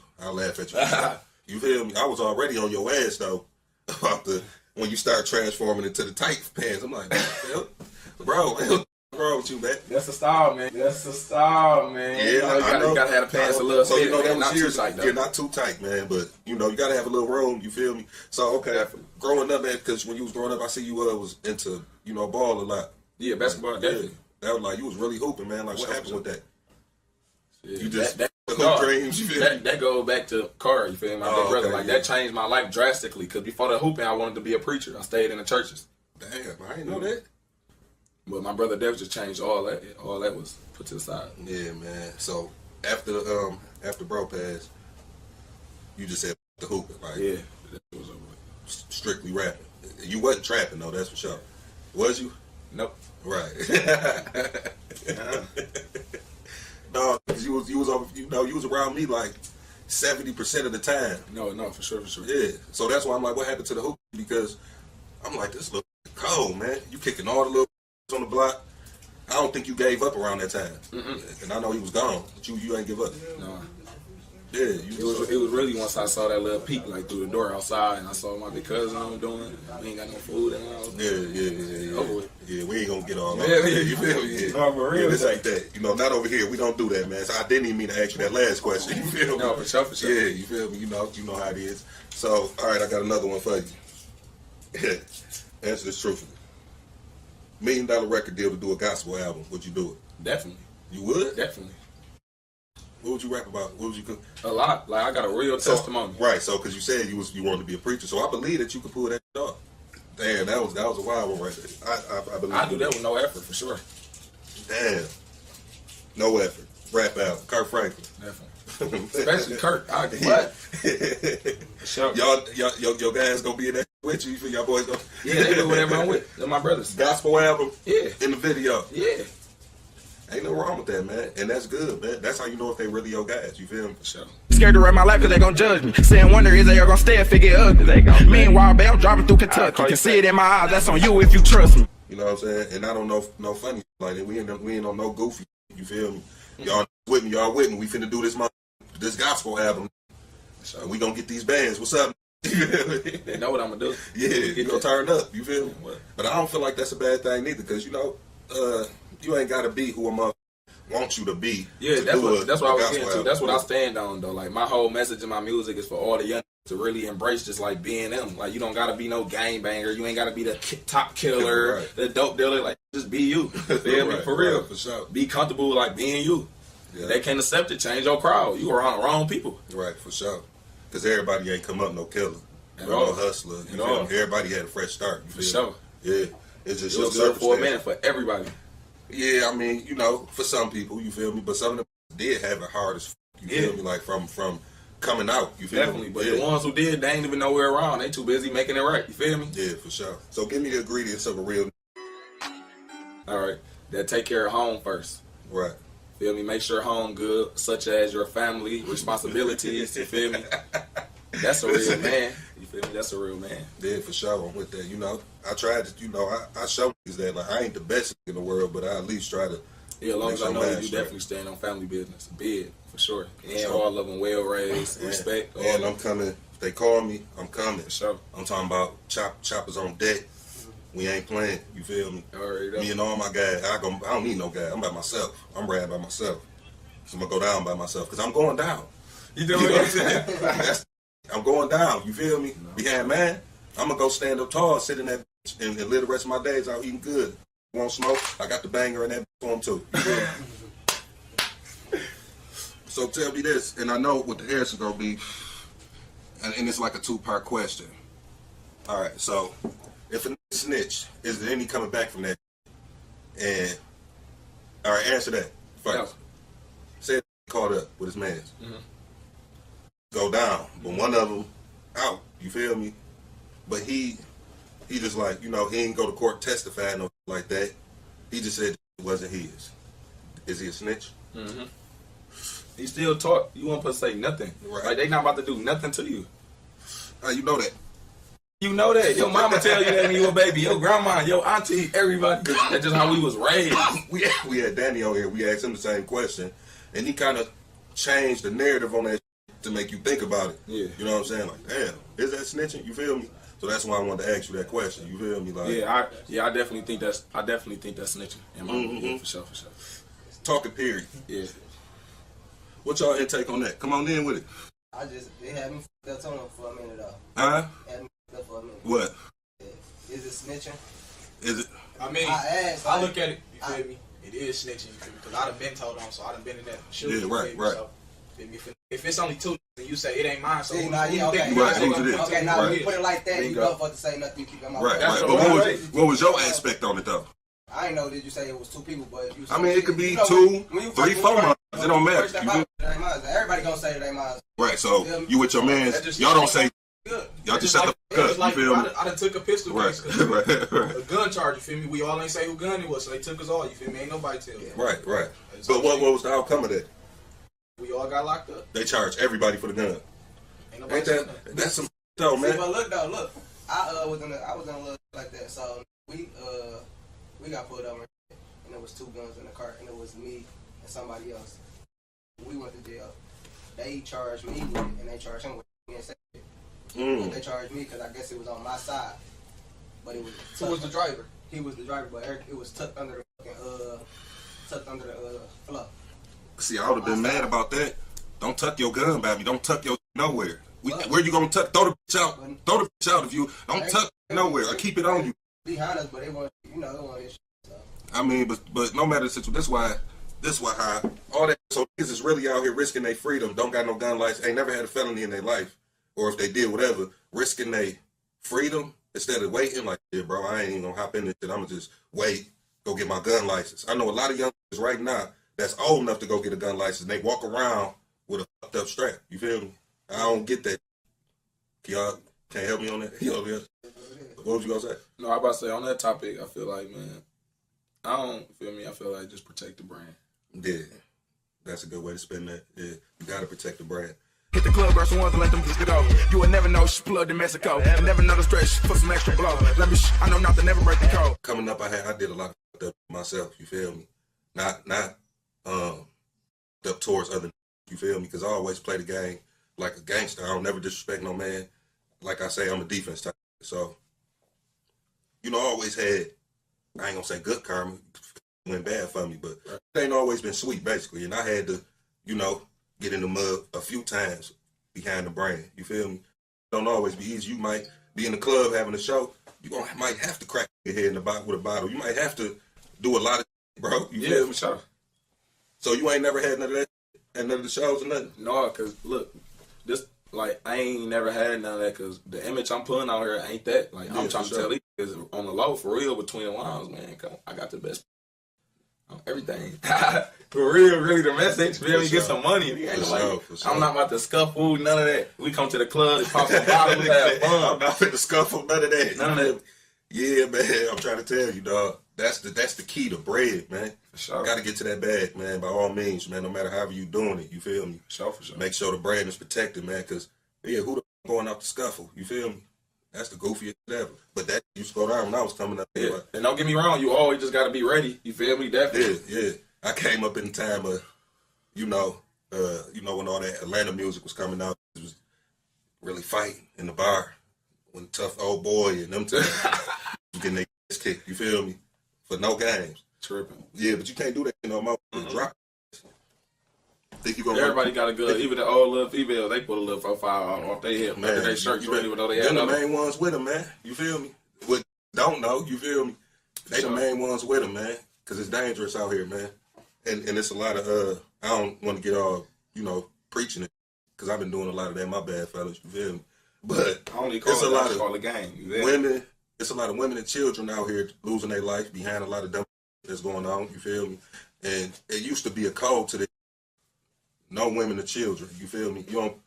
You give a pass, you feel me, on certain, like, on some real, when I was coming up Sunday, man, wasn't no niggas doing no shooting, no nothing. We chilling. That was like the rule niggas had, and it just ain't no structure no more. You feel me? So that's the key. That's perfect how you put that. That's what it is. Ain't no structure. There ain't no structure. Ain't no big niggas homies. Ain't got no big homies or nothing. And the ones they do, they trying to belittle the little niggas that's around them. You feel me? Yeah, for sure. Yeah, ain't no structure, man. It's just fucked up, man. And I feel like a lot of the, the old niggas is just scared, man. They scared as hell. I ain't getting in that. Like, that's what you need to do. That's what you need to do, bro. Get in the middle of this. You feel me? Definitely. Try to save these, man. You feel me? I hate to see young niggas dying. You feel me? Like, come on, man. I was listening. I'm gonna say this. I was listening to Pac, man. Said, and it's the first time I realized he said I'm straight. This the first time he said I realized he said it as a man. You feel me? Yeah. I was just rapping the words as a young, but they tell me it's the white man that I should fear, but it's my own kind doing all the killing here. You feel me? And this was years. This was y'all. You was probably a baby. You feel me when it got dropped? And I was like, damn, that's deep as hell, man. You feel me? Like. That's the truth, you feel me? So tell me what you got going on now. Right now I'm working on a project with my big brother. I just told y'all about Cal. Feel me? Ain't no more free for you, he free. I'm working on a project with him. About to drop a tape. I have a couple of my artists on there too with me. That I want y'all to hear that I'm debuting. They coming out, you feel me? Right. I ain't really, everything I do always gonna be with somebody, with my cat with me. I don't really like doing it by myself. Right. So I see that, man. You've been having the same group of guys around you. Your boys been rolling. So tell me, man, the Aaliyah boys, man. Yeah. Give me some insight on that, man. They're my boys. Yeah. My brothers. I mean, I know, what's behind, the cause of that, the name, you feel me? And rest in peace to her. Yeah, actually today, her birthday today. She turned 20 years old today. Damn, that's crazy, man. For sure. Damn. Rest in peace to little mama, man. I remember that. That was my daughter's friend. You already know. We was all going to the same school. Yeah, man. So around that time, man, y'all boys was tarped up, man. Tell me about them times and, like, how long did that roll go for? Like, how consistent did it roll? Like, was it a year, 2 years?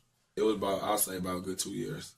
Strong, heavy. Strong. No cap. I'm talking about every day, doing something. Parties, backyard parties, shows, something. Doing something every day for sure. Then besides that, you know how I go. Just grow up. Some of us had kids, got older. Some of us, feel me, some people we used to be with passed, some locked up. Right. That's all it is for real, but everybody's still around though. We plan on dropping the game together too.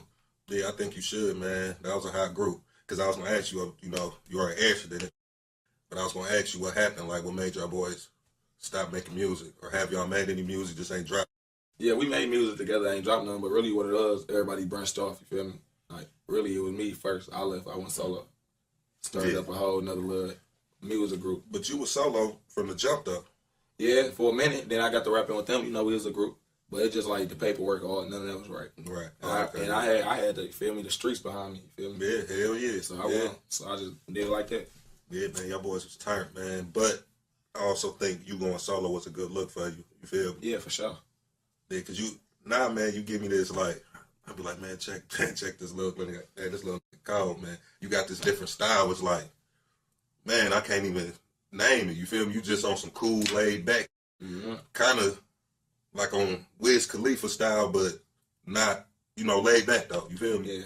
Yeah, I say check my dog out, man. He doing this shit, man. I'm proud of you. You feel me? Appreciate you, my man. Yeah, keep doing it, man. For sure. No, I ain't stopping. Yeah, all gas, no brakes on it. You feel me? I really love it. I ain't gonna lie. Yeah, I know you do, man, because you ain't gave up. So how many years you been in this, like, strong? Like about 5. 5. For sure. So Scotty Too Hotty from then all that. straight. Yeah. About 5. Hard. Damn. This year for sure made it about 5. Yeah, 5 years strong. So how many videos you be dropping, like, because I see you got a lot of bitches, you feel me? Yeah, we got to get your up. So this what this purpose is for, if you didn't know, you know what I'm saying? This is for the legends, you feel me, of the city, the young doing it, but, we trying to bring light to you, you feel me, and let people know what you do, you know what I'm saying? For sure. Get the people your social media, man, and where they can find your videos, and you know what I'm saying? Y'all can find me on the gram at Kari Hussein, QARIHUSSEIN_. Y'all can find me on Tool, AD Hussein. Subscribe to the channel too. Subscribe to too. Subscribe where your music at? Oh yeah, I got some music on Spotify, iTunes, all. Yeah, AD Hussein, you feel me? Go look the boy up. He hot, you feel me? Yeah, I'm rolling right now. Love, you feel me? So any new videos you finna drop out? I just seen you doing something. This a song you got coming out? Was this a freestyle last night? What was that? Yeah, I ran all the way through. Like, I'm really about to start vlogging my life from now until I'm like 50, so y'all can see this. So y'all think I'm playing. No cap. Already got some months in it. Vlogs. I ain't even saying nothing. This is my first time speaking on it. Yeah. Oh, okay. Real vlogs. I'm talking about nights I'm in the studio with Doc. I'm on the road at shows with him. I got some real vlogs. It ain't time yet, because I'm going to wait till a minute that I'm selling to HBO. Yeah, that was another one of my questions, though. Documentaries. You want to document your life. Yeah, you like a genius when you saying all. I'm already on it. Before I even ask you. So, tell me some more about that vlog. What you really gonna do with it? No, I know you ain't, because that's gonna be a lot of footage. You feel me? Yeah, really, what I'm gonna do with it though, I'm gonna watch it, all of it. Some of the clip, all of it's gonna get saved, but I'm gonna turn it into a little movie or whatever. Feel me? Or reuse that some parts for the movie that I'm making. Yeah. So you plan on making a movie? Yeah, definitely. You ain't came up with a name? Nope. I ain't came up with the plot twist. None of that yet. Yeah, I want all that. Natural. You got to. This is a part of the story. Yeah, for sure. I don't like all that cat. Yeah, because I plan on. I got one coming. You feel me? But right now, I got a book I'm doing. I'm doing it in audio right now. You feel me? Oh yeah, that's it. So I could just get it down. You know what I mean? Then I write it out. But right now, I got an audio book coming. You feel me? I'm just working on that. So that's something I've been doing, man. I ain't all the way out. You know what I'm saying? I know you've been like, damn, when you gonna do something? For real though? No, man. I'm kind of until I came and sat back and looked around like what you is doing something. Yeah, man. Yeah, I'm still locked in. You feel me? Sure. I could do it whenever I want to. I actually think you more locked in than ever now. For sure. You know it. For sure. See, with that comes with competition and motherfuckers. You fighting for who like you and who don't. You know what I'm saying? At this, I don't give a fuck. Yeah. You watch it, whatever. 9 times out of 10, you gonna watch it. You feel me? But we ain't got no competition with because this ain't that. This might feel some type of way or these. Do a podcast now, but it ain't. It's just something I've been planning for a minute. I've been had all to do it. Right. I just been doing nothing. You feel me? Life. Life. So now I got time to sit down and talk. So you know what I'm saying? That's what it is. You feel me? 340. Movie, new album. Besides that, I got a little clothing line I got coming. What's the name? It's gonna be like Slime Forever. Slime Forever. Yeah. Give me some. It's a whole story behind it. That's what the SFE be standing for. That's just a clothing line. You feel me? Right. Making that a clothing line. Like you really gonna do this? Like yeah. You got a logo, a patent yeah. already? Make that happen, man. Whenever you came and asked me whatever you needed, I had it for you. You feel me? Sure, I ain't talking about like that. I'm talking about this type. No, I already know. What's understood, and you feel me? Some of them might get it twisted, man. You just gotta let them. You feel me? That's all the time I got for the night, man. You know what I'm saying? One more time, run that social media back by him again. QARIHUSSEIN, Kari Hussein on the gram and on the YouTube, AD Hussein. Subscribe to the channel, and I'm on Spotify, iTunes, all that.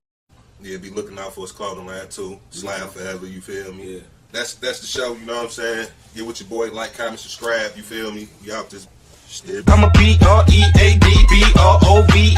If you wanna see me, then I be in the D. Oh, should I say 3 on 3?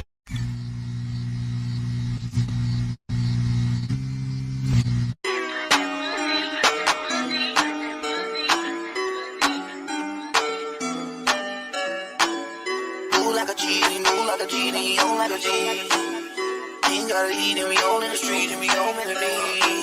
Getting money every day, that's my main mission. If you want to leave you nice missing. Lil' cuz in the drop with them brains missing. 2218, we the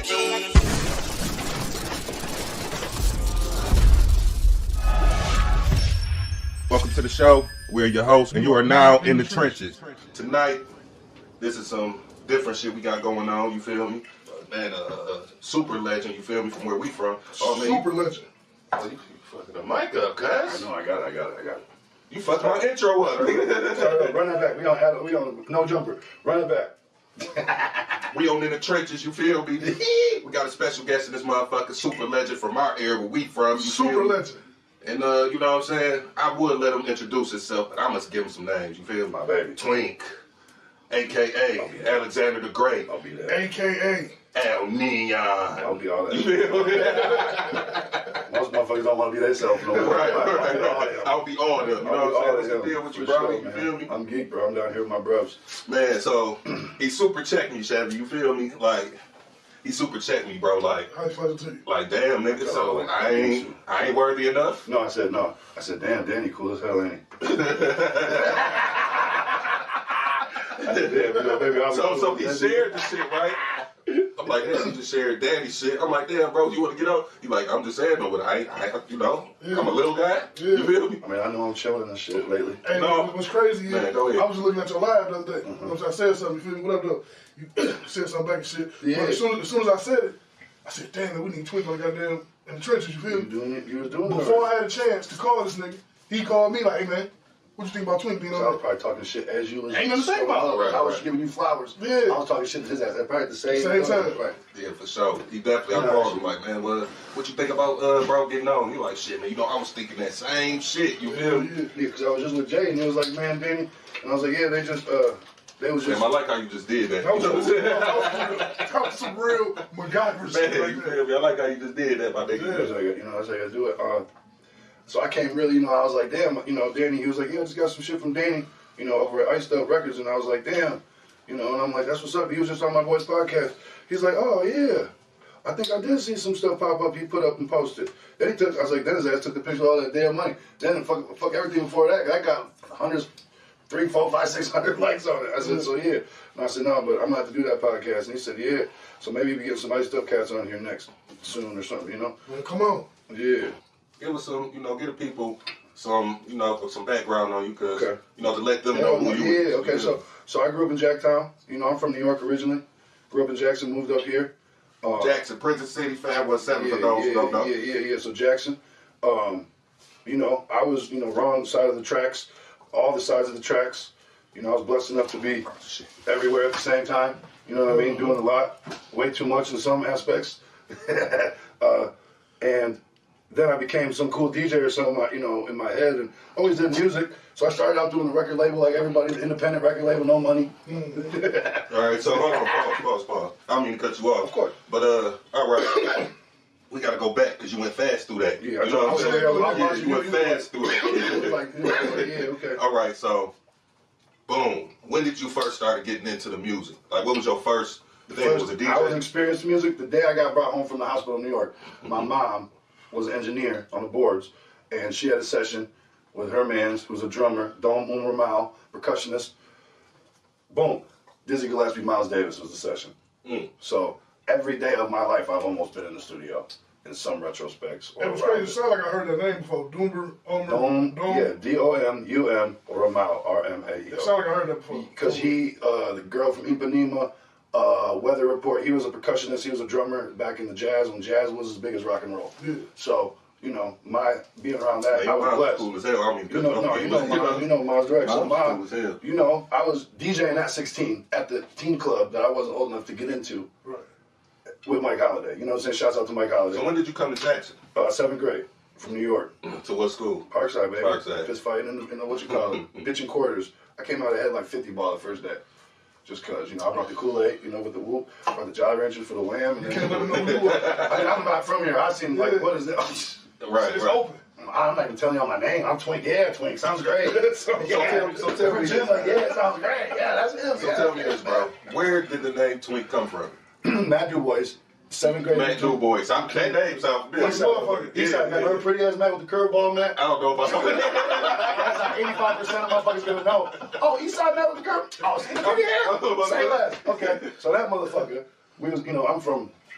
So in New York, where I'm from, is right between Manhattan and Harlem. So all I heard was wildness, you know, a long time. So when we started playing hoop, I'm just talking crazy, and I'm, you know, all types of mix. So I have this weird ass complexion, yellow as hell. Tan, not white, not, you know what I'm saying? And he's like, I look like a Twinkie. Next day, Randy, y'all, Aaron, 50, Big Fifth, everybody. Randy, Reddick. Every direct he sends to your cousin. Shout out Cuz, man. So Aaron, you know, we was in that circle. There's Mitch, Mark, you know what I mean, Kiefer, boom. Bunch of cool niggas. There's Twink. All right. You was in the circle with a bunch of cool niggas. Boom, no, just boom, everybody. This Twink. I never got to be me the first day, bro. I'm Twink. Because that shit happened in the summer. So the rest of the summer, boom, first day of school, boom, I'm Twink. So it was like I said, I had already the pack on the track. I was already pitching quarters and all that. I was already going to McDonald's after party. You feel me? I'm already. That was the spot niggas used to go box there too. What's the dog name? Big 50 Bone worked there too. Yeah, Carmen, shouts out to Carmen. So yeah, come on now. So then I'm going all the way back to the east. You know what I'm saying? Trekking. Then it was hoop. And I had 5 cars, got the pack, and I'd pull them all up. You remember the Capris. And so you had the pack back then? I mean, America. Shit. All right, so I didn't, you know, it wasn't the biggest known deal, but you remember I was a little bit off the, you know what I'm saying? So you say the music. You say the music shit, bro. Like that was my wash. That was my laundromat. So the music. So I throw them shows down at the Whoop and Wham, get the big artists. Yeah, but I don't want you to skip to there yet, though. You're going too fast, still, bro. Y'all don't know it. Yeah, you're going too fast, man. I'm still trying to get to. Was you a DJ first, or did you what did you start first? Well, I mean, like I said, I was always a producer. Like I was in the studio. I watched it all. I heard the song before it was done because I'm sitting next to my mom's. I'm watching him be the percussion. You know what I mean? I'm watching all little itty bitty pieces. So now, fast forward, boom, I'm in the studio, y'all. Like, so who was the first motherfucker you produced? Shadow, Jeff Taylor. Shout out to Shadow, and Mikey Hagmeyer. He was in his basement on shrooms, and I grabbed the microphone, and Mikey was doing. He had these little loops loaded off the beat machine. You know, the little Roland 909 or something. He's all right. All this little random ass white people shit. And I'm like, man, come here. Shadow's like, yeah, and that person said, I'm like, oh, we got something here. Right. So that's when Mixed Status Music. And then it was Johnny, and then it was the Tuts. It was like, oh, and then everybody Runaway, his young ass 16, doing tracks with Randall that Universal Records stole from us. Damn, you talking about Randall Herk? Your cousin. Mm-hmm. Yeah, so look. I mean, he was hot at one time too. Randall. He was hot at one time. Man, are you gonna tell me that? You gonna tell me that? I'm still not fucked right now, man. That is your house. What Kanye said. I never hated it. Yeah, we was 19. What was this? 19 and a half. I don't know if he rapped it now, but I'm pretty sure any nigga who used to know how to rap can still rap. So the kicker is, we put out 4 records with DU, Pat, all them. 2 of those, and 2 of Randall's got took by Universal because I submitted everything. Yeah, Randall was hot. Randall had a track called "Fuck Like Porn Stars" and "Party Like a Rock Star," and then 3. You know how Randall used to dress. Yeah. 3 months later, guess what came on the radio? Dear, near, near, near. Guess what our beat was? Dear, near, near, near, near, near, near, near, near. Fucking like a porn star, fucking like a rock star, dear, near, and they just stretched it. Dear, near, near, near, near, near. Party like a rock star. Party. Yeah. First we pop shots and then pop models. That's the use line. Remember? I think I might have Remember that's when the Skrilla Boy shit? That was a song before that came out. I mean, you know, I wasn't following. No, I'm just saying like that. But I when have that heard shit came out in shit. Jackson, everybody peeped because that's what we had to do back then. It was Emerge to Poe to everybody. Shout out to do the real shit that did real shit because out of the reality basis of Jackson, guess what? Guess what? Jackson got more talent per capita than most. Yeah. Say they don't. Yeah, I really like how everybody catching up to the D now, where the D they just like give me anybody from the D. I just want all that shit. And you know, Jackson got just as much, if not aligned talent as that right now. You know, still. Yeah, Still. I heard when I did that boxing event down there for Young Dog and them that was trying to do that shit for the city, I DJ'd here and all that. Yeah, all that shit. I was like, damn. What was that? What was that event?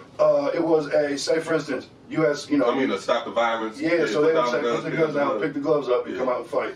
And it went real well. And you know, I was getting a geek, and I played like some random shit. Niggas was getting their face punched off too. I seen. I'll tell you this. I'll show y'all some videos. Chris. Yeah.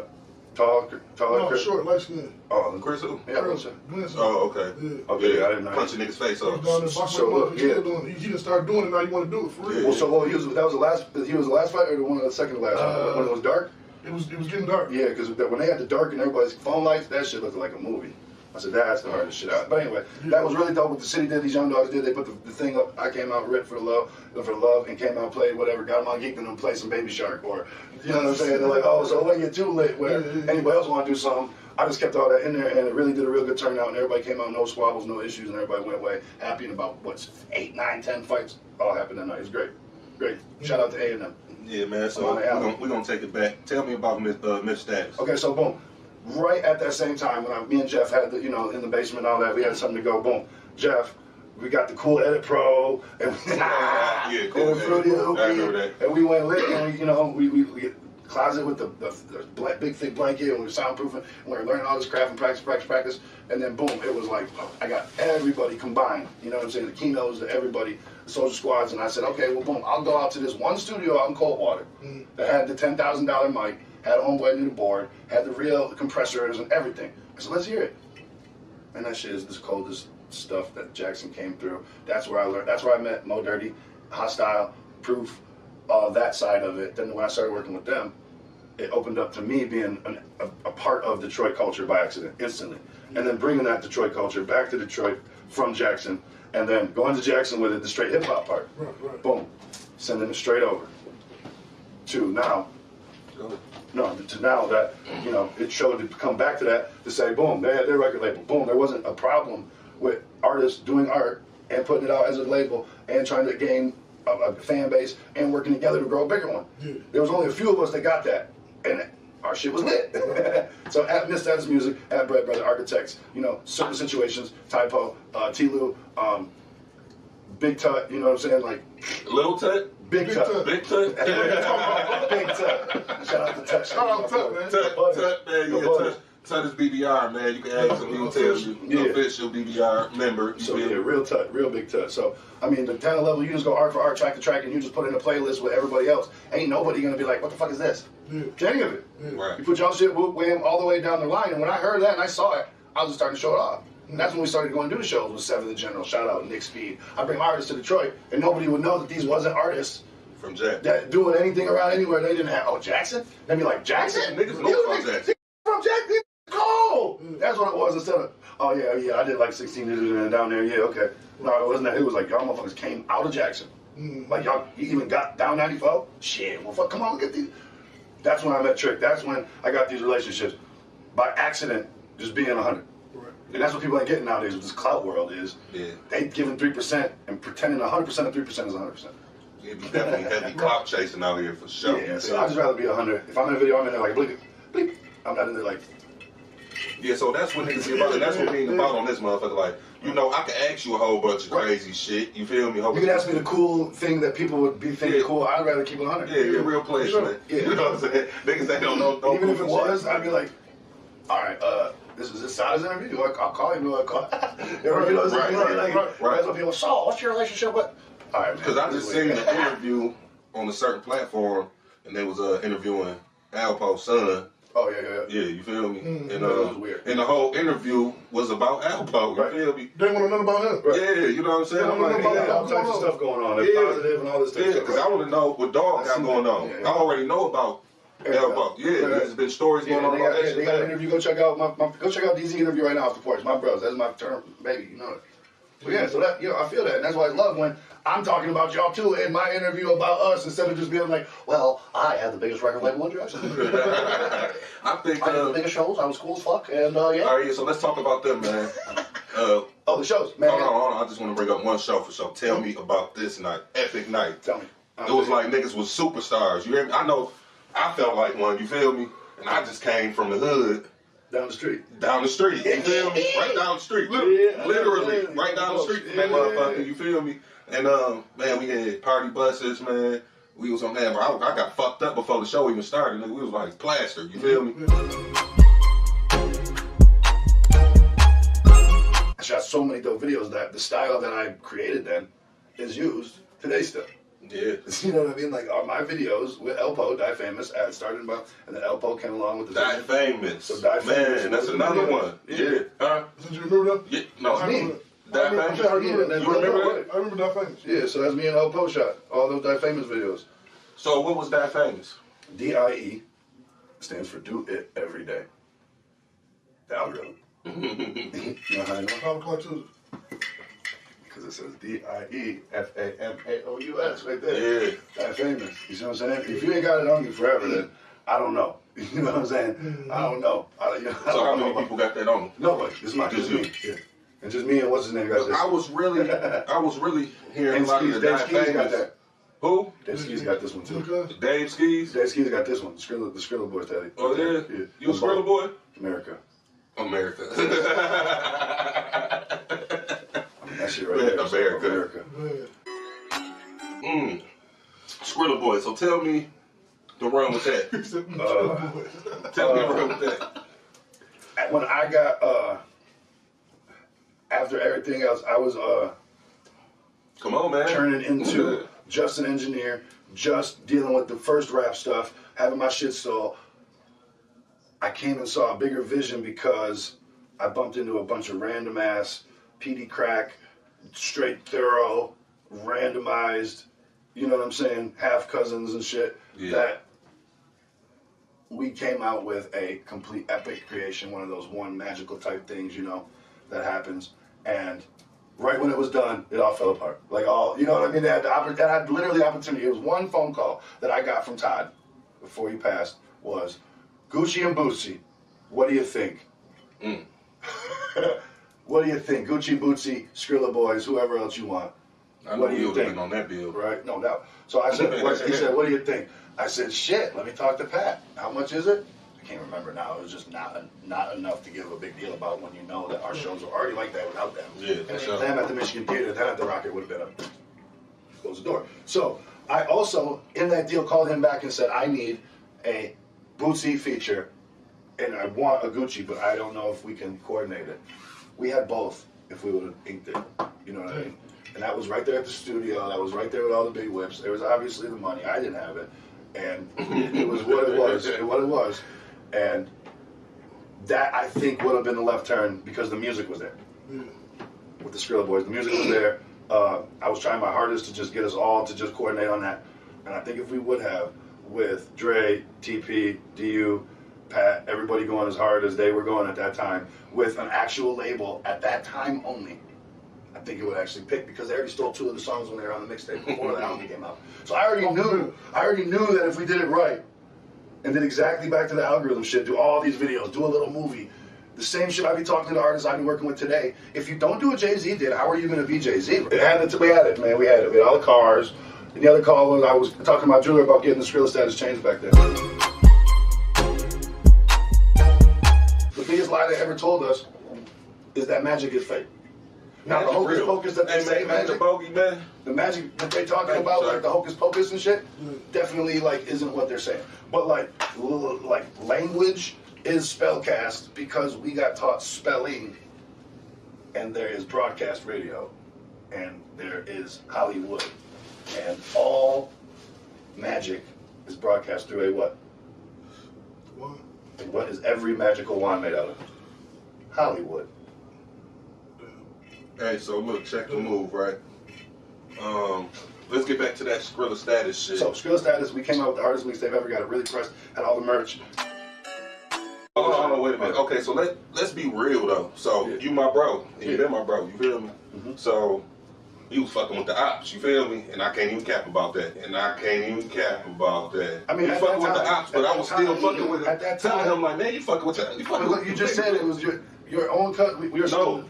Skeezy ain't no op. No, that's what I'm trying to say. Yeah, like the exact difference of that is me and Skeezy are two of the three people that have the tattoo. You feel me? It's like so.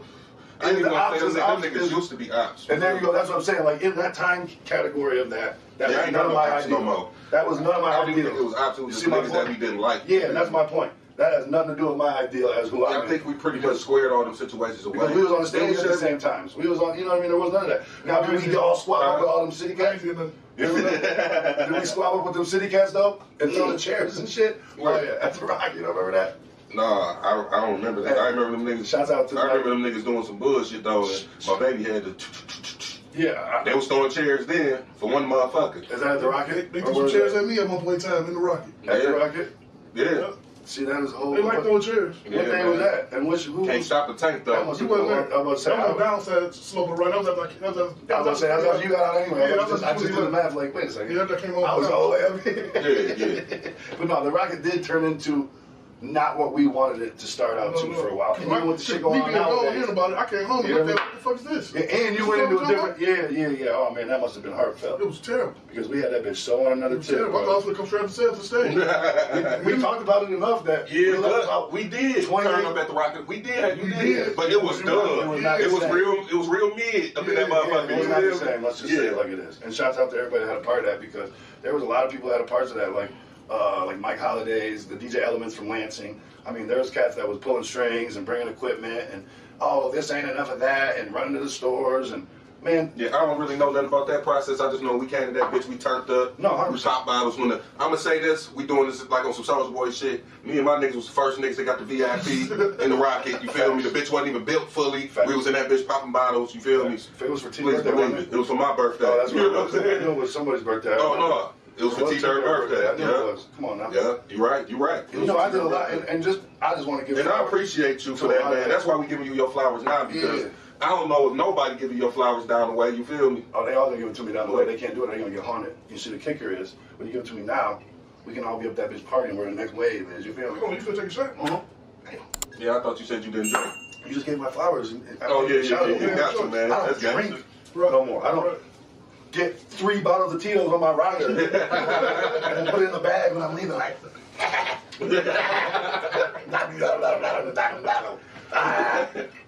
so yeah, no, I'll take a shot for celebration and success. Yes, that is what this is for. But you give your spirit with spirits. That's more than one. You know, the tavern they say food and spirits. You're not talking about having a good old time. Talking about that shit you get too lit. It's taking over your spirit. You black out. You are still awake, but you're not. It's some weird psychokinetic ideal. So, I don't drink anymore because I'm not very good at it.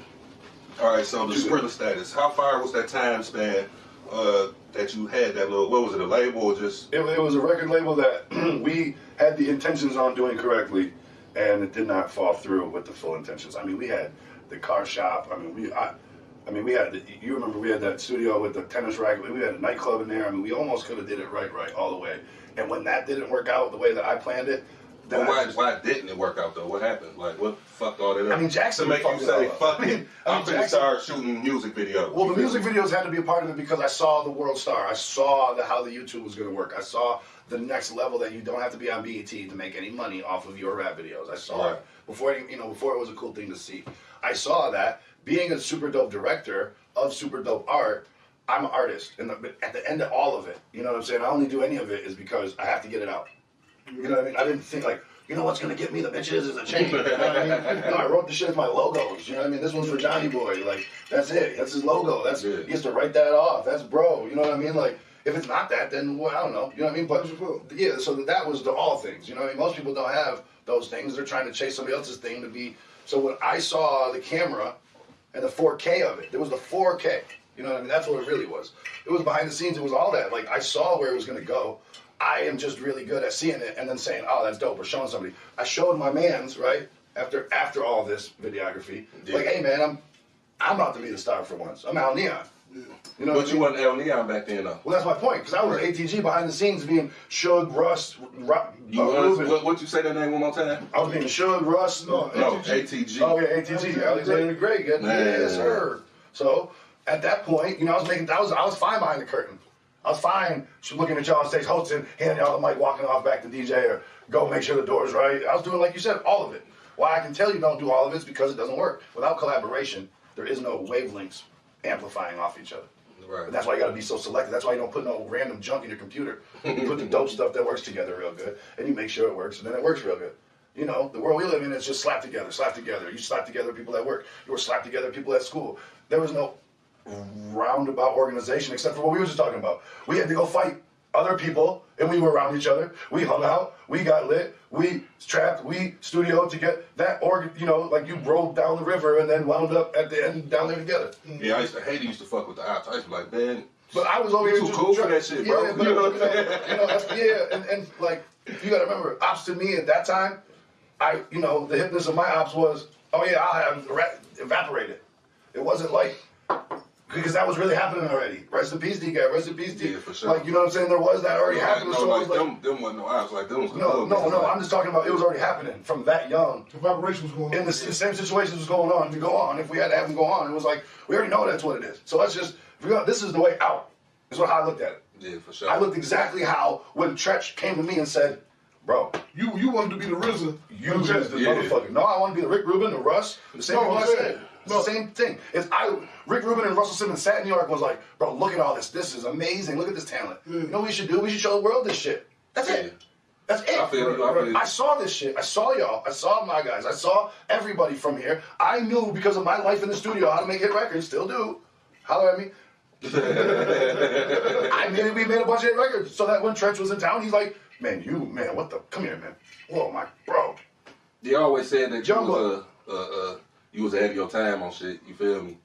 And because niggas wasn't shooting videos down the way. And having storylines, doing this and doing that, and having a real studio with real Stacks said, it was so funny. It was so random and put together randomly.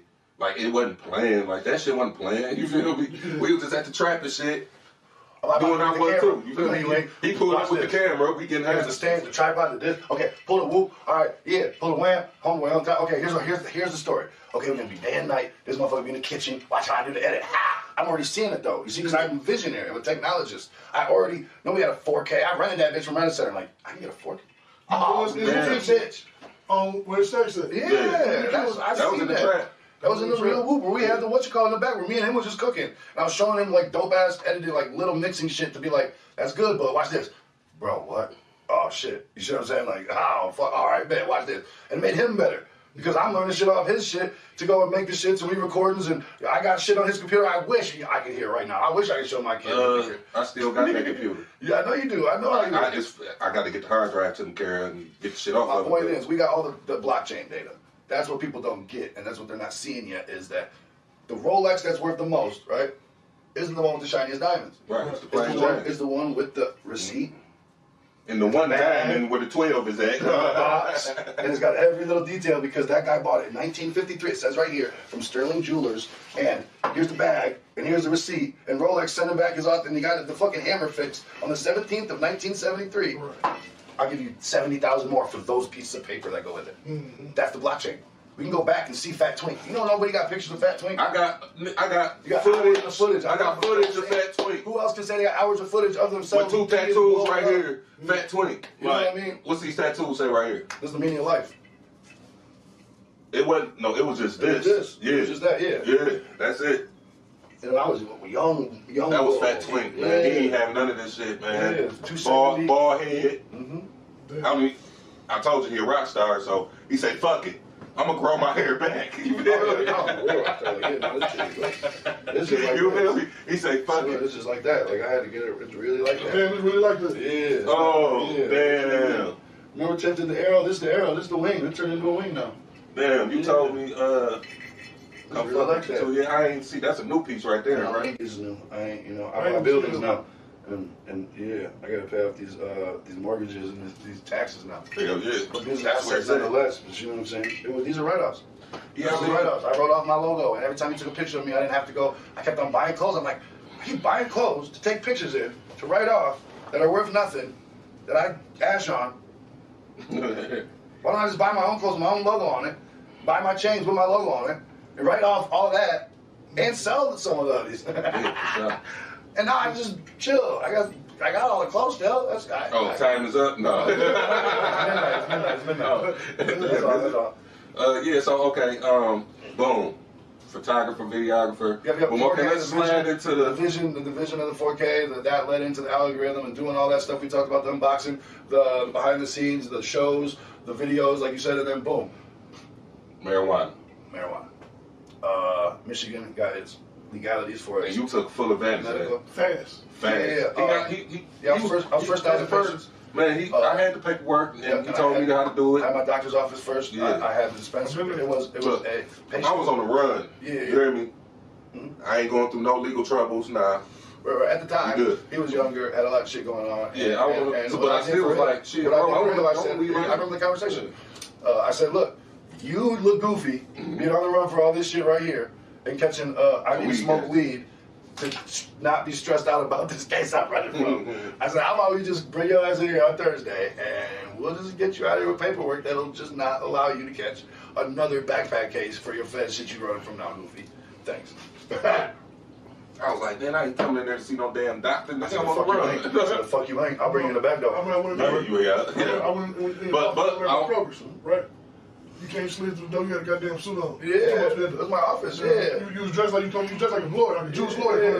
And I don't want to cut y'all off, but let's say he had the building on Killer Shake and Go, barbershop. Yeah, that was my first one. See how that went down, right? That was the dispensary. Watch. Yeah.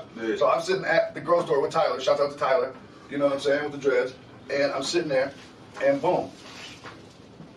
I get a call from my homegirl who works down she works at the court office, remember? So, boom. Didn't nobody see that. Homegirl works at the court office. She's like, hey, they're about to put a moratorium on any dispensary, provision center, anything, if it doesn't have an address today. It was 9 in the morning, bro. I had a spot by 2 in the afternoon. And I was up at the courthouse by 3 o'clock, and I had my shit in. By the next morning, they put the provision out, and I was open the next day. I had my guy come and paint the window, everything the same night. Took the last 10 I had on me, got this, had to do tables, got the whoop and wham in there, had the whole cannoli in there. The next day, boinks. Yeah, so I just saw a way to break the code because Michigan doesn't have a word, and it didn't at the time, to say they can help the patients with the medical, with the whole shit back there. They couldn't tell you how to get your car. They couldn't tell you how to get enough. There wasn't even damn near enough grow stores to get shit to grow it. Right. Yeah. So when that shifted, it downshifted to say, I read the law, I kept reading this bitch, like, this bitch going to crack to me.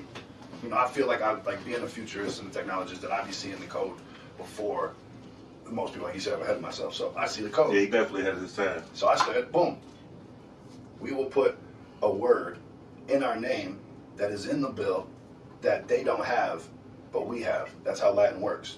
It's an on and off switch. That's how laws work. If you plinko, ding ding ding ding ding ding, you know, or ding ding ding ding ding ding ding ding ding. That's it. You know, there's no middle in court. You know what I mean? It's like money time. That's it, or nothing, and you walk. So I looked at that and said, resource. It said the state of Michigan does not have the resource to help Michigan medical patients with marijuana seeds, cuts, information. I said, well, that's what I got then. Paradise Patient Resource Center. Boom. Yeah, but before he had the center, he was just popping up on me with all type of different bud. And I'd be like, man, where the fuck you getting this shit from? You feel me? He like you said, he the original backpack boy. Right. He'll roll up with a backpack full of these, you feel me? Jars. Big jars. Here, checks, popping them bitches up. Check this out. I'm like, damn, crazy looking shit that I never seen before. You feel me? So I give you props on that, man. You the first motherfucker that I know that brought exotic weed to Michigan. So I ain't talking about Gan.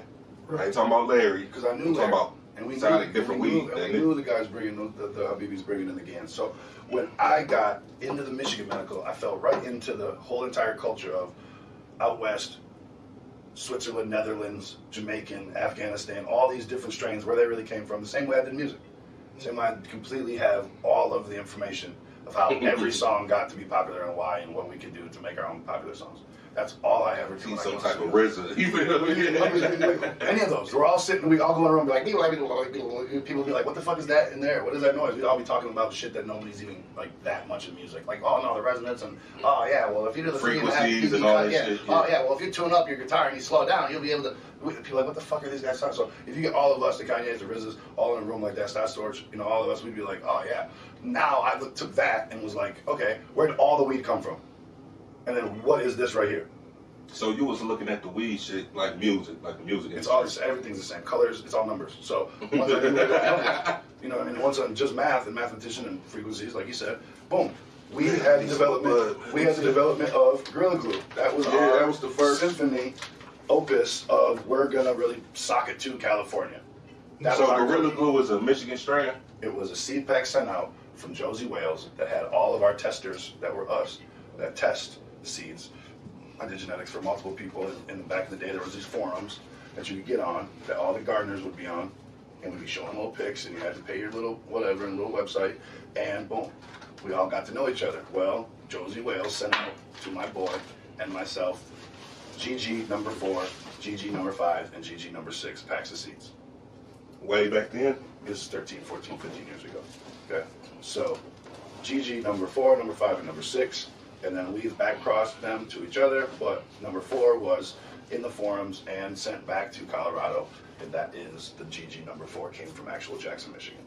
The cut of GG4, that is the keeper that they kept, and was the $1,000 per cut that they were pimping out, and then everybody got it down to 20, and then nobody grows it right, he cuts it early, and it just degenerated the entirety of it, so that there was no standard dominant indica, and that's it. Shout out to John. You know, yeah. So I mean, then we made, the crazy thing is there's like some fire Gorilla Glue cuts that because all that happened, the world might not even know as lit as they are. We had like Thor's Hammer before the Marvel movies came out, and we have like, so what was the first strain that you got a hold to? Was it wasn't Gorilla Glue? No, I spent maybe this one on seeds, like when you had to order them from another country and they came in like a coffee cup or wrapped up in a t-shirt in the pocket and shit. So I had like every strain. This right here? Yeah, sure, yep. Sounds great. Yeah, sure, yeah. That's why I said, man, we gotta have him on, man, because it's not the usual what we usually do, but he is a legend for the motherfuckers that we know. And we're gonna do all that music shit and all this shit I got since that these guys might not even know about, because when, you know, I just turned all this on. I know about everything you do, man. I'm like the oracle in this shit. I know shit. 100%. So they might not know that I do. That off the stuff we just said, they might not know that. Yeah, they didn't give us those 12:30. Just keep going off, because at 12 o'clock, I just want to stay focused, because that's when most of the people that aren't as intelligent as they should be start going to bed, and they start, I got to go to work tomorrow for somebody else. And man. They go to bed and shit. So I'm like, yes. And I can start thinking. That's why I get up so early, before all those people are awake, because they want to sleep as long as they can, because they hate going to work. And remember, they was the first ones to bed because they hate going to work. And I'm still up and awake already, because I love Right, these are real nigga hours. You feel me? Let's just say that, because I be up these hours. Yeah, so that's my I might not go to sleep till 4, 5. Yeah, them kids even if I'm working or not working. Yeah, the kids at work still come. I've been cleaning 7, 8 o'clock for the last week. Yeah. You said you been what? Cleaning 7, 8 o'clock for the last week. In the morning, I'm going to sleep 7, 8 in the morning. I called you the other morning, I mean the other day, so I'm like, damn, bro, what's up? Man, shit, I ain't go to sleep till 8 o'clock. Right. Fuck. Like, yeah, I ain't pushing it to that, you feel me? Right. But yeah, man, so okay.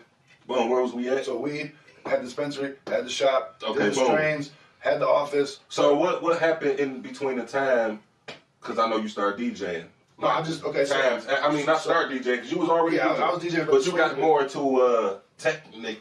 Like, I'll just get all the way to it. So all the videos overlapped with the dispensary, overlapped with the DJ equipment being in my actual office in the lobby at the dispensary.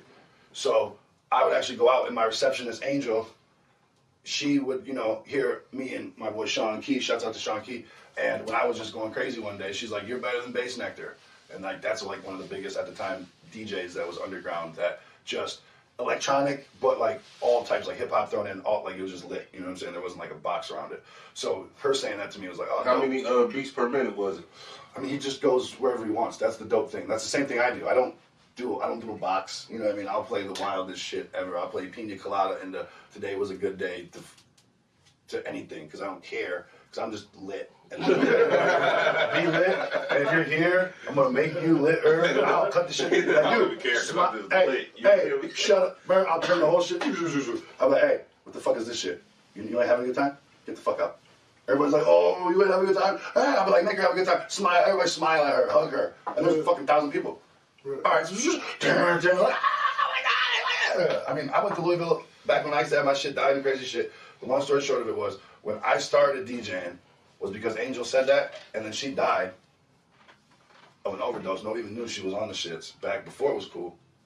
And when she died, I was like, well, if you can not let nobody see, and you could be as dope of a person as Angel was, receptionist at the shop, you know, you might remember the little short girl with the cut hair and the tattoos and shit? So she was receptionist at my shop. She was kicking my kids every day. She was babysitting, running around in my office, whatever, the whole time. My friend was pregnant, the whole thing. If you can be that dope and not let nobody know you're in that much pain inside, well, if you bump into me, I'm going to hopefully turn that around. Right. So that's when I got the haircut. That's when it started growing. That's when the DJing, that's when Jackson basically told me if I don't shut my shit down, they're going to Danny Trevino me. Yeah. Like literally, I used to get so lit and just drive to watch them follow my Range Rover when I leave that bitch at like 3 in the morning from right there next to Kroger. There'd be one right across the whoop and one right there at the Kroger watching me like a right angle. And I'd be like,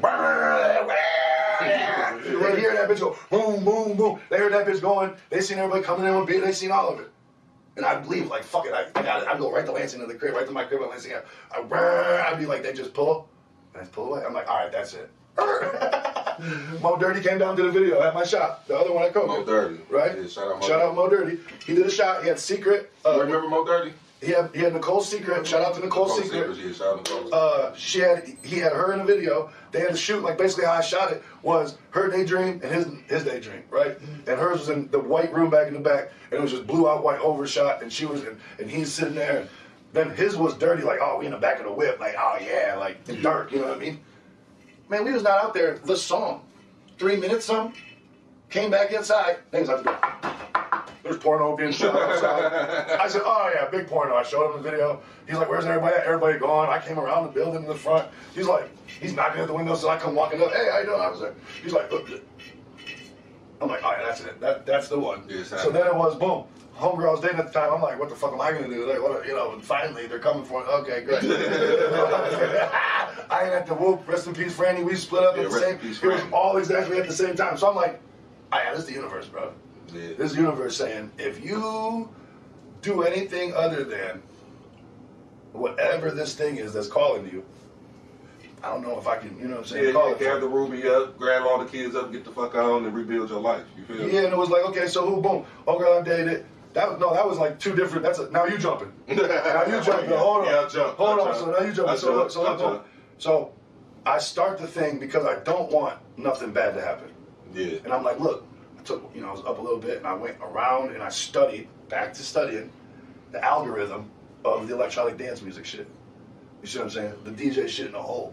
How can DJ Jazzy Jeff play right before or after the electronic DJ dude or whoever at the pool party in Miami? Because when you're lit, you're lit.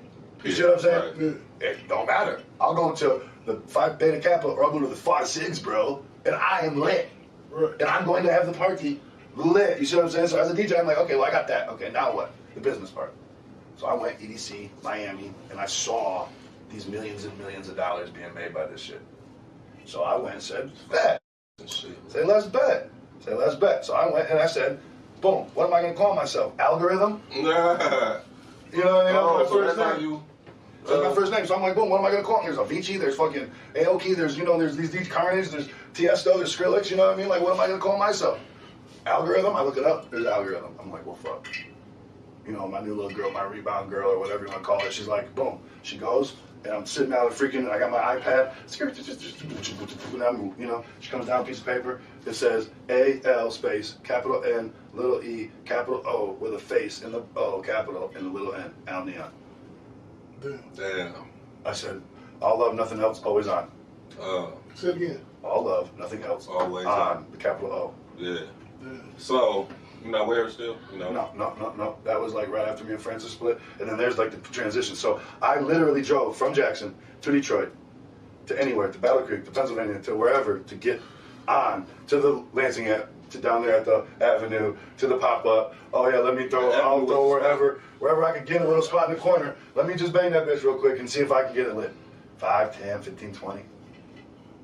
Turn into 500, 1,500, 15,000, 30,000. I'm like, okay, well, I guess they do think I get it lit. And boom, I did all that through the transition of after Francis got murdered. I found out Al Neon, the Al Love Nothing Else, was bigger than just some dude getting a party lit. Right. When the parents of some 16-year-old kids, who they showed their mom and dad my videos of how I got my kids and this and that and the other and why, and those parents came up to me as I'm rolling a blunt outside of Grand Rapids, fucking DeVos Theater, this big ass fucking, there was like 7,000 kids in there. And these 6 boys come running out, 16-year-old, some kids from God knows where. Are like, what the fuck, Mom? You're kicking it out. Yeah. I'm like, what the fuck? We took pictures, fucking loved it. Man. They left before the headliner. But ain't that a good feeling though, man? Oh my God. I mean, I can show, I'm gonna send you some shit, Blue, that like, fucking duh, bro. Like, blows my fucking mind that the impact that you have of doing something that is the blast and like the most dope, like that thing, like I'm sure people bumped into you like, man, Blue, you remember that night at the Rocket when you pull up with that van and you're like, bitch, man, what's up with that bitch? It was hyper than that. But you see what I'm saying? People still come up to you. I was in Jamaica, Queens, New York, one night, walking the back entrance of the bar, going out the back door, and the motherfucker was like, hey, Blue. And I'm like, who the fuck is that? You feel me? How about this? I'm real close with Vezo's brother. And Vezo's brother brought an artist to my warehouse. I was just sitting there with his son. They was just together, like he was just with, the boys was with him. They came in, you know what I'm saying? He trying to show his boys what's up, you know, all that other shit. Their dad was, you know, he went over there, they started rapping. I'm like, Jay, we come back, and I'm like, oh, that motherfucker, everyone fucked up it. Yeah. He looked good. He is cold. All right, bet. Boom, he about to go away. He come in, go out. He come in, go out. I should have got 2 of them boys. This motherfucker comes, hey man, remember what you said about Peasy, right? I'm like, yeah. They're offering him it. I'm like, what? The real one. I said, who? He said Atlantic, Universal, and 300. At the same time. I said, what do you mean at the same time? They don't even care. They just all work together. They won't work. They just want him, man. I said, so look, if that's what's really going on, it's because they know that they're gonna miss out. I already cracked the algorithm. There's not another one like me after the beard trend went away. That's why Snapchat gave me my own. Rick Rubin. Young Rick That's Rubin. probably my dad. Shout out to my dad. Yeah, man, young Rick Rubin. Shout out to Danny G, his other son. Hey, that motherfucker cold. Remy hit. That motherfucker hit the algorithm different.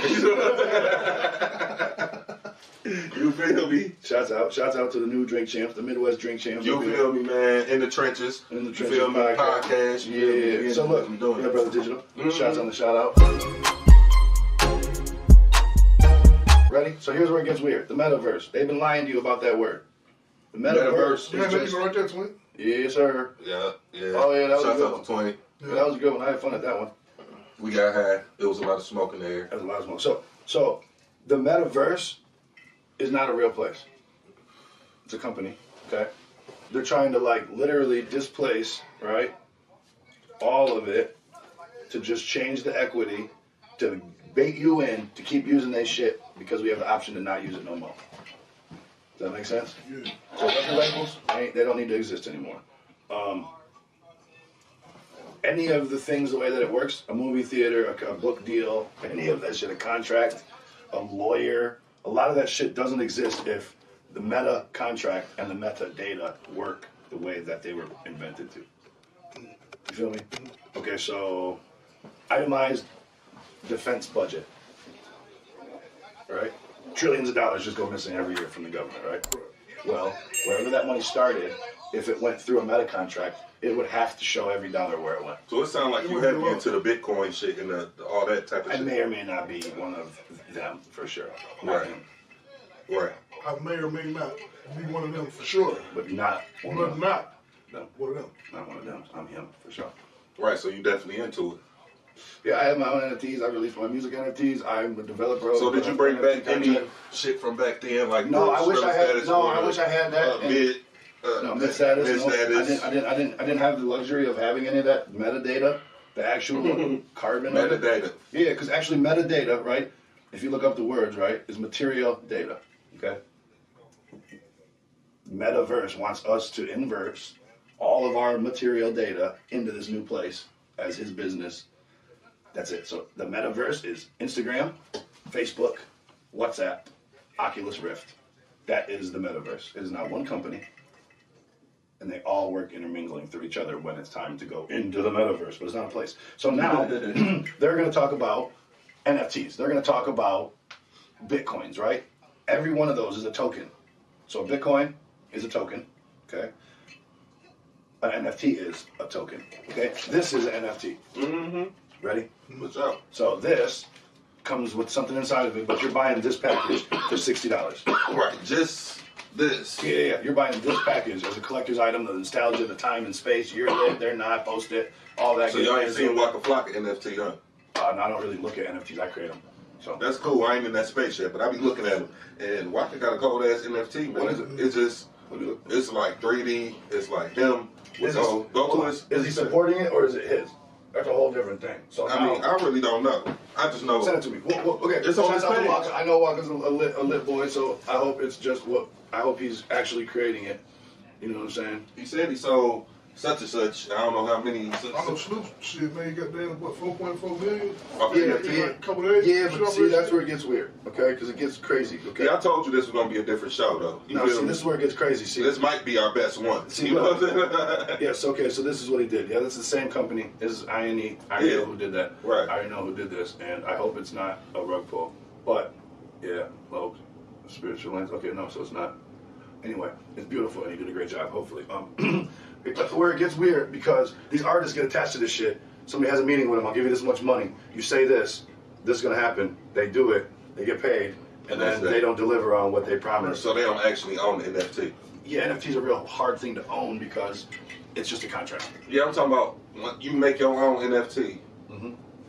But it's a contract. Oh, it's a contract. Okay, so everybody's talking about the apes and this thing Waka Flocka is showing us. You know what I'm saying? Everybody's talking about that as the art, right? But the backdoor of all of these, right, is that there's a contract that you sign to acquire it, okay? And that's what you're buying. So, in all cases, this is a link on the internet somewhere to a picture. Yeah. This image, right? But what is the purpose of NFTs? To not be, okay, $100 bill. Yeah. It can be... An NFT. Yes, but no. It's actually a fungible token because I can take 100 and you can give me 20s.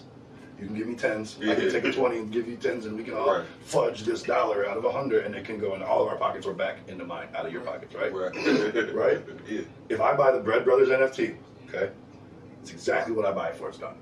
Yeah. Make sense? Yeah. Now, if me and you come up, okay, you are the first. Your guys' wallet has the first Bread Brothers NFT in it, right? I buy it from you, right? You ready? My deal and contract is mine and ours. I acquire it for whatever it is. Boom. It's on the blockchain. Da-da-da-da. Bread Brothers minted their NFT to Al Neon. Okay? Al Neon says, I'm going to sell it to Atlantic Records. Right? Ready? It's on the blockchain. I sell the Bread Brothers record I bought to them $50,000. I bought it off you $5,000. Right. Ready? Guess how much money you get? Right. For me selling it to Atlantic. Millions. $5,000, not 10%. Oh, now in the contract, here we go, ready? We just talked about selling NFTs. That's what you just said, right? You want to sell me the Bread Brothers NFT, 5,000. Boom. Okay, bet. That's what you got. 1 ETH, whatever you want to look at it, right? I sell it to Atlantic for 10 ETH. Guess how much money you get in the contract? Now we write it. 10%. Right. Okay? Say less. But guess what else we write in the contract? If sold to a record label, Bread Brothers gets X amount. Oh, if Al, let's not get into specifics because that can just get into anywhere though. Because it depends on what your clout is. It depends on what your real fans are. Yeah. Because now, guess what it means instantly? No more industry plans. You know, our fans is a bunch of hating ass motherfuckers. No, we're talking about the fans that you don't even got yet. Because the kicker we just said was they're only in hatred because they haven't got the ridicule or respect yet. So tell me this. Yes, What's sir. your top 5, just period, right now in 2022? Okay, And even if you was to go back, and you know, whoever you listening to right now, who is your top 5? Well, we gotta do 2 because it's the top 5 artists I'm working with directly right now. Oh, man. And then the top 5 artists that because I don't really listen to music. Isn't that weird? So Isn't I that listen, weird? Like, yeah, because I don't listen to music. I like only listen to when I'm creating it or when I'm working on it. You gonna take another shot with us, man? You know what I'm saying? To the GOAT. Just for the El Nino, twin, time for the drink champs. I ain't drinking no silver in the top. trenches, you I feel ain't me? drinking no silver top like game day. No, this number player drink. 1738, get the Get paper the straight. label out so they get us a check. You hear me? Get the label out so we get that check. 1738, get the paper straight. Listen, we made a song, boy. About it. Yeah, Remy Martin. Remy Martin. Way before Remy Martin. Way before it was way. Listen, man, we used to be in the projects drinking Remy. If a motherfucker was taking pictures and had like a phone, and it was that back then, it was this. We had Remy bottles lined up in the projects, green bottles. We was the original Remy boys. This before this was even out.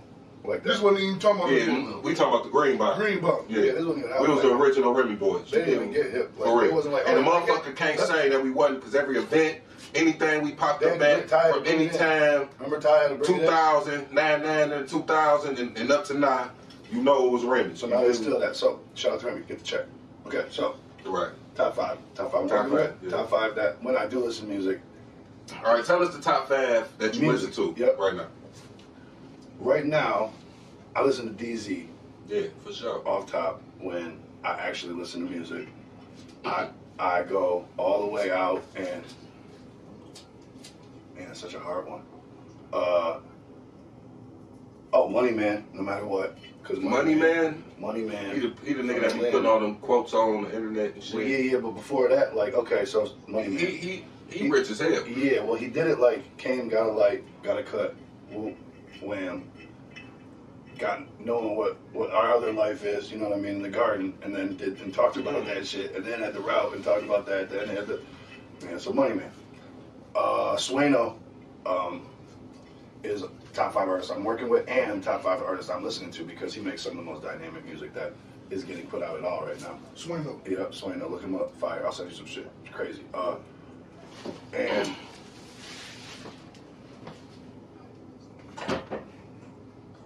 California, what the fuck? My boy Herk is in California. Merk is killing it because he's out like on straight bars again.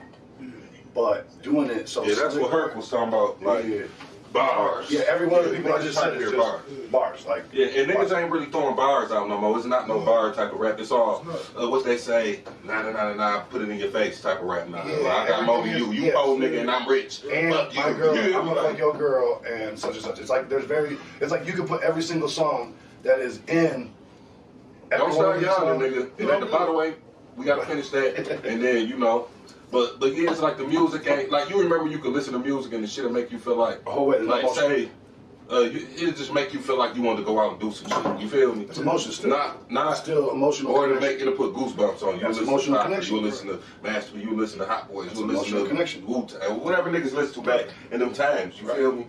But that shit don't hit me like that no more. Now you got a couple songs I say from like PZT, me sound like niggas. Like that even Doughboy Cash out back in them times, that'll grab you like, okay, man, because motherfuckers used to compare us to them. Like, right, no, Blue, you made them beats? I'd be like, no, I didn't make them beats. No, but it sounds just like it though, right? It sounds just like it. But a motherfucker wouldn't know that, and motherfuckers don't give a nigga their roses, man. No. Like, we was really the first niggas making beats like that. I could prove it, because I could go to the YouTube channel on the Bread Brothers Throwbacks, and all them beats sound like how the early niggas shit, you know, yeah.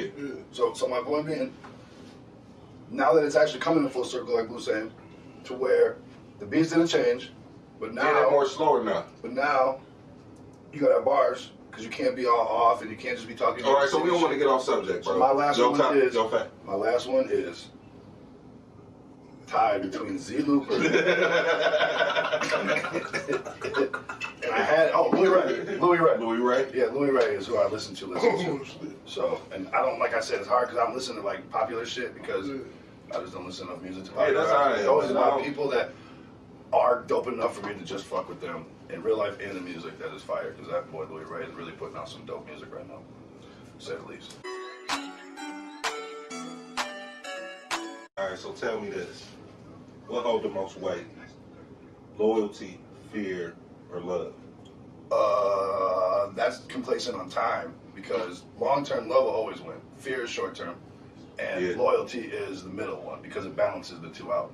You know what I'm saying? The same motherfucker that's loyal to you has the same fear of losing you, has the same fear of you doing something to him, has the same fear of you telling his mom or him telling you. The same fear is connected to loyalty as it is to love because the loss of love is the teeter-totter of fear and loyalty the other way.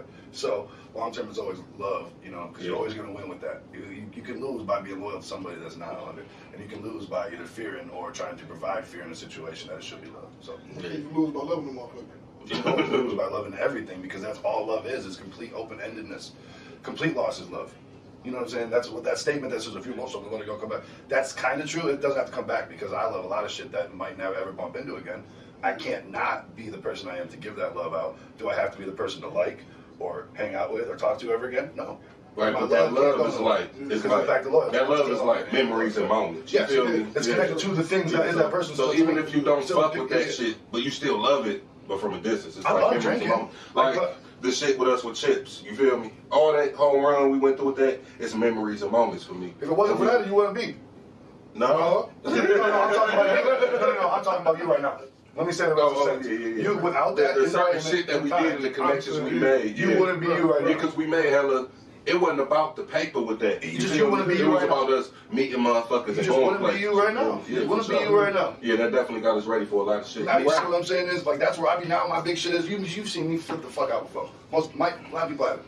But, like, really flip out to where it's crazy. And I done seen you flip out and put zigzags in your hair that you don't have. Chill. With that, but I was talking about, like, shit about people going, this is about to happen, flip out. So my swing is, when you start looking at situations on, like, is it the worst thing? Okay, that Chips run. Is it a bad thing? You know Chips? Big Chips? Yeah, Big Chip Records. Yeah, and the BMF and Switch Gang. And so he tagged So my point is, with that happening, you know what I mean? Because I don't know how deep y'all got to this, but it goes behooving because it doesn't matter except for the situation I'm trying to lead to. Is saying is this: the maybe is right at that moment. If it's a bad at that moment, it's going to continue on a rotation of bad. Then it can always change because that's the same thing of energy, like we said. When you was loyal, you loved the fear of whatever. You said then it got into a weird like Rochambeau. My point is that's everything. No fear and nothing. I'm not talking about isn't your applied. I'm talking the situation. We was more of the fear niggas to fear. That's my point. That's my point. Is it's still implicated in the arrangement somewhere. It's Rochambeau. That's right. It's in there somewhere. Yeah, it's in there. Is it yours? Is it this? Is it that? Is it going live right now, bro? You see what I'm saying? So my swing of it all is, and when it goes in a circle, it says that the statement over there and tip it up and go live. The situation the statement perceives it says that happened in the idea of where it went. Stitch cord over there. And since it happened, the situation is not going to change because it happened. The top dogs in the game in the industry. Who is your top 5 in the industry right now? The one that's killing the hardest. The one that's killing the hardest in the industry right now is Lil Baby. For sure. He is going crazy, and that's as like consistency, his work ethic, and his end result. On the side though, we really in the trenches. We got the cards. Niggas getting high, Newports, drinking Remy, Newports, backwoods, but different kinds, right? You feel me? It's really going on. NFTs. You feel me? Hella NFTs. Yeah. Like, comment, subscribe, all that old shit. Yeah. Yeah.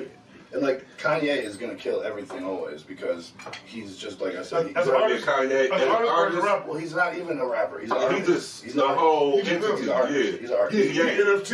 Yeah. He can stand right there. We can take a picture of him. NFT. No, you can't. I believe one day we could get Ye in the trenches. I'm not saying you can't. I'm saying you know why? Because he's a real nigga though. I'm telling you, he's a real nigga, man. Yeah, he's a real nigga. And I think if he ever bumped across us, he'd be like, man, I like them niggas right there. I'm gonna go on their show. I'm gonna fuck with him. And he gonna do that. You know who remind me of Ye?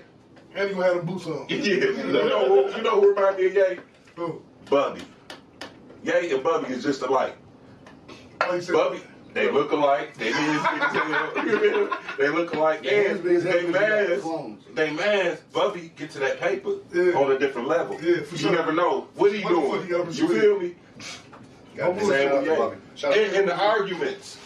The arguments, you feel me? They thought process. Man, you even nigga argue you down on what he believe in. You feel me? Put a picture right here, though. No, we can't do that. We can't do that. Yeah, like shout out to Bubby. Yeah, we gonna put this picture on there. You ain't gonna do that, bro. Hey, Bubby, we gonna put your picture on there, brother. Get your consent. You can sign the form. You feel me? You gotta do that type of shit, I'm telling you. But it's gonna be an NFT. You know?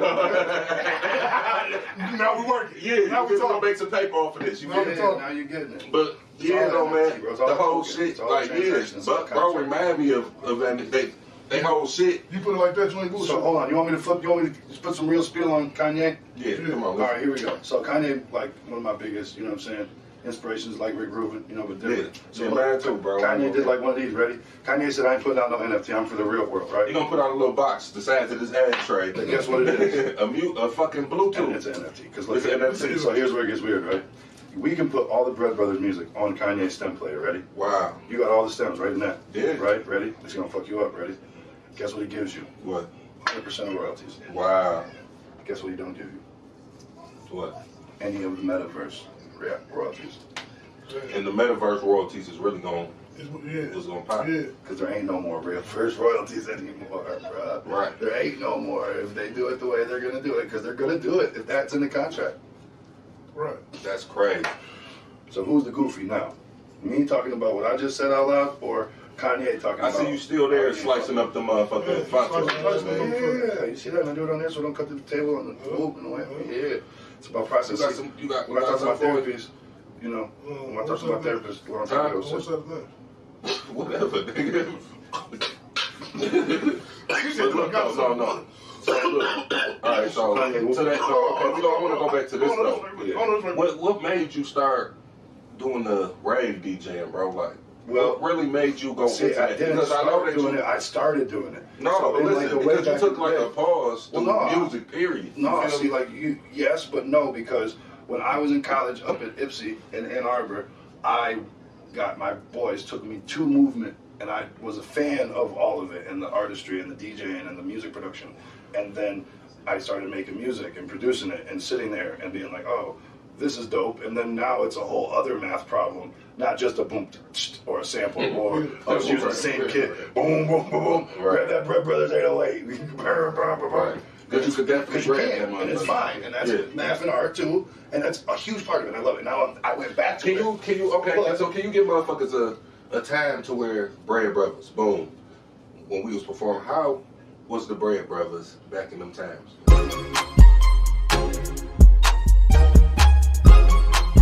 What was the music and the stage presence in the shows? And like you said, we was bumming up in fucking the party bus with the lasers coming out the bitch, people falling out with that bitch and shit. Yeah, we drank plenty of Patron. I wasn't even hip to that. Like drinking, I wasn't like drinking white liquor like that. We were just in a different realm. I had France shoes and my shit was all different, like gold grills back before like the song came out and. Like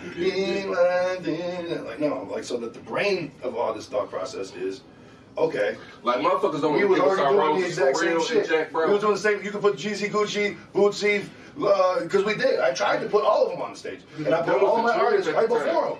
So that niggas, you had to show me the difference. Us our credit for what movement we put down in Jackson. And they don't. So I used to see posts on the internet like, who that? Here's the kicker. You know why? You don't have to, because are you done? Yeah, I'm done. No, I ain't done. No, I'm saying you're done with music? No. Okay, so then what the fuck do they have to talk to you is that we're all done doing music? Right or wrong? That they was comparing you to. Right. All worked at 4 and they're chilling, right? I don't know what them niggas doing. No, I'm they ain't asking. doing what we doing. They wasn't doing. They're not doing music right now or having a podcast right now, right? Yeah, you're right. So why the fuck do you need to be in their senses? You see what They I'm was in our trying to get you? senses. No, they're not. No, they're not. They yeah, because you're not done getting your. It goes ridicule, hatred, respect. You'll get your respect after they're done hating on you, bro. Just chill. They've been hating them. That's my point. They ain't gonna never stop hating Yes, them. they will. I promise. Look at me. I promise. I was got a goddamn case down there at the fucking rocket. You could say that. That's public record. Yeah, I know, man, but I don't even be, you know, my lawyer advised me, I don't even be talking about that right now. Yeah, just don't. I mean, like, all right, so we ain't gonna elaborate on that. But yeah, it's a fucked up place. Yeah. But niggas don't pay attention because the same shit they doing now, they did it back then. If a motherfucker was to take the rocket and do what you was trying to do with it, right now, back in, man, that bitch would go. I had $20,000 bars. Even if we took the rocket right now and did what we was doing back then, right now, $20,000 bars again instantly. Come on now. Like we said you could buy the bottles to leave. They'd be like, all right, you guys are gonna leave if you just buy the. If we sell you a bottle, we get the fuck out. Okay. Here, get these fucking, give them a box and pretend them. Look, I had whole fights. Hey, remember beating this? niggas up in the rocket. Security. Take this out, right? Boom. Remember me? You was talking on the phone, and I know I seen it too. At the time, I was looking for a crib. You feel me? But you seen it. I don't know how you seen it. I don't even know if you seen it. I might have mentioned it to you because I seen it while I was looking for a crib. You feel me? But I seen the McThirsties was for rent for $650 a month. Yeah, and we was trying to get on that. And we was, boom. I was waiting for them to put the liquor license and everything. I don't think it had the didn't have a liquor license. Oh, well then it's worth it. This is downstairs for But rent. still, BYOB. Nah, cops are gonna kick your ass. Hell no, cops ain't fuck with you if you bring your own liquor. We not selling liquor. Yes, they will because you know. Man, listen, I'm just saying, here we can do that. In Jackson, McThirsties, fuck. You can always bring your own liquor. It's like you bring your own liquor in the motherfucking house. You can't tell the motherfucker, you can't bring your bottle in here. We party and bring your liquor in. We not selling liquor. I mean, listen to what I'm trying to say. I'm not saying it wouldn't be theoretically feasible. I'm saying it would never work in Jackson at McThirsties. Bring your own bottle and get lit on the east side and then not do anything stupid. It just never doesn't work like that. Me being an east side. Me being an east side, and y'all still have to go 15 minutes. Keep going back and forth. Because we was on the south. Wild. I know that. I'm trying to explain to you. Boom.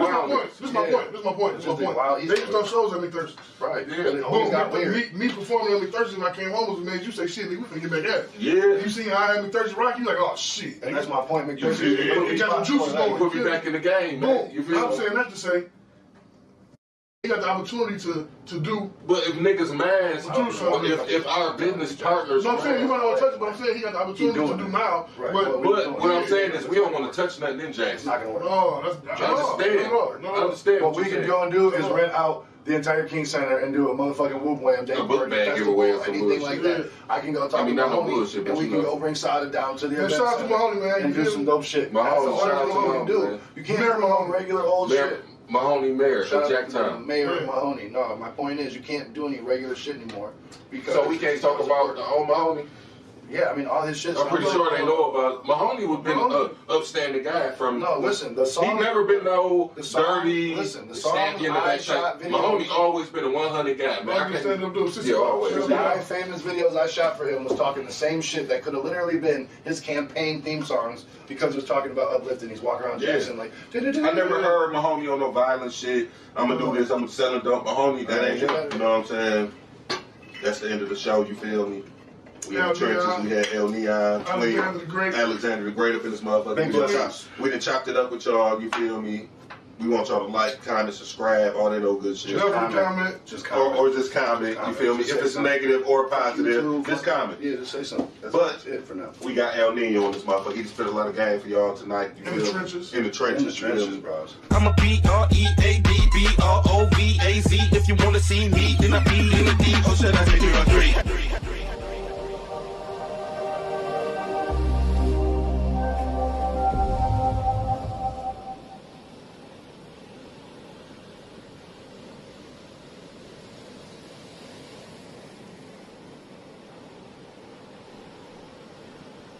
I personally say you my best barber, goddamn. You my only barber. I don't fuck with nobody else, man. Only other barber I fuck with was AT, was Freeze AT. Yeah, Freeze AT. Yeah. I was a slight inspiration for him too. You feel me? He's scared to say it. I love it. It's almost 1-1. You feel me? On everything. Yeah, because you taught Zaytiggy a lot of shit that he brought. You know what I'm saying when he was on the X. Yeah. That's what I was finna say. Yeah. Hold on, one question. Y'all hit y'all cup yet? You know I did. Nah, man, we gonna take a toast because I ain't seen my nigga in so long, man. Yeah, man. Real nigga, you feel me? Mm-hmm.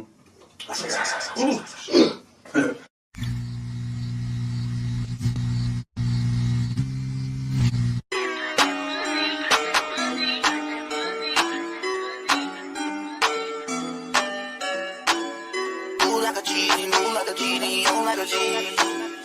Ain't gotta eat and we on in the street and we on in the beat. Getting money every day, that's my main mission. If you want it, then you might miss it. Lil' cousin the drop with them brains missing. 2218, we the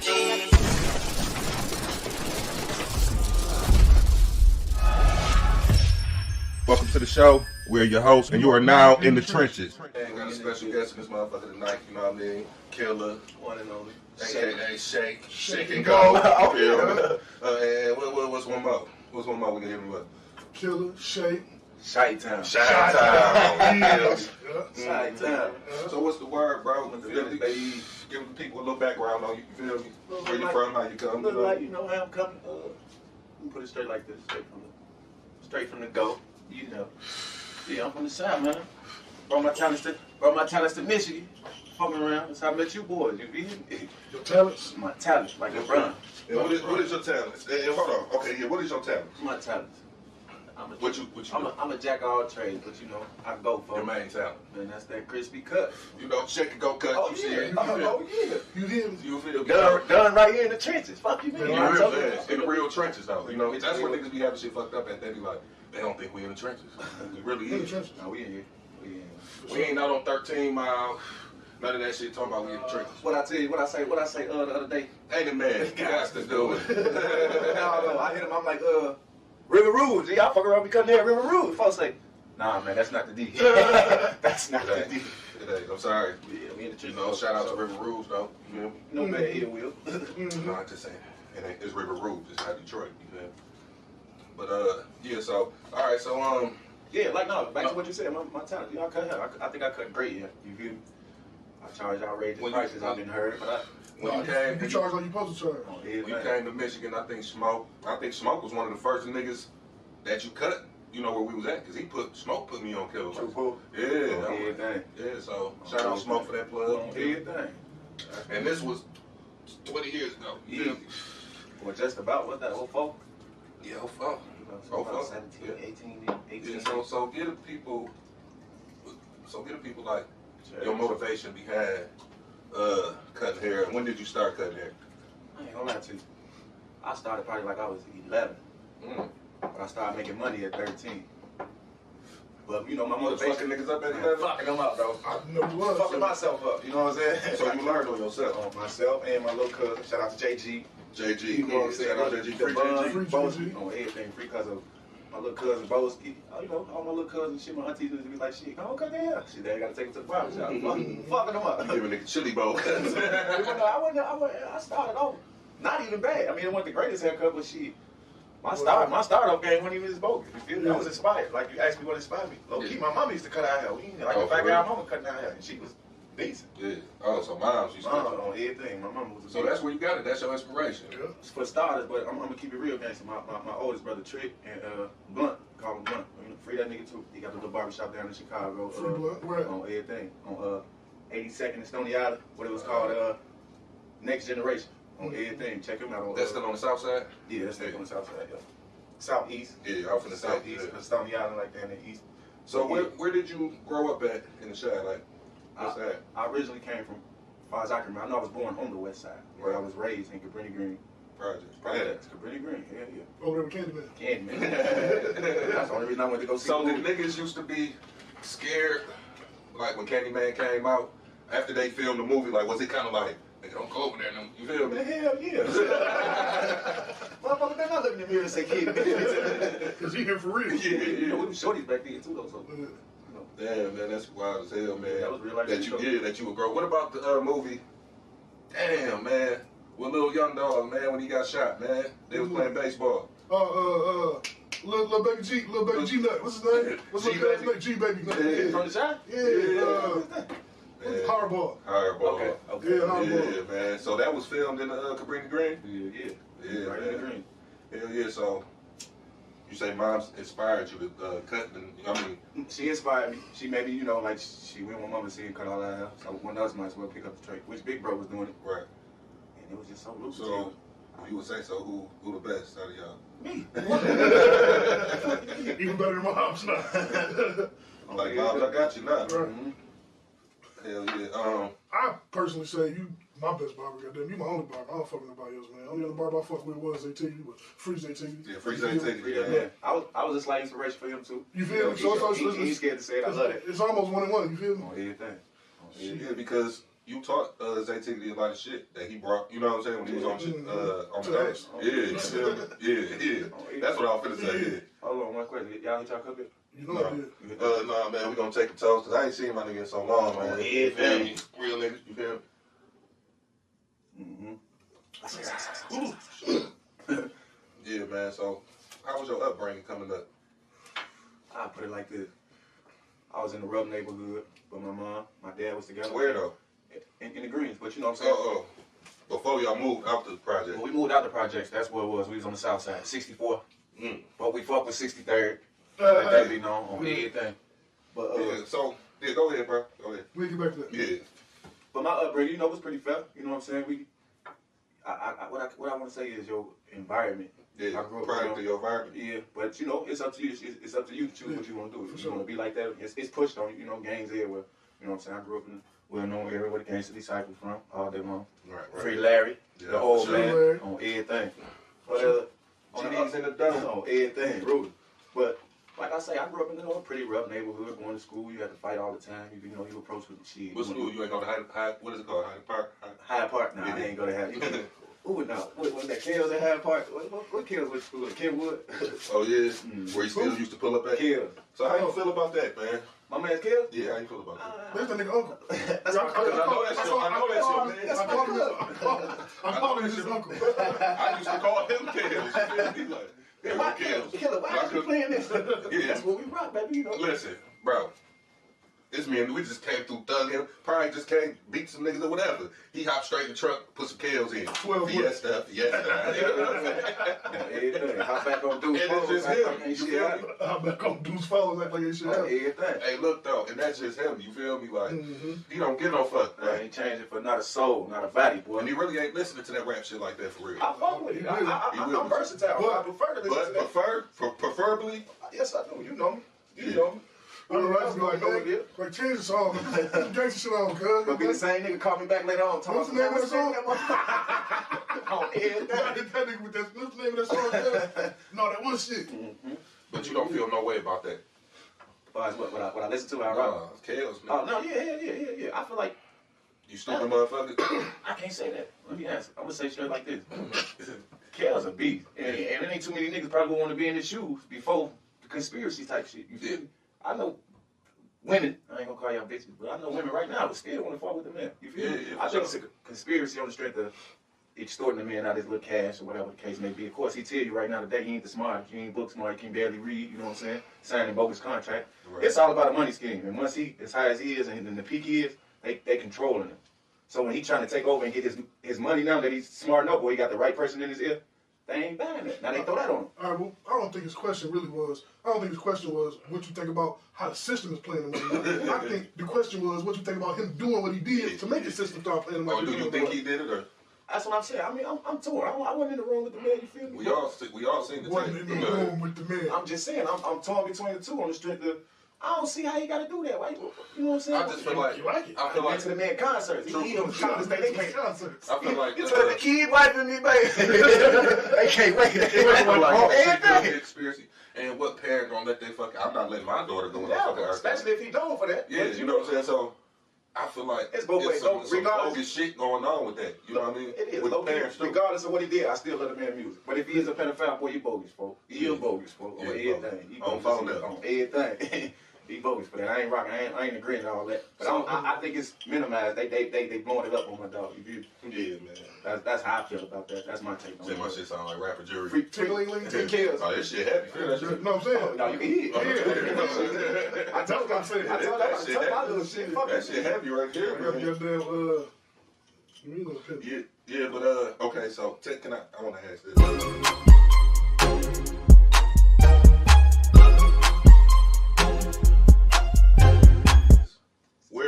Because I remember back in the days, it wasn't like phone never. I think he was the first nigga I heard say that. Because it was just popular. Folks. What up, folks? That's it. Yeah, folks. Yeah. That's folks from over there. Yeah. Niggas still say that. You feel me? Yeah. Because you got the BDs and then you got the folks, and they BD folks, we GD folks. Without getting too deep into that shit, because I know it's politics behind that shit, when did the BD and GD shit really start? Because when we was coming up, the nigga was a BD. Mm-hmm. Crack might mute his name out, but you know what I'm saying? The nigga was a BD, you know. What y'all call him now? Oh, okay, yeah. So he was a BD. Have you ever told you he was a BD? Yeah. Oh, He okay. still claim BD to this day. That's Yeah. crazy because. But I forgot he was a BD for so many years. I started thinking he was a GD because he always shook up folks with us. You feel me? He always shook up folks. He just be like, He always shook up BD with me. He ain't never shook up BD with me. Yeah, my old lady, we and this bitch playing this little game. We beefing with each other. I'm dancing with her, she dancing with some niggas. But these niggas start getting out of control. You feel me? Man. It's a gang of these African niggas too. You feel me? There's more than one of them. The whole Like tribe. six, man, you hear me? It's probably me, B-Mo, Dobies. You know, it's only a couple of us. I wasn't rolling with a whole bunch of niggas. But Killer was in that bitch though. But so Killer was in there. So we was straight. It only take a few of us to beat a nigga up. And Beat the club up. You hear me? So, man, something happened. I flip out. It go down. Now I'm wearing this nigga chain. You feel me? Somehow this motherfucker done popped off my neck. I don't even know how. And this bitch was nice. You hear me? Yeah. Hit me up one more time, man. One more time? One more time. You gotta start it. Yeah. Gotta start it. So, boom. It's ruckus going on in this motherfucker. It's like pandemonium. Niggas is fighting. People grabbing me. Come on, let's go. Where the chain at? I looked at all this shit happening. It's so fast. You feel me? And then I'm like, nigga, and I grabbed the motherfucking beer bottle, nigga, and was like, chop that shit. That's African niggas. Man, I don't know who it hit. He threw that bitch. Man, it was us. I don't even think them niggas came out the bar. You feel me? They didn't nobody come. We stood outside the front of that bitch arguing about the chain. You feel me? Man, I'm talking about these stories. They used to go down in that bitch, bro. Like, what's another time we was in that bitch? Well, I know a time. I don't know if Killer was in there, but yeah, we used to beat niggas up. Oh, this might have been the same night that I punched the security guard. Was it this night? Man, it was going down, man. Boy, your ass, boy. I used to be tweaking back then. Everything. Yeah, Right sure. word. For sure. Niggas always getting beat up. True man can, admit his flaws. Yeah. I used to be tweaking back then, man. But I was coming off of that. Everybody say that. What? Niggas used to be tweaking. I wasn't around, so I don't know. You feel me? I know I niggas tweaked off when we was young. I'm gonna say actually, shit. I seen nothing. Everybody said my school ass. I ain't starting shit, but I'm ready to finish. You with the shit? I ain't starting shit. I come have a good time, boy. Step in the name of no, it's real shit. I come to chill, boy. Yeah. But you come with that bullshit, motherfucker on your ass, boy, on everything. Hey, so you say what you say, bro? The question you asked him, how you hear that I used to be tweaking. I hear that you be tripping. Everybody say they be tweaking, man. Everybody say that shit, but I ain't, Yeah, I know I tweak. I just don't. I mean, about time you came on, my tweak level was kind of down a couple notches. You feel me? That's why you damn ready to get the fuck on from down there anyway. Yeah, it was time. Yeah, you invited me, bro. Yeah, by the time I moved on at the Blue House on Biddle, it was over with. It was over with. Like I was tired of that shit. That's the first house I got paid $100 for my first haircut. Chuck. Everything. I didn't even have the second name. Yeah. Chuck. First got $100. First $100 house call. Yeah, man. I say these skills worth something. Fuck you mean? Let me up the scope. So you just said, fuck it, I'm here. That's it. I'm turning this into whatever I can. Yeah, I found my little lane and then I ran with it. And it not was, but it is successful with it. Still successful. Yeah, for sure. So as far as your business go, like as you expanding, you got a shop now, right? Yeah, I have my own shop. Is you going to expand the brand? Eventually. Put some more niggas out my wing, show them how to do this shit. Did you gonna move the shop, nigga? Hell yeah. You gotta crawl before you walk. You know what I'm saying? But I've been crawling long enough. I see what you're getting at. I see what you're getting at. But I'm procrastinating, but I feel like you deserve better because you definitely upgraded a hell of a lot. And I think it's time for you to elevate. Like on some real business appointments. On some real business. Yeah, you need to set an appointment, nigga. You had the appointment system at one point in time. What killed it? Tell me what killed it, gang. What killed it is, I was doing it too. And got mad too when he got done to you. But when he got done to me, I was pissed because I wasn't doing it every single time. But, you feel me? It was a point for about a year strong. Goddamn, I was calling that bitch, and I dropped the VIP price to cut in line. Right. You feel me? Because he got a standard price. You come in there, goddamn it, you pay standard price for your haircut. But then you got a nigga like me that come through that bitch, like, hey man, what I gotta do to be next? Yeah. I don't wanna wait for these 5, 6, 7 people sitting out here on these Man, I don't mean to cut you off, but you know who the first nigga who did that to me? Who? The nigga Rick Dempsey. Jumped in front of you? Yeah, rest in peace, Rick. Yeah, rest in peace, Rick. Yeah, man, he was the first nigga that was like, Lou, man, bro, man, come on, man, let me go, man. I'm paying for mine and yours. Go ahead. I'm like, cool. You feel me? I ain't got shit to do anyway. Yeah, Bro, definitely easy. That's when you was on Francis at. He's paying me. Yeah, for sure. I give him that. Shit like that made me see my worth though, bro. On everything. That's when I first got my cup. Yeah, but don't never change up on your niggas, man, and forget where you came from. Never have. And start charging niggas that you love $1,000. This is what I'm trying to tell you. The niggas But that I love, I don't know know they that you can off neither. From here on out, man, like when we do shit like this, he got to be like, hey, killer, how much you want, nigga? All right, just give me this, fuck, we family. All right, then rip you off. And you know what? I'm gonna say it. Because I get my haircut every week by the nigga. Right. Man, sometimes he come out here, I dig in my pocket, he's like, you straight up. Yeah. You feel me? That's you don't even charge me sometimes. Yeah. And that's because that's family. Yeah. You feel me? But on the flip side, family support family. So For sure. whatever I'm For telling sure. you, and pay you some more. And I was about to say, this motherfucker coming in and do that. You feel me? So we work both ways. All the time. Because motherfuckers get fucked up. You feel me? Now, we will do sometimes, he'll make a nigga wait, so I don't fuck if a nigga want to pay the 100 to be next or not. But come on, gang, just chill for a minute. Get the bottle out the freezer real quick. That's when he trying to. You just want some company, you feel me? Chill. That's Keep it in that bitch 5 hours. shit. That's that bullshit, man. Yeah, but you do it though, because you know nigga chill. My bro. Yeah. So tell me about what you got on. Man, boy, I can't wait till you got to this, man. How you stay humble? How you stay humble? Oh, how you stay humble? How you stay humble? Hush. Right. H-U-S-H. Yeah, hush. How you stay Yeah, humble? shut the fuck up. Yeah. Oh, no. God, can I stand up? Yeah. You do what you want to do. Show a little something. You got that. You know, see me? Okay. Am I in the camera? Yeah, you in the camera, man. You ain't got to bend down or nothing. You in the frame. Everything. All right, so what is this? Because I'm really not. The hand right there. All right, turn back around. See the hand? Then the finger? This the hand? The pinky, ring finger, Oh, middle okay, finger, okay. index. The lips, Oh, okay. face up there. Yeah, okay. Oh, okay. Yeah. That's it. So that's the actual symbol of it, then it's the wording of it. And it stands for how you stay humble. My son, cool as join. Right. Cool, Give him Let's check out Lil Lowski. Check him out on Instagram. Lowski Do It Mo. Boy, the boy going crazy. L-O-S-K-I. Lowski Do It Mo. But the boy going crazy on TikTok. Oh yeah. Boy got nigga TikTok is out of control. For real? Shorty nasty. He promote. He did get his shit in every video. At the H dot hush. It's my son, the clothing line, man. He sat there high as hell one day. He came over with. High as hell one day. High as hell. You know that. I think Well, Lil Wayne said, I probably need to pick that come back up. Episode Come over 2, with the crazy episode 3, thing. something like that. I got one on. On everything. You definitely got one on everything. Support. That's that love we talking about right there. Support your family. And you pay the Put your $8 people action. on. They charge you. Why would it? That's nephew. Put your people on. But yeah, Shorty got his own brand, man. Shout out to them. I got an exclusive shape on that arm. Oh, yeah, that's He ain't trying to see that. On everything. He put me in there. Damn. I gotta have him to put that there. Check symbol. You did? Everything. Yeah, that's what I got on though. Just little nephew shit, little clothing, man. Y'all go check him out. Lowski Do It So Mo. they can get in touch with him and find it in bad on there. On everything. Right, so he got a website, shit like that. He ain't got the website for the inventory yet. He just got a whole bunch of pictures and everything on his Instagram. Yeah. Like you say earlier, we got a crowd for you all. For sure. But we down there. But hit that DM, you get you you get what you everything. need. Get his number. Whatever. I mean, when I was in the clothing shit, that's what I'm like. I ain't really with all the website shit right now. But that's Just hit me. I'm rolling like it's a bag. Like we in the hood trapping. And that's how Just you hit my line, hit my DM. And that's how you doing it If right you in now. Nebraska, I'll get that shit to you. I just had the box on the passenger seat pulling up on the motherfucker. They just had the baby fuck with me. Yeah, you feel me? So Yeah, I appreciate that though. Y'all take the time out to acknowledge this, man. Yeah, for sure. That's what we do it for. Shorty gonna do his thing. I think like Shorty if gonna it's blow on one of them episodes, I explain it. Like that's what we do this for. You got a business. You a barber. You know you do shit for the kids. I know you done cut the kids' hair for free and every year. So tell us about that. How did you get involved in that? Actually, I got the idea from my brother Blunt. Like I told you, got the little barbershop in Chicago, Next Generation. Free Blunt, aka.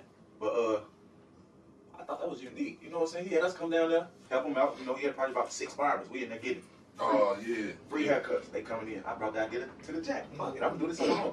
First year I did it by myself. I say shit. How many barbers you had? First year I did it by myself. Second year, me and Louis Smokescreen. That's Cuzzo too. He under my wing. Lou? Dude, I don't know if you remember Lou. He was down here for a minute. He was cutting Tony's for me. Yeah, I know Lou. He from up there. He from Chicago. Oh, he from Yeah, Chicago? that's my cousin. He came. He lived down here with me. Oh, Lou? Yeah, Louis. No, that wasn't y'all wasn't fucking with Lou. That was him and fooling him. But anyway, that was after he left. But yeah, he came on the second year of just me and him. And then I got in tune with my man Champ the barber. Shout out Champ Barber Lounge, my dog, over there on 125th and Ash. I was working at that shop when I was going back and forth. I was working at the shop down there in the shop, and And I convinced them they came on down, showed love. Like 4 days from the shop, came down here with on everything. Bless the jack with free haircuts, food. But you know, the only thing we didn't do is back to school giveaways for the book bags and shit. But other than that, free haircuts on everything. Give back. Last year, I think I came last year. For free, because you didn't just do free cuts for the kids, you did free cuts for everybody. So what I was doing, too, you know what I'm saying? so yeah, every year was for everybody. Yeah, okay. Real talk. But what I had did that time, you came this last episode. My cousin Red, shout out Red.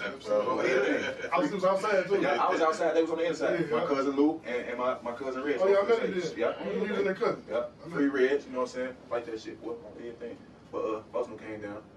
Did their thing, helped me up, you know what I'm saying? I'll never do it again by myself. The first year was like, woo, when I first ever did, I said, nah, I can't do that. You took my phone off charge and had to. Shit, your phone went up on charge, guys. It wasn't? No, then you got something else for phone.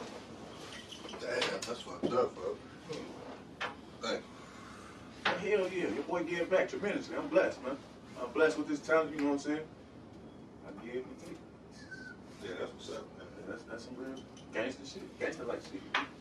Yeah, man, I'm pretty sure the mamas appreciate you for looking out for the babies. You feel me? I appreciate them. Come on, man. Come on, man. Come on, man. Oh, everything. Y'all boys ain't right. Y'all boys ain't right. Told you niggas R. Kelly was that nigga. Look, I appreciate I set myself up forever. Yeah, you did. You should have chose your words. I hoop like a motherfucker. Wasn't it? Straight fuzz. Man. Cause that nigga a bitch. At the end of the day, he ain't even deserve to be talking about right now. Rest in peace. Alright, so you got shot. You shot right now. Bullet still in you right now. Right now. I got a bullet in my leg, man. So how does the barber get shot, man? You tell me. The barber. Yeah. You just said when you first got to the jack, you wasn't on that shit. Hey, no, I'm straight. I'm cool. I ain't with none of that. I ain't with none of that. I had no problem. I had to beat up a couple of put my hands on a couple of motherfuckers. On some other shit, but you know, never to this extent. You know what I'm saying? I ended up shot. I ended up shot. I got a bullet in my leg, man. Damn, man, like, how do the barber get shot, man? I'm like confused. So where was you at? I was at the shop. It's the same nigga who cut the kid's hair and you feel me? Look out for the community. Yeah. You know what I mean? How do you shoot the barber, bro? Do you got that much hate for the barber? What you do to that and whoever, the individual? Basically, who allegedly shot you. I tell a man like this, you hear me? He's speaking on causing great bodily harm to another one of my comrades. To one of the guys, you feel me? He talking about how, you know, causing great bodily harm to him. I tell him how you tweaking. And when it's over, come on, bro, this ain't even over. Yeah, you tweaking every post. But let's not get it twisted. This was your man's. I ain't gonna say my man's. You know what I mean, shit, it was your man's. I can't say that. Because, yeah, cool. Motherfucker come through with a bottle, get a haircut. So I might have got it misconstrued because I always see you hanging around niggas. I'm like, you never saw me hanging around with no nigga. You probably saw a nigga at my shop. Oh, okay, yeah. It's a difference. You just explained not too long ago how we was at the bar together. That's my man. Right. I ain't never went to nowhere with this man. To nowhere. Like, on everything. You feel me? Nigga come through, get his hair cut, get that crispy cut, bless me, pay me. You feel me? That type of relationship. But you also drunk a little liquor, talk some shit. See, in Chicago, so what it is in Chicago slang, buddy was fake cool. Buddy was fake cool, you know what I'm saying? Right. You know, I know what it is. Buddy on the other side of the stars anyway, you feel me? At the end of the day. Which, you know, to me, I'm a man for a minute. That's why I didn't understand the closeness to where he could infiltrate the whole shit like that. Nah, I'm glad you said that. I'm glad you said that, though.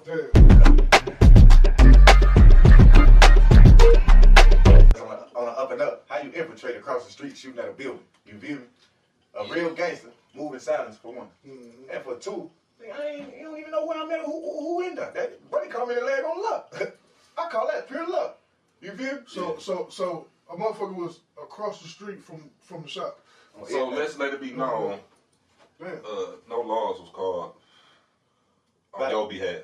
Man, come on, sir. We just clearing the air. You feel me? On your behalf, what no laws called. No. And I ain't the streetest nigga. I read the article. You did? Those the article? Was it? On M Live. I drove around that bitch. As soon as I got called, I drove around that bitch and see what they talking about this motherfucker. They don't be talking about it. No, I knew, because I called you, but I couldn't, your phone was commanded. Yeah, exactly. I couldn't goddamn get to you, because your phone wasn't going through at the time. So, you know what I'm saying? I read it though. It said the victim is non-cooperative with authorities. It said, I said, my nigga. You know what I'm saying? I knew I was going to say that anyway, but my nigga. You know what I'm saying? Because at the end of the day, you never know till you know. Yeah, so when she go down, you find out what really fucking with you. So them motherfuckers still sleep to the gang, as far as that. people? Yeah. Hell no. Because motherfuckers talking. It's a small town, baby. You know how I go. You know how I go. That's what I'm gonna say. They wouldn't even put that shit in no article around this bitch. Like, you know, for real. Like, seriously. Like, certain shit, and you know about the nigga that got his... Too much of it. Yeah, nigga got his top blue cleaned off. Man, And you be looking for... You didn't seen it, and you going to the news, like, I want to see if it's... And it's not... Don't be there. No, don't be there. You're like, damn. Yeah, I don't know if I haven't seen that shit, man. But on the up and up, and the down and down. How the fuck you say, how the Bible get shot? Yeah, how the Bible That's a get good shot, question, man. man. Ooh, I ain't bothering nobody. You know How what the I'm saying? Bible get shot. I ain't bothering nobody, Chad. You know what I'm saying? I stay in my lane and do what I do, how I do it. So tell me this. What would you tell, like, the youth? Like, you know, how to... Because it's fucked up, and there's a lot of bullshit going on. And I don't think it's enough, you know, G's like us to tell these young niggas, Into like, y'all niggas don't Yeah, even know. it's Yeah, you feel me? I would say this. I think a lot of old niggas are scared of these young niggas for real. Hey, these sure they ain't think without shoot. Motherfucker, hell yeah. A lot of older niggas got it. Yeah, I ain't it's scared. I ain't scared, but it's like, I fuck you with can't young even get niggas, into an I ain't altercation scared with a of little them, nigga.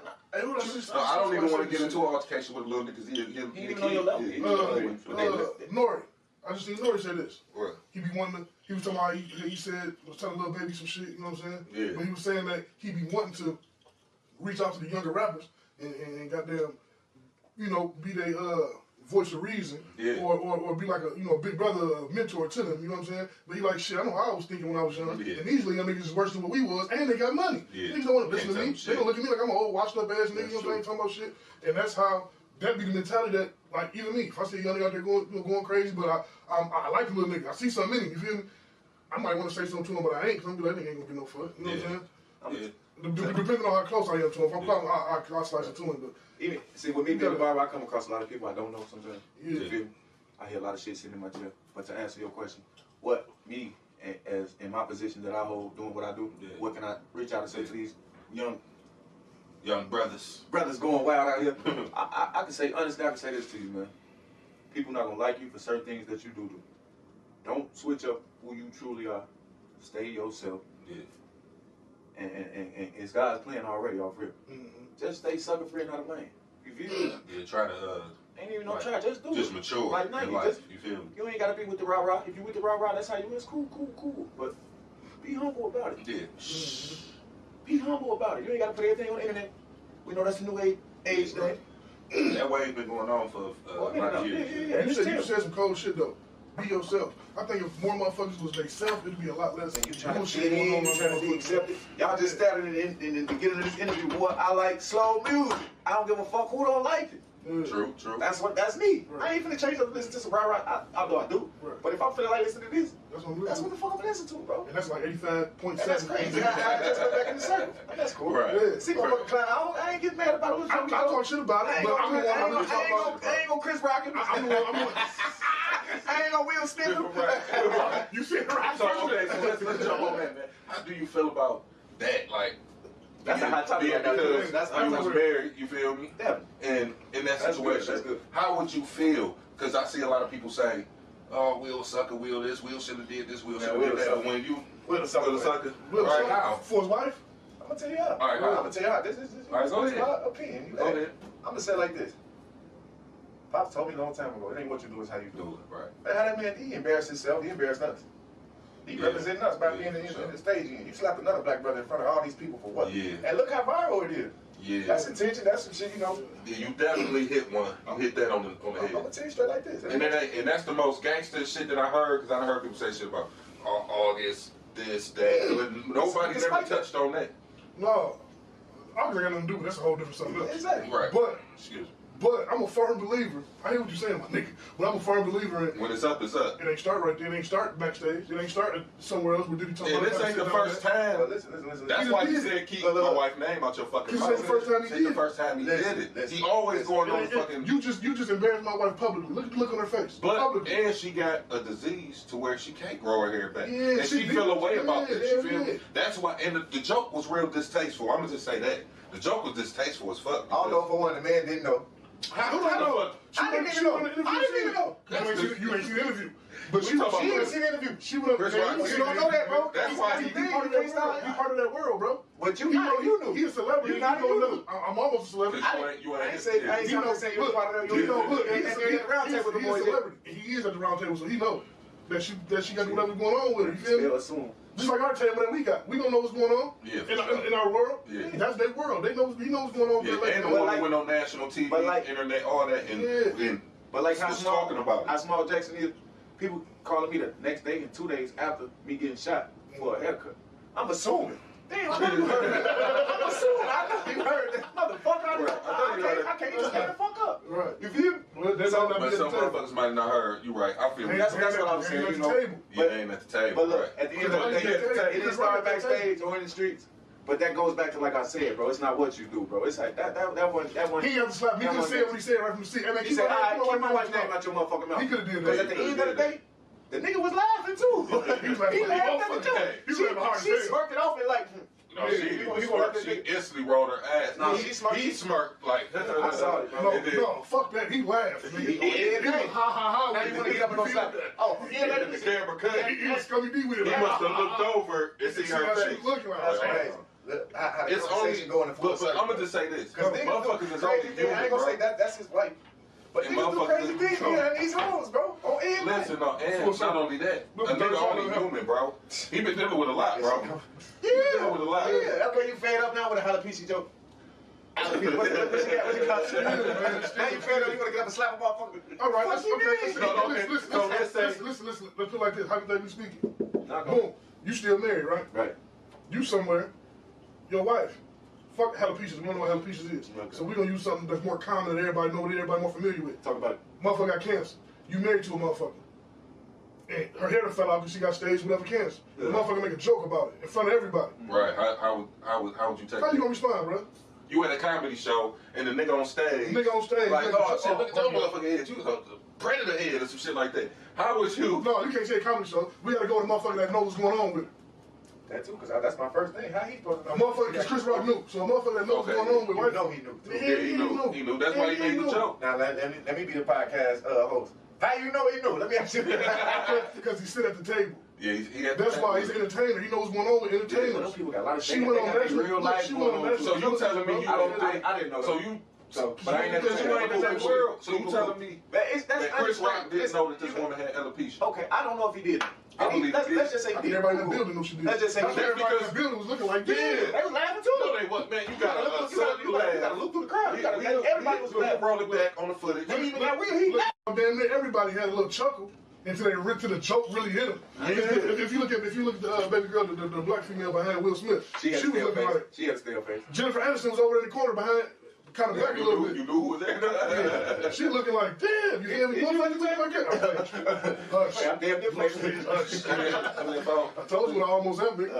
Hey, so look, right, how would you feel though? If that happened to me? Yeah, fuck what she done did and all that shit because motherfuckers go through shit and he probably was fucking around on her and they probably fucking around on each other. But right, that's what and you don't smack no another nigga for smashing your buns. You no, that ain't no, hell no. How they sort yeah, for sure. Yeah, you ain't gonna let no nigga disrespect the woman you with, cause that shows you. And I don't give a fuck where we at. And you try to disrespect her, bitch. Or you know what I'm saying? Yeah, they said dog shit. Yeah, on everything. So he was all comedians jumping over hill. He was wrong. He only did this. Only did that. He was wrong. I don't give no fuck, man. For the place it happened at, so it's the time and the place for everything. What would I have been in that situation? Okay, I got a flip side. I saw my baby over there looking mad as hell. I said, I gotta see Buddy. Yeah, I'm gonna have to see Buddy backstage. I ain't gotta see Buddy right now. Buddy liable for charges and everything right now. No, he ain't. He ain't press charges on I say he liable for it. If he did go that far, shit, it's all on camera. You was so, to the go to the flip side of shit. Motherfucker can say whatever the fuck they want. That's my mouth. We gonna go to the flip side of shit. But you also y'all think it was staged? No. I don't. And like in that world, you don't know. We ain't at the table. You're right. So we don't know. That brought the ratings. Everybody talking about it. You ain't see them niggas' face. We even talking about it right here. You ain't see the face poke out. On everything. Slap. Who ain't slap? You ain't see the face. Like he pushed his face out like, slap me, nigga. No. Will turned around and smiled. Yeah, I smile when I slap shit out niggas too. Hell yeah. Shit. You see me smile doing some bullshit like, what the fuck wrong with that? What the fuck is he smiling for? It be like that sometimes. Shit, you feel like you want. And he knew Chris Rock wasn't gonna do shit. I do want to say too, man. I appreciate you boys for having me, man. And for sure, with my favorite drink. It's our favorite drink. Paper straight. That's our favorite drink. We the real Remy boys. If you know, you know. If you don't, you slow. I got the whole video with the shop full of 17. Hell yeah. So if, you know what I'm saying, y'all want to get with Killer, you know what I'm saying, if you got real important events, you want to fly him out, whatever, you know what I'm saying, I'm available. Get with that boy Shake and Go. On Instagram, what is it? Shake and Go Cuts. Snapchat, what is it? Underscore Shake and Go Cuts underscore. Instagram. Same thing, Snapchat? Snapchat, Shake and Go Cuts. Facebook, no Shake and Go Cuts. Everything Shake and Go Cuts, baby. It's a brand, baby. Just like you said, what I'm trying to do to expand, I'm going to keep that on the rock and roll with it. And like, on some real shit, like with the motherfuckers flying you out, you cut niggas' head, you know, you never know what might happen. Niggas might call it. I'm going to tell you some real shit. A nigga from the Jack, man. White boy Frank. Salute. Buddy flying me out. And the wife. Yeah. At the time. At the time. Nothing. Paying for nothing. So just so happened there's a hurricane down there. Buddy flying me out to cut for his wedding. His hair and his groom. Flew me out, was finna fly me out to Florida before the hurricane shit stopped. So they stopped all the flights and everything. Yeah. On everything. On everything, on phone. No, real talk though. And this some like real street shit. This ain't no famous motherfucker finna fly me out to do like this. This real street shit. Shout out to Frank for that shit, man. Buddy showed me good love, man. Support me, my family. Appreciate it, man. Anybody that come pay me for a haircut, y'all support me and my kids. Cause that's who I take care of. You know? Right, any shout out you want to give, you know what I'm saying? Besides Frankie. Gotta go home, Frank. First off to you motherfuckers, man. I appreciate y'all, like I said, man. Yeah, I'm right at home in the trenches with bro now. Yeah, Everything. You know, we've been rocking for a little fun shit. We over yeah, and this shit ain't no, you know, we ain't no fake shit over here. You know, no goofy shit. You feel This ain't no bless me type shit. Nah, yeah, nah. you know. You know what I'm saying? It's all love. But yeah, hell yeah. Shout out to everybody that fuck with me. Yeah, that sums it up right there. I ain't gotta go name by name. Shout out to everybody that folks that really fuck with me. And that's including the folks now. Yeah, You sure. know they fucking with me on everything. Hell yeah, so that's the time. Like, comment, subscribe. You feel me? Share, do all that all shit. that old good shit, you know what I'm saying? We the motherfucking trenches, you feel me? Killer, Brothers, Shake and Go, you know what I'm saying? It's up there. Appreciate you boys. In the trenches, we out.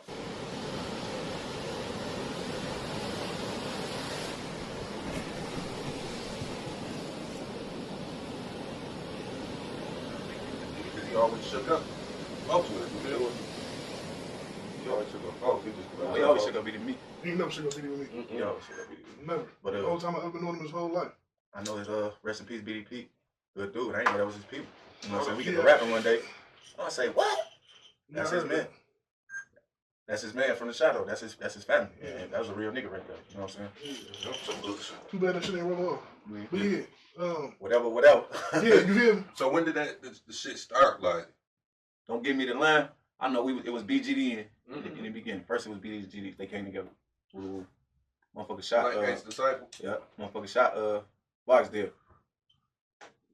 That's when the fruit really started. It was a GD that shot him? Right. King David. Mm-hmm. Something like to call him. Yeah, so I used to have a homeboy. His name was Herk. He was a GD. He was a GD? He was a GD. You got to listen now. Goddamn it. We was, you know, on our GD shit for a long time. You feel me? Then he left and went back to the shack. And then when he came back, I'm like, what's up? You feel me? He's like, oh, nah. I'm a BD now. We don't honor shit like that. Yeah. So at this time, I'm not really, all I know is about GD. You feel me? So BD, that's when I started doing my research. Young nigga though, I started researching that shit. And then I'm like, oh, this nigga old false flag, switcheroo ass nigga. And I did not respect that. You feel me? Even though we under the same shit, you feel me? But I still didn't, no, you can't do that. But I didn't know that there was a war going on. And then he explained to me.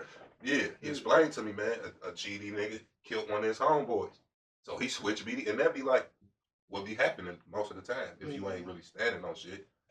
We call it flop. Yeah. It's flip. So you can. So do you ever think that war end, or will the BDs and GDs come back together? It's too far in it right now from the looks of it on everything. Yeah, but I don't see that shit shaking. You see BDs getting into it. BDs. Oh, that's everywhere. You know what I'm saying? GDs get into it. The motherfucking I ain't gonna say the respect, but the what word I'm looking for, church? Everything was organized. Yeah, It's no organized all the head. So it's like what's the song? Little Child Running Wild. Yeah, that's exactly what's going on. Now these little kids out here, they ain't got no respect. Every man for themselves. On everything. Kill a man. It's called. See now that's what they call this clique. You Renegade. GD, but you got your clique. Y'all can be some MOB gangster. Yeah. You could be some old Bread Brother gangster. Yeah, That's your clique. Fuck the fact he GD. Yeah. Nigga, MOB he GD. MOB GD. Yeah. You Bread Brother GD. Yeah. That's what's going on. And right that's now. crazy though, because that shit against the law. You know what Oh, I'm saying? yeah, ain't it though? That's back in our time, nigga. You punk ahead. You feel me? Like, come on, we gonna go in this garage real quick, nigga. You feel me? PhD. You feel me? Fast. You feel me? I was talking to one of the older heads. One of the guys I grew up with out of Smoke it, bro. That's Killer don't smoke. He say, I saw this shit coming, bro. I saw these little niggas coming out getting wild. You know what I'm saying? We one of the few blocks, like off 63rd and Campbell, where it's a little organized still. It's still running around a little bit over there. I mean, I don't know what that is, but from where I'm from, I know what that is. No, I'm just saying, off 63rd and Campbell. Like I said, I'm on 64th and Myrtlewood. You feel me? We all, linked up. We fuck with folks no more talking, folks no more watching them. You know what I'm saying? The blocks go a long way. So 63rd you think the rapping niggas, like the old block niggas and the niggas from 63rd, you think like that's fucking up the shit? Because I know it's niggas from 64th to fuck with niggas from 63rd. I just said it. I'm from 64th, but I fuck with 63rd. Yeah. On everything. I fuck with 63rd. You feel me? There's a lot of money being made on 6th Street. Yeah, that's what they said. Yeah. They said that's why them niggas over there was always, them boys it was fresh to them back in their time, but they stayed with the latest shit on and, they was a little cleaner. Mm-hmm. You know what I'm saying? And then down there in the city in Chicago, same probably down here in the D. You know what I'm saying? You could tell a South Side nigga from a West Side nigga. You feel me? Right. Although we're in the same city. From West Side. But our lingo all the same. Yeah. But our swag all the way different. You feel me? It's geographical. Hey, so cause the South Side niggas different from the East Side niggas. You feel me? But the West Side niggas is different from the East and the South Side niggas. It's all different. The East most something like the South. Like I hear my West Side niggas saying shit like Joe. Like niggas say Joe still, shit like that. Everybody still say it down there. That's something I never heard you say. When I first came down when here. we first came down here, I just switched I done came down here, switched my whole style. Yeah, I wasn't around. I'm talking about what up, Joe. Yeah. Now what up, Joe? I'm like, what up, Joe? You go home saying that shit. What up, I don't Joe? even say that shit no more. You go home like, what up, though? What up, though, nigga? Yeah, That's where you came Oh, from. no, I got them saying the shit now too though. Shit, what up though? I can call my OG right now. She be like, what be up though? Oh, everything. OG go switch it up. So, but you say it'll never happen. That shit over. I don't see it come together. I kind of got hope for that shit, man. Because if the niggas who got the bag, if they do the right shit, like, they like, I'm gonna just jump on this real quick. The nigga Charleston, you heard of Charleston White? All right, so I'm familiar he with was saying basically the nigga King Von be like rapping demonic music. You feel me? Like he a demon, this and that. Like all his music be demonic. All the kids listen to it. So, do you think that? In a way, yeah. Yeah, I mean, like, television brainwash. It's a brainwash system, bro. You feel me? The internet, television, they put out there what they want y'all to see. And y'all, and most, if your mind ain't strong enough, you basically gonna gravitate to what the fuck you see all the time. It's constantly thrown in your face. That ain't his fault though. No, I ain't saying he definitely made, for sure. Yeah, but the dog was like, he was basically saying and spinning it to like the nigga Lil Tim was doing God's work. That's what he said. This is what I know. I know he was going at with it. Yeah. You feel me? Yeah. Man, that nigga crazy, man. But so Tim the Angel and King Von the Devil. I mean, it only take an angel to get rid of. It only take an angel angel to get rid of a demon. Yeah. So he done brainwashed you now too. No, he ain't. I'm listening to the deeper message, not him the way his delivery is. Man, I ain't saying nothing wrong with little folks. You feel me? I ain't saying that because we all been through our phase of rapping about shit that we went through. You feel me? But it's like when he said he had his nephew on there like fuck Tuka. You feel me? Shit like that. You feel me? Like that ain't shit that we trying to teach our kids. So that's what he said. You turning an angel into a demon. No, man, he was just a kid, bro. He just that nigga wasn't no. Man, King Von was a kid, bro. About 25. Like, he was a kid and he grew up in the trenches. And he wasn't doing nothing but throwing up what he was eating. This is what he eating all day, every day since he was young. And I ain't saying like that's back to what y'all asked me earlier, like being a product of your environment is what you want to do with it. You know what I'm saying? If you intrigued with that shit, you gonna get deeper and deeper into it. I'm like I said. I was just asking how y'all feel about the shit, bro. I mean, it could be true to it, you know. Or it could be just some philosophized shit. Should be like fuck all that shit that nigga talk about. No, that nigga crazy. You feel me? Shorty was with the shits though. No, I'm talking about Charles. Charles in charge. Yeah. That nigga be tripping, man. Like sometimes, I ain't gonna lie, sometimes I be hearing some of the shit he be saying, I be like, damn, man, bro, you make sense. Cuz make sense. But it's something you said, I'm his like, delivery, the way he said it, you know, if he would have said it in a calmer voice and in a more explainable way, you'll probably see it different. But he like, he Cat Williams and niggas and shit. That's what we remind me of, man. Cat, no bullshit. Yeah, that motherfucker wasn't happy way over here, that nigga. Yeah, Cat, that's what we remind me of. Yeah, that Chicago shit, that rap shit, it's influencing a lot of shit. You know, But Chicago. you remember back in the day, put on when back the burner for a Twister, minute. do what Yeah, that. that's it. You know what I'm saying? It wasn't no Psychodrama. I don't know if y'all remember Psychodrama. Psychodrama. Psychodrama. Hell yeah, nigga. That's the nigga on the beginning of the Adrenaline Rush, right? Yeah, nigga. I've been hip to this culture, this the Chicago culture when I was from Twister. You feel me? Doing that, niggas like that. So that even intrigued me more. Listening to the nigga Twister, he was rapping shit and violent shit. You feel me? He was But gang banging shit too. Yeah, man. Them some of my favorite songs. Let the enemy see it good when the forks and the foes go up. Yeah, for sure. Twister family though, that's family right there. Yeah, shout out Twister, Shout man. out Tweet. Big Tweet on everything. Yeah, hopefully we can get you to swoop him up since that's family sliding on down through the trenches. Come on in the trenches, cuz. Say that. You know, I put a word in on everything. on phone there. On phone there. Hell yeah, so, all right, so we've been through the Chicago, but you say ain't no fucking with the truth. That's over with. So, I don't mean to keep going with the shit, but so it's Vice Lords. Because back in our time, Vice Lords, we did not get along with Vice Lords. That's how it was. Yeah, it was us, the 6 against the 5. That's what they call it, gang banging. You gang So how you banging. feel about the Bloods? The Bloods then took over the Fast Star now. They shared. I don't think they took it over. You know what? They shared, don't they? You know what though? That's only over here. Yeah. That's only on the East Coast. I don't man. really respect that though. That's That on ain't the real East gang Coast. bang though. That's only on the East Coast. It ain't. You can't take some shit because man, I had an argument with my young dog. I was telling him. But Crips on the East Coast do the same thing. They use the 6. Yeah. Every Crip I ever So met. they took over the 6. They ain't take Oh, over. they They take take over over the nothing. 6. They sharing. They The color. They use it. They use them. Yeah, because I got trapped in that mad state once upon a time ago. You feel me? Of Crips and GDEs being under the same umbrella. You feel me? Growing Hell up, no. I ain't know nothing about no blood, no Crip till I got older. Some Cali shit I found out. You seen colors or something? Yeah, well, I seen colors on everything. I thought that was just in the movies, but shit, like you say, in the trenches here, that's in the trenches. Then that shit originated from Chicago. You got all the motherfucking Willie Lord, you got Larry Hoover, Dave Boxdale, you got Fluky Stokes. you know, all the motherfuckers. That's my hope. Yeah, Fluky. That's young Fluky. Bro, everything. All them guys, rest in peace. Hey, no, man, that Freedom. nigga, where was we at? We was OT somewhere, probably. We was on Yeah, man, that nigga popped up talking about, yeah. That shit Call me influenced. Fluky That Stokes. shit influenced the world though. What, nigga? Chicago definitely influenced the world. Yeah, for The sure. whole world. From a long time ago, though. Yeah, to this day. Because Right now. On how the everything. hell did these gangs travel? You know what I'm saying? But it showed you in certain documentaries. Like and this they documentary definitely called was- Crank House. They definitely was coming to motherfucking Iowa. When Gardner went to Michigan. Gardner was going everywhere. where the fuck they go? They went to In Crank House? Yeah. They went to Champaign? No, they ain't go to They go Champaign. Start with an R. What's the city outside Chicago? Start with an R. Not Rockefeller, but Rockford. Rockford, yeah. They went to Rockford, Rockford. Illinois. They went to Yeah. Rockford. Got their ass hemmed up. Look, they went to Rockford hustling. You feel me? They out there traveling, doing what they doing. They done bust open the house. The whole time before they can get in the house, whoever was getting the house for them, I think it was a CI or some shit like that. Yeah. They ended up telling the police that these niggas from Chicago finna come down here to this house. I'm getting it for them. They finna tear this Open bitch up. They had the whole house rigged with Nigga, they had cameras. the whole house rigged with cameras, boy. So these niggas from the shack coming to this brand new crib that they just got.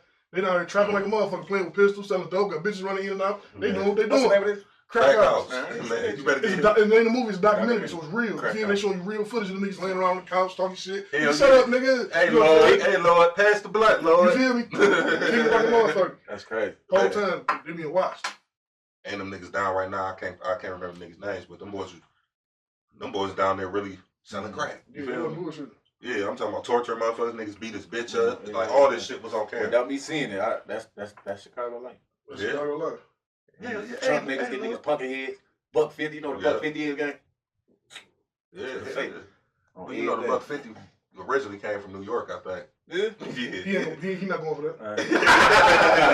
That's when I first heard the Buck 50. Me too. Hey, look, on the way down here, this nigga tell me, goddamn it, White Castle got the best White Castle in Detroit. I say, Bitch. White Castle ain't, I mean, Man, ain't no White Castle. Detroit White ain't known for no Castle in the motherfucking city, man. White Chicago Castle. White Castle ain't hitting like Detroit White well, Castle. they ain't had no shakes. They got a The shake straight, machine was down. they got a straight brown paper bag. You say, what happened? I was here getting drive through. This nigga like, yeah, let me get a number 4, extra cheese, no pickles, blah blah split. He said, shit, let me get a vanilla shake with that.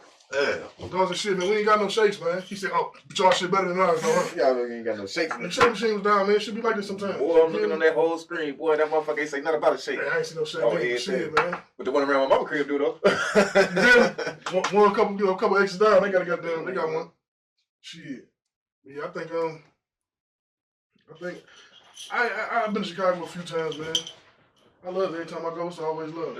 Yeah, I've been one. Time, it's It always ain't love. too far fetched from this motherfucker. No, I ain't gonna lie it to you. ain't. It ain't.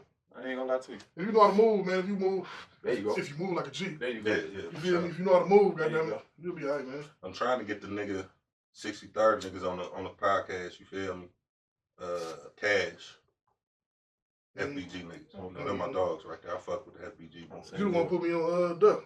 Yeah. You did? Yeah, you put me on Duck like a motherfucker. Rest in peace, Duck. Yeah, I fuck with Duck, man, because it's like, you know. What you said was, he reminded me of one of us. Yeah. You said, man, he fit He a right real in with gangster. us. Yeah. So he fit right in with us. He a man. real gangster. He got real morals. And this was early. Yeah. This was early, Duck. This wasn't.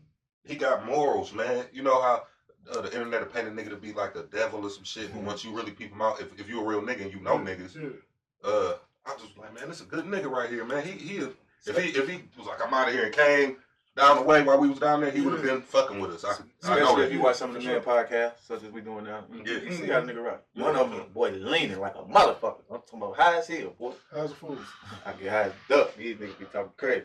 And that's man, another you can't thing. say that, man. No, I'm just saying. That's what I'm telling you. These niggas be talking crazy. Yeah.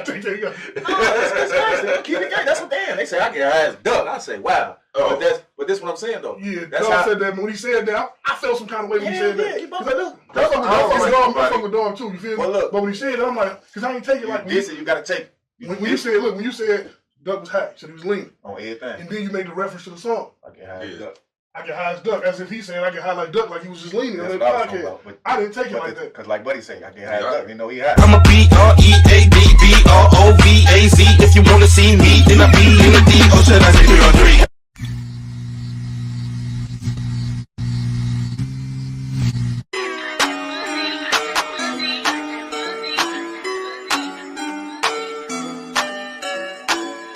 Move like a genie, on like a G. Ain't gotta eat and we all in the street and we all in the beat. Getting money every day, that's my main mission. If you want it, when you might miss it. Little cousin to drop with them brains missing. 2218, we the.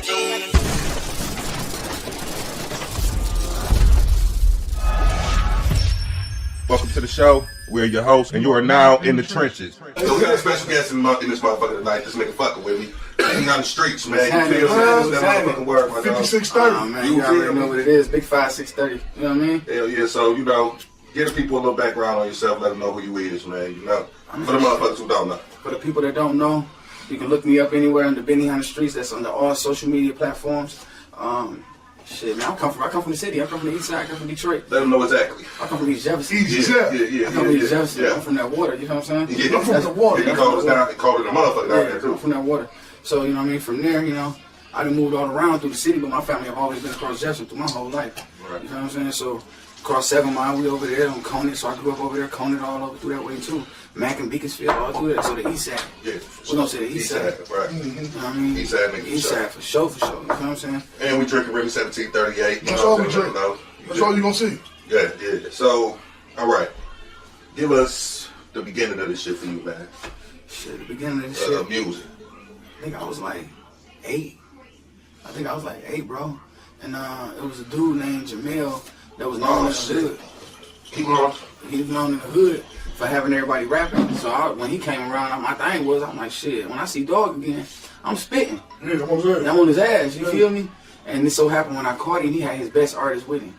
And me and Young Dog, we spit out there for like an hour or something straight, just non-stop. You know what I'm saying? Just bars at the bars.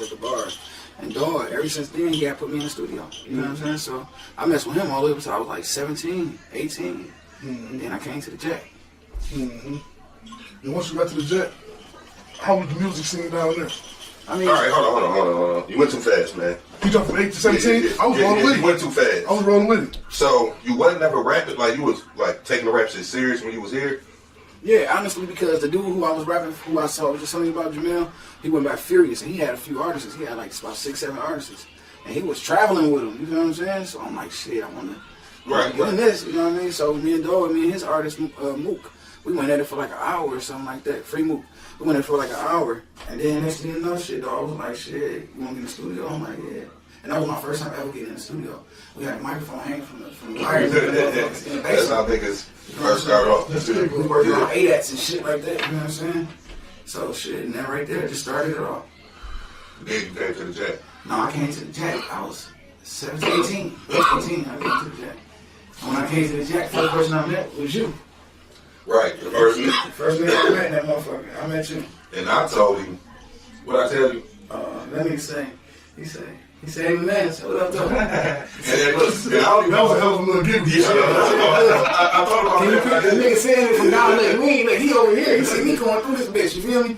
That nigga said, man, I said, what's up, man? He said, I'm like, listen, man. He said, listen, I can tell you ain't from around here. I said, what you mean? He said, for one, you got on some yellow track pants, shorts, and you got a gun on you. That shit see through. Throw on the track pants, I got a big ass German Luger 22 on me. This bitch had a thumbprint on it and everything. Nigga, you can see it in the snow. I go 7 days with the little track shirts and shit. That's all I had. I'm talking about. Nigga said, man, I can tell you ain't from around here. He said, this is not the place for that. Yeah, this is not the place for that. You from, bro? I'm like, He said? Yeah, definitely. I'm like, all right, man. Well, shit, my name Blue, nigga. You feel me? Like, What my you name into? He like, shit, man. I'm just down really trying to find the studio, man. I'm like, yeah. I'm like, shit, man. I got a studio. And it clicked from right there. Yeah, it was history. Yeah. It was history. So, first time in the studio in Jack. Yeah, first time in the studio in the Jack. I'm in there with you. Matter of fact, the very first time we was on 4th Street. 4th and motherfucking Crack Hat. Yeah, right. And the first time it was just me, you, and Crack. I believe it was me, you, and Crack. And then we went to Washington. Then he moved to Washington. And Last summer, yeah. That's when we made some of our hot shit. Yeah. I can't even get it. I basically freestyle. The whole album in that motherfucking like 13, 14 days. Like, it was like crazy because the energy in that motherfucker was different. You feel what I'm saying? Here it is. You got 5, 6 motherfuckers in here. Everybody don't sound the same. Everybody talented. That shit was like, man, and I don't know, it was just like, we was just like young niggas, and it felt like we had a deal. You feel me? We did. Yeah. What you talking about? 9 years, we signed the bread. So it was just like the vibe in that motherfucking, in that, especially and in then, that you know something, to be honest, I had during the time, fucking with Dog, I was on a lot of mixtapes. I had dropped a lot of little singles here and there. But my first album came out under Bread Brother. Yeah. My first CD ever came out under Bread Brother. Motherfuckers don't know. You original really are. You feel me? I'm original Bread Brother, man. Motherfuckers for sure. So, boom. So the first song, the nigga, he ain't dropped Let Him Sing Gangsta first. No. He did this song. I hear these screams. The song. I remember that. I'm like, whoa. I remember that. I'm like, damn, man. That's the homie. Like, that was the first time I heard. What's going on? I don't know we put that out, but yeah, we put that out. And like at that time, man, it was like you gotta go for the neck. You know what I'm saying? You gotta go for the head. And at that time, it was more like, because I do know, I used to be on Beaconsfield, you know what I mean? My mans love it too, you know what I mean? All my mans know, it's his family, we always used to be over there. So, growing up, when you seen the CheddaBoy shit, we was like, shit, nigga, that's the CheddaBoys, nigga. That's good. You know what I mean? Like, nigga, you know what I'm saying? Like, you know what I mean? So it was more like, niggas was more like celebrities that you could see in the hood type shit, you know what I'm saying? So, hell yeah, I took that shot. I definitely took that shit. And I think I was like, young nigga 18. Yeah, 18. I wanted all the smoke. And then the crazy part is, we did that song and it didn't get no bite. It didn't get no bite. It was if like, you made it now, that bitch would be biting. If you redid that bitch and switched it up, yeah, that bitch would be biting. That shit right now. Because motherfuckers clout chase right now. Like, that's what the industry want. I ain't in it for the clout. No, I ain't saying you. That's what the industry want, is for motherfuckers to beef. You feel me? That's what this shit is based on. You feel me? Yeah, but see, nowadays, Detroit, Michigan in general, the door's wide fuck open. Oh, yeah. It's wide open. There's nothing but opportunity. Let's take a shot for this. I mean, we gonna, my nigga drinking water and shit. Oh, yeah. Don't drink no Good more. H2O. Yeah, so. You gotta be focused. And that's the Dirt, too. You know what I'm saying? Happy birthday to Dirt. You know what I'm saying? T.R.P. Dirt. Yeah, another piece, T-Dirt. You feel me? For life. T-Dirt guy. That shit right there, boy. Yeah, so we gonna get into that. All right, so, boom. Boom, something like me. 2005, was it 2005? 2003. 2003? That's when it was? 2003. I moved 2004. 2003, I moved into the Franklin house with my Uncle Shady, my daddy brother. Yeah. And I met a black chick named Chantel. Her name was Chantel Ernest. Who the hell? I met her the first day I was down there, and my cousin stayed on 4th by Lord Cabin. And I seen her, she had some kids. I'm like, hey. I said, shoot my little mood to her, and I just tell her, just out the blue moon, be ready in an hour. She's like, what you mean? I'm like, no, I'm from the city, bitch. I'm like, be ready in an hour. She's like, boy, who you talking to? She's like, I got kids. I said, bring them too. Right. You know what I'm saying? So when I got to Jackson, you know what I mean? I came to Jackson on a whole different page. You know what I mean? Nobody really knew.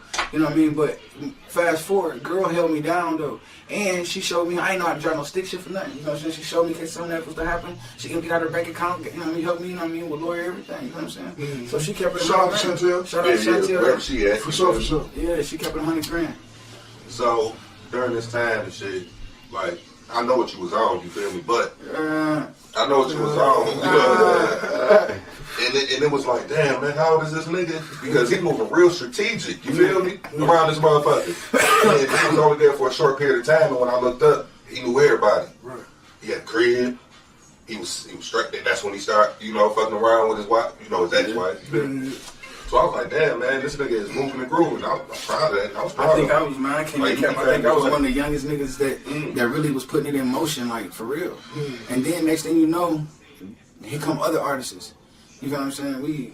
From Bread Brothers, we worked a lot of shit. You know what I'm saying? There was a lot of artists that came after that. You know what I'm saying? I still got all that old shit. Not that Bread Brothers want the credit, but motherfuckers don't get to us. What you just said, from Bread Brothers, a lot of motherfuckers first time recording, the first time motherfuckers getting a dose of the studio. Yeah. Bread Brothers, no bullshit. Yeah, I get that too. You know what I'm saying? And at that time, it wasn't no internet shit. No, you know what I'm saying? It wasn't no internet. You really had to grind and go sell your CDs, and you know what I'm saying? So at that time, y'all had the studio, and next thing you know, boom, here come me, here come Soldier Squad, here come everybody else. You know what I mean? And it just grew, it just blew. You know what I'm saying? So everybody had their right, so look, yeah, everybody had their but it still was, you know, what it was, you feel me? But boom, 100% gangster. See me in the streets. Man. And look, so I don't even know how that song even came about. I don't know if I made the beat right then, and he was like, oh shit, I don't know if I made the beat. Then he came over and heard it. I don't remember, but the one I came over and heard was Rolling Big. It was Rolling Big. Yeah. And I come in there, and I say, what is this? He's like, oh, this is my new track. He did it on purpose. I said, new track. Then I hear, I'm like, that shit cold. Then I hear Rolling Big. Yeah. You know how you get that feeling? I'm like, that was your voice on there. Yeah. I'm like, I'm about to bite this beat. Yeah. I'm like, man, what is that like, brother? Me? He's like, nigga, this you. I'll get on that bitch. Oh. To be honest, my whole CD, you made the beats. Yeah, hell yeah. You made the beats. So I'm gonna get to it, right? Crack got this record. This on somewhere. We was in the studio. So I know you going this one. So you got the clip? I got the clip. Cause I can find the clip. I got the clip. I got the clip. Let's I'm gonna play it. We gonna play it in the TV right above when the time comes. You feel There you go. Yeah. So yeah, man. It was your cousin. Eagle. Yeah, it was all of us. He was trying to give me remember Eagle, man. He said I got a song with Eagle. He said there's a song, me and Eagle did a song together. I don't remember. He on the song with us with Eagle? I don't think. Yeah, probably so because you wasn't even down because you was on that, what's that song we did? How We Get Down? Took a trip to another state. Yeah, Eagle on that. Yeah, he was around. He was in the studio when we made that. I think we might have just got through arguing. Is Eagle on that track? That was that day project. Yeah, it was. Yeah. After all that bullshit, my head was hurting. I was like, man, all right, I got this beat right here, man. Right. Come on. You don't remember this session? No. That's fucked I don't up. remember what you just said. Man, man, hold on. I'm going to pull this shit up for this nigga. I don't know, man. The only song I really remember is 100% Gangsta, bro. No bullshit. I don't remember nothing else. Nah, that shit crazy. Yeah, maybe because I dropped a CD that had 14 songs on that bitch in 14 days. We was in that bitch non-stop. Yeah, we was young niggas hungry for sure. Non-stop. Every day. I'm talking about rapping in the middle of a living room, sometimes rapping in the closet, rapping everywhere. Yeah, we used to a lot of niggas in the closet too. Definitely used a lot of niggas in the closet. Let me out. No, let me out. No. We was crazy. We was real shit. We was like a nigga in the closet, like a motherfucker. We can rap, nigga. So tell me, Shug, before Shug. Before Shug. No, it was after Shug. Yeah, that was after Shug. Shug, hey. That was after Shug, man. Nah, he was asking me about this recording. Oh yeah. So right, okay. So what the fuck happened that night, man? Was we were just having a competitive conversation or something? This is where I felt like shit was starting to go bad. Yeah, man. Cause it was like, I'm gonna tell you, bro was feeling himself. We gonna keep it real. We're gonna keep it real. This is what happened. No. This is what happened. This is what happened. If we put everything on the table, it was some attention in the air because Soldier Squad was fucking with Thug or Die. And I don't know what happened between you and them, but I wasn't aware of the situation. So when I came to the studio and they was with me, you know what I mean? Crack wouldn't let us in the studio. Yeah, talking about Blue said don't let y'all in the studio. Blue feels some, look, listen, I swear to God, Blue feels some type of way. You know what I mean? You know what I mean? Dark, you know how you is. He said, don't let Dark come in the studio. If he got them with him, I say, oh damn, that's fucked up. And he turned us away from the door.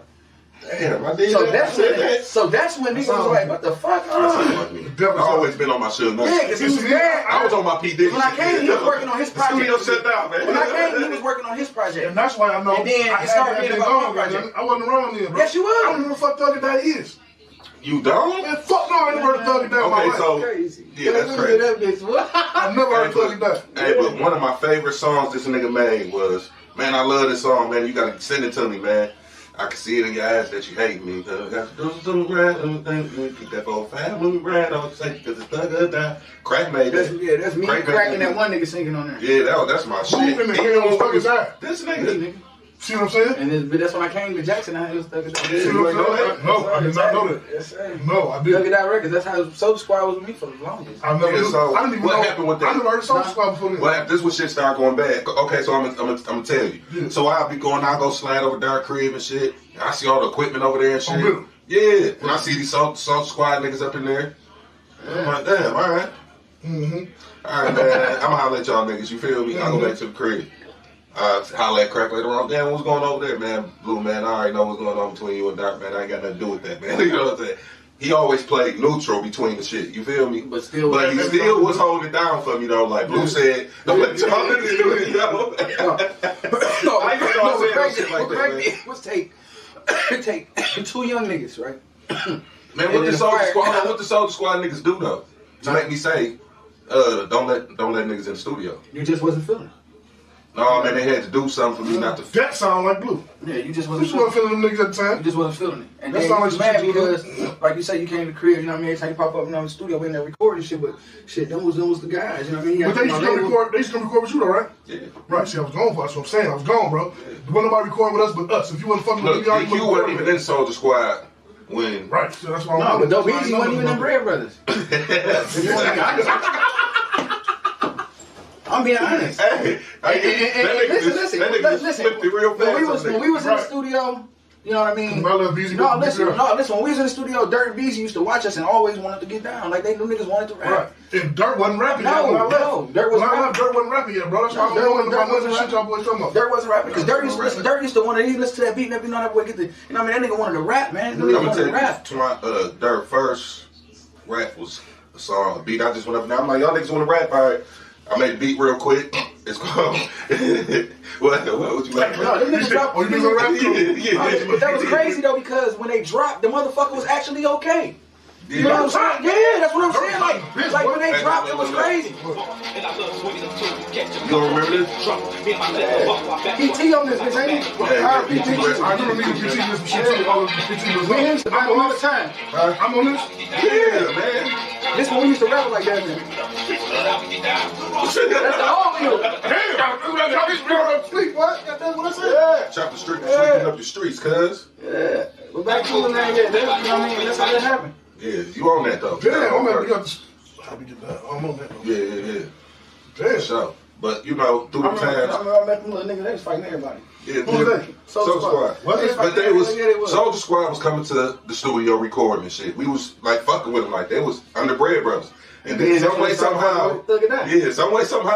That's what happened. He felt like you stole him from him. That's what he felt like you stole him. Now it came up. Now it makes sense. Now it came up. Man, how the fuck this nigga gonna come through? I want the whole game. Put some squad on there. When you walk in Jackson High, you can say hootie hoo. Nigga, everybody in that bitch say squad up. That's why that nigga, he felt like you stole his artist, bro. But not only that, you got like Crack always supplying them with the But studio. no, Crack always listen. I'm like, Crack always played shut both that shit sides. down. Man. Yeah. Crack played both sides, man. But Crack seen, you know what? What Crack seen something in you. Seen something in us. Yeah. But he seen something in this nigga too. Yeah. He wanted all of us to be together. Y'all got to do riffing about whatever y'all riffing about. And he said, fuck. Yeah, but he look what he did. He used that to the advantage though. But look, that's why I was saying he took some young niggas because he used that to his advantage as us artists to make us even better. Because look, let me tell you something. Me and him going at it. We going at it the whole time. The first time me hearing his diss track on me, Crack brung it to me. Yeah, Crack dirty motherfucker. So listen, the argument that he gonna play, this is not staged. Right. None of us knew nobody was recording. We didn't know nothing. Right. So after he do that and Crack bring me the track, I'm on fire. I said, he just say, fuck my wife. Okay. Hold on, let me finish. So bam, hold on. So listen. No, but you know what I mean? No. But at the time, it ain't no casualty to this shit. You know what I'm saying? You know, it wasn't no Deep truth down, to I it. love this nigga. Yeah, it wasn't no But truth it's to it. a- It was just the fact that he like shit, nigga. He had to go for what he had to go for. Yeah, you stole his You know what I'm argument. saying? So listen, Crack record the argument. I'm not knowing. Crack had been sitting on this. Crack had been sitting on this argument. It's a whole. Crack had been sitting on this argument for like 5 months. We never even knew Crack had this argument. Wait, the argument happened. Wait a minute. Let me set the stage. Let me everybody in the group right now. Wait, let me set the stage. I was on fire. You was on fire. You was So on fire. Crack had the record button pressed while motherfuckers in the studio talking. Nobody knew. Yeah, you know, typical He was Crack. famous for that. Typical Crack. We gotta catch everything. He was famous for that. Yeah. So hold on, let me finish. So bam, after he bring me the track, that Blue going in on me, I'm like, this nigga going in. In the same breath, he bring out the recording. So look how he do it. He bring me his diss track, but in the same breath, he like, but I got this. I got this recording. So I hear the recording, I'm like, who the fuck is that? They say that's y'all. I say, huh? I hear it, then that beat just drop. Boom! I say, I'm on his ass.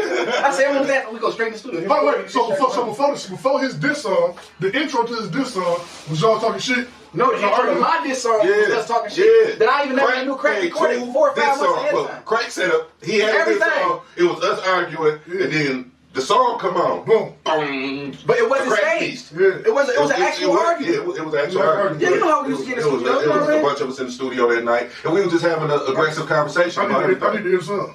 Yeah, man. Cause you know what's crazy? I be thinking about certain shit like not to make this ain't about me at all. But I think about shit like I think about shit That's like what You gotta play it, but you gotta play your track. Hey, look, I think about That's that. right. with me. I got it. Didn't you edit that track? What? Did you ever edit that track? No, I ain't fuck with it. That nigga, I said, he said, so nigga, they dark, ain't got no street smart. I said, I want this nigga no more. I know this nigga did. I dropped like 9 tracks. I was like, fuck this shit. But that's what was going on, because I made a lot of tracks. Every rap I did was about this nigga. You feel me? Hey, sometimes I'll be glad that I wasn't around when certain shit happened because I would have been right on the song with the nigga. Yeah, we was fruit too. He was fruit too. It wasn't no real feud though. It was a Philly feud. We had It was a brotherly feud. Yeah, we had a talent fruit. Yeah. Right, that's what it was. Cause when I got there, you had the deep voice and I had the loud. You know what I mean? We was just all It was like competitive. Mystical and Fiend. Right, exactly. It was like we was just Mystical real and Fiend talk for No shit Limit. about the music shit. It was like Mystical and Fiend for No Limit. You got 2 hot ass artists in this motherfucker. Because I love your music. I feel like you was hot as a motherfucker. But it's like when we got on some shit and Crack put this on my mind.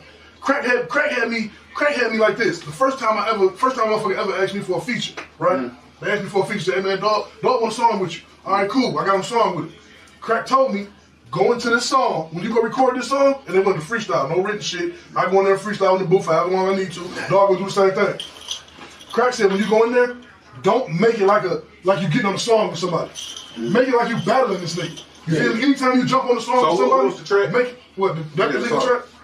Song that you. It was with Miz, man. It was with Southpaw Records. Remember Miz? I don't know, that man. nigga Mike But he recorded was a some of my genius. shit, man. Hell yeah. Fucking genius. He the one He the first one to put us on the studio that we had back. Man, I don't even know what the fuck we was using. So I was that guy. What? Oh, something happened? Yeah. But, yeah, Southpaw Records. Oh, the camera was rolling. Yeah, Miz. He like, man, I'm just gonna get edited he like, out. man, one of my artists heard one of your songs and want to do a song with you. Your voice is compatible. Crack told me, man, go in there like you battling the You nigga. talking Go in there about like you just the finna. white guy? Yeah. Oh, because both of y'all voices was. Man, we So what was that song? That nigga did you wrong. Who? We did 2 little Talking about that battle? No, Oh, man. not the battle. No, Not the we battle. talking about that. We ain't finna talk about that. I watched it. Hey, bro, I watched that today. That ain't got nothing to do it in the trenches. Hey, you know, I just think my nigga was just high off the beans or something, man. No, you know what it was? I just He wasn't ready. before, bro. I wasn't ready. You know that. You was at the table with me. Yeah, we tried. The first verse, He wasn't I wrote like a week ready. beforehand. Yeah, The last you 2 weren't ready. verses, I wrote that day at the table with the trap, bro. Yeah. So goddamn it, when I got there, I didn't remember that shit, man. You feel me? But the first verse, I beat him the first verse. Yeah, and I was gonna did. beat him the second verse. If you could have remembered it. If I could have remembered it, because I was talking true shit, man. I had this girl, motherfucking trap, topping me off. And I was talking about all that. Yeah. I fucked him up. Yeah. I fucked him, and he told me when we went outside afterwards. Yeah. Man, hey, you cold. I want you to be a part of my battle crew. What you want, but anyway, it ain't got nothing to do with nothing. Back to what I was saying. Yeah, back to you, man. It's about you. It's about you, you feel me? But we definitely had a brotherly Yeah, so okay. So you brought that up. I said something about your wife.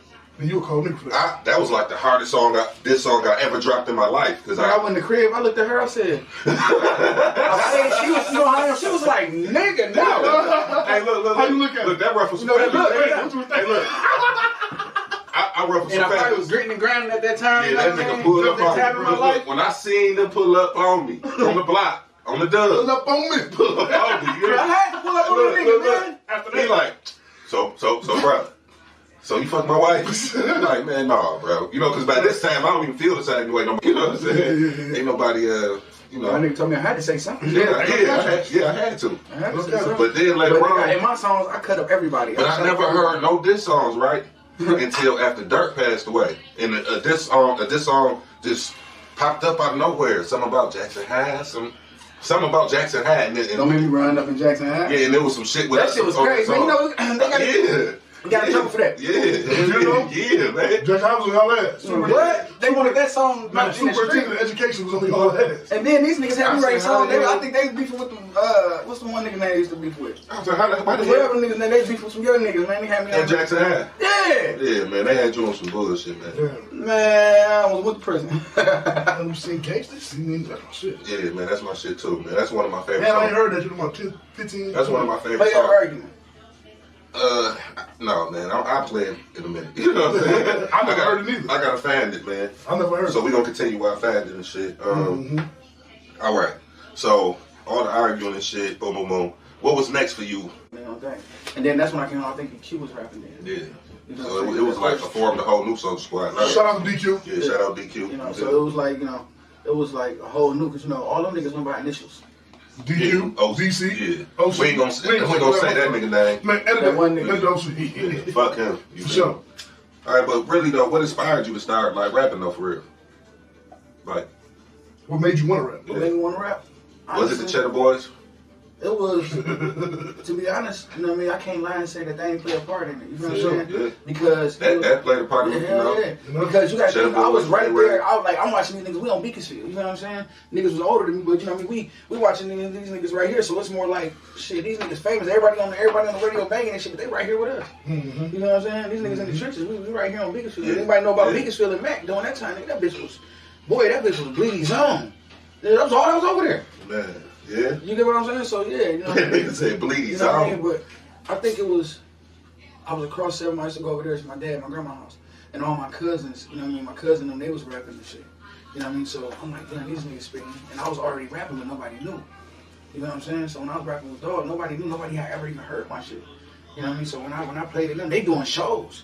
They going to Shiva Lounge, they going to Tropical Hut, they going Shiva Lounge. They going like all the places. And then my neighbor, then now my neighbors, they got a record label. And they really got a real record label, like they on TV type shit. So I was hard. They had Randall Records. Shout out to Love Num on Randall Records. Yeah.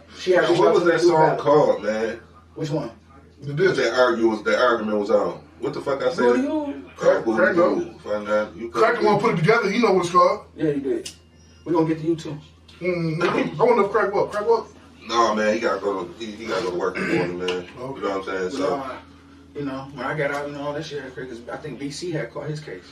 Yeah. BC caught his case, you know, right before. Yeah, because you was locked up around that whole Rocket time when niggas was performing and all that shit, but then you got out. And you hopped out here with the big body Link Dog. Was that Link? That was an old school LTD, 77 joint. Is that the video you had when you did the video on Black Park?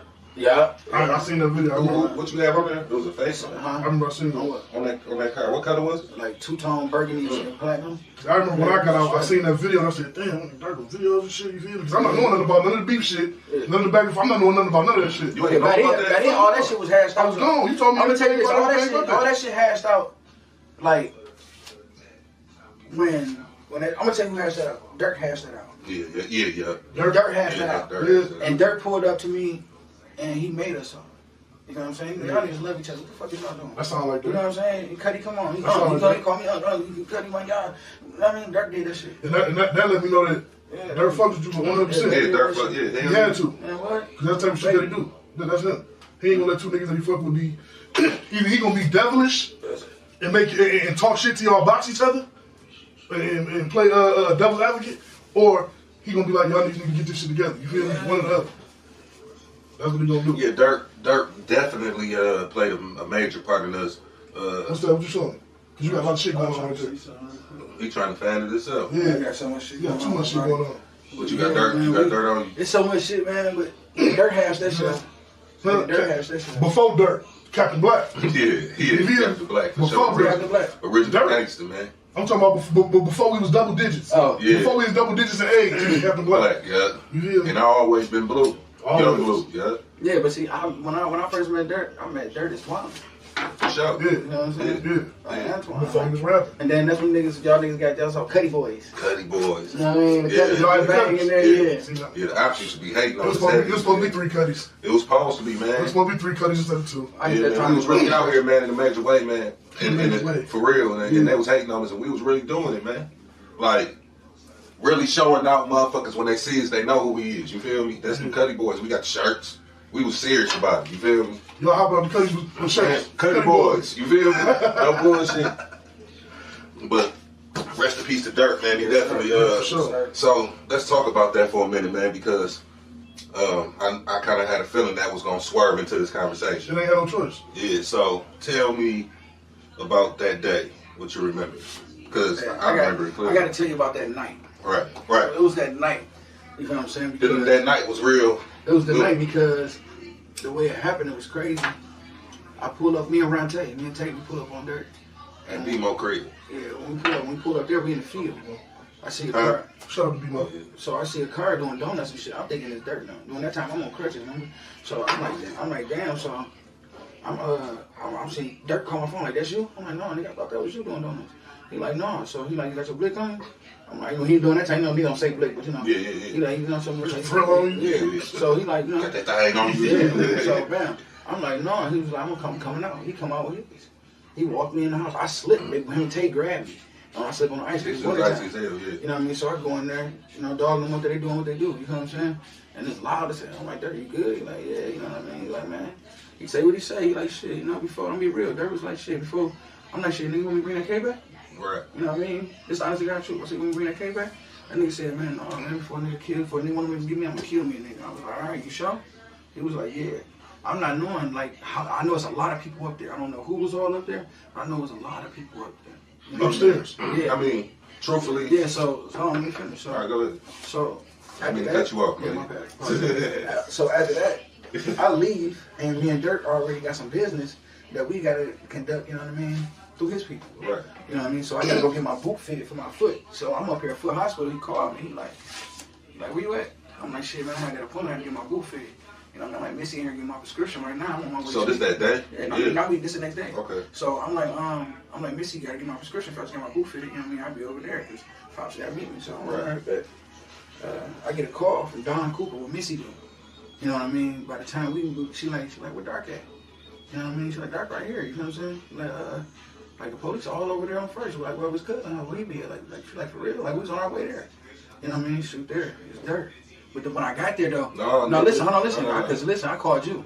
I the one who came and got you. You came and got I the one who came and got you, and I told you.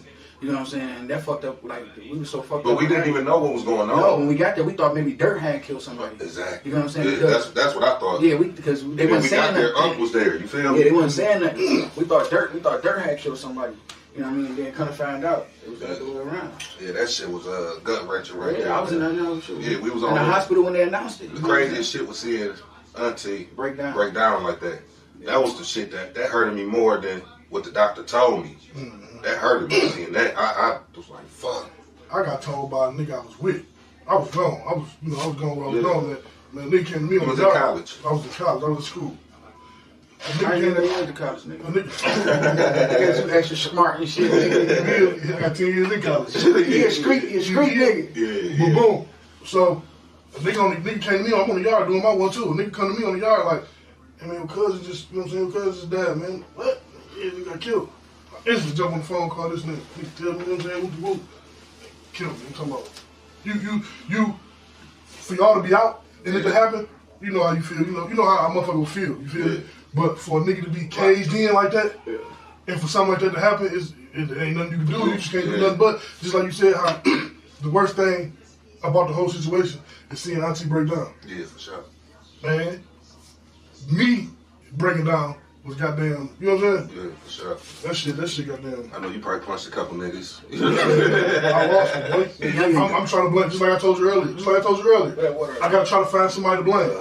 You gotta try to find somebody to blame, bro. It ain't their fault or nothing, but you gotta blame them. So we went through a tough time during that time, but shit was still straight though. Niggas was still moving. What if, you know what I mean, my appointment didn't take so long. You know what I'm saying? But let me tell you this though. So you talked to Dirk that day? I was on my way to Dirk. What you mean? Dirk was on his way to me. Dirk called me. Dirk called me like, hey, I had to get some leave from Dirk, nigga. Dirk was trying to get to work. You feel me? He was trying to get to work. He was trying to get to work. So he was like, cuz, can you, you know, I was like, man, I got a hangover. I'm gonna call you back. Can you sign my time card? Yeah, I said, I'm gonna call you back. You know what I'm saying? When I get up. But then Tuna hit me. Like, man, they just said somebody named Antoine just killed somebody. So I'm like, what? That's why y'all thought it was him who did it. Yeah, so I'm like, hold on. And then you can see a body that was laying like But wasn't nobody in the house though. Wasn't nobody. They already took us to the hospital. Man, that shit was just crazy, man. But Dirk, that really made us like, what? Because when me and Missy, that's what I'm saying. Me and Missy got there first. We was y'all went there? And I talked to you and we came and got you. So y'all double back and yeah, because BMO wasn't even there. No, BMO wasn't there. BMO pulled up. But by the time BMO, when I came and got you, BMO was gone by the time. BMO, the only motherfucker was out there was his baby mama. BMO had left, because I'm like, I'm going to get blue. You know what I'm saying? BMO had left. I don't really want to get too deep off into I don't know if you call that shit for real neither.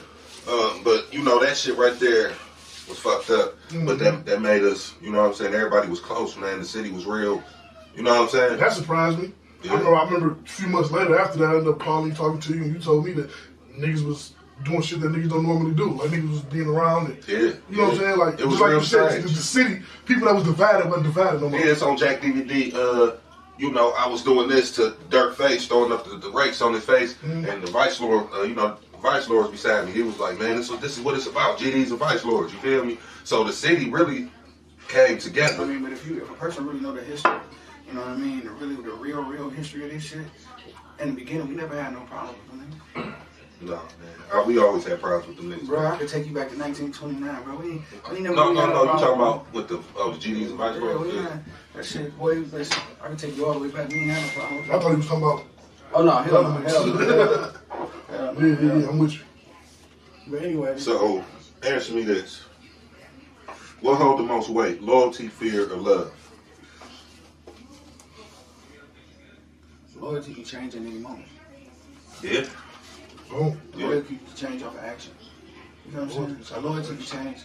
Like this generation, loyalty can change over cigarette. You know what I'm saying? Loyalty can change because I sent you to the store to get a pack of cigarettes and told you, shit, you can have 3 of them. Yo, out your 3, you done already smoked 1 on the way. You get to your man's, you blow on him, you got 1 left, you want to save. But dog don't know this your motherfucker. This my pack of cigarettes. Right. But you taking these out. Now I ain't gonna need a couple of them. I can't. Right. Right then and there with this generation, that loyalty to change. Now I take them because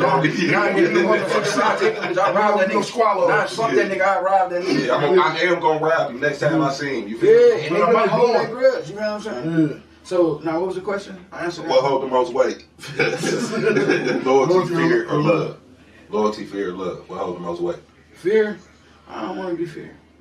You know what I'm saying? I've been there. I've been feared this whole fucking life. I've been on it. Yeah, fear really You know what I'm is. saying? Real fear making nigga kill you. Man, I'm trying to tell you. That scared nigga kill you. Fast. Scared nigga too much. You know what I'm saying? He's back against the corner, you know that wall, and he feel like that nigga. Yeah, like a little rat. Yeah. Do the strike. That nigga kill you. Yeah, Love is an emotion because I love macaroni. Yeah, I love macaroni. I love chicken. Yeah. Like, you know, y'all probably got a dog or something y'all love. Dog. You know what I mean? I think actions hold more weight. Yeah, actions hold more weight than all that. Yeah. Damn, that's a new one. That's a new one. Actions hold more weight. Yeah, You know what I'm saying? Because all that shit subject to change. Yeah, like don't talk about it, be about it. Yeah, for sure. You know what I'm saying? Show me. Yeah. Damn, that was deep. I mean, I ain't Bobby Boucher neither. The water boy. For real. No, I ain't Bobby Boucher, man. The water boy. Hey, let me ask you this. Blood run deep. Blood run thick. Your son rap. How do it feel? And you got songs with your son. Yeah, both of them. How do it feel to make music with your son? Man, that shit is epic, man. It's epic. And I can't even lie. You know what I mean? And, I can tell by the smile.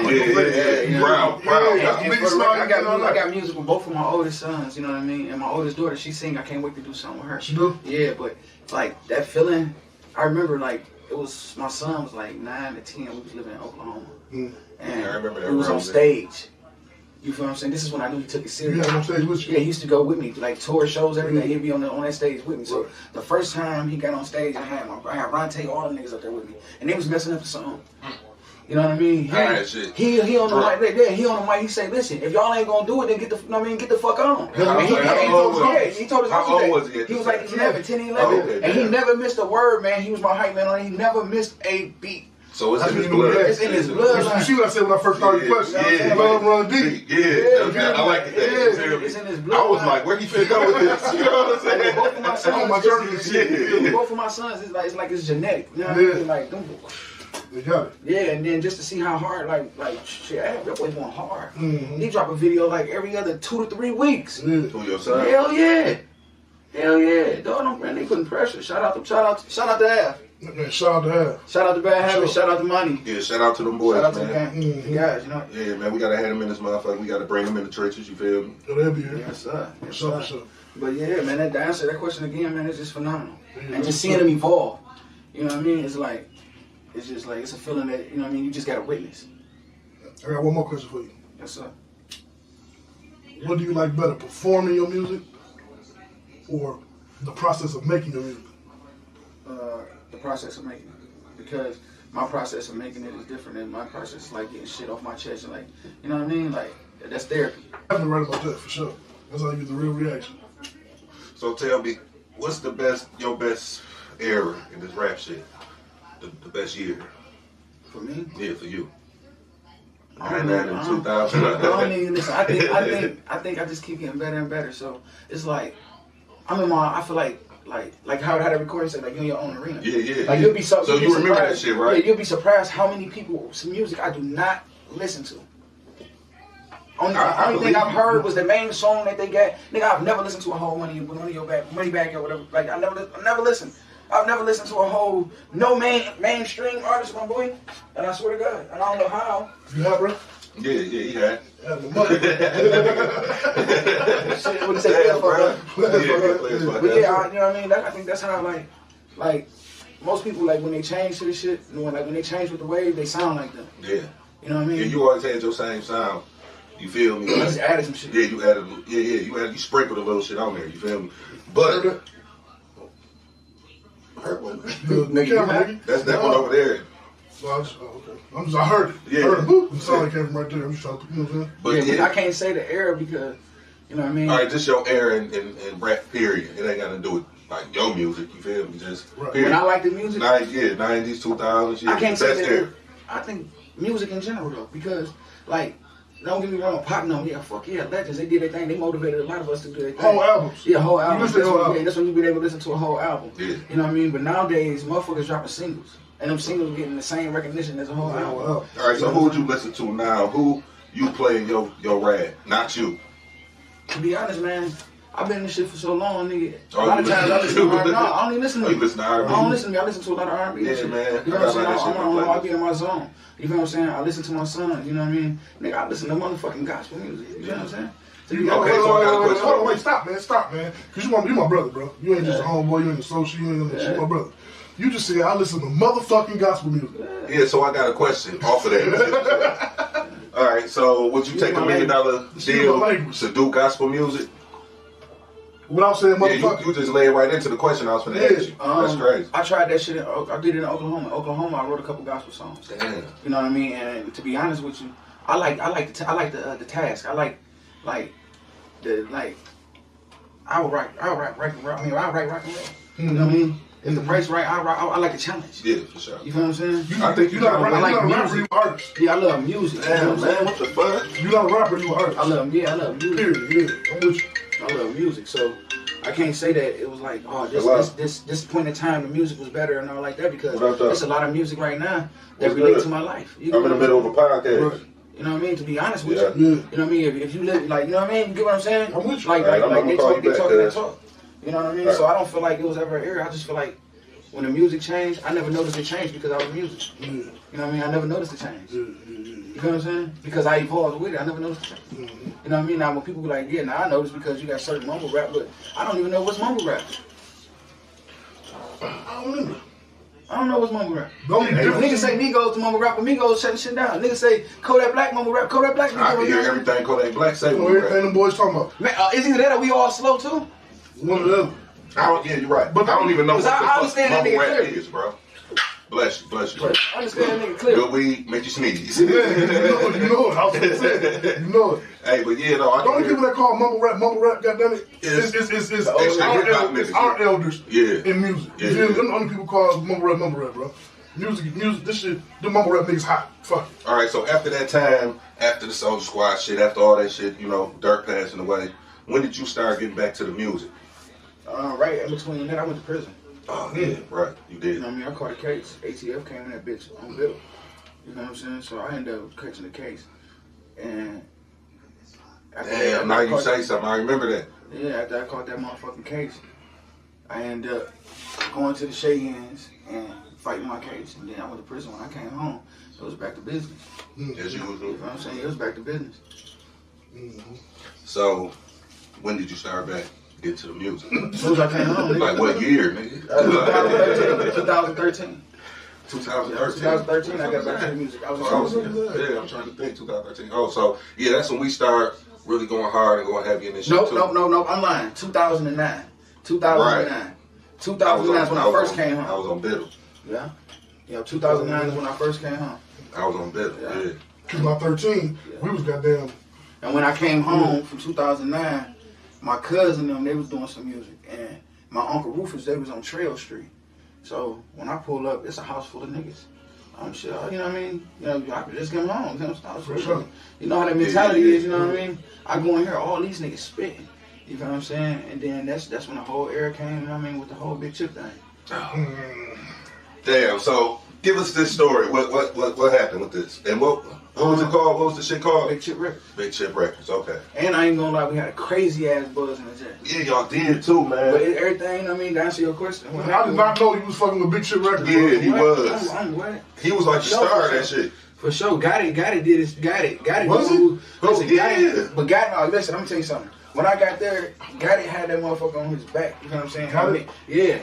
Antonio Hospital. Shout out to Gotti. Oh, okay. That's my bro. Shout out to Gotti. Okay. Gotti had that bitch on his back. Right. You know what I'm saying? And then me and him just went crazy with that motherfucker. We was the face of it. You know what I'm saying? There was a lot of us too. So what happened with Big Chip Records? To be honest, man, please be honest. It was the argument between Eb Jones and Keno. You know what I mean? That happened.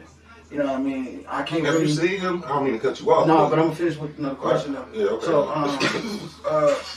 I believe they got into it. And Eb hit Keno in the head with a bottle. Oh, you know what I'm saying? Split his whole ear open and everything. So Keno called me. I should have done. Yeah, hell yeah. For real though. So I shot over there and shit, you know. It was crazy though. That shit was funny as hell. It wasn't funny that it happened because I was mad as hell, you know what I mean? He did that shit. Yeah, but when I got there, Eb had 2 knives in his hand.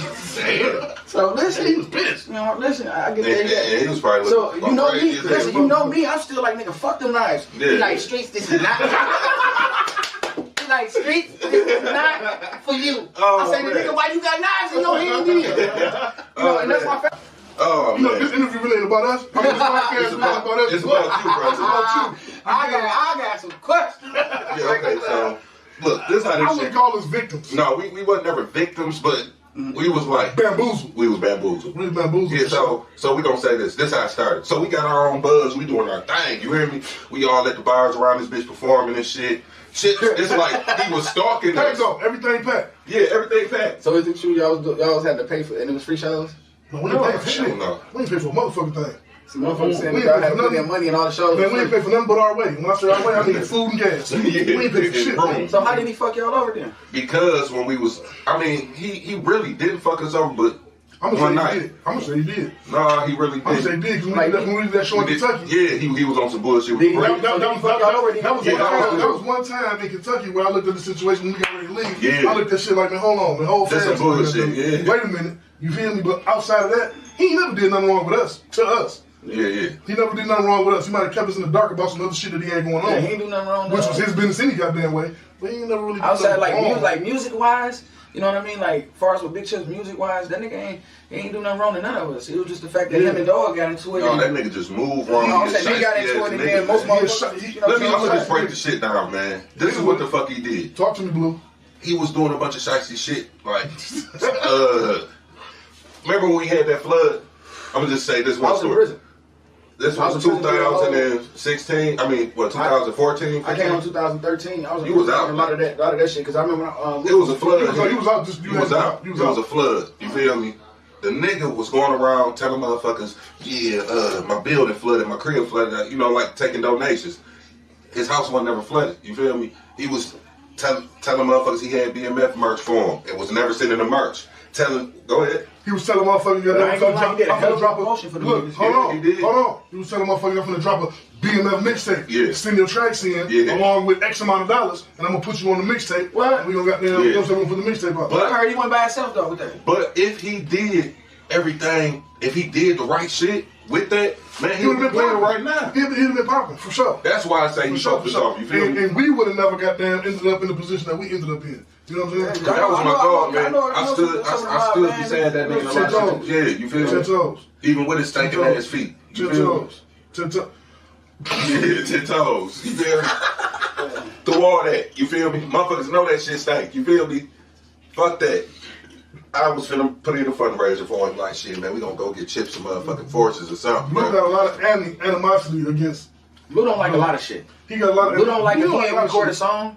Blue don't like a lot of shit, man. If he record a song, he don't like it. Man, don't let him hear the song and then he be like, yeah, let me record it. And then you go somewhere else. Yeah. He don't even like the song. No matter how hot it is. It's like you didn't cheated on the record label. Hey, no, that's crazy that you said that because Chevy came to me with a lot of songs. Like, yeah, listen to this, listen to this. I think there's nothing because I just did my like, it's straight, bro, because it's you feel me? But yeah, I don't like the way you sound, though. You know what I'm saying? I will always find something wrong. Yeah, something. Even if it ain't nothing wrong, you gonna find something. Yeah, like I could have did this better than Mitch, you feel me? But what was you gonna say? I didn't cut you off, bro. You know what I'm saying? We're talking about Ed. No. Oh, yeah. Ed, EB, Evan, Chips, whatever. He definitely just a beat put. Yeah, Ed, EB, Evan, Chips, whatever. He definitely just a beat put. So let me tell you about this. So we in New York, man. We in Queens, right? Man, we in that bitch. We having a ball. You feel me? It was a good time. It was his birthday. It was a good time, man. About 70 deep. It was real raggedy how Chips didn't take care of shit for us. You know what I'm saying? On the music shit, we had to do all the work, get a DJ, the music. It was like, what the fuck is you our manager for, bro? Hey, he didn't come with it. He didn't come with us no more. He did. He left with the bitch. He wasn't with us that night, bro. He left us that night. He left us. Yeah. He left us that night, bro. It was just Kev and all. Man, he left and went round yonder with baby girl, the little model bitch. Yeah, that's when he made his escape plan. You feel me? Yeah, so that's when Kev like, shit, man. So everybody found out that he was on the bullshit that he was on the next day. The shit came out. Yep. Niggas put together some shit, man, and just decided. I don't even know if he felt it, but we never seen him no more. No, we seen him the next morning. Yeah, he popped up the next morning. He said, my relationship with Cuz is totally different. You know what I'm saying? Yeah. So I can understand how y'all feel on him. No, but the whole shit about it is I been knew that nigga though. I been knew him. Yeah. But he came first. Chips. I know from Switch game. From a big chip standpoint, you feel what I'm saying? That nigga was getting us in a lot of doors. Yeah, because he got the mouthpiece for it. He got see, that's back when Hakeem wasn't on political shit. You know what I'm saying? Because we Hakeem, my other cousin, L brother, Hakeem Cramp. Yeah.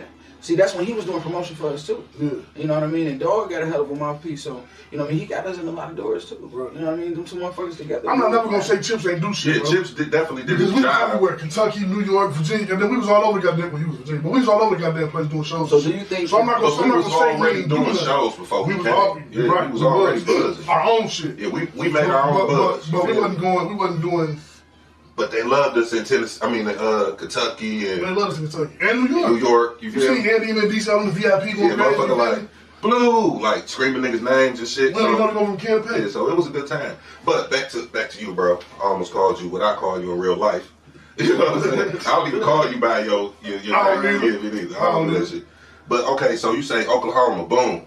After Oklahoma, because I was like, I don't know, was I the only nigga from Michigan calling you from when you was in Oklahoma? I stayed in touch with that nigga. A lot of people from down there. I think I was at Columbus. HMG Johnny, shout out to Cuz. Like a lot of them, they was tapping in you. You know what I mean? You know, I always stayed talking to you. Yeah, for sure. And a few other people outside of that. You still got the same number you had when you was in? Yeah. And I have marked with ever since. You still got that one? Yeah, man. So, boom. I remember you was doing your music thing when you was in Oklahoma, but when you came back to Michigan, man, you started turning up. You feel me? And I'm like, damn, this nigga, he in, like, I'm watching this Oklahoma shit. taught me patience. Yeah. Here I ain't had patience. I had the talent, but I ain't had patience. I'm still running in clubs, still doing all type of crazy shit. You know what I'm saying? So it was like, when you get there, that motherfucking town ain't like that. I'm gonna tell you what it was. I went to the most hoodest projects. You know what I'm saying? Where, Prince Hall in Oklahoma is called Prince Hall Projects. You know Oklahoma, what I how mean? to tell, man. Listen, nothing but Crips in this motherfucker. You hear me? It's about nothing but Crips in this motherfucker. So this is talking about it's murders in this bitch. So I stayed there, I'm watching. They got a store at the corner. I seen the nigga dressed like me on a horse. What, nigga dressed like you? Dressed like me on a horse with a little small boom box and a pouch of his You shit. say on a horse? On a horse, nigga. Listen. Oh yeah, that's Crips. Nigga, listen. Them niggas cripping on horses in Oklahoma, man. It wasn't the fact that the nigga was on a horse. Cause Tay told me, like, you don't see a nigga on a horse. It was the fact this nigga went to the he took that motherfucking store. Take that motherfucking horse to the liquor store and didn't tie that bitch up. He set that horse there. He went in that store, did what he did, came back out, got on that horse, he left. I say, man, if that nigga can get that horse to stay right there, this town can't fuck with me. Yeah. If that man can get that horse to stand right there, this town don't know what the fuck they got in their hand. That was your mind, friend. Yeah, so I started taking every music scene, doing all the tours, you know, the Get Money Stop Hating tours, with the Young Money, and doing all that shit with Chanel from Young Money. Man, I started going crazy. So by me learning all that shit there, I came back here and applied it. You feel me? Now I can show everybody. I wanna go I back showed a lot of niggas this shit. to they was Crips. Yeah. On the horse. So no, I don't know if the nigga on the horse was a Crip. He was but a I was in a Crip. project. He was a Crip. I was in a project. On the hood to hood, man. On horses. Man, on hood to hood, man. It was Crips on horses, man. I don't know if Doggy Bone was no Crip. Huh? But them niggas, I'm like, man, this nigga got a motherfucking nigga like, dog, you ain't know, nigga. There was a young nigga on the horse. Nigga had to be about 30. You know what I'm saying? Cowboy boots on, probably Chris. Yeah. But that's Volume 1 and Trap Talk Volume 2. You know what I mean? I got 3 and 4 tracks. And you recorded that? You recorded that? Yeah, Trap Talk Volume 1 I recorded, and Chris did. Smiley, he recorded some of them too. Smiley? Yeah, he did some of them too. Yeah. Oh. Yeah. Fire Tide Brother. I mean, I call it Tide Brother, but I call him Fire Tide. He used to have the Fire Records back then. Yeah. Chris. Yeah, Chris, that's cuz. Polo nephew. That's why I did you in that. Yeah. And you know what? His sound. That's the only shit. Hey, listen, we just said earlier. Listen to me. See, I'm tripping. I dropped Praying for Forgiveness. I dropped Praying for Forgiveness 1 and 2. I remember Praying for Forgiveness. Yeah, I dropped two EPs. Praying for Forgiveness. I remember Praying for Forgiveness. Those on iTunes and everything too. You took it off iTunes? No, that's all on there. Oh, okay. That's all on there. I dropped them in Oklahoma. Yeah, I dropped 2 Praying for Forgiveness. That's what Lord was on. Yeah. And then I came here and I dropped Trap Talks, and then I dropped State vs. Fed. And then I've been dropping singles ever since. So what was you finna say, Chevy? That goddamn, we just said earlier that this nigga don't like nobody's shit. If you go to somebody else's shit, you don't really like it. He ain't feeling, he ain't fucking with it. That's been blue. Chewing, I recorded that Chris shit. I recorded chewing that Chris shit. That's the only shit this nigga like, bro. Yeah, I've been with Chris since he really just, when Chris was running that shit, I've been with Chris, and Chris came along with that boy dope. He ain't shooting videos. Like, I hear me and his sound, you feel me? Yeah. Like, damn, that's what I would have did, you feel me? Sure. So, yeah, that chewing hot, man, you know what I'm saying? Mm-hmm. Alright, so, boom. What motivated you to start doing what you're doing now? What, like with the restaurant? Yeah. Sheesh, man. Sheesh. A lot, man. A lot. Life. Yeah, life, man. And then, not only that, I can't even cap. I didn't like, I remember I tried to get that building years ago, and somebody had beat me to it, but it was only because, like, I had tried to add, bro, like, man, let's do this, you know what I mean? Try to, you know, because I knew he knew the business, you know what I'm saying? And we didn't get to it in time. And then, you know, I always wanted to do it, but me and my wife, you know what I mean, at that time, you know what I mean, we had both had a vision, you know what I'm saying? And by me already was trying to get that location, you know what I mean? She knew the person, you know what I mean, the hairstylist, who so happened was the brother, who so happened was my son coach, you know what I mean, for football, you know what I mean? So It all lined up. It all lined up. Mm-hmm. It all lined up. So, what year did you open up? Opened up 2021. I've been open for a little bit over a year now. Doing good though. I see your shit is It's been bad. yeah. I be all the way up here like, whoo, shit, that shit look good. I Hey, listen. be wanting to drive down there just to go get that shit. I pulled up on Monday. I ain't gonna lie. I pulled up The on Monday. fucking lamb chop shit, I don't know what's in the bowl, but I see lamb chop Everything's in the bowl. Oh yeah.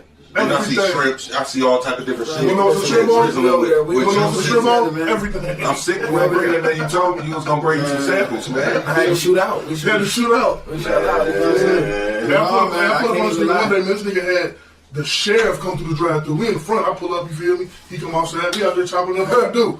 Just like if I would be pulling up to him in the trap or something. Welcome to the show. We got a special guest in this motherfucker tonight.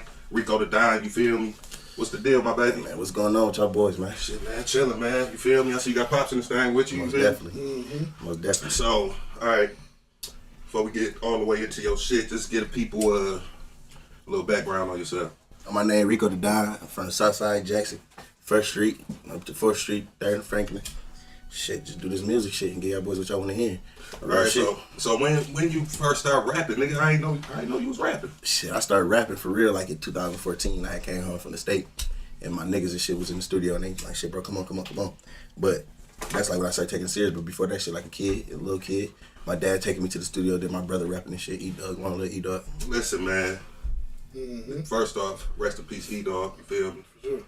But man, that shit tripping. But I said, man, what the fuck? How the little fuck I did to this? You feel me? I ain't never seen no shit like that in my life, though. You feel me? So I guess you could say just it's in you. Yeah, it's in you. You a product of the environment. You feel me? For sure. Yeah, for sure. Because back then, in them times, Jack was a motherfucker. Like, it was a bitch back then. You feel me? So you say E-Dog inspired you to start doing music. Yep. So you wasn't even rapping when E-Dog was doing his thing. Nope. I ain't. Nope.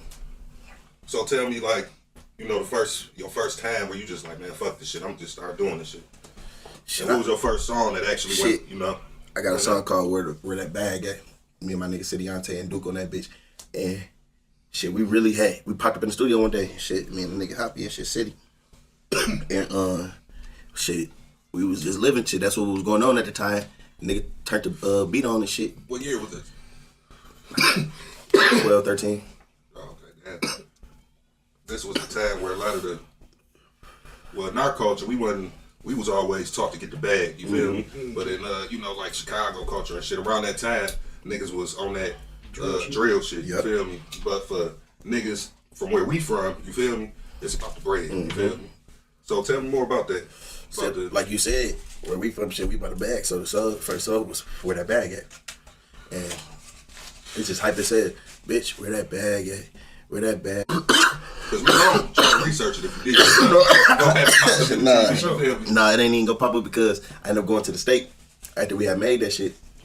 And they wanted to do the video without me and all type of shit. He was setting up video shoots and shit while I was in the state, but shit, this is good ass weed y'all boys got. Shit. but you feel me? Yeah, I was sweating like a motherfucker too. Shit. I ain't even touched no, I ain't even popped off, I ain't did nothing, nigga. I'm drinking water and smoking, I'm sweating like a motherfucker. But Where That Bag At was my first one, for sure.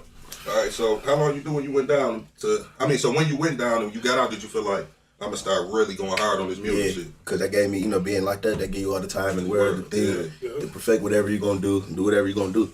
So shit, I had took that state bid and started writing more and really writing. And I came home at 14 and shit, and just took that shit serious, but I still didn't shoot no videos and none of that shit. So I really can't even say I was taking it serious. I just was in the studio more. You just knew that's what you wanted to do. Yeah, I just knew that's what I wanted to do. Yeah. You was taking it serious because you can't do no videos without the music. You feel me? So shit, you was taking it serious, just was building your catalog up. You feel me? Right. What you go to the state doing for? I had went to the state doing. I was on probation for an unarmed robbery and shit. So I was on probation for that, but I had fucked up probation and had caught a possession of crack cocaine. Yeah, I got possession of crack cocaine. Violated probation. We all got that one. Yeah, violated we all got that one. You feel me? Shit. Hey, we ain't judging nobody. We all at this table. We all got that one. You So okay, boom. After that song, you made that after you got out the state, right? So you So like, what year did you start taking off with this shit? Because I've been watching your video. I'm like, damn. Like I told you, I'm like, damn, this nigga just started rapping. I'm gonna say, cold though. You feel me? I'm gonna say 2020. I had came home from the state in 14. Fuck around, got indicted in 2016. So I was locked up from 16 to 20, and that's when I had dropped my first song, my first video, Lifestyle, and that's when I really started getting a little buzz. Like, okay, he taking this shit serious. This what he doing, you know? Because they want to hear what you got to say anyway. You've been out the scene for a minute. Right. So, and then especially after knowing like who your brother was, you feel me? Mm-hmm. You feel me? Like, you gotta hold the torch, you feel me? Yeah. So they expecting that about you, you know what I'm saying? Yeah. D-Dog was a cold young nigga, man. E-Dog- I still listen to that shit to this day. You feel me? We can play snippets. We can play snippets of his songs before, you know, in the beginning of our show. Yeah. When we have our show, we'll play a little snippet of his shit. Yeah. it's real shit. Yeah, definitely. No cap on that, you feel me? Yeah. Specifically, I remember a show, what the fuck is that bar called? The Avenue. Yeah, the Avenue. Yeah. That bitch wall to wall that night. Yeah, that I bitch know wall to exactly wall. what you're There was a lot of options in that motherfucker, all type of shit. You know what I'm saying? We used to have some wild time. So have you performed? Yeah, I got a show coming up, matter of fact, June 3rd Where? at the Horse in the city, at the Crazy Horse. So up here, so I got a show on June 3rd, but I performed at the Playground. My nigga RJ Lamont, shout out RJ Lamont, he gave me the opportunity, put me on the flyer and shit, told me come up there and do what I do. So he fucking with me and shit. That feedback produced by him too. So right. So feedback produced by him? RJ Lamont, yeah. Before him, have you done any? I mean, before now, no shows like in Jack, none of that shit. Hell no, nope. Only other time I performed in prison and shit. They wanted me to perform if I came home, real shit. Shout out Shotty and shit. Show on in the joint. The red ass nigga 6ix9ine manager I was in there with. With Shotty? Yep, I was in Ellenwood with Shotty and shit. Oh yeah, cause you was in the feds. Yep. Right, damn. Yeah. So you actually met Shotty? Like, hell yeah, he kicked it with me, gave me a little bit of game and shit, told me keep doing what I do and shit, you feel me? Yeah, stay away from these rats. Yeah, stay away from these red ass niggas. So I can't believe, but just speaking on that though, like, that's my question, one of my questions. Is it any coming back from that shit, like ratting? You know how some niggas, like 6ix9ine, you feel me? It seemed like you're done. You got straight out. You're done. Like, got right back to the shit. Yeah, but see, you got a whole new clique of niggas and shit. Because, bro, that shit, money make a nigga blind. Yeah. I'm not impressed by that shit. I'm not turned on. I don't give a fuck what you got. None of that shit. Yeah, Rat or rat. got some bread Yeah, so they dick sucking him because they know he a high commodity in the industry. When he get back out, everybody talking about him. He trolling everybody. Fuck that nigga though. You feel me? Ain't no coming back. Ain't no coming back. Nah. Fuck that nigga. You feel me? Yeah, ain't no coming back from that. We ask all our guests that shit because some motherfuckers spin that question in a different way. You feel me? But most of our guests be like, nah, ain't no coming back from that shit. I think everybody pretty much said that. Yeah, one motherfucker had a different twist to it. I was like, how you was looking at that nigga? Yeah, the different twist. Serious? Nigga snitching is snitching no matter how you know, ain't no way of getting around that. You feel me? I mean, now if a nigga break in your house and you hit him up, beat him up or whatever, and you gotta call it law on him, that ain't snitching, you feel me? But you going to court testifying on the nigga, or y'all got caught in some type of shit together. Yeah, you pointing him out, you you know what I'm saying? That's telling. Mm-hmm. Telling. Yeah. That's like an example. Before you go, that's like this example. This old head gave me, right? He said, now you coming out your house, your daughter out there playing on the sidewalk. You playing on the sidewalk, and I mean your kid playing on the sidewalk, motherfucker snatch her up and pull off. You ain't got no weapon there, but the police ride past. What you gonna do? Shit, hell yeah, you gotta. You see what I'm saying? So nigga super tough. You feel me? You know what the fuck a rat is. I know what the fuck telling is. That nigga know what the fuck going on. Right, but you know niggas make anything telling now. These niggas chasing clout, man. Anything be and telling. they put dirt on you, all type of shit. All type of shit. They say anything nowadays. Yeah, the back door stay open. Mm-hmm. That bitch don't never close. No sir. All right, so what projects, like what is you putting out, like the album right now? Working on this EP, man, as we speak. I really got the bitch done. Cause since I've been home, I probably got about 20 songs recorded. Should say it's March 31st. How many did you drop? I probably got like 4 songs out probably right now. How many you got on the EP? I think I might put like 12. So you really playing, man. You playing with the music right now. You feel me? I'm gonna give y'all niggas a little bit. You feel me? Hey, I ain't gonna give y'all that. Big Press just came out too on YouTube. Big Press. Yeah, man. Go check that out. You feel me? Gonna have all the links in the description. You feel me? All that. So, go ahead, Chevy. I know you got something, man. I want to know, goddammit, what you think? Hold on, let me get it together, cause it's right here. Hold fast. Oh, this nigga bad. No, I ain't nothing like that. I want to know who you is listening to right now. In your shit, in your truck right now, who you listening to? As far as like local or local. I'm no local, yeah. Woo. Woody Woo. Who was that? Woo, my brother. Okay. That's on Sleazy Flow, right? Yeah, he on Sleazy Flow with me. I ain't gonna lie, I don't bang. Little broken over here. I don't bang no. Come on, I don't bro, bang. jump in this shit. I don't bang no local motherfuckers for real, like except for my shit. Scoot your chair over and let him slide over here with you. That's how I be too. You feel me? Or my nigga RG, Free RG, or some of his guys. Other than that, I don't bang. I'll be listening to either industry shit or my own shit. All right, so what's your name, bro? Woo. And how long you been in music for too? Shit, like 2018. Y'all niggas look like twins though, man. Man, they all look like the nigga that just got up. That shit fucking me up though, man. I ain't gonna lie. Man, for years, bro, every kid this nigga that generated, I be like, damn, man. God damn, he look just like you. Man, you see what I'm I'm talking about saying? these niggas was little niggas, you feel me? I be like, damn. How many is it, bro? 31. Shit. Yes. Woo. Shit. You been working. I remember it was 17. You feel me? All right, so. Damn, 31. That on the song with your brother, that was your first shit you dropped? You did? Oh, you really First beat I shit? dropped was like 2 years ago. And they go You viral. 5630, ain't you? Yeah, 5630. 5630, my fault. Yeah, we just had Benny Hot Streets in this motherfucker. That's what it is, right? 5630, 5630. 5630. That's Dark Sun, right? Yeah. Okay, because y'all look like, nah, nigga, that ain't the right. I'm just trying to figure out. I'm getting that vibe too, like I said so wrong. Yeah, I'm looking at you, but I'm like, that's Benny out the streets, that's y'all together, Yeah. right? Yeah, right. Oh, that's what they call it? Music group. Okay, yeah, that's bro. Yeah, so, all right, you keep going. We just trying to make sure, what the fuck was I saying? Now, you was asking me about doing with the local rap I had told you. I really just listened to that. Yeah, listen to bro, right. Okay, yeah, right. He was on Sleazy Flow with me. You feel me? Right. Okay, well, I seen you on some shit that I don't even know who the fuck he is. I don't remember what his name, but he had something on Facebook where he like a blogger, you feel me? I don't even know where he's from. I think he's from down south somewhere. Oh, on me? No, him. He was talking about something with us. Nigga, he was playing Sleazy Flow. Oh, he from, he was like, shout out, he from New York. He from New York. New York. Listen, man, the shit's so crazy. This nigga sent it to me, he like, bro, look at this shit. So I look at him laughing and shit. I'm like, who the fuck is this, man? So I asked bro, like, man, you had him do this shit? He like, nah. I thought you had him do it. Nah, so I watched the video, but you seen the video, he like, man, I don't know them. I just seen it. I'm like, man, this shit gotta be hard. And he tuned in, fucked with this. Shout out. So he a YouTube blogger? Yeah. Would he be on IG too? Yeah, but I'm about to go, I'm about to tell you. I don't know what he done. I know I seen him on I'm Not Money. Shout out, I'm Not Money, man. On Instagram, man. He tapped in, did a reaction for us and shit. Yep. Tell me this. I'm not period money. Tell me this. What holds the most weight? Loyalty, fear, or love? I would say loyalty. Yeah. Mm-hmm. Yeah, it really ain't no trick question, you know what I'm saying? Yeah, I'm gonna say loyalty because that loyalty run deep, man. You always got me, I always got you. I know that, you know, that come with love and being loved. Yeah. You feel me? At the same time, you gotta be feared and loved at the same time because you gotta motherfucker know that I ain't bullshit. Right, for sure. But you feel me? But you also know niggas ain't scared too much. Niggas ain't too much being scared now, you feel me? Right. So fear don't really hold nothing, you feel me? Because you could be loyal to a nigga and he'd be like, that nigga fucking with you, bro. He could be the nigga that nigga's feared. You know what I'm saying? So you know you got that nigga like, I ain't scared of shit. My man's a whack you. You feel me? You know what I'm saying? So yeah, man, that shit run a different way. You feel me? Yeah, you right about that. Loyalty. Definitely.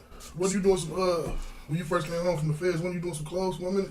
Like some shirts or something? Or yeah, I got some merch. Yep, I got some merch coming. I'm gonna do that after I drop the tape.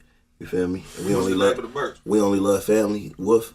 Right. Basically, like, you feel me? Run with a pack of wolves. You know, they only love each other. They watch after each other. Hell yeah. You feel me? And that pack of brothers and sisters, whatever they got going on. You know, we only love family. Yeah, you must watch a lot of Discovery Channel and shit. You know what I'm saying? Because he ain't lying, because I be watching that shit, man. I be like, damn, man, these wolves is cold, bro. Don't nobody come fucking with the pack. You feel me? They had the babies, nigga. The other bitch would stay at the motherfucking the hut while they out hunting. You feel me? Like, it's some deep shit with that shit. We ain't gonna get all on today. But you know what I'm saying? Yeah. Straight up. Hell yeah. Yeah, man. So, $1 million record deal to do gospel. One album. No, not even no deal. Just $1 million just to do a gospel album. I'm in that motherfucker speaking in tongues and everything. You hear me speaking in tongues? Do it. No bullshit, man. Pops know what's going on. Hell yeah, he gonna be right beside you. If you don't know nothing, you ought to get that money. Come on, nigga. For sure. I'm gonna get that money. Freaky Bad Bag gonna come on, they gonna lose their mind. Tell us about Freaky Bad Bag. Yeah, how you come up with that shit, bro? Man, shit, we was just listening to beats and shit, me and my boy Ray J and shit. Recording ourselves rapping. Shit. And I ended up going to Stu in my man's basement and shit. Me and my man's made it at first. It's a hit. And then shit, that shit wasn't sounding right and shit, so I went to the studio. Bro wasn't picking up, so I made that shit by myself and just dropped that shit. Freaky Bad Bag. Yeah. Is it? That's for the hoes. Is it? Yeah, it's for the hoes, but it's still like a man. That bitch is for like both. Right. Cause as soon as it come on, we too deep in the beat. You know we can't let it go. That's your bitch. Your bitch was just busting a couple days ago. You feel you gonna come on tripping as soon as that bitch come on. So give me your top 5. Industry, local, dead, alive, shit, whatever. E-Dog. Right. First off the top. You know Gucci. Gotta have Gucci. Yeah, for sure. Future. Yeah. Future. Hold on. Did you ask him right now or all time? Whoever. It could be right now. Or all time. Back then. E-Dog, Gucci, Future. My nigga RG. You can't. I can't do nothing. No. Oh, you say who? My man. Who was that? RG. Yeah. Okay. Future, RG. Yeah, Gucci, niggas you know. Future. Whoever. E-Dog, Gucci, Future, RG. Yeah, what about? Shit. And woo. I think that nigga's cold as hell to me. Right, so them basically the niggas, go back to what he said, them the niggas who you really listen to. That's all I listen to. I still listen to Gucci. I mean, I listen to old Gucci. What I say, what we listened to earlier, bro? Gucci. Oh, Gucci from like 09. And listen, I like when niggas come on here and we ask them who their top 5 is. And somewhere in that top 5 is one of them men. Right. Yeah, I love that, bro. I love it. No bullshit. Yeah, you know something. That's how you know it ain't no backdoor hate type shit. For sure. Yeah. For sure. Cause some niggas a name. I done seen niggas on niggas platforms, you feel me? And ain't even say they mans, you feel me? Yeah. You like, damn, bro. What type of time you on, man? Yeah, for sure. But since we talking about all time and you naming, old and new, what's your favorite era? What's your favorite era in rap? That shit's so strong. Man. I see why you say shit was personal. Yeah. It's my personal. That's my personal. I got some other shit for you, but you can take some of my personal right now, though. Yeah, personal. Got the personal to say. Shit, bro. My favorite era, shit. I'm gonna have to say like Gucci, man. OJ the Juice, man. Yeah. 06, 07, up in that area. Oh, wait. To like 10. 10. Titty Boy. Nigga, how old was you then, nigga? Shit, like 13, 12. You was in the shit. Yeah, I was around. You was in the shit. I was around. Yeah, for sure. You was definitely you was around. First and Franklin. That's them days. Yeah. They slapping. Them boys should be on the corner. That bitch slapping. You just come. They're there. Yeah, them boys should be out there. Man, look at these little niggas, man. They deep as hell standing on this corner. Or in front of the house. Mm-hmm. Or we used to even be over at the house. Yeah. You know what I'm saying? Definitely either that or y'all boys blowing through. Y'all know that one way. Yeah. Probably shooting out the way or shooting the mall somewhere. Definitely. Hell yeah, so I ain't never seen this shit, and I seen it was going on for a minute because this nigga did one. But if you wanted to do a versus battle with a nigga from down the way, who would it be? Shit. And we can see if we can probably set that shit up. Mm-hmm. Yep. Man, I don't know. You don't be fucking with niggas? Like, you don't fuck with too many niggas? Nah, I'm anti-social. Like, it ain't no problem with niggas, man. Yeah. I just don't fuck with niggas. I just don't fuck with niggas, bro. Like, I don't know. I like to do them with Gunna, though. Long Leg Gunna was alive or something like that. I don't know. You feel me? They're just showing love over there, too. But other than that, nothing, for real, nobody. So, damn. Yeah, Gunna was hard to the motherfucker, man. Yeah, I still listen to Gunna right now. Yeah, I seen you on your snap and shit. Yeah, damn. R.I.P. Gunna. Yeah, man. So, damn, I already asked you that question. Goddamn, I'm high, man. That's a good ass moment, right? Mm-hmm. Yeah, that shit fire, bro. I ain't gonna lie to you. Yeah, Plus, that bud, that's some purple shit right here. Mm-hmm. Right, that's your personal. Yeah, you know what I'm saying? Mm-hmm. That shit fire.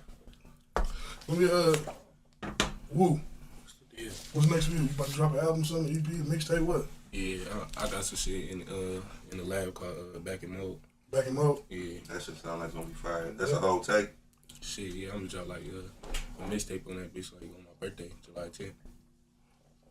Back in mode, man. So name some of the cuts if you can. Like you already like dropped one or you ain't dropped it. Yeah. Freak hoes. It ain't even. Okay, what was the first song you said? What was the first song? Freaky Bad. Man, hey, Freak these hoes. your boys, man. You know what I'm saying? No bullshit. Yeah, hey, freaky hoes, man. So yeah, elaborate on that then. What's up with that one? Y'all ain't dropped that, it ain't no video. That's his shit. It ain't even really no like. Don't even just let them hear. Y'all get back in mode, man. But tell them that bitch hard as hell. It ain't even like no freaky ass song type shit. Oh, man. Yeah, it's more like a drill. But in the song, I said got a 44 out and like 44 for a freak hoe. So I just named it freak hoe. You feel me? Oh, okay. I'm with you. Mm-hmm. Got a 44. That's like 44 freak hoe. You feel me? That's nothing. Mm-hmm. Yeah, I feel that. Yeah, you can't just be open with shit now because you know. Freak hoe. Yeah. Fuck it. Yeah, you feel me? Yeah. So, man, so.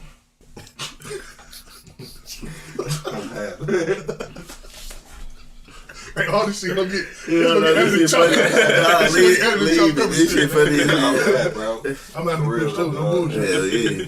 I ain't just trying to get me high. Talking about Yeah, I'm really trying to get high, but I don't know if I should get high, man. Mm-hmm. You know, go grab a bottle or something. I need a little shot, man. You feel me? Mm-hmm. But not of that. You feel me? No, hell no. That shit dangerous, bro. So let them know some more coming on that tape.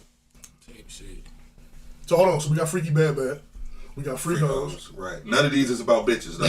No. You know what I'm saying? None of these is about bitches. Freaky Bad. Oh, I say okay. it's for the bitches. Yeah, because I'm like, damn, bro. So the song names is what they is. That's it's mode. Yeah, you feel me? So, okay, keep going, bro. Shit, me and the guy got some New York type shit on. Shit, we do too, me and Rico. We got some So, you was in that shit for my dogs? You was in that video? No, I wasn't in. Oh, okay. Hell no. Alright. I was in this talking about shit video though. Right, so y'all niggas be like, how many records you got with you know, with the guys? Good shit. Or is you solo or is y'all in I got the one group? for it with Av. Shit, I got a couple with my our brother Iman. Shit. Me and TB got some Who is shit. Av? Nigga, Benny's son. Oh, okay. Oh, okay. His name Av. Streets of Av. Okay, I get it. So what's the motivation behind y'all niggas like doing music and shit, man, and get to this shit like that? Shit. Really motivation I put on for my brother. You feel me? Eat up. And so that's the main reason why I really do this shit, bro. Take care of my family, try to make a better way. Put some money back at Jackson, make that bitch better. Yeah, man. You feel me? Shit like that. So that's my motivation, bro. Yeah, so what you think? What you think about like the shit that's going on in the Jack? That bitch didn't used to be like that. Man, nah.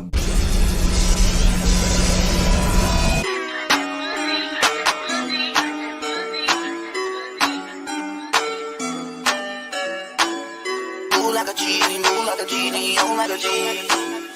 Ain't gotta eat and we all in the street and we all meant to be.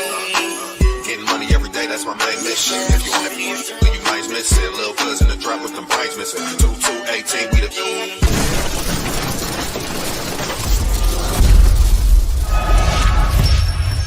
Welcome to the show. We're your hosts, and you are now in the trenches. All right, welcome to the show. Season 2 in the trenches. I'm the host. You feel me? I'm the host in the trenches right now. We gotta get first. We gonna take a toast. You feel me? We got a motherfucking legend in this motherfucker. God bless us all. You feel me? We all live. CheddaBoy Malik, For Seven DK, Faces, for DK, yo. Young Aang, which you feel? Shout the coach. Live action. And live action. But we gonna hold on to that for a minute. You feel me? All right, and then I want to get to this. I know y'all see Chevy ain't here. You feel me? Bro will be back, but for now, Shout we got to my my nigga brother Chevy. Shout out to my brother Chevy. Shout out Chevy, you feel me? We got my nigga Black up in this motherfucker. Introduce yourself, you feel me? 731 Black ENT, nigga. Y'all know what time it is, nigga. Bread Brothers, what's up? Oh, now you wanna be cool and calm now, nigga. All right, whatever. You feel me? This season 2, man, episode 1 in the Trenches podcast. You feel me? Let's go, man. What's the deal with you, my dog? I'm trying to roll this motherfucking good reefer that you supply for me. That's great. I see. I want to roll one too, but I'll wait for a minute. You feel me? Talk to me. I talk. Yeah, man. So, first of all, explain to the people who don't know, who've been living up under a rock. You know what I'm saying? Who you is and what it is. You feel me? I want to know what Cheddar Ave, nigga. What the Cheddar Ave, man? So what I'm I'm CheddaBoy Malik, Cheddar App, you already know it. No gang signs, no gang bang, but 7 faces, no gang bang, that's a family thing. Right, so tell me what inspired you to even jump into music shit, or who inspired you? So if y'all ever hear me say when I be saying the coach all the time, yeah, the coach, like the coach or Bucho and all that. So if y'all ever seen the movie Desperado before? Yeah. Talking about the Mexican nigga with the ponytail and shit. Yeah. And it was like the brothers like Bucho and Benita. He didn't even the one with the ponytail, which is and the Banderas dude that make all the movies, or the Mexican with the ponytail. The one that made that's right, made that. Oh, that's what like that's the little brother. That movie. The vampire movie too. Yeah. That's Quentin Tarantino. Yeah, exactly. Yeah, okay, So Quentin Tarantino. So when that movie came out, Desperado, my brother, the big brother was the one that everybody was feared of, but the little brother was the one was Quentin Tarantino. Yeah. His name was Benito. And he was always searching he was trying to kill Bucho, which he never found out to the end of the movie they was brothers. Yeah, I really never So watched Desperado. my brother had me into that so deep. So when my brother best friend died in 1994, May 3rd, I never forget this day ever in my life ever. And I was the dude that was boxing and everything. I was drawing. I was going to drawing classes. I had scholarship. I had shit lined up. But when my brother died, my brother best friend died because they were doing the DJ and doing music. 1995, I never forget this shit. I went to school. And I wore this particular jacket. I didn't like this jacket, but the jacket was like jinky to me. I swear to God, I'm my son. It was like jinky to me. But I wore it this day. It was raining. And my best friend, but long story short, they talked every single morning. They used to give me joints. I was, 7th grade. Right. Give me joints to smoke. I hit this motherfucker to go to school. You know what I'm saying? But I'm A+. But I'm an A+ student. I'm getting A+. I'm getting 3.8s. Like, damn. You know what I mean? What school you was at? I was at Denby, Columbus, Burbank. I'm in the ghetto. So, but when he died, this was my brother's best friend. When he died, and I was like, it took a toll on my brother. And I told my big brother, I'm gonna be your partner now. And I was like 12. It was 14.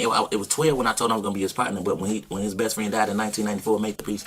That's the founder of 7 Faces. Right. That's my dog. But my mom got 8 kids.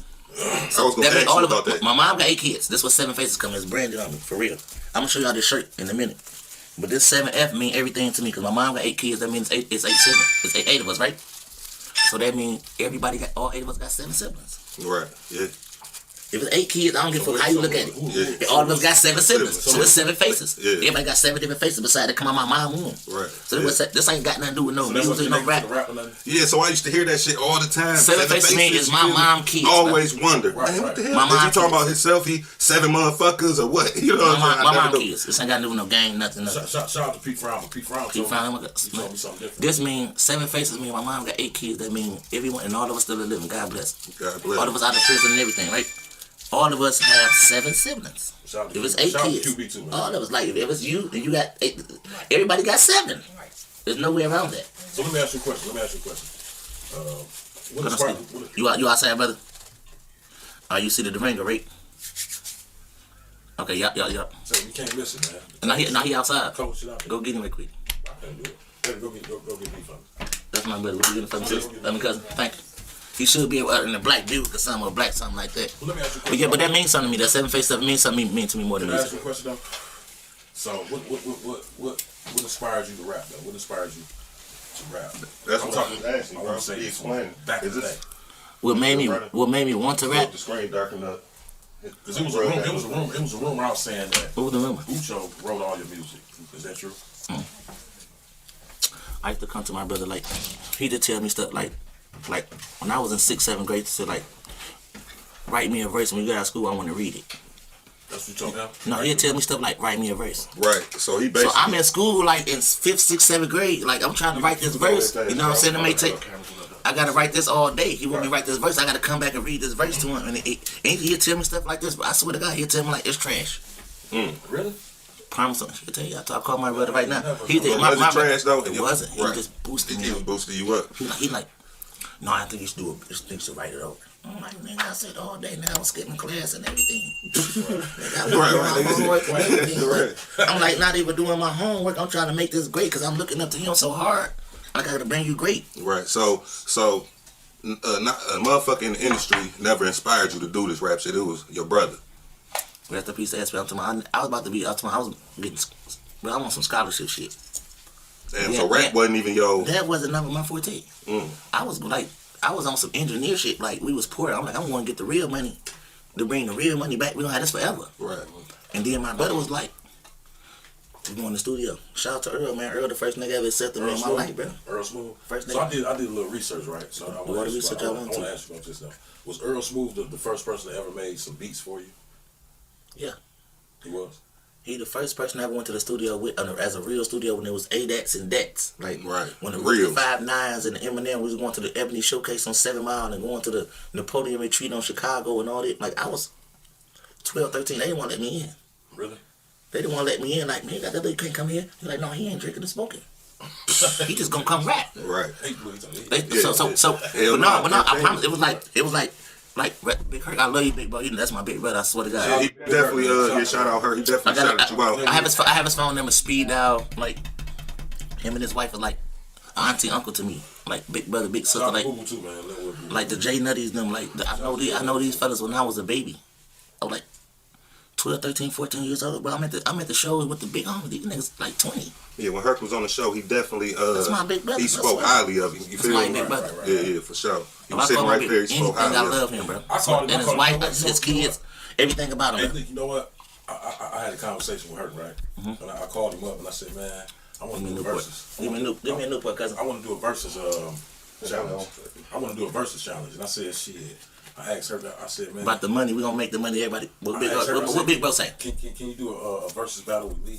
He said, no. We too close. It's like that ain't no. He said the same shit. He wouldn't even do it for the money. Like we didn't even do it for like it was 5,000 people. He's like, man, damn. I wouldn't even do it like. Okay, y'all want to hear that because y'all gonna look at like who won, but we like nigga. So let me ask you this question. As soon as we make the money, that's what we gonna do. Go make us some barbecue together, right, with the families. So it's like it ain't it ain't a battle against each other. Yeah. So people look at it that way. Right. Yeah. So I did a little research, right, and what was your situation with Stretch Money, man? Shout out to Stretch Money. But I want to know what was because I heard the song "What It Is," and I want to know what was that about. So it wasn't how people taking their street beefs and everything. You know how people take street beefs to like. So it was a street beef, or was, no? It was nothing. It was music. No, so actually, I was. You know, y'all heard of Wacko? I Make a Know You Clap, right? Mm-hmm. So me and him down in Jackson, Mississippi. We down there doing what we doing. We in Jackson, Mississippi. So my little partners, shout out to MCF, shout out to Poop, shout out to my brother, Money Come First all day. So that sign up for them boys all day.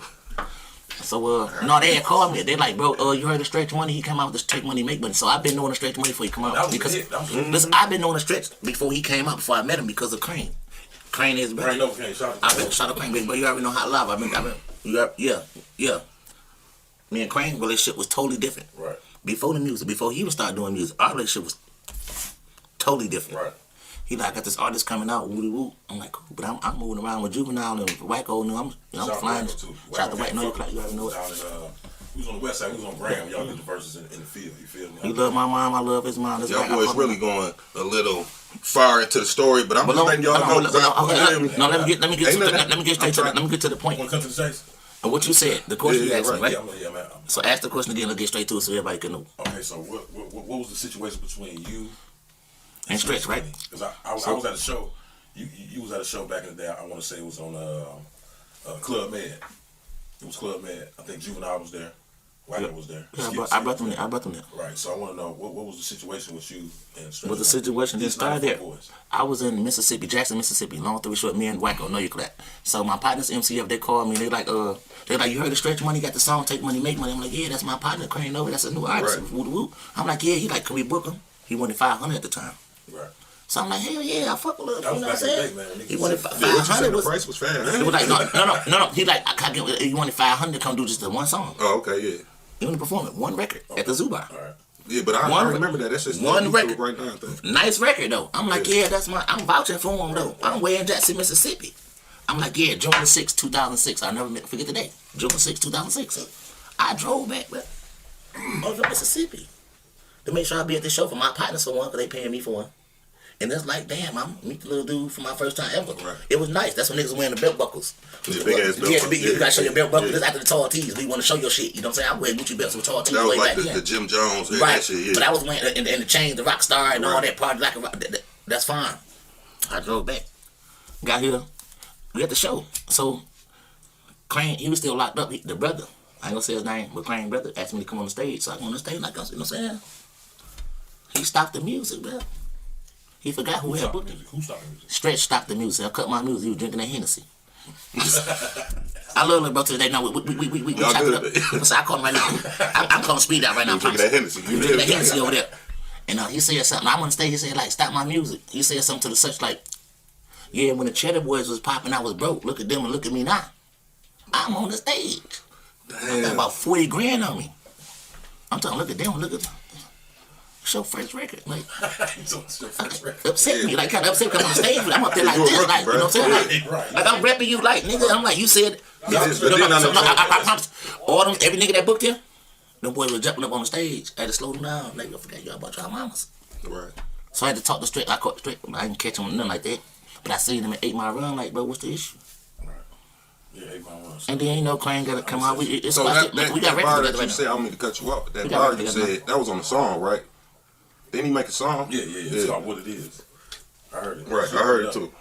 And then like actually Esham, pull it up. Esham the one like Esham my big homie too. Yeah, shout out to Esham. He the one put my record on his platform to have it playing in jail, like all the prisons. Yeah. But I made all that money off that record. What record was that? It's called What It Is. Oh, What It Is. Put it up Only right song that they had on. Only record that was in the jail system at the time. Yeah, that shit. And it's hard as hell to get your shit through the prison system, like on that little. What's my monkey? I think it's through iTunes or some shit like that. You feel me? I know.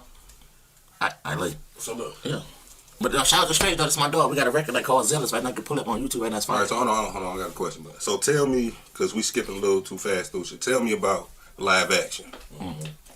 I was gonna go there too. That's a major platform for me when I started because I've been knowing the big homie Mac. Shout out to Mac Live Action. He's the owner of that. He's from Plymouth, wasn't he? No, he's not. He's from Sheridan and Mac over there. Oh, I thought he was from the west side. He's from the east side. Okay. He's a smart individual. He's like a master P to me. Like you would never see him, but he got a lot of stuff going on. Like so, I was dealing with him. He wanted to start a label. It's called Live Action, and he had a few little dudes. Shout out to Snipe. I'm about to get to that in a second. So what year was this? If you give me that. 98 maybe. Okay. 97, 98 maybe. Cause the first good year. That's when the first time I know my music was valuable because I went to the studio with PDQ. Shout out to Rob Lee, rest in peace, Rob Lee and PDQ. I went to the studio with them for free. And the next day I did the time I come to the studio with you. Like I was a little nigga. You know what I'm saying? I come to the studio with you and did a record. Cause y'all like raised me. Like y'all my big homies in the hood. Like let me get $1 when I was 7 years old. Let me get $2. Buy me ice cream. I'm giving the flowers. Real talk, I swear to God, I'm giving real flowers. But he took me to the studio. This is my big brother friend, the one that showed me how to rap. This is people, but he was in jail. I went to the studio, did a record, but the dude with the studio was like, how much you charge me to come do a record? I had a beeper, so let you know it's them times. Right. I'm sitting in the spot. I'm waiting for my big homie. Shout out to the big homie. You know who you is. So long to be short, I left the spot for the 50. I'm like, man, I had my little mini phone. What's going on? He like, what you gonna try and do a record? I'm like, do a song, do a verse. I'm like, I'm like, give me 50. Damn. That nigga like, shit, dog, I'll give you 300. Right. Nigga, I call a cab fast, like 50 to 300. Ain't about to leave the spot. Ain't about to leave the bag. Ain't about to leave the bag with a lawyer no thing. Like, hold on. Okay, so like, give you 10 of them nickels. Give you 10. When you went back to the spot, did the dope thing? Had all the money. Had all the money. She kept right 50. I swear to God. She never dishonored me. Auntie, I swear to God, Bird Lady, I love you, baby. If you still living. But no, I wouldn't do the record. Dog gave me 300 and then half the hard way. Oh, okay, yeah. I was like, good looking. Nigga, this so like, I'm finna take this back to the spot. You feel me? Yeah, I'm overwhelmed. I'm like, damn, this is my first time. Nigga paid me. Right, so how old was you? I ain't never started. As hell of it right now, I started charging niggas ever since. How old was you at that time? Like 17, 18. I ain't never started charging nobody since. And I could charge what I want to. I don't gotta have no man. You want me to talk to my sister? She gonna match. She gonna charge you the highs. She gonna charge you the highs. You talk to me, it's gonna be different. Not about what type of shoulders we rub together. Like. So how long did the live action shit like? So back to live action. That dude was so solid, bro. Like he believed in people. Like who's that, Mac? Mac, shout out to Mac, bro. CEO Live Action. And then the dude that actually started, the first person I ever heard say Exit 9, bro. I had a car wash on Exit 9 on Joy Road, off Southfield, for real. Shout out to Dick, man. BD. He was a big homie, bro. Like, he was a West Side dude. Getting plenty of paper. All they wanted me to go in the studio and write these records for them. Oh, right, phone. I'm writing these records. I'm writing something, but I brought Breed around. Like, that was the happiest thing that they had. I got a record with Breed. Like, I ain't even... This MC Breed, I'm looking like he did something with Hawk. Right. Like, and this dude, like, he came did a record for me. Like, did one for me, then charged it, like, buy one, get one free type shit. Right. He charged, Big Home Mac, and gave him $1,500, did 2 records, bro, and shot the video, bro. That's why I'm like, damn. But I'm still doing my hustle. But man, I'm doing my hustle. I'm like, better than dope. Right, so now you see what I'm getting at? Yeah. It's like, you know, I had a lot of muscle behind me. I'm gonna say it like that. And it's like, hey man, go on to the studio. I see you when you get back. Type shit. Right. But I ain't had nobody that believed in me. I went to Mac. Them live action boy. Don't play me boy. I was on Plymouth and Pay Rock, bro. I'm talking about. These boys bought me a crib, bro. Like they gave me a crib with $90,000 in the house, bro. Like was it on Euclid? Euclid and 14, but right across the street from what's the basketball dude that look out for the nigga? At a 6-bedroom house, boy, at 19, bro. Like you always tell, but you be remembering shit, nigga. Yeah, he know. In my mind, I had 19 years old. Euclid, bro, between 14th and like Linwood, like I'm talking about one of them big ass houses that it's still sitting there right now. So let me ask you a question. What do them 5 stars mean in your ear? You got 5 stars in your ear. Let me tell you what it means though. What does that mean? I have 5 sisters. I have 5 brothers. No, it's not. You talking about tattoo? If you look at my sisters, all of them got the same stars. My sisters, not my brothers. Right. You don't need How many sisters you got? 5. 5. Okay. There's 5 on each side. You real deep with this shit, bro. On the brother and sister, on the family side. It's shit, 7 faces. It's real though. Feel me? The 5 stars. It's deep nothing. on that shit, man. Because people look at me like, you gang man. Okay, listen, I do like red. That's what I like. I mean, I don't blue. I got on blue now. So I ain't into that. I'm saying like, okay, my younger days. Model, right? Yeah. No. I'm a Carl Jefferson. I was born Carl Jefferson. Right. Why do you say 6 Mile Charmers though? Because my mom brought me on Spring Guard, and I was 5 years old. She took me from Carl Jefferson. When I was born in Hudson Hospital, I went to Carl Jefferson to my grandma's house, and my dad in there. Then she took us to the Black Bottom. That's how I know all my family from the Black Bottom. Then she happened to move on fucking Spring Garden and Chalmers. After that, that's all I do, baby. Right. Give me a mic. Cheddar Ave. I turned to Cheddar Ave. Like, Cheddar Ave. I didn't make it Cheddar Ave, because Cheddar Ave. So a lot of 6 Mile niggas shot you out. Nah. Because I was saying 6 Mile and Charmers before I was saying Cheddar Ave. You listen to all my music back then. I rep our neighborhood. Like, not saying you represented all the neighborhoods, Mac to Gray, Warren, Connors, so like 7 Mile. So you got to think Harper, like, Van Dyke. You listen to we do it. You listen to the same person. That was right. I rep our neighborhood, the ones that we know. Like, I didn't cut the west side out. I still said we do it big. Even the Butter Babies. I didn't say the east side or west side. I named everything plural. Right. Around here, we do it big. Right.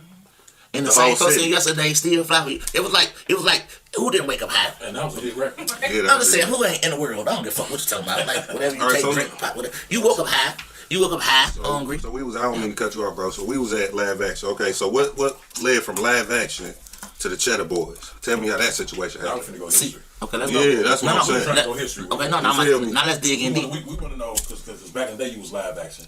I ain't signed up here with nobody. I was the help. I was the brains.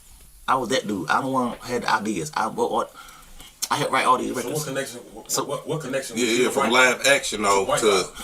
Okay. So I've been knowing Max. I was a baby. Right. Been knowing him when I was going through that 12. This before White. What was your connection with Wipeout though? I've been on Wipeout since I was a kid too. But that's when they was, whoop whoop. They were whoop whoop man. Them boys in the ghetto whoop whoop, like in the baby, like the 80, 90 whoop whoop. They were whoop whoop. They was doing the BMF, you feel me? But whatever you call it, they were whoop whoop. That's what I'm calling it. And they had a lot of money. They were whoop whoop. So my whole thing, what you talking to? I'm drinking 17s, man. You already know. No. It ain't just about success. Anybody that's trying to make things happen with their life. They're trying to make some Cheddar Boy. Let me ask, who started the Cheddar Boys though? Because it was a big rumor in the streets. So the street lords, the way you worded it. Listen, Blade said they was the original Cheddar Boys. Blade said they was the original Cheddar Boys, and then Wipeout said he was the original Cheddar Boy. And where did you come in at? Let me ask you that question. Where did you come in at when Blade was saying they was the original Cheddar Boys? Rest in peace of Blade, or nothing to them. I love my brother, man. Blade ain't never did nothing wrong to me. That was my partner. Was it a real beef between y'all? You and the street lords, or what? What you mean? Was it the beef? Street shit. What do you mean by beef? Like, that's what I want to know. What I'm saying is this here. Like if I see you, I'm gonna punch you. No, who's the original Cheddar Boys? Who's the original Cheddar Boys? Was it the Street Lords or you and Wipeout? So y'all when it comes to the music, first was it music? I can only vouch for the music part because I told you I was doing some business with live action, right? Okay. I was eating great because I was like the main writer over there. I was the main, you know. So you was writing songs for niggas out so live action was a record label. Record label, like he'll do stuff like this. Okay, it's 2,000 for wherever. Okay, I'm putting 2 people on this record, and it's like all of us down here right now. All of us right here. All of us right here. But then 2 people can go on the record, so everybody write their verse. Right. I'm only putting 2 people on there. You was one of the niggas. Made every record. Made every record. So you gotta think the other people was a jealous, so and I got to fuck with White. I've been doing White, so actually one of the big homies on the east side, I ain't gonna say his name. Shout out to big homie, no nothing bad. I was a little kid at the time. V12. No. You know what I'm talking This about. nigga, he always He trying to get too much in debt. I can't go like that because that's what I'm saying. Because he said he drilling you with this personal shit. Give it to me. Give it to me because there's no shame in my game on the end part. Like, but long to be short, the big homie Woody Woo, we got into it Woody Woo. Then I been bumped into White. I thought White was with Dude, and I upped Woody Woo. Then White did it. I was at the studio on White Pool. I was doing a record with Breed when I seen White at the store. I thought it was with Boy. I upped on White like. You know what I'm saying? Like, I love White. So this tattoo say recipe to Wipeout. That's what this tattoo. If anybody say this ain't no drug gang. This say R.I.P. Wipeout, bro. I got this when I was 26, 2 years after he died. But it was a long story short. I fell into it, but I told Wipeout, so let's go to the studio. But the first person I ever came to the studio with, like, let's do it, that I knew he had my back, besides Wipeout and Mac from Live Action, I never told nobody this stuff in my life. Queez, free Queez, man. I don't know y'all know who he is. Ain't that phone too bad? I used to take Doug to the store, nigga. Ice cream truck with that finger, man. Get your ice cream. Right. Maybe because get your that was popsicles. $2 for $3-4 banana and all that. And then his daddy used to take care of me because I was drinking lean, bro. Like I was drinking lean, bro. Like that nigga Queez was real. I'm talking about like listen, bro. This man using 80 pints, nigga. We get him for $60 a pint, bro. Alright, what year was this? Like 06? 98, 99, 2000. This was when I first met Jude. When I first met Lil Flip. Jude took me on the bus, bro. We down in Texas. They drinking niggas. It's something they got damn spice, bro. Right, tell me them sessions though with Juvie and BG and them. You feel me? Shit was fire, like they told me this. Rest in peace to Soda Slum, bro. So you was met, bro. You met Soda Slum. I drove from Detroit, bro, all the way down to New Orleans, bro, with 30 jars. That's when they was going for $30 a pill, bro. I talked to Wacko. He told me. I can say that. I can say that now. You took him. I left from Grand Rapids. Came here, grabbed them, started Tennessee, met them boys, Woody Woo. I ain't got no license, man. I'm in the white Range Rover, dog. Hey, look, I'm in the white Range Rover. Pulled straight down in Magnolia and gave it to him personally, bro. Look, he a real hood nigga. I'm gonna tell you why. I'm gonna tell you why. This is on the side. I'm gonna tell you why. So we in Kentucky. We driving to. I think it was Kentucky, wasn't it? Yeah, we had no BMF niggas and shit. So we in Kentucky. With me, bro. So they think I'm fucking my own list. I wasn't never thinking that. You feel me? Hey, cuz I got her with me. I wanted to see this stuff because she was young. I was like 18, 19. Niggas trying to fuck her to take her to the studio. I'm like, hell no, you my little sister. Like tell them niggas, come talk to me. You my sister. She was around real niggas. And I was showing this stuff. Yeah. Come on now. Yeah, we were kicking niggas' skin off his face if you fuck with her. She a baby, man. Yeah, she was a baby. She grown now. Oh. She grown now, but she was a baby back at this time. You feel me? But man, so we in Kentucky. We in Kentucky, right? We pull up in the hood in Kentucky. I forgot which part of it. We pull up. Boom, we get there. So we go to the room and shit. We get our room and shit, but we pull up in the hood. Yeah. What I say? So first, soon as we get out the car and shit, boom. He like, man, where the motherfucking liquor store at? You feel me? We in the ghetto. We in the ghetto, bro. I want to stay in the ghetto. I'm talking about these niggas. Ghetto. These niggas who got us there, man. They got pounds of garbage weed. Like, they was banging and shit. I couldn't even believe how hard they was banging it. They was taking us on roads. Was banging. But the nigga said, so I said, man, shit, you come with us, bro. At the end, we finna pull off, go back to the. I'm like, you come with us, bro. It's hard. You with us. Right. He like, shit, I'm good, nigga. I'm good. I'm an auntie. You feel me? I didn't put my plate. Hey, auntie, I'm cool. Yeah, he put his plate down instantly. She cooked his breakfast, all type of shit, man. They came the next morning. Yeah. It's food. It's food. I'm talking about, this ain't take about like 38 minutes for me to shoot my movie. Man, I'm gonna stay together like in my 5 hours in the truck for no money. No money, swear to God. They all left, went to the room, bro. I got a room in there, bro. But niggas didn't. I stayed in the ghetto. I swear to God. Everything is on the record, man. I stayed He stayed at her house. projects, In the projects. You hear by me? myself. Everybody I was left. like, He was like, you straight? I was I'm fucked fine. up because I'm like, I'm from it this kind of way. bothered me all night because I'm like, man, He came with this the fuck motherfucking I'm nigga, fine, bro. I just told this nigga he could come. And other niggas was sleeping. I ain't gonna say no name, but other niggas was sleeping. This shit was like real tour shit. Niggas was driving their car, niggas was sleeping in their beds. Niggas ain't had no room. I found somewhere to go to. Cause the first night I'm there. But I'm like, I'm straight right here. I'm like, shit. I go lay in the bed, everything. He gotta come with us. You feel me? I would have laid in the bed. Straight. We done laid his bones down already in Kentucky as soon as we got there. Look, we got there. He bypassed everybody and went to the lady who lived in the house. It's like this her house. She welcomed us in already. And we was about 30 deep. Welcome. It's like 30 of us. It's like a 2-bedroom apartment, bro. We outside, inside with the woo. So, Lee, let me ask you a question. Yeah, I let y'all straight. You straight. I was just saying that to say the niggas a real hood nigga. Every ghetto. I seen it for my own two eyes. We in the middle of Kentucky. We don't know where the hell we at. I don't even know these niggas could have did anything to us to fed us to the hall. And I had my jewelry on, bro. That nigga came right in. Auntie, you don't even know this lady. You hear me? Hey, TT, what's up, my baby? I'm like, damn, I'm straight, bro. Y'all niggas gone. When they left, everybody, we sat there about 4 or 5 hours, though, drinking, smoking, eating them with the woo. So when they left, so I stayed up. Hey, Lee, I want to ask you another question, man. This has been burning my brain up, man, for the last couple of years, right? I listened at that Feed the Block 2. I think you made that. Yeah. Feed the Block 2. That was for Love It. That CD was just for Love It. That's Love It. I got a whole CD coming out called Love It. What? It's for my brother Love It. That's some good marijuana, bro. When you did very nice. When you did the intro, you did a song called The Intro. Which one? You said you was on 7 Mile of Sunderland copping weed from some 7 Mile niggas on the west side, and you being from the east side. So I'm like, how the fuck did you even end up on 7 Mile in Sunderland? So you gotta think I've been getting a lot of whatever they call it. I've been getting a lot of revenue for a long time. Right. Yeah, revenue. Whatever way the revenue come is how I made it. Whatever the circumstance. They paid you to come over there? You just don't. You ain't drinking. So I'm using the traffic or what? Right, no, it's like me being just me being always me. I was always anguished. Like before the streets name. What do anguish mean? So right, I said that, but I ain't had. No, I'm saying, what do anguish mean? Go back to SP. I told you my brother best friend died. And I told him I was gonna be his best friend Shout too. out to QB too. Shout out to QB. My brother the coach, I told you. I started rapping because when his best friend died, that was his best friend. They doing this shit. I was thinking, man, my books. I'm an artist. I'm not a drawer. I sit right here and draw you, bro. I swear to God, bro. You sit right there. If I had my utensils, I sit right here and draw you right now with your hand right there with your glasses on. No, you think no. People think no.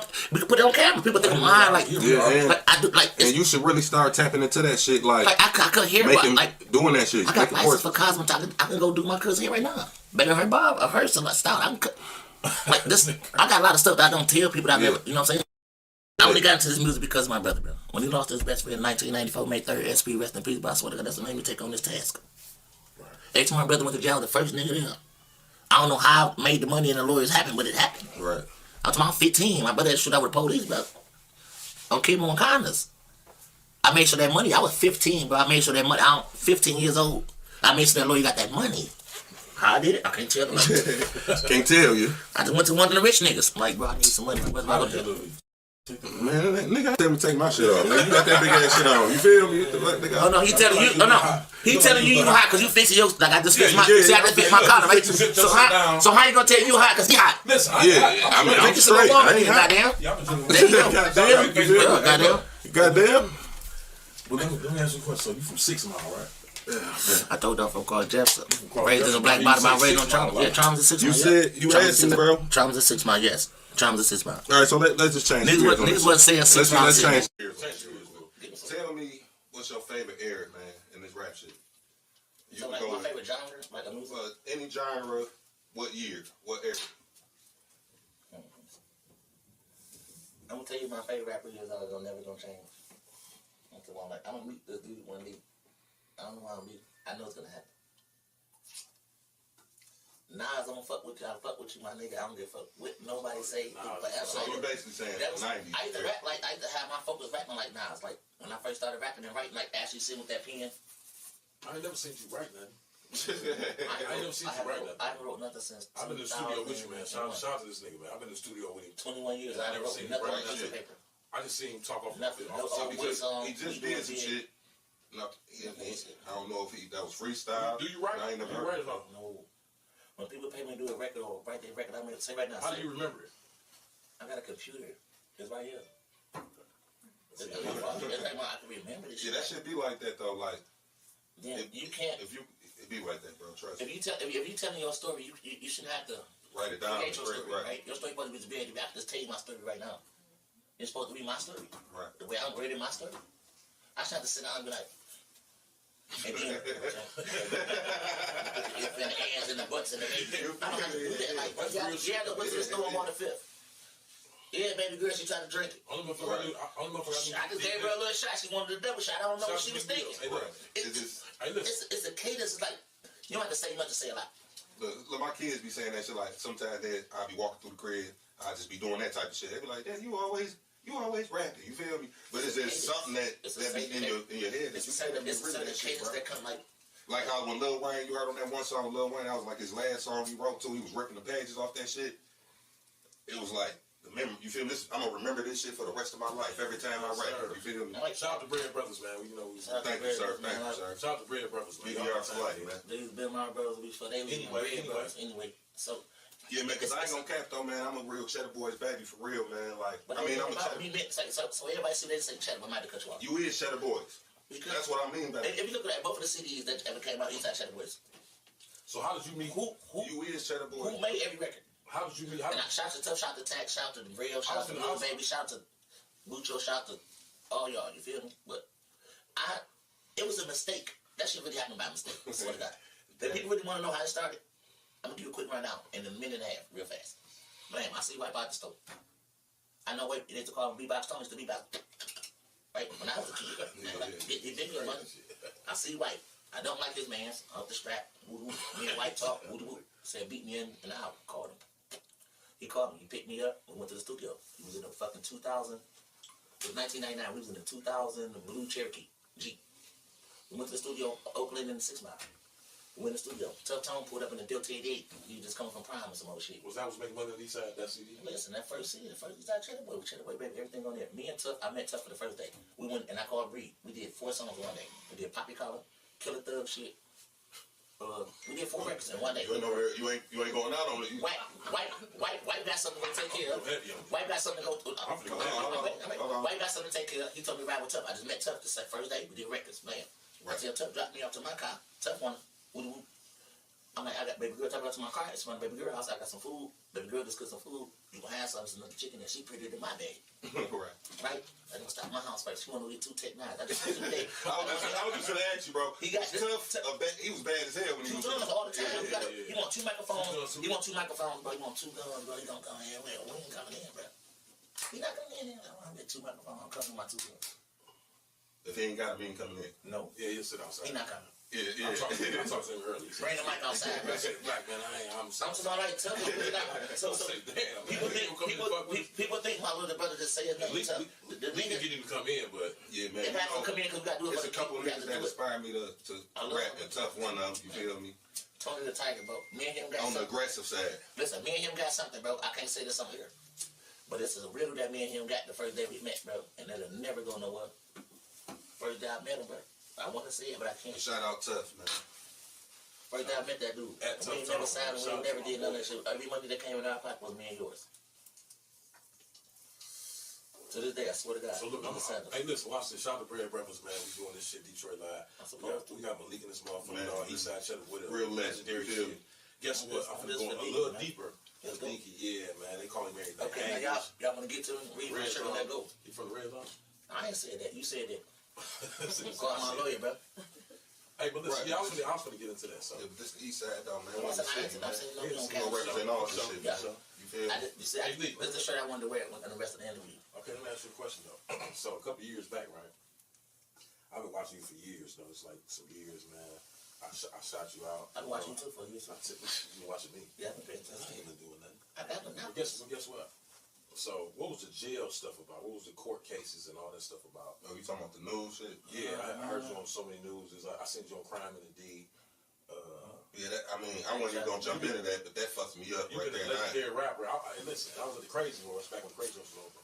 This nigga just jumped into some personal shit. It was me and Baby Shout out to Ray, man. They get crazy, man. That's great, man. But I just want to know, what was all the rumors about the cases and stuff that you caught. I mean, I seen this shit and I was just praying for him. I was like, man, okay. Get about that jazz. See, with the Mike situation, I don't know. Shout out to Mike, man. Shout out to the day. I don't even know the person that's supposed to got killed. Right. I wasn't, like, I don't even know. I wasn't in no house. What they said, like, I went in the house. I don't know who went in no house. I went in nobody's house. Right. They said they were all short and not tall. If y'all standing right now, the fuck tall am I? And I can't. I'm gonna be the first person. It was one tall. There you go. Right. So it's like, if they said the witnesses, like, we never seen him. I came to your court cases, so all the bullshit that I heard, it was like, okay, that's fine. all the snitch shit and shit. I was at your court case. The other dude, we actually had to take care of my business because you can't hurt me or nobody on this porch. Not my kids, my nieces, nephews, or my grandmama. You feel me? Because you tried to fight me and you lost. And I begged you not to do this. You went and got them swords. So it's a self-defense situation? Yeah, you went across the street and got your swords. Like, now, you don't get that? I'm not. You really went and got a sword? No, like people, like, they were trying to, like, I killed them over $15. Like, yeah, that was a lot. I gave you like $80, bro, just to move a bit. You done move stuff for me for $10. Right. You only going from here to there, and I got this shit brand new whole bedroom set, bro. I know you, I love you personally. I don't know, you do your I paid you 4 or 5 times, bro. Here go 10, 20, go back, we go get some beers to the shop, woo woo. You my partner. I've been knowing you 20 years. And you older than me. Right. And you bigger than me. The nigga just tried to swing on me, bro. On some out the woo woo shit. Like, but you say he went and got his sword. yes, he tried to swing on me, bro, and lost. He swung me. So that's the box. Right. It's easy. I know pressure points, but niggas be fighting and aiming niggas' heads and trying to punch your head off. You got the kidney and liver, I shut your life down. Right. Hell yeah, punch that body up. I hit your kidney and liver, shut your life down. Like when they be trying to knock you out, that's all fine. You know, straight punch right here, I'm gonna hit that body and kidney gonna take your ass up. You gonna be like, ooh, now I got your faces all for me. Yeah, that kidney. Now you wanna play me like that? Now you wanna get to that? I'm trying to be the right person, right? So, now you see them get there, like, so if we wanna get personal, like, I don't give a fuck about being personal. So what was the situation with you and Block and P ENT? Block and P, my brother. You did Feed the Block too, Man, right? My brother, bro, I called him speed dial, bro, faster than anybody, bro. Every time I was in jail, I probably called him first. I didn't call my family, bro. And it wasn't about calling him need no money. ED, that's his name. I call him right now, speed dial, while we on the car podcast. I bet he answer the phone. God, man. I call him right now. He gonna answer that phone. Even cousin. You know you got certain people out there that know I call this phone, he gonna answer for sure. I'm talking about, he gonna look at the phone like, I don't know this number, I'm gonna answer them. Cause it just might. So listen, you had the whole street. You had the whole street saying, I'm in the same clothes from yesterday. Man, you ready? No. Get back to the other thing. Let me finish. The dude ran up on the porch with a sword. So yeah, that's what I wanted to get to. Like, listen, a samurai, like, we fought way down the street. You got. So you kicked his ass. You went in your house across the street. Right. You stay across the street. My knuckle was still, look at my knuckle, still broke. Like, it's fucked up. They tried to fix it. It's fixed the best they could do. And I love you. You took a fight to come over here. My grandma on the porch, bro. Like, the kids on the porch, bro. I went in the house to try to defuse it. You got people pulling up, telling my whole ass nigga, you hit me with a pole. Like, this facts, though. This ain't nothing like, I'm not making nothing up, bro. It's 100 people out here, bro. Are you still legal? Yeah, I'm legal right now. Actually, I'm on probation. I get off in 1 month. I got caught with a strap. What's on probation for? I got caught with a strap. Yeah, right now I'm going through the process of getting my felony expunged. Oh, no, listen. So, no, I got caught. Shout out to Bread Brothers Blue, man. Yeah, Shout out to expungement. You feel me? Don't do that. You know what's so crazy, though? I'm glad you said that because I never took a plea a day in my life. Never. All my cases, I got one gun case. But the prosecutor came with me and says, you 40 years old, you in Detroit. It's a white lady, too. She said, give me a year probation and she expunged as long as I don't get a no trouble. I get off next month. Oh, that's great. So that's a blessing. You know, my lawyer told me, he said that's a lollipop deal. Promise, that's what he told me. Yeah, man. You know, I caught my case back in Jack, man. I don't want nobody catching no cases, bro. We got to be smart together. And they wasn't on that bullshit. They was hanging niggas. I was lucky to escape how I did, baby. And I was on the run. That's why the love we on. Running from them bitches. The same love that we dish out, the same love that we get back, though, B. Right. You know that, right? Yeah, come on, bro. Do like that. We don't count. I ain't gonna never play us like that. But the same love that we dish out, the same love we get back. What's your next question? So let me ask you this question, man, because I've been thinking about this for a minute. I call Bread Brothers Blue, man. I appreciate him for letting us do this shit, man. Yeah. This is my guy, man. I mean, really pressing me. I told him he need to get on this camera. You feel me? He need to get on the TV one time. How long is our relationship though? Like, be honest, like our relationship, like this don't got shit to do with none of this. This is like over like a decade, man. None of this, like this is just some regular shit. But we tied in different ways. You feel me? Like with the like wife beforehand though, before we even got a lot that of people I know. I mean, we family. You see, For sure. So we locked in. What's the difference between you and the urban rap today? Like, what are you trying to do for the young people that's coming up in the rap game right now? What are you doing that's gonna be an inspiration to younger people that's watch your music, watch your lives, your YouTube channels, your Instagram, all that shit? What type of inspiration do you want me to get to these little fuckers? Right, these little niggas bad as hell, man. You want me man. to give them some real wisdoms, like when you get the gray hair. How can you change it though? Because I know I've been listening to your new stuff. I know you got stuff that you ain't. And I let you hear. I ain't release nothing because I'm like, listen. So, do you want a person with this good gray hair? Okay. And I said you ain't got. I mean, do you think that the young niggas respect the OGs? Like, do they really listen? Because it's some young niggas that's out here really fucked up, and they don't listen to the older niggas. Out of 100, how many? What you doing for me, nigga? Out of 100, how many think you respect of them? You respect a real OG. Out of 100 young dudes, how many do you think out of percentage do you respect the OG? I mean, out of 100, I think it's about half and half. But they watching you though. I'll give you 38%. 38%. What can you do to change them? What can you do to change them? No, the communication. Like I just met a little dude at the store, Redmond 8 Mile.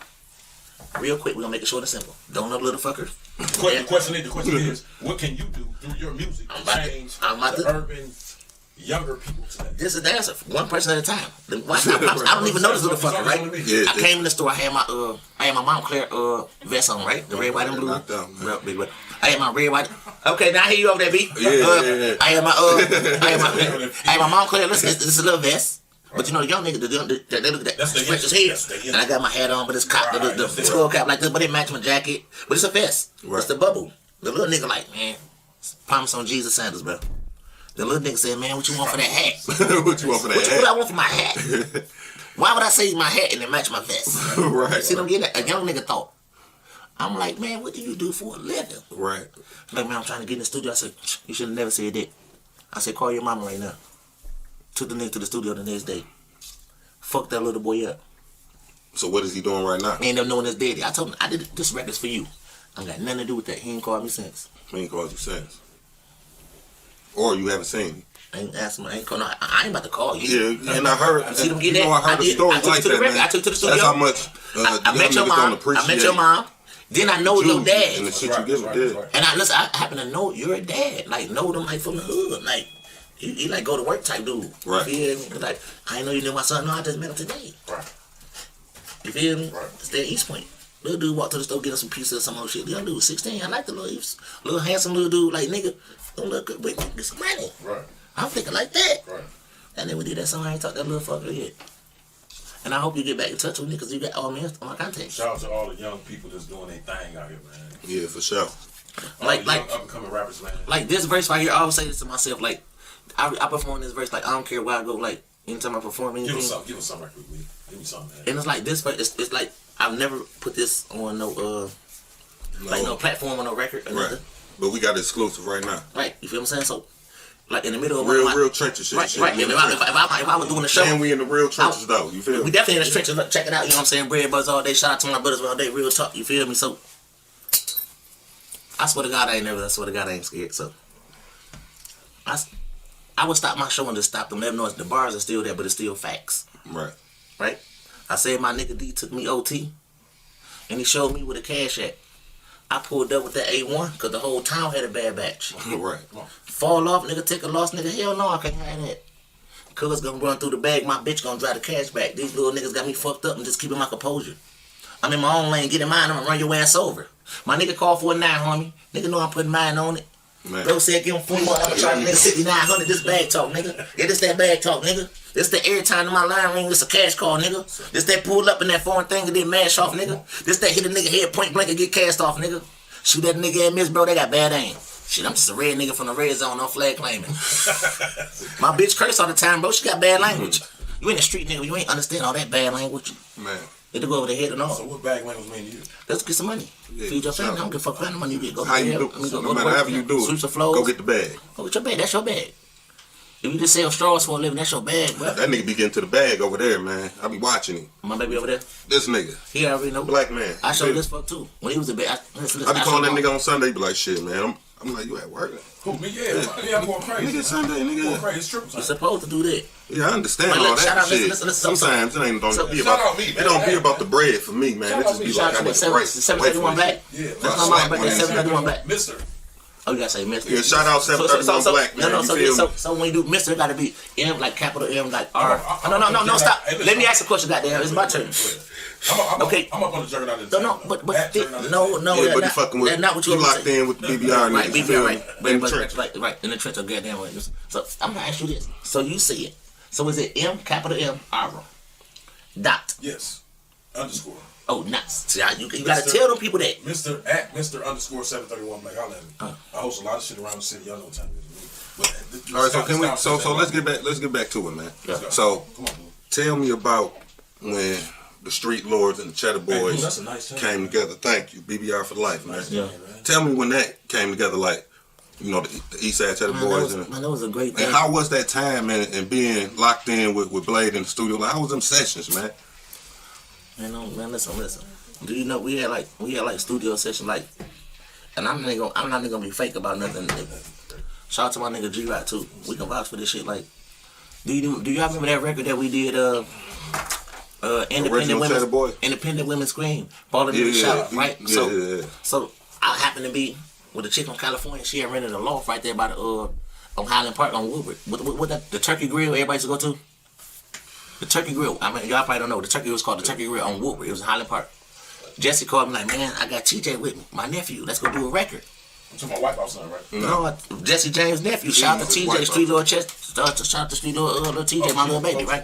Now I'm talking about TJ. Listen to what I'm saying. Listen to the words. I'm choosing my words wisely. Right. Is that who you talking about? Jesse James' nephew. Shout out to TJ. TJ, TJ, bro. The little nigga on that song. Yeah. All the niggas shout, throw your hands up, Detroit. This is what we about. That right, that record, right?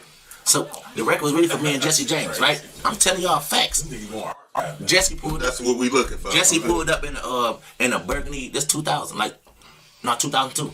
Jesse James pulled up in a burgundy rental Taurus. Hey, we gotta get on up, man. We gon' remember that shit gonna be in the audio, man. I'm gonna hey. B. You feel me? We recording. We gotta edit you over there like this. Like I'm talking to God. Yeah, my girl be there in a minute. That's that comfortable one where it's like, thank you. That I feel like, you feel me? He fucked me up. I say, damn. You gotta sit up and get you some water. Yeah, something, man. We're water, man. You want water, man? So what? But no, let's get back to bring me a water now. Can I have one too, cousin? Thank you. Man, shit. I'm trying to talk to, but I'm trying to get to him. It's like you hear in the background, don't you? Wear brothers, man. Real talk. Man, shout out to my brother D over there, man. You know what I'm saying? Shout out to the back. Yeah, he going crazy. But he'll be. I'm trying to overlook it. Like I want to say, but I'm like, you know what's so crazy though? You feel me? Like, hey, Blue. You know what's so crazy though? Bro, be on my ass. Him and my sister be on my ass. Like we gonna hear that in the audio for 15 minutes. But it's fine, like, no. They gonna be like, y'all hear that shit? No. We gonna get it on camera. I'm not editing that shit out. Exactly, hell no. We gonna get this picture, let them know that was him. We gonna definitely, now I got that beat, we gotta put you on blast, now you over there. I got one. Oh, you bring me another one. Yeah, so where we was at, man? Okay, forgot the collab with the Cheddar Boys, Street Lord. So when we did that record, we had been did a bunch of records because Jesse and like Little Cheesy and that's White Son, 42 Cheese. And we trying to get that boy on here already. Holler at him, so he coming soon too. You feel? You talk to him already? Yeah. It'll be a phone call, maybe. Yeah. I know his uncle from the trenches. You feel me? We in the trenches already, Brad. But what the fuck you mean while I'm here? Talking about this shit, 20-year shit, man. So no, everything was going great. You forgot when they came out. What was they called on the west side? What was they called? Street Lords. Okay. When we came out, we was called what? East Side Cheddar Boys. So who made the name first? So I told you. Let me get back. Look. Before I even heard of the East Side Cheddar Boys, I heard of Street Lords because you remember. I ain't even asked Herk about this on the show, but you remember Street Lords and Rock Bottom beef. You feel me? We ain't got nothing to do with that. Right, but. It was Street Lords. Some niggas didn't say. I only heard of Cheddar Boy shit come about around what album was that? Platinum when did we come out? When did we come out? I think it was 99. Right? Yeah, 99, 2000. I'm saying, so when y'all first heard CheddaBoy anything, right? Where y'all hear from? I mean, when I heard CheddaBoy, I heard my big homies had the CD, man. Yeah. They got it directly from White, man. And I'm trying to figure out who started the Cheddar Boys. So who started that? Remember I just told y'all, bro, you ain't listen to the second Cheddar Boys album, man. All these niggas claiming Cheddar Boys, that explained it all for you right there. Niggas was on Saratoga. Who's the number one? See, I wish my cousin would answer the phone right now. Who's the number one Cheddar? He got a tattoo on his arm, bro, from 1989. It's on his left arm right now. My cousin Benny. He got a tattoo from 1989. Say CheddaBoy. So, remember I told you. Say CheddaBoy. Right. Saratoga and Gratiot. The block was like 5 houses, bro. We selling dope. I was selling soap. I was young nigga. I'm going to sell some fake shit. Get the fuck off. I'm 12 years old. It's like they just pull up like, give me 9. You know what I'm saying? Right. I don't get the fuck out. I'm a little nigga. I'm getting the fuck. I'm gonna run, jump on my bike, go home. You feel me? I just made 180 off some goddamn peanuts. You feel me? So what made you say real peanuts? What made you call yourself Eddie Kane though? Because okay, so that was nice. When the East Side, that was nice. When the beef stuff started, right? With the East Side and the West Side, you know, it was garbage. It was a garbage. You said you switched. Supposed to be. Remember you said so why I switched that? Because when the beef was going on, I was hearing you on a lot of songs with the Street Lords. You feel me? Because I'm not stopping my money because I'm not signing nobody. I don't owe anybody no explanations and nothing. But in CheddaBoy, I don't owe live action. I don't owe CheddaBoy. I don't owe anybody anything. Everything I did, I made it my own self. I'm still not signing nobody. That's why I turned down deals, bro. Like, what's the dude name? Cash. Do y'all remember Cash Cola? Yeah, I think so. What was the record he was signed to? Cash Cola. I'm saying I remember that. He was signed to somebody. That was my partner. They met me on Puritan and Finko over at that store. I'm saying, what? Hold on. I can't get into his business. No. What songs he had? No. What songs he had? Because I heard the name too. Cash Cola, he was signed to. He was signed to a big fella. I'm looking for a light. I'm looking for a light. I got one of man. Look. The ugly little dude. He was signed to. He was signed to Simon. I forgot the name. They remember? I think Trick was fucking with him. They had got me in the back of the store. On Finkel. That's what Justin used to be a record store. Remember record stores? Yeah. It was on Puritan like Finkel or something. Puritan. Yeah, Puritan Up. You know the casino liquor store. Exactly. Justin, the liquor, the record store was across the street. They had me over there too. Had my brother Bucho with me. Right. They tried to give me 100 bands in the back of the store. I told her no. But shit, I just used liking that, bro. You feel me? Right. And I just said no. Like I didn't feel comfortable. We're just signing right now to y'all for $100,000. And signing to who though? That's what I'm trying to tell you. I forgot the name of Simon record label. But he signed Cash Cola and Trick fuck with him too. I forgot the name of it though. The Chaldean, his name was Simon, but it was called something. So let me ask you a question. You ain't even letting him get his shit off, bro. It was He answered the question. No, he didn't, man. I don't even believe so. I don't think he did. You feel me? I'm trying to listen. If I remember, I know T Stucky was in the back. Shout out to T Stucky. Man, free T Stucky. I was a kid, bro, and they brought me all that money in the back of the store. But I ended up saying no, cause they like, we gonna just give you this much, and then we gonna give you this much a week, like allowance. I'm like, no, that ain't what we said. So shit like that, it wasn't nothing bad, but it was a great deal. When was this like? I had to be. I'm trying to tell you, man. I'm trying to be like 22, 23.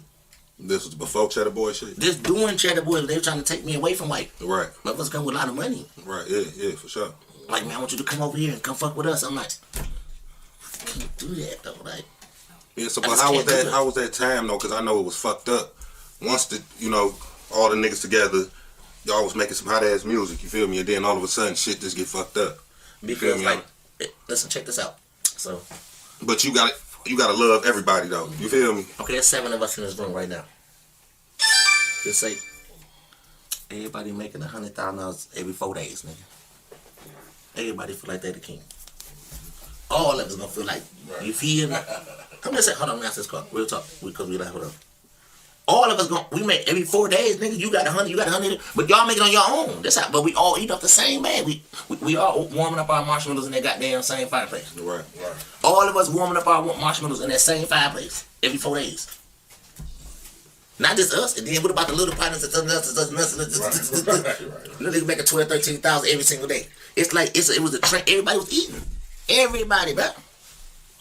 It wasn't no empty plate. So I could just see you right I now. don't really want to, because I know it's politics behind that shit. Yeah. But I don't want to get deep. But like, what the fuck happened just on the light side? You feel me? It was the egos. That's on the back word. It was the egos. Let's go for the punchline. Because everybody want the best, and everybody want to be the best, right? It was just an ego situation. Everybody had egos. That's it. Hey, Shell, would you please answer your phone? I'm in the middle of a podcast. They're going to have to edit it out. Where the podcast at? I'm about to pull up. Where the fuck we at? We on Lake Point and Whittier. Lake Point? See, that you girl, I'm in the middle of a podcast, I swear to God. Can I call you right back? Lake, send me the address. You know I don't know where I be. What is it, 11-1400? 11-404. Lake Point. 11404 Lake Point. Yeah. 11404. 11404. Yeah. Okay. Always come with some shit, man, for real. She ain't gonna remember that shit. I don't even want her to come. That's why I gave her another address. What were we talking about anyway? Yeah, I don't even know what that address is for real. Yeah. I just made that up, but I ain't got to do that. They ain't got to know our location, man, real talk. So, where was we at? Y'all can pull up right now. Yeah, so how did you deal with that shit? Because you got your niggas who you with, but then you also fuck with, you know what I'm saying, Blade, and you feel me? Because I ain't gonna lie, I heard a song today, man, and it kind of got to me. I'm like, damn, I ain't never heard that shit before. Street Lord Wine, man. Man. It fucked me up. No, shout out Street Lord. I'm about to tell you what the song is. It's called I Don't Give a Fuck, right? But that one was deep. I was like, wow. Like, and it kind of fucked me up because it took me back to like how niggas making music now. You know, they smoking on niggas, but that shit was like personal. You know, this shit now is just like weak as hell. It's like they don't really be talking about shit now. They talking about niggas killing niggas and doing that, but that shit was deep.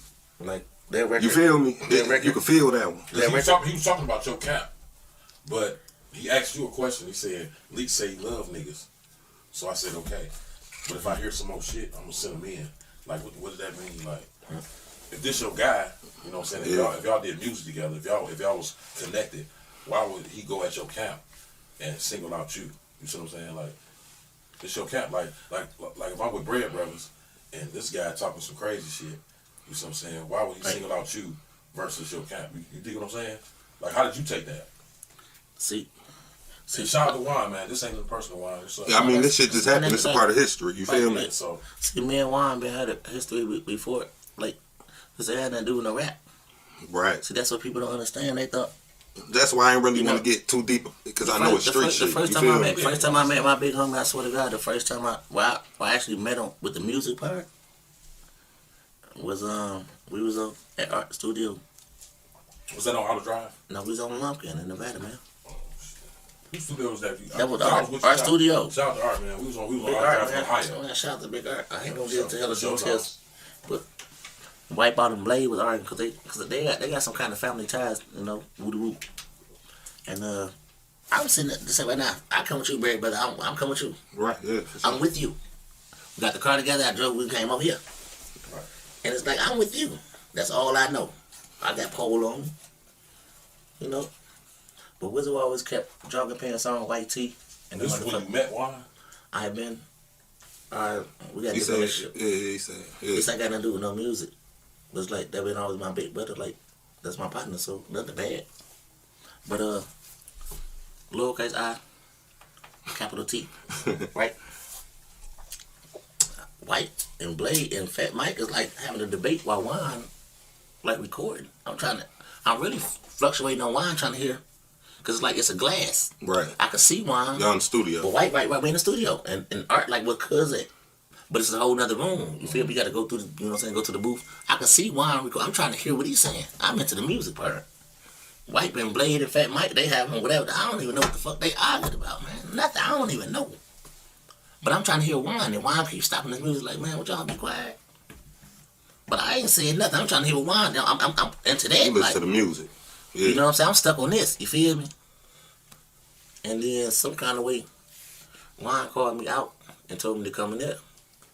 So I went But it's the bad. It's it's a bathroom area. Like, yeah, them niggas already was doing music together, man. I know. It's a whole different ballgame. But he called me out like, man, why don't you leave? Called me, it's like a bathroom area. Like, he stepped in the bathroom. So I'm standing outside of the bathroom. And he like, you gonna kill me now. I'm like, who made him say that? Right. I did the same thing. Kill me now. Right. Like, I don't even know what this. Back then, was you like inclined? 21. I was like 21. So what's this whole 2000? We gave each other a hug. We been locked in. I swear to God, man, some weird shit, though. It's a lot of shit went on, like during them times, but. Okay, so I'm gonna go off on the sad type of part. All right, so tell me this: you remember A2L, right? Nothing to lose. Man, rest in peace to Cat. Man, rest in peace, Cat. Man, rest in peace. Bless me. I look, man. Trip, rest in peace, Jughead, Ray. You feel me? All them boys, you feel me? Them boys bless me, man. Yeah, man. Yeah, man. Them boys, you know that's. Cap gave me a lot. Cap gave me so much money to do those verses, man. Mac Ave, man. You feel me? He gave me a lot of money, man. No, Cap, no. You always gotta throw that shit out. It don't gotta be where you from, though. Yeah, man. It don't have to be where you from. Hey, y'all can't say nothing about. I'm from East Warren, man. I understand where you from, bro. Where you at right now? You in the churches, nigga? Is you on Warren right now? Yeah, in the churches, nigga. Do you go? That's what I said. Do you go sleep on Warren right now? Yes, sir. Right now. Where you go? I'm gonna go sleep on Warren. Hey, cousin, over this. Hey, cousin. You ain't going no goddamn sleep on no Warren. Y'all better go sleep on Warren right now. That's no question. Hey, don't ask no questions. That's no question. There go my lawyer right there. Yeah, Tucson ain't here. Yeah, so give me this, man. Your top 5 in the city, any period. It don't even matter. Dylan. We gonna do that. I asked Danny that shit. He talking about me, like nigga, nah. Who your best 5 rappers? Who I know, like right now. But I can't say just 5. All right, well, just give. I wouldn't be out as me being. Doing not easy fucking a lot of them. Oh no. He's gonna hire for sure. That's y'all opinion. See, everybody got their. You asked me 5. So I'm. How many songs you got with me? But you sleep on niggas like Eastside Egg Roll. You feel what I'm saying? Now Put your people on. Now you see what I'm talking about. Put your people on this. So you know who that is? Yeah. Delano. Yeah, man. Your vice lord. You feel? Delano, the one little partner, right? So. Ain't he locked up? Free him, man. Listen, man. Delano. They put your people on shit. Yeah. He's not. It's not. No, it's not, bro. It's my A-Rab. My little partner. Oh, it's an A-Rab? I'm an A-Rab. So it's a nigga I know. Bro, watch this, bro. I said this. Push that. Now he's A-Rab. Put your people on. People out, right? Yeah, for sure. It's my little partner. When he got out of prison, I called him right now. He got a studio on Twitter on the Gratiot. On Twitter on the See, I thought the nigga was the face behind that shit. No. Twitter on the Gratiot, bro. It's my nigga Delano. I love his mom. Yeah, A-Rab? No, I said, Delano? Delano, bro. Delano Nations. Listen, bro. Shout out to Delano. You know I'm not bullshit. You know I'm not bullshit. Listen, though. The little dude. Shout out to my nigga sitting behind the scenes, man. Fat Boy. Y'all can't see his face, but he here, though. You feel me? Fat Boy, what up? I'm going to say. You know what I'm saying? Yeah, what's up, Fat Boy? That motherfucker still doing his thing? He's still in here. Yeah. We up in this motherfucker. But no, Delano, he a great dude. He had got out of prison. He wanted to rap. He like, bro. And he bumped into me. I'm like, I ain't never tried that dude for a rap. But we made money together. Right. And doing great. He like always put my people on. Like he just go get people. You rap or you sing, come on to my studio. We gonna do it as a team. Everybody work together. You know what though? That's how I always was. Bullshit is bullshit. He's a great young dude. He a young dude. He's about like 30. Yeah, man. He doing great. That's good when you got that mentality to put your people on. He actually like my dream was always to put my niggas on the stage. So like if Chevy got locked up and I'm doing my thing. Everybody gonna put 10, 20 out to get everybody put like. my nigga on stage. He got a whole team like. And I did that. You know, John Dramas got all them people. Take a toast and put your people on. Yeah. Put your people on. Yeah, we have to. You feel me? See, like niggas be like, Lee, why you ain't do this? Why you do? I'm like, listen, I fuck with motherfuckers like, okay, you cut me to 3,000. That's fine. But the dude that came to me like, man, look, man, I know you try like this. I'm telling him, give me 2,000. I'll do the verse on the hook. We're gonna do the video. Fuck it, right? He like, I only got 7. He only got like every buck. He might be, I only got 700, but I get paid every Friday. Oh shit. You know, he might not get paid every Friday, but I can use 150 every Friday. So it's like I came from the bottom, so I'm gonna fuck with a nigga that. You walk up front of our county. You gonna walk back in here? That ain't my lighter. Who lighter is it? Everybody like So I asked for the top 5, TM, however you want to go, man. We ain't leaving that till you answer. If you want to do the industry, Fab industry, Fab in the city. Okay, I'll go Let's for do that. that. I'll go for that. I'll go for that. Okay. And you got to go top first. No, it goes on who you feel in your heart, man. You feel me? Who you? Okay, I'm gonna industry first. All right, yeah, let's do that. I know you're gonna say Pop, so let's just get him out the way. That's it. That's your opinion. Okay, all right. Yes, So go ahead. All right. I never said such. Right? You're right. I didn't even mean to think for you, man. Right. My bad. I ain't said such. I never said such. I said Pop. Him said Pop. I never said such. I'm gonna say I fucks with Kendrick. I'm not putting him in no category. Kendrick. Yeah. You ask him who I like, Yeah, right? Kendrick. Yeah. That's what modern day time. Like, yeah. Into what? It don't matter. Kendrick. It don't matter if I'm not it's putting him in no 90s, like, right. early 2000s. Right. Who I like, right? Yeah, Industry wise, right? Right. Kendrick, 100%. Okay. Second. Fabulous. Oh, damn. Go with Fab. Fab, man. Oh no, hold on. I can tell you my number one is though. I already told y'all that earlier. Do y'all remember? With my number one? Nas. Thank you. Yeah. Thank you. Yeah. So I'm gonna put him first. Right. Before Kendrick and Man, shout out Fat Boy. Shout out Fat Boy. Shout out to the big homie. Yeah. Hell yeah. Because he remember it's only facts what I'm talking about. Yeah, so okay, Nas Nas. my number one. Not everything else is no particular order. I got Fab for sure. Kendrick. And Kendrick. That's three. Like who I can listen to every day? Every day. Like I can listen to one of the regular Nah, every day. stop that shit every day. Yeah, your last two though. E40 for sure. Oh, I was just finna ask you that, nigga. I swear to God. At least you be a song Man. E40, man. You can't put him in there. No, he can put him in there if he wants to. No. So nigga E40 nigga was sitting out before niggas to even do a song with E40. You feel me? So before he did a song with E40, he used to listen to in my E40. pocket and I practice looking hard. Man, the mailman. Come on, Federal.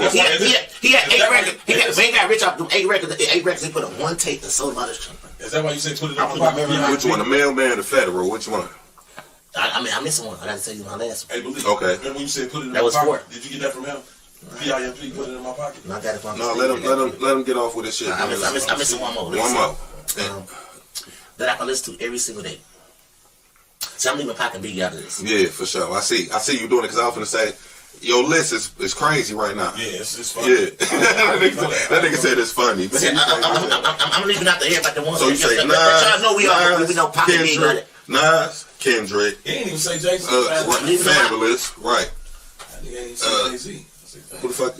Nas, Kendrick, Fab, Kiss, E40, 40 Water. Yeah, he definitely in my 5. I mean, like, but Nas my number one. I don't care what else. You asking me like I didn't put the other 4 in no order, but I'm telling you, Nas my number one. That nigga just said one thing. Because man, you say why be saying how the shit gonna be selling the least?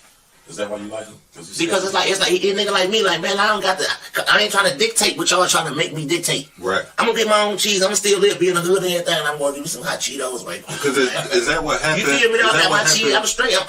My life is different than yours. Bro, I don't mean to cut you off, but is that what happened when like after the CheddaBoy shit, like motherfuckers was dictating like everybody trying to make it be something like the Blade and White back here. Where you at? You outside?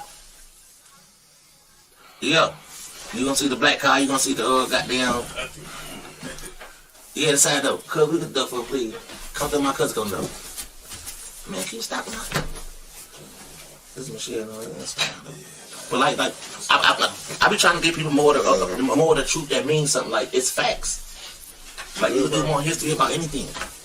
So about anything though. Jadakiss, last nigga. That's my dog. Yo, listen, it's solid. It's solid. So now you want me to get my Detroit? Yeah. Yes, sir. Nah, he ain't fucked me up. So when it come down to the Detroit shit, your home shit. And you could go from you could go from the whole era from the start to the finish. For the last 20, 30 years. Like let's say 20. Dead or alive. I mean, I'm gonna get 20 dead or alive. Detroit. Dex. I fucks with it. Dex or something. Dex guy. My daughter was so in love with Dex. I ain't gonna lie, I took one at the last summer there before he got killed. So Dex. No, Dex. I'm T-Dot. T-Dot. Linwood T-Dot. So let's do this how we did it. So let's do this how we did the industry one, bro. Do your number one first on the city side. You feel me? I'm gonna have to give you my number one like as I get to it. So I gave you 2. Dex and T-Dot. like my favorite rapper, like I know, like you got any song? I never got a chance to. I got shit with you. I never got a chance to so do you nothing. say Dex, T-Dot. I call Dot like man, Dot. That's T-Dot. That's two. I'm talking about like I never got a chance to do one with Dex because we was on the way to do one. Real talk, like just because like I know him from just being around when I was on Linwood and Dexter over there. You hear me though? So yeah, that's two. That's two. Your third one. That's two. Okay, I'm about to see my third. Your third one. My sister, I got an answer. I'm lucky I call you in 3 minutes. Yeah, I am. Yeah. My bad. Your third one. You said Dex, you said T-Dot. That's two. Dex and T-Dot. I'm leaving Wine and Royce out. Okay, yeah. I'm leaving. Still like, some Detroit shit though. I'm leaving Wine. Detroit. I'm leaving Wine and Royce out. But why you gonna do that? Because I'm leaving that category. I'm just gonna leave that category out that situation. You see what I'm saying? Yeah, I'm gonna be honest. Like I'm gonna leave both of them out of there. Okay, let's go. Your third one. And I don't want to say no people that everybody knows, like, cause y'all know I know PZ and VS. I'm gonna leave them out. Like, I'm thinking about people that who dicks. You know what I'm saying? You don't want to be bad. I know them, like, so I ain't gonna even put them. I'm gonna leave Juan, Royce, PZ, and VS out of that. Okay. So my top 5. Still got Ray. That's what I'm saying. I'm gonna leave mine. So I got y'all 2. Dex and Dot. You go 5 now. I'm missing 3. Yeah, you missing 3. Who I can listen to? I get on the freeway and play their whole CD. Yeah. Who's that? Bodie James. Yeah. Damn. That's my. Like, that's some archive shit, man. He fired, bro. I'm talking about like Bodie. Bodie a different dude. Bodie in California right now. But I don't care where he at. Bodie a different dude. I know Bodie. Bodie different, bro. Like he's different. He's an artist. He like a J. Cole. Yeah. Like a street. Yeah, J. who Cole. you fucking with right now? That's Concreters. Shout out to Concreters, man. Yeah, they California, man. Yeah, man. So in New York. So come on. Okay, you say Bodie James. That's one of Nas. You say Bodie James. Who else? You got 2 more. 2 more. Like who I actually could like listen to their whole record. Detroit, not Detroit. I know. Let's stay in Detroit. Do it got to be a singer or a rapper? Man, it could be shit, whoever from the city. It's got to be rap though. I mean, it don't got to be rap though. It's just, I'm saying do it got to be a female or male is what I'm saying. No, it could be female, yeah. Charmaine the guy shout so okay then. I can't cut my sister out. I said God. Yeah, shout out. I've been trying to get the rap since 2010. She finally did that record. We made that record. That shit. We called them style. We made it. See, but you see how this is going though, man. Like I'm giving you my opinion. Like who put can your I people ride on and put type in shit. You feel Can I me? listen to your? Could I put your fan driving this car and just ride to the whole record? Yes, Charmaine the guy shout out to my sister. Yeah. I told you, baby sister. I told you. All right, you got one more. You got one more, bro. One more, man. Give us one more. All right, a Detroit artist that's good.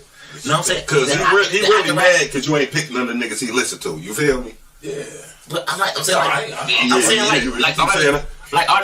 know you niggas. You feel me? Like baby, that nigga. He like so. Like even like Baby Ray, like I don't want to involve them in. I'm talking about like artists I want to listen to. Like I would listen to this shit, but of course I'm gonna leave them out. Like I put that shit. I know it's gonna be fire all the way if I'm driving to the city. You I'm talking about who else can I? Who on their way up? Right? Who can I listen to? Like can I like? I ain't gonna even lie to y'all. Some real shit. What's the little dude name? Oh my god! I don't fuck y'all. That's the last one. Last one. And I listen to his shit. And I'm like, is he signed right now? I think he might have just got signed. QC?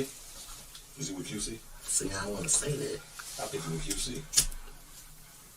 I'm missing one, right? Yeah, you missing one. Yeah. Man, shout out to man. I ain't gonna even lie to you, man. Shout out to Lil Easy Money, man. I like that little dude.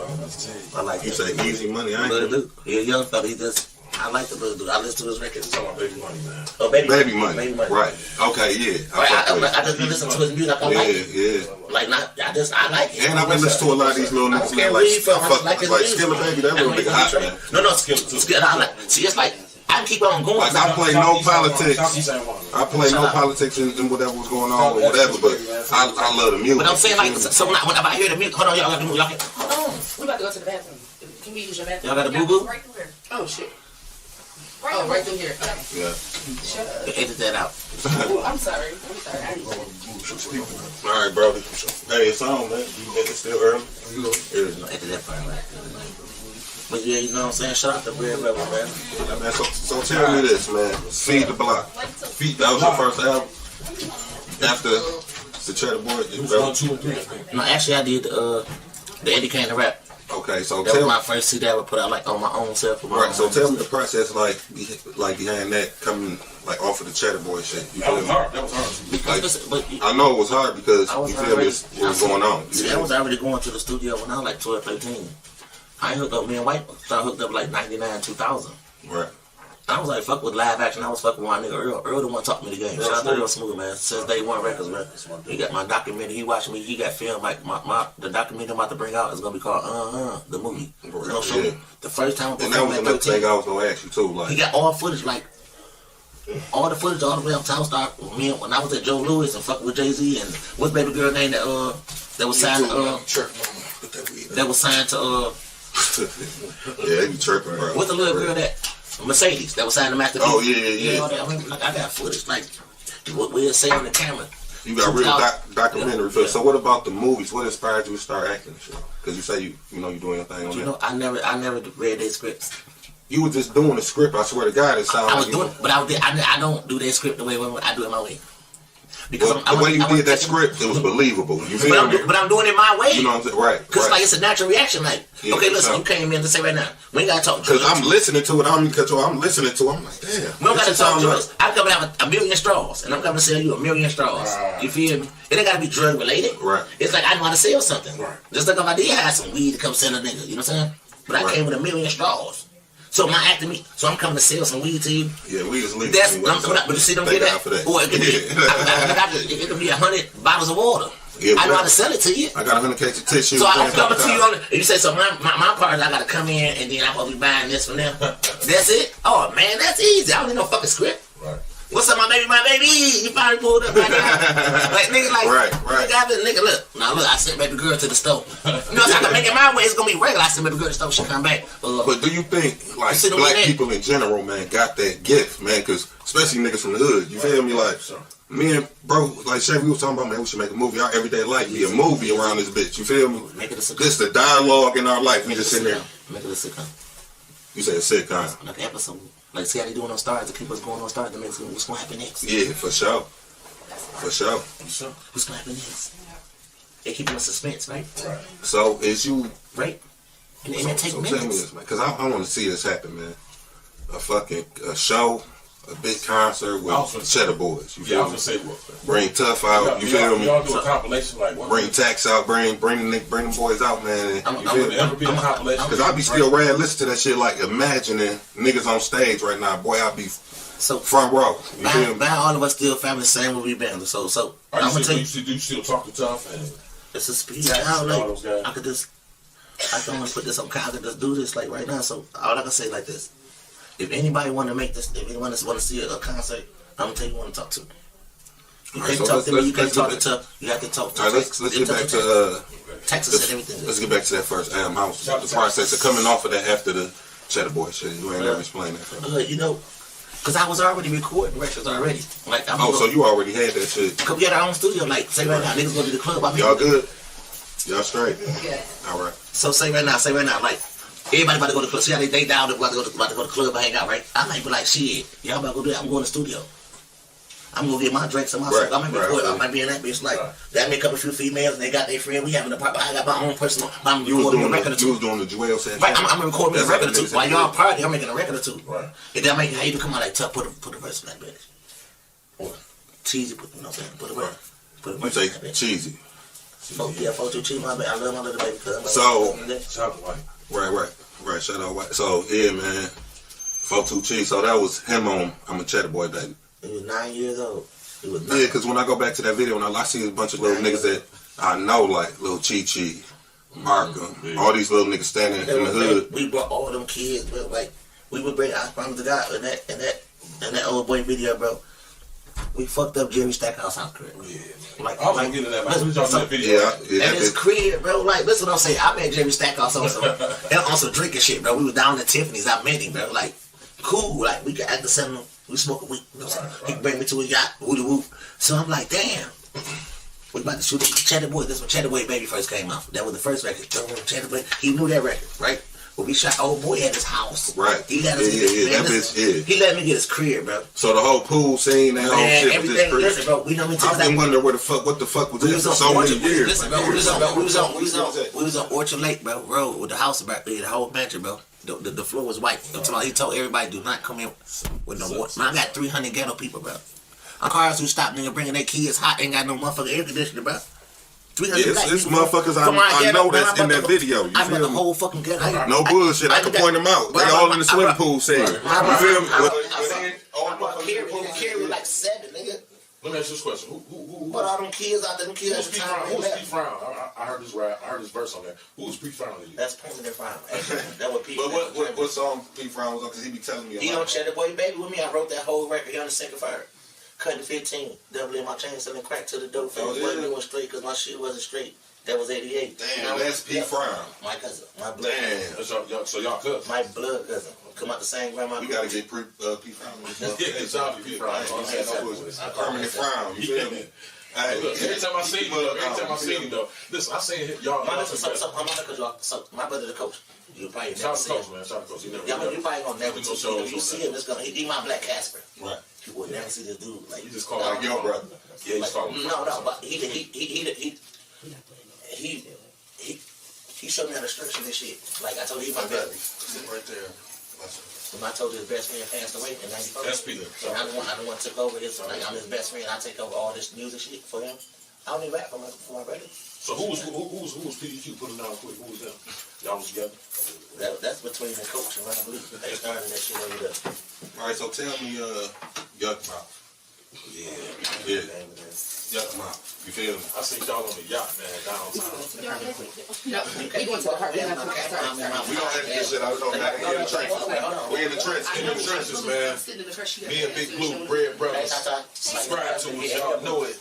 He said, like, comment, subscribe, all that old good shit. You feel me? You got a legend in this bitch. Like, man, say one time for him. I'm a vampire.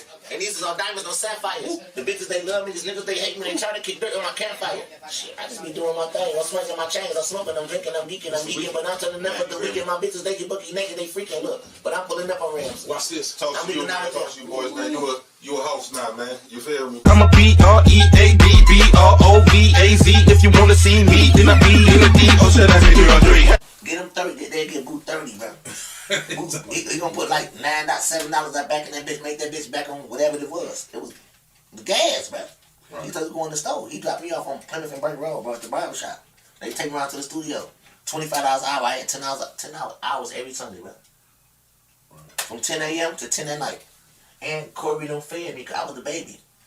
They come, whatever they cook spaghetti and bread and whatever fish, they couldn't bring me another plate. That's the only thing was y'all grown niggas don't get nothing. Swear to God. Swear to God. Swear to God, man. This is facts. This is facts, man. So, do you know, you say Trina, you know, Dez, Doc. Doc, I know Doc, yeah. Did all the flyers. The boys, I'm talking about Doc, from them boys from Mac. They really from like Shang, but they from Mac, you feel me? How have I seen him? Yeah, I know. These is white cousins. I got it. B-Roll, Do-Ron, little Michael Boyd. You know I'm not the one I'm saying, man. You hear me though, B? Like, that's how I even got a hold to Cheese, you feel me, was shit through them. Hey, he want to get in touch with, you know, Eastside CheddaBoy's called, get in touch with Tax. Tax out, I'll give you his number. He'll call anybody you want to talk to. I got Tax number. That's why I said, I already got his number, though. I got his number. You want anybody to have some number, Tax gonna make it happen. And guess what? You know what's so crazy? Tony DeBelly, boot your name. Man, this is fucked Tax Holloway, boot your name. English, Philippe, boot your name. We must have been in here for a minute because boot your name to everybody. Off of the goddamn cameras. Remember from Little Dre to Tax Holloway, right? Boot your name to all of us. It's not phone up, so. Boot your name, all of us. You finna get back in position. Boot your name to all of us, man. Y'all, we all still. No, we all for them. They say we're at the intermission, man. I was gonna say y'all might as well take a picture. Oh, yeah, you're right about that. Oh, let me see what the fuck. Go through there, man. You got to excuse me. We finna be moving, man. So Man, no, don't even do that in front of me. No, we in the ghetto, so why would you say that? This is a nice basement. I ain't talking to you. I'm talking I'm about just saying overall about the basement and all that. Come on, this is nice, bro. Some people don't have no. Bro, I know. I actually you my know brother. it is Some nice, people though, don't. for Some real, people for don't have shit like this. Like this look very nice. I swear. You hear me though? See what I'm saying? Cause I'm be honest though. You want some niggas make you be like, damn man, stink down here. You know, but I'm saying, I'm be honest though. Right. Yeah. Some Makes people you really come on, chill, brother. man. This me, bro. Like I know, bro. This me, bro. I'm already I came from. Come on now. Come on now. What a bag. I already know, man. You back at the door? You come back in? Come on. I gotta like do 5 more minutes. No, you want no, it's not. You want to do right there. You want you to stay right here. I mean, And we gonna do a little you more do that on time. your We own gonna wrap it up and Cause then be ready. No, cause I gotta finish doing this. So come here. Did you come back in or not? I'm asking. Well, go see Uncle Bob. I'll call you in 10 minutes. Because if you ain't with me, you ain't with me. Go ahead, man. That's what it is. Fuck it. I don't do whatever you gonna do. I'm doing what I'm doing. I'm enjoying myself. Her got mad because I told her. Man, yeah, You can use this one right here. that's my wife. She is so helpful. That's why I got her down here with me, man. My big brother, that's my little cousin. I love That's really your cousin for real, though. And I think one night we was at a party, right? It was years ago. We didn't been out of town. Listen, I already know that. So listen, we'd have been out of time together all this shit. So he come out the party. He whoa though. This is my cousin party. This my her cousin, but I've been with it's her cousin, but it's my cousin because I've been with her for over 20 years. Oh, yeah. So therefore, so I feel comfortable in the bitch. Like, so I'm like, you ain't hear me, whatever. I'm like, that nigga happy. You feel me? But I would let it go. But also, it fucked me up. This ain't no camera. It's no, because the whole time, listen, the whole time she been telling me for years, I'm keen on one of the CheddaBoys. I don't know which one. Man, he was all there at our kids' graduation. At my graduation, he was there. I got it on cameras on my chick. Right. Yeah. We all walked in together. You feel me? I remember that. Yeah. Yeah, you feel me? So, and then Aisha always got to let it know. Girl, you know that's your cousin, right? But she like to say stuff like, girl, we don't have it. Girl, chill out, man. We cool. I can just chill. Like, yeah, let's eat some chicken or something. Like, just chill out. Have a drink together. Yeah. Don't be loud. Like, damn, I don't want to be loud tonight. Man. You catch me on a loud night, fine. But I ain't come to be loud tonight. Girl, you cuz, what's up, man? Baby, what you go? Sit your ass down and eat you some salad. Even because you gonna eat some salad or something. And relax a little bit. That's all. You don't have to do a lot. But I want to get a picture of y'all. Yeah. Okay. We in the trenches, man. No, I came from the trenches. I came from the trenches. Man, I got my name from the trenches. Nigga, I sold cane in the trenches. Yeah. What used to call the King of Grass? What's that? Cuz you want to get in there too? What used to call the King of Grass? I see Tata. This like the Breakfast Club. We gonna move the chair out the way real quick. You hear me? I ain't want to look off camera while we're doing it. That's what I'm saying. Yeah. We ain't on no cameras right now. My guy B, what's up? Nope, you gotta come back. At least give me a hug and a kiss. Nah. Y'all know I gotta do that after our man. Do it right now. We'll come to the door because we taking pictures like we're in the intermission. No, I ain't gonna be tired. I'm talking about tomorrow. They give me a check to go to. Hey, we got that triple time coming next week, bro. More niggas should get a job, man. I swear. Man, they should. They giving the money away, man. You know what y'all ready? Get up, stand up over here. Just come to the door, little ugly self. And make sure the frame is right. We in the trenches, man. We in the trenches, man, with Bread Brothers, man. Nigga, ghetto dope. Nigga, Master P, ghetto dope. What's up? Y'all know it. We got ghetto dope. Y'all know it. Your mama should have swallowed you, nigga. Oh, man. Come on, take some off this. I'm being honest, though. Like, nigga, you don't like that, your mama should have swallowed you. Man, we've been doing this shit for years. Shout out to Eastside CheddaBoys. Hey, look. Why you talking the whole picture, man? I'm talking to this nigga Black. He like, No, what type of shit? Shout out to Eastwood. I told you, Eastwood. I'm saying. What's the white bus? Yeah. Hey, no, who's Eastwood, though? Come on, that's the homie. Now I'm gonna tell you a story about Eastwood. So we on where else? We was on Rosemary, right? Yeah, you so, hey, you thought I sold them all? No. I'm gonna tell you a real story. I can tell you, I can give you 40 stories about Eastwood, but this the main one took the cake. I can give you 2 of them real fast. You gotta take one more. Man, we on road, man. No, take one more. Hey, Nick, what did you mean? No, listen. Yeah. That nigga be sleepy. You think I sold them all? You know that nigga be Pussy sleepy. boy. He look like he tired. He sleepy. He tired as hell. Who was at the door? He don't eat no salads. Hey, no, real talk. We on Rosemary, right? It's like 19 levels. We about to go out to the party. To some club that Eastwood guys want to, right? That's what I'm saying though. So he called Domino's Pizza on Hazel on Young and Grash. Let me get 80 wings. That nigga said give me 80 wings and like four large pizzas, All right, right? go out the way, Black. Let her get a picture with bro. My cousin Lino. That's what your mama should have swallowed. You don't like me and mine, baby. You're a goofball. You don't like what's up, leather lady? Leather lady looking good. Thank you. Right, you trying to have fun, nigga. Nigga, the night is young, nigga. You knew you had a whole package. Well, I called you. I did. That made no sense. You fine? Should have been drinking that player shit. You be alright. That motherfucker 17. Well, I mean, don't drink nothing now. You'll be fucked up. Really fucked up. I've been doing that too. Yeah, you straight, nigga. Shit, after we wrap this up, I got another show to do. Cause you back at home. So what's that we doing? I got another show to do after this. Back at home. I got a show. I'm calling him right now. I'm on FaceTime. I mean, you ain't got to. If you want to, you can. You see it? What you want to see? Right, he a co-host. He have to hear.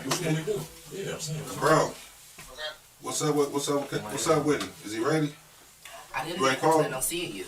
You know? This was like last minute, right? You ain't catch that Instagram live. We definitely in this motherfucker. Detroit live, baby. You say whipping up? Gone. Whipping up? Yeah, but tomorrow. Oh, you don't need my help no more. You done already. You got it. You got it already. You paid attention. Where's the old phone? No, because when you said that, that made me find the cigarette. If you wouldn't have said that shit, I wouldn't have found the cigarette. Yeah, what you whipping up, motherfucker? A cake? Or a spaghetti, motherfucker? Hey, Blue, you ain't got no motherfucker. What? Yeah, man. It's up. We got a man here, man. The legend himself. Yeah. What's that damn word, family member? How you feeling, baby? Yeah, he whipping up. He old as hell in the house right now. Damn. You need to come outside. Hey, Lee, let me get a verse, a new verse. What y'all got the studio hooked up right now? That's what I'm saying. Let me get a new verse. Can I get a new verse? It's hooked up right now. That's my cousin. Hey, Lee, studio hooked up right now. Can we play some music real quick, Blue? Yeah. I want to play some music, man. I want to listen to some music. Can I get some music? Yeah, I mean, we can do that while we charging the shit. Hey, Lee. I can tell you, I'll show you my A2L right now. Right Go to your phone. Man, rest in peace. Bless me, I look, man. Trip, rest in peace. Jughead, Ray, you feel me? All them boys, you feel me? Them boys bless me, baby. Yeah, man. Yeah, man. Cap gave me so much money to do the work, man. Back half, man. You feel me? He gave me a lot of money, man.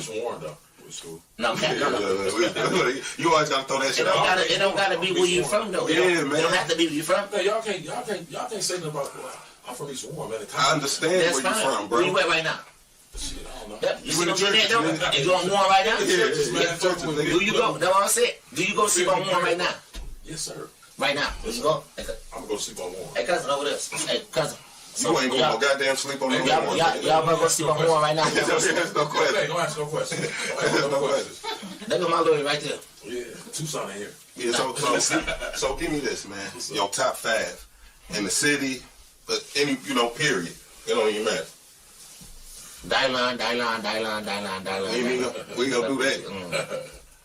I asked Danny that shit. He talking about me, like nigga, nah. Who your best 5 rappers? Yeah. Like, right now. But I can't say just 5. All right, well, just give. I wouldn't be out as me being. I think Easy fucking a lot of them. Oh no! He's going hard for sure. That's y'all opinion. See, everybody you ask me 5. So I'm. How many songs you got with me? But you sleep on niggas like Eastside Egg Roll. You feel Now you see what I'm talking about. Put your people on this. So you know who that is? Yeah. Delano. Yeah, man. The Vice Lord. You feel? Delano, the little body, right? So. Ain't he locked up? And then I got to punch you in her. Right? Let's go. Woo. Live action. Woo. Red Bucks. Yeah. I'm in the trenches with this, man. I told y'all, I'll be down here. Yeah, yeah. I be tired of niggas, make me want to go and find niggas. I'm the employer, you the employee, make me want to find you. Man, I'm fucking with the Bread Brothers, man. Me and Eastside CheddaBoy. So, me and my back to Yuck Mouth shit, man. Yeah, man, Yuck Mouth was because you know one of my favorite songs, man, is it got you and Yuck Mouth on. That's what the fuck? That's on CheddaBoy's second album. Of the part 2. What year was it, Blue? What year was it? That was 2003. 2003, 2004, I think. Yeah. Oh. Yeah. What album was that? No, when I said Yuck Mouth, it wasn't 2003. It was like 2011. What? No, damn 2011. They was on the yacht with each other. Oh yeah, 2011. I'm talking about this second Cheddar. Oh, okay. Yeah. 24/7 all day a nigga trapping. Sucker ass niggas with hating, y'all steady acting. My niggas in the hood all day ready for action. You already know my dogs be pistol packing.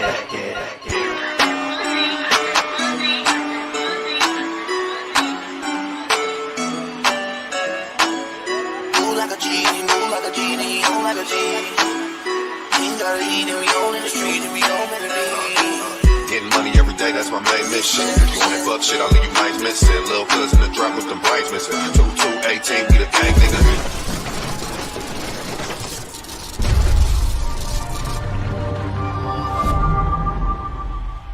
Tell him, this nigga called me a bully too. Hey, I ain't gonna lie though. I done seen you smack the shit out of motherfuckers and dog walk niggas on several occasions, Blue. See what I'm saying? You know what I'm saying? You get crazy.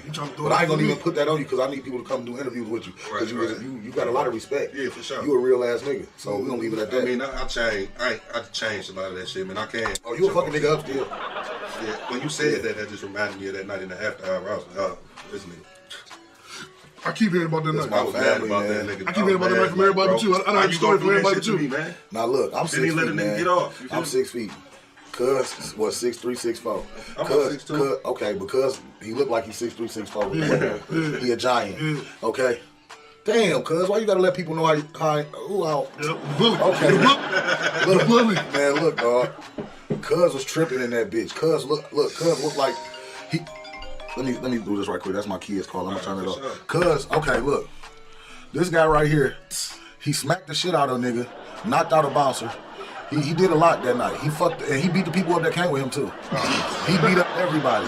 You hear me? I did not. If it wasn't for me, I was like Superman. I saved the night that night. Listen, dog. I ain't beat up everybody. They say the word is you Bobby Boucher. Man, listen, man. listen, man. Listen, look. I was on the ground like, I was looking at that nigga like, I put Cuz high up in the air and put him on the shit. I thought he broke his motherfucking arm. I put him on the ground so hard. Bounced back up so fast. That motherfucker jumped up so fast and said, "Who did that to me?" The whole room went to that side. Right? So I'm really thinking it's on. Soon as he said that, I said, "I did, nigga," and put him back on the shit one more time. Then he tried to, he go crazy and shit. Calm down. It was just crazy. It was a crazy night. Yeah, but crazy night. Come to find out, this nigga my cousin. And I'm see, this is why all family should always go to family reunions and shit like that. I'm security. It's really, look, this is what it is. It's really me and my people shit for real. You get what I'm saying? And we just trying to make sure this bitch run right and everything. And we ain't had no bad nights. It's an after hour. It's going down every night in this bitch. And see, I'm in my zone. I done fucked up about 30 niggas. I'm in my zone up there. I'm fucking niggas up. Bobby Boucher in the whole game. Man, shoot out. Look. Man, let me not say nothing because I don't know what to happen. Motherfucker. Yeah, but it didn't last for too long. It didn't last too long after that. It didn't last too long. It was a couple shootouts and shit like that. I went in it. You was good. Look, you was good. You was good. I hit you with a hook too, cuz I had to. No, nigga, you ain't hit me with no more. I had to. Oh, no, you can't. I had to. But look, let me tell you something. Either I was Look, cuz, let me tell you. No, can I tell y'all something? Cuz was off that gasoline. He was all the way in there. He don't even remember smacking the blood out of niggas. He smacked the nigga unconscious. We gonna leave it at that with that. You hear me? He did his thing. Like I said. And you know what? I've been watching him go through what you just said you seen him go through since we was kids. Ooh, he dangerous. And what you did was the only way to stop him. And guess what? Listen, bro.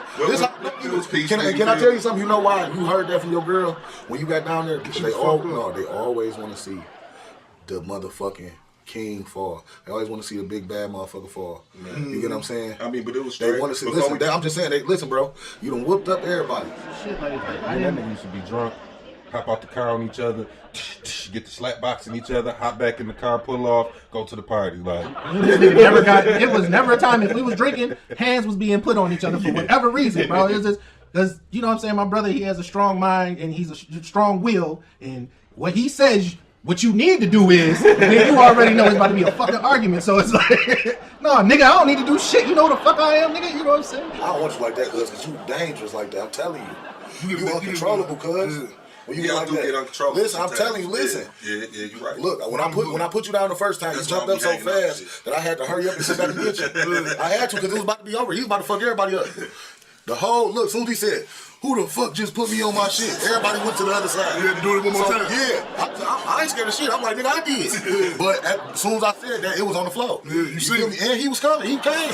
He went like I did it. He was just like, okay, now do it again. Right. He swung and tried to get me. That's where the jab came from. That's when I hit him with the, yeah. I hit him with two. But, and that slamming that time, I dropped him to the floor. But I never heard a nigga say that nigga. But see, can I tell y'all something? Look, we family. Man, I'm coming. They call me, I'm coming. Sure. I'm talking about choppers on deck. We ain't playing. You feel me? Me and all my guys. I don't need no guy. I'm by myself. I'm riding by myself. So I'm gonna go down by myself because I'm going down. You know what I'm saying? I'm going down. You feel me? Behind man, I'm gonna go stand up tall, sit in that and live the rest of my days out eating good. Won't smoke. I got the banger in that one too. Yeah. I remember them niggas. Shouts out to I remember them niggas doing some bullshit though. My baby had the. Yeah, they was throwing chairs then for one motherfucker. Is that the Rocket? They threw chairs at me at one point in time. In the Rocket. At the Rocket? Yeah. See, that is old. They like throwing chairs. Yeah, what thing was that? And what's your group? Can't stop the tank though. It's gonna take a few of us to beat a nigga up. You hear me? Man, something happened. I flip out. It go down. Now I'm wearing this nigga chain. You feel me? Somehow this motherfucker popped off my neck. I don't even know how. It's ruckus going on in this motherfucker. It's like pandemonium. Niggas is fighting this. People grabbing me. So come on, let's go. Where the chain at?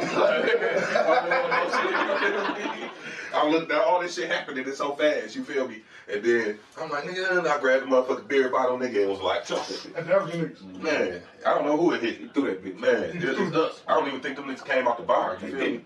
They didn't. Nobody come. We stood outside the front of that bitch arguing about the chain. You feel me? Man, I'm talking about these stories. They used to go down in that bitch, bro. Like, what's another time we was in that bitch? I don't know what time. I don't know if Killer was in there, but yeah, we used to beat niggas up. Oh, this might have been the same night that I punched the security guy. Was it this night? Man, it was going down, man. Boy, your ass, boy. I used to be tweaking back then. Everything. Yeah, right word. Look, I done had whole fights beating niggas up in the rocket. Security. Back to Jack. Okay, so you always was into music, but like, yeah, that's good shit right there. Yeah. We're weed making sleep. Yeah. So when did you start like writing raps or even rapping for that matter? Freestyling, because I know you ain't writing no raps. This shit started back, goddammit, when I started talking, you know what I'm saying? Rap always just been in the nigga. You hear me? I'm just being 100. You hear me? I can't explain it. But nigga said when I started talking. Shit. Cause I done whooped bouncer's ass. Like one time I whooped the bouncer ass and he started doing karate and I started doing karate with him. You get what I'm saying? Like I kick high as hell. He super checked me, Chevy. You feel me? Like he super checked me, bro. Like damn, nigga. So I ain't worthy enough. No, I said no. I said damn, Danny cool as hell, ain't he? So he shared the shit, right? Like the first thing in a position like that to tell you is, oh man, I do a lot of good, but I don't never show it. I hear that shit so much. I be like, so you show everything else. You done show your watch, your chain, how much money you got in your pocket, your car, your house. You feel me? How many plates you got in your cabinet, but you can't show you doing no real shit. That's because you ain't doing it. You did a show, didn't you? Oh, yeah. That's all right. So where was the show at? School. Right. In the night, the bus, no school. I dropped out. I'm moving blower, set been pulling knots out now. That's good. Church school. Like I remember go to the studio, pay for studio time, but they had a raps ready to go. Yeah. They done went over the record 4 or 5 times before they even got to the studio, so that way the time don't be wasted. Now these hey, punch me in. Went to the store, punch me in. Met me up, punch me in. She stepped on my toe, punch me in. She gave me some dope, punch me in. Like man. All my buttons on the keyboard gonna be up by the time I get done punching niggas, man. So yeah, that's really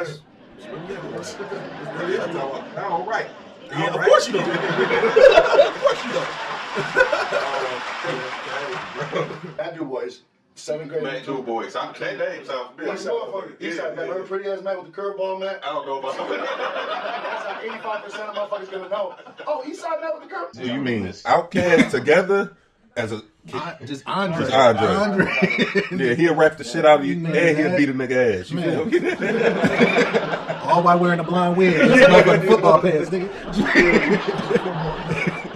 Erica Badu do her. She get him. Yeah, Andre went wrong for that. Man, Andre somewhere playing the flute, man. Man, on the beach. Yeah. Drinking coconut juice.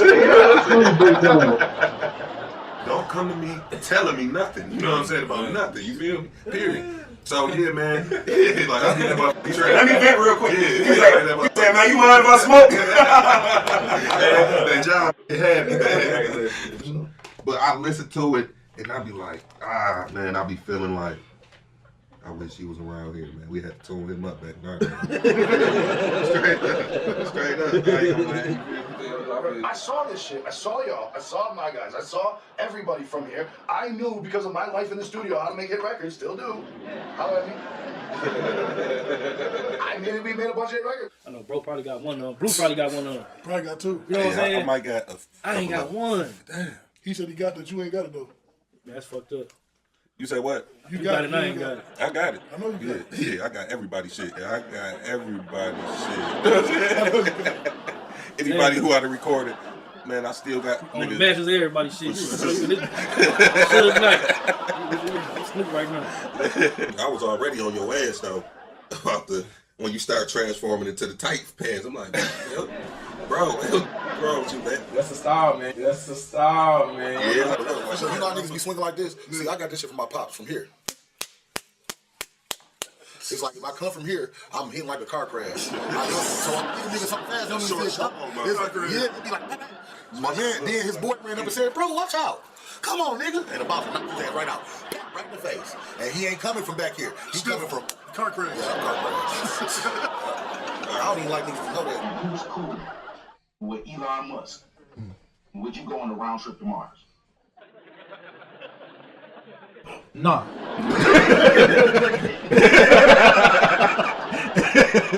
Keep your nigga feet on the ground, man. Right. Like for one, I really don't like flying. And for two, like I might not come back. You know what I'm saying? Like it might be another version of me that comes back, but it might not be me. Like, hey, man, that nigga J-Dot, man. Yeah, weird as hell. I'm whole time a sex trade on goddamn Mars. Sex trade. Right, these are real nigga hours. You feel me? Let's just say that because I be up these hours. Yeah, so that's I might not go to sleep till 4, 5. Yeah, even if I'm working or not working. And the work still coming. Yeah, 7 o'clock. You say doula, man. Man, doula, man. Doula don't play, man. Man, you ain't got my money. I'm talking about dropping off, man. You hear me? Hey, get your dumb ass out here. Yeah. Man, I'm still attached to Have $1 million record deal to do a gospel album. Would you do it? Definitely. You would? Definitely. What would you rap about? What would you cook? A lot. Like I got a real testimony. Right. So, because you said you wanted to be a preacher, so I believe that you could pull that off.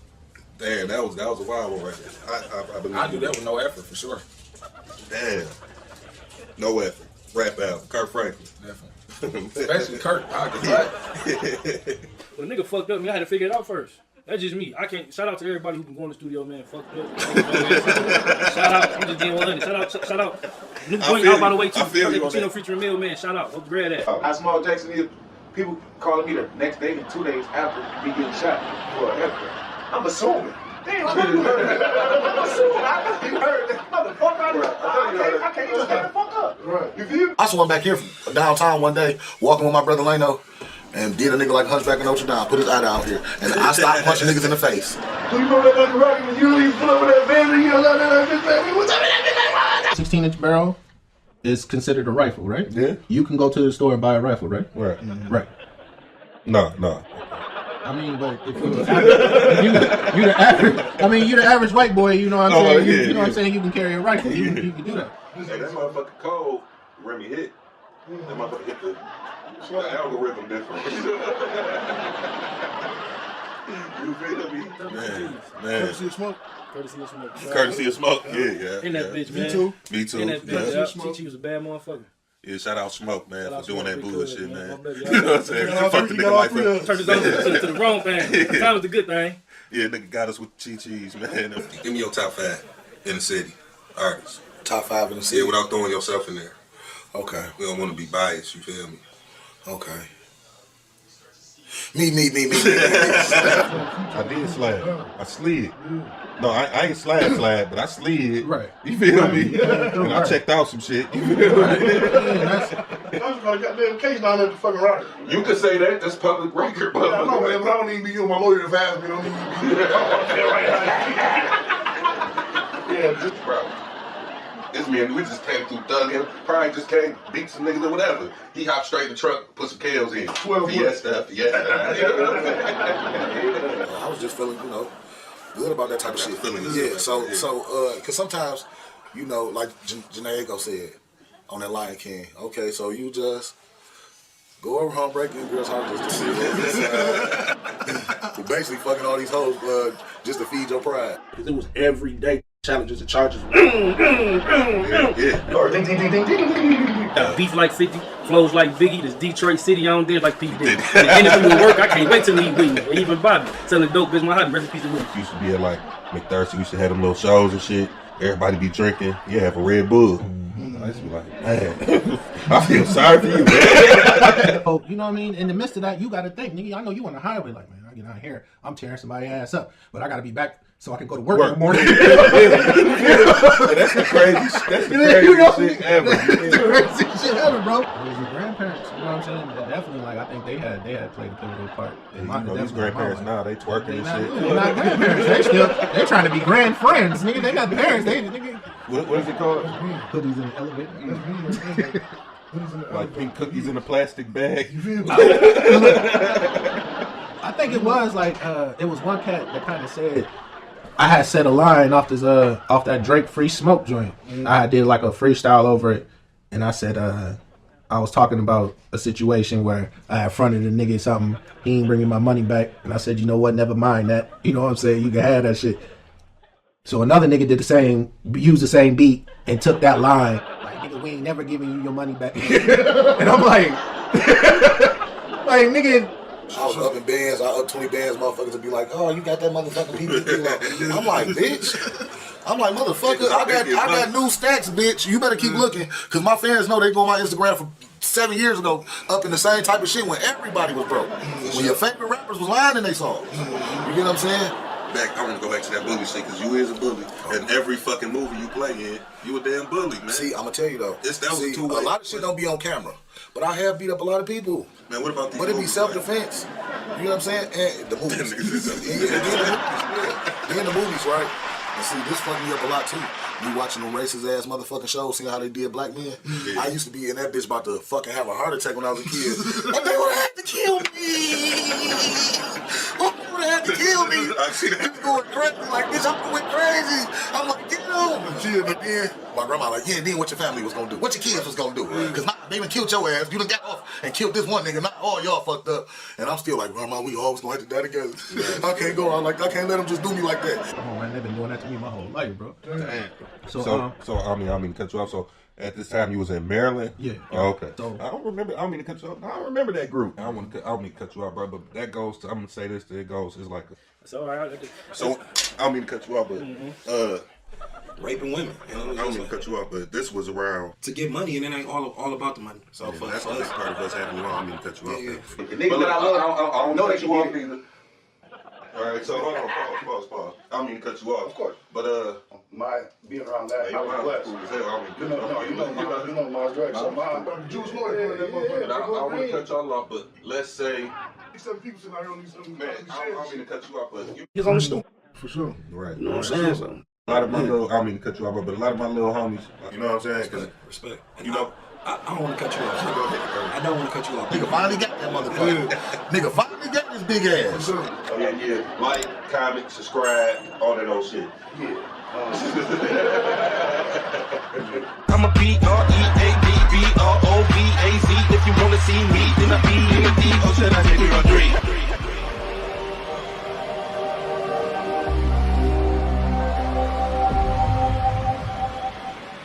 That bitch bitch was lit for real. I was in the motherfucking condo smacking hoes up, doing powder, all type of shit. I was tripping in that bitch. I was like, they got me tripping. They had me fucked up. They both in the trenches. Yeah, in the trenches. In the trenches. In the trenches, man. No, in the trenches. When the trenches get with us. Gangsters. Yeah, for sure. We in the trenches. That trench shit, baby. Fit for this because he be in the trenches for real. Only the real ones come through the trenches. You feel? Yeah. Sure. Real podcasters like, such as yourself. Y'all sure. y'all got questions. In the trenches. In the trenches. In the trenches, you feel me? the trenches, Like, comment, baby. subscribe. Super legend, you feel me, from where we from. Oh, man, Super legend. Oh, you fucking the mic up, cuz. I know, I got it. You fucked my intro up, nigga. Sorry, run that back. We on no jumper. Run it back. We on In the Trenches, you feel me? In the trenches. In the You trenches feel me? Podcast. You feel me? Yeah. So look, we doing. yeah, brother Digital. This is on point, bro. Like, this is on point, man. We can actually do this again. Right? You know what I'm saying? Like, I'm telling you, dog, the first interview I get on CNN on the Breakfast Club, you can tell the rest of these that do podcasts that kick rocks. I'm not with none of you niggas. I'm coming right back to cuz. If it ain't moving, it ain't no movement. And you already know if we moving, we gonna be in the trenches with. Thanks for coming to fuck with us in the trenches, man. Man, y'all some solid niggas, man. Ain't nothing more a pleasure to me than come to kick it with some real gangsters, man. So in the trenches, you feel me? In the trenches. In the trenches. In the trenches, bro. Crispy cut. You know, check and go cut. Oh, you yeah. see it. Oh, yeah. You hear me? You feel me? Done right here in the trenches. Fuck you, man.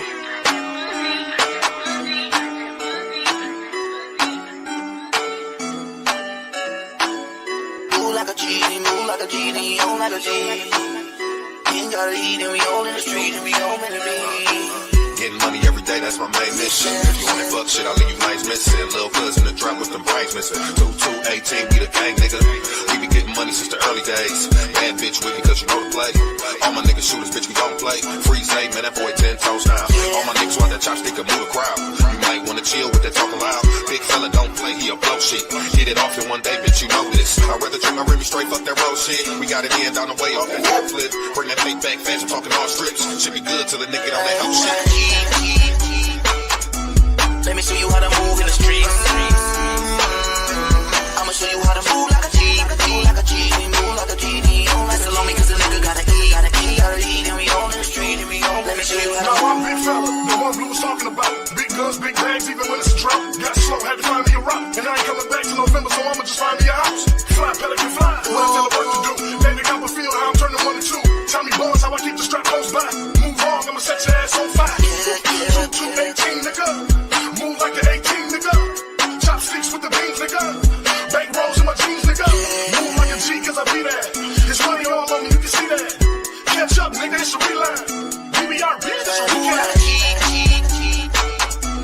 Let me show you how to move in the streets. Ooh, you moving it.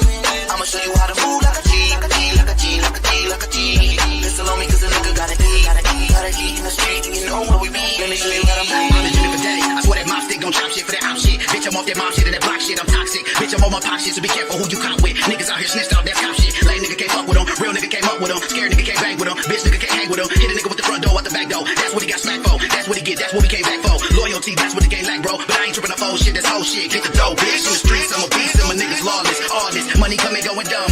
Moving like a G, never to be a bum. Serving them up, give me the money, banger on me, get the fuck on. So if we could, we'll bless a nigga off rip. But shit be good to a nigga, get out that whole shit.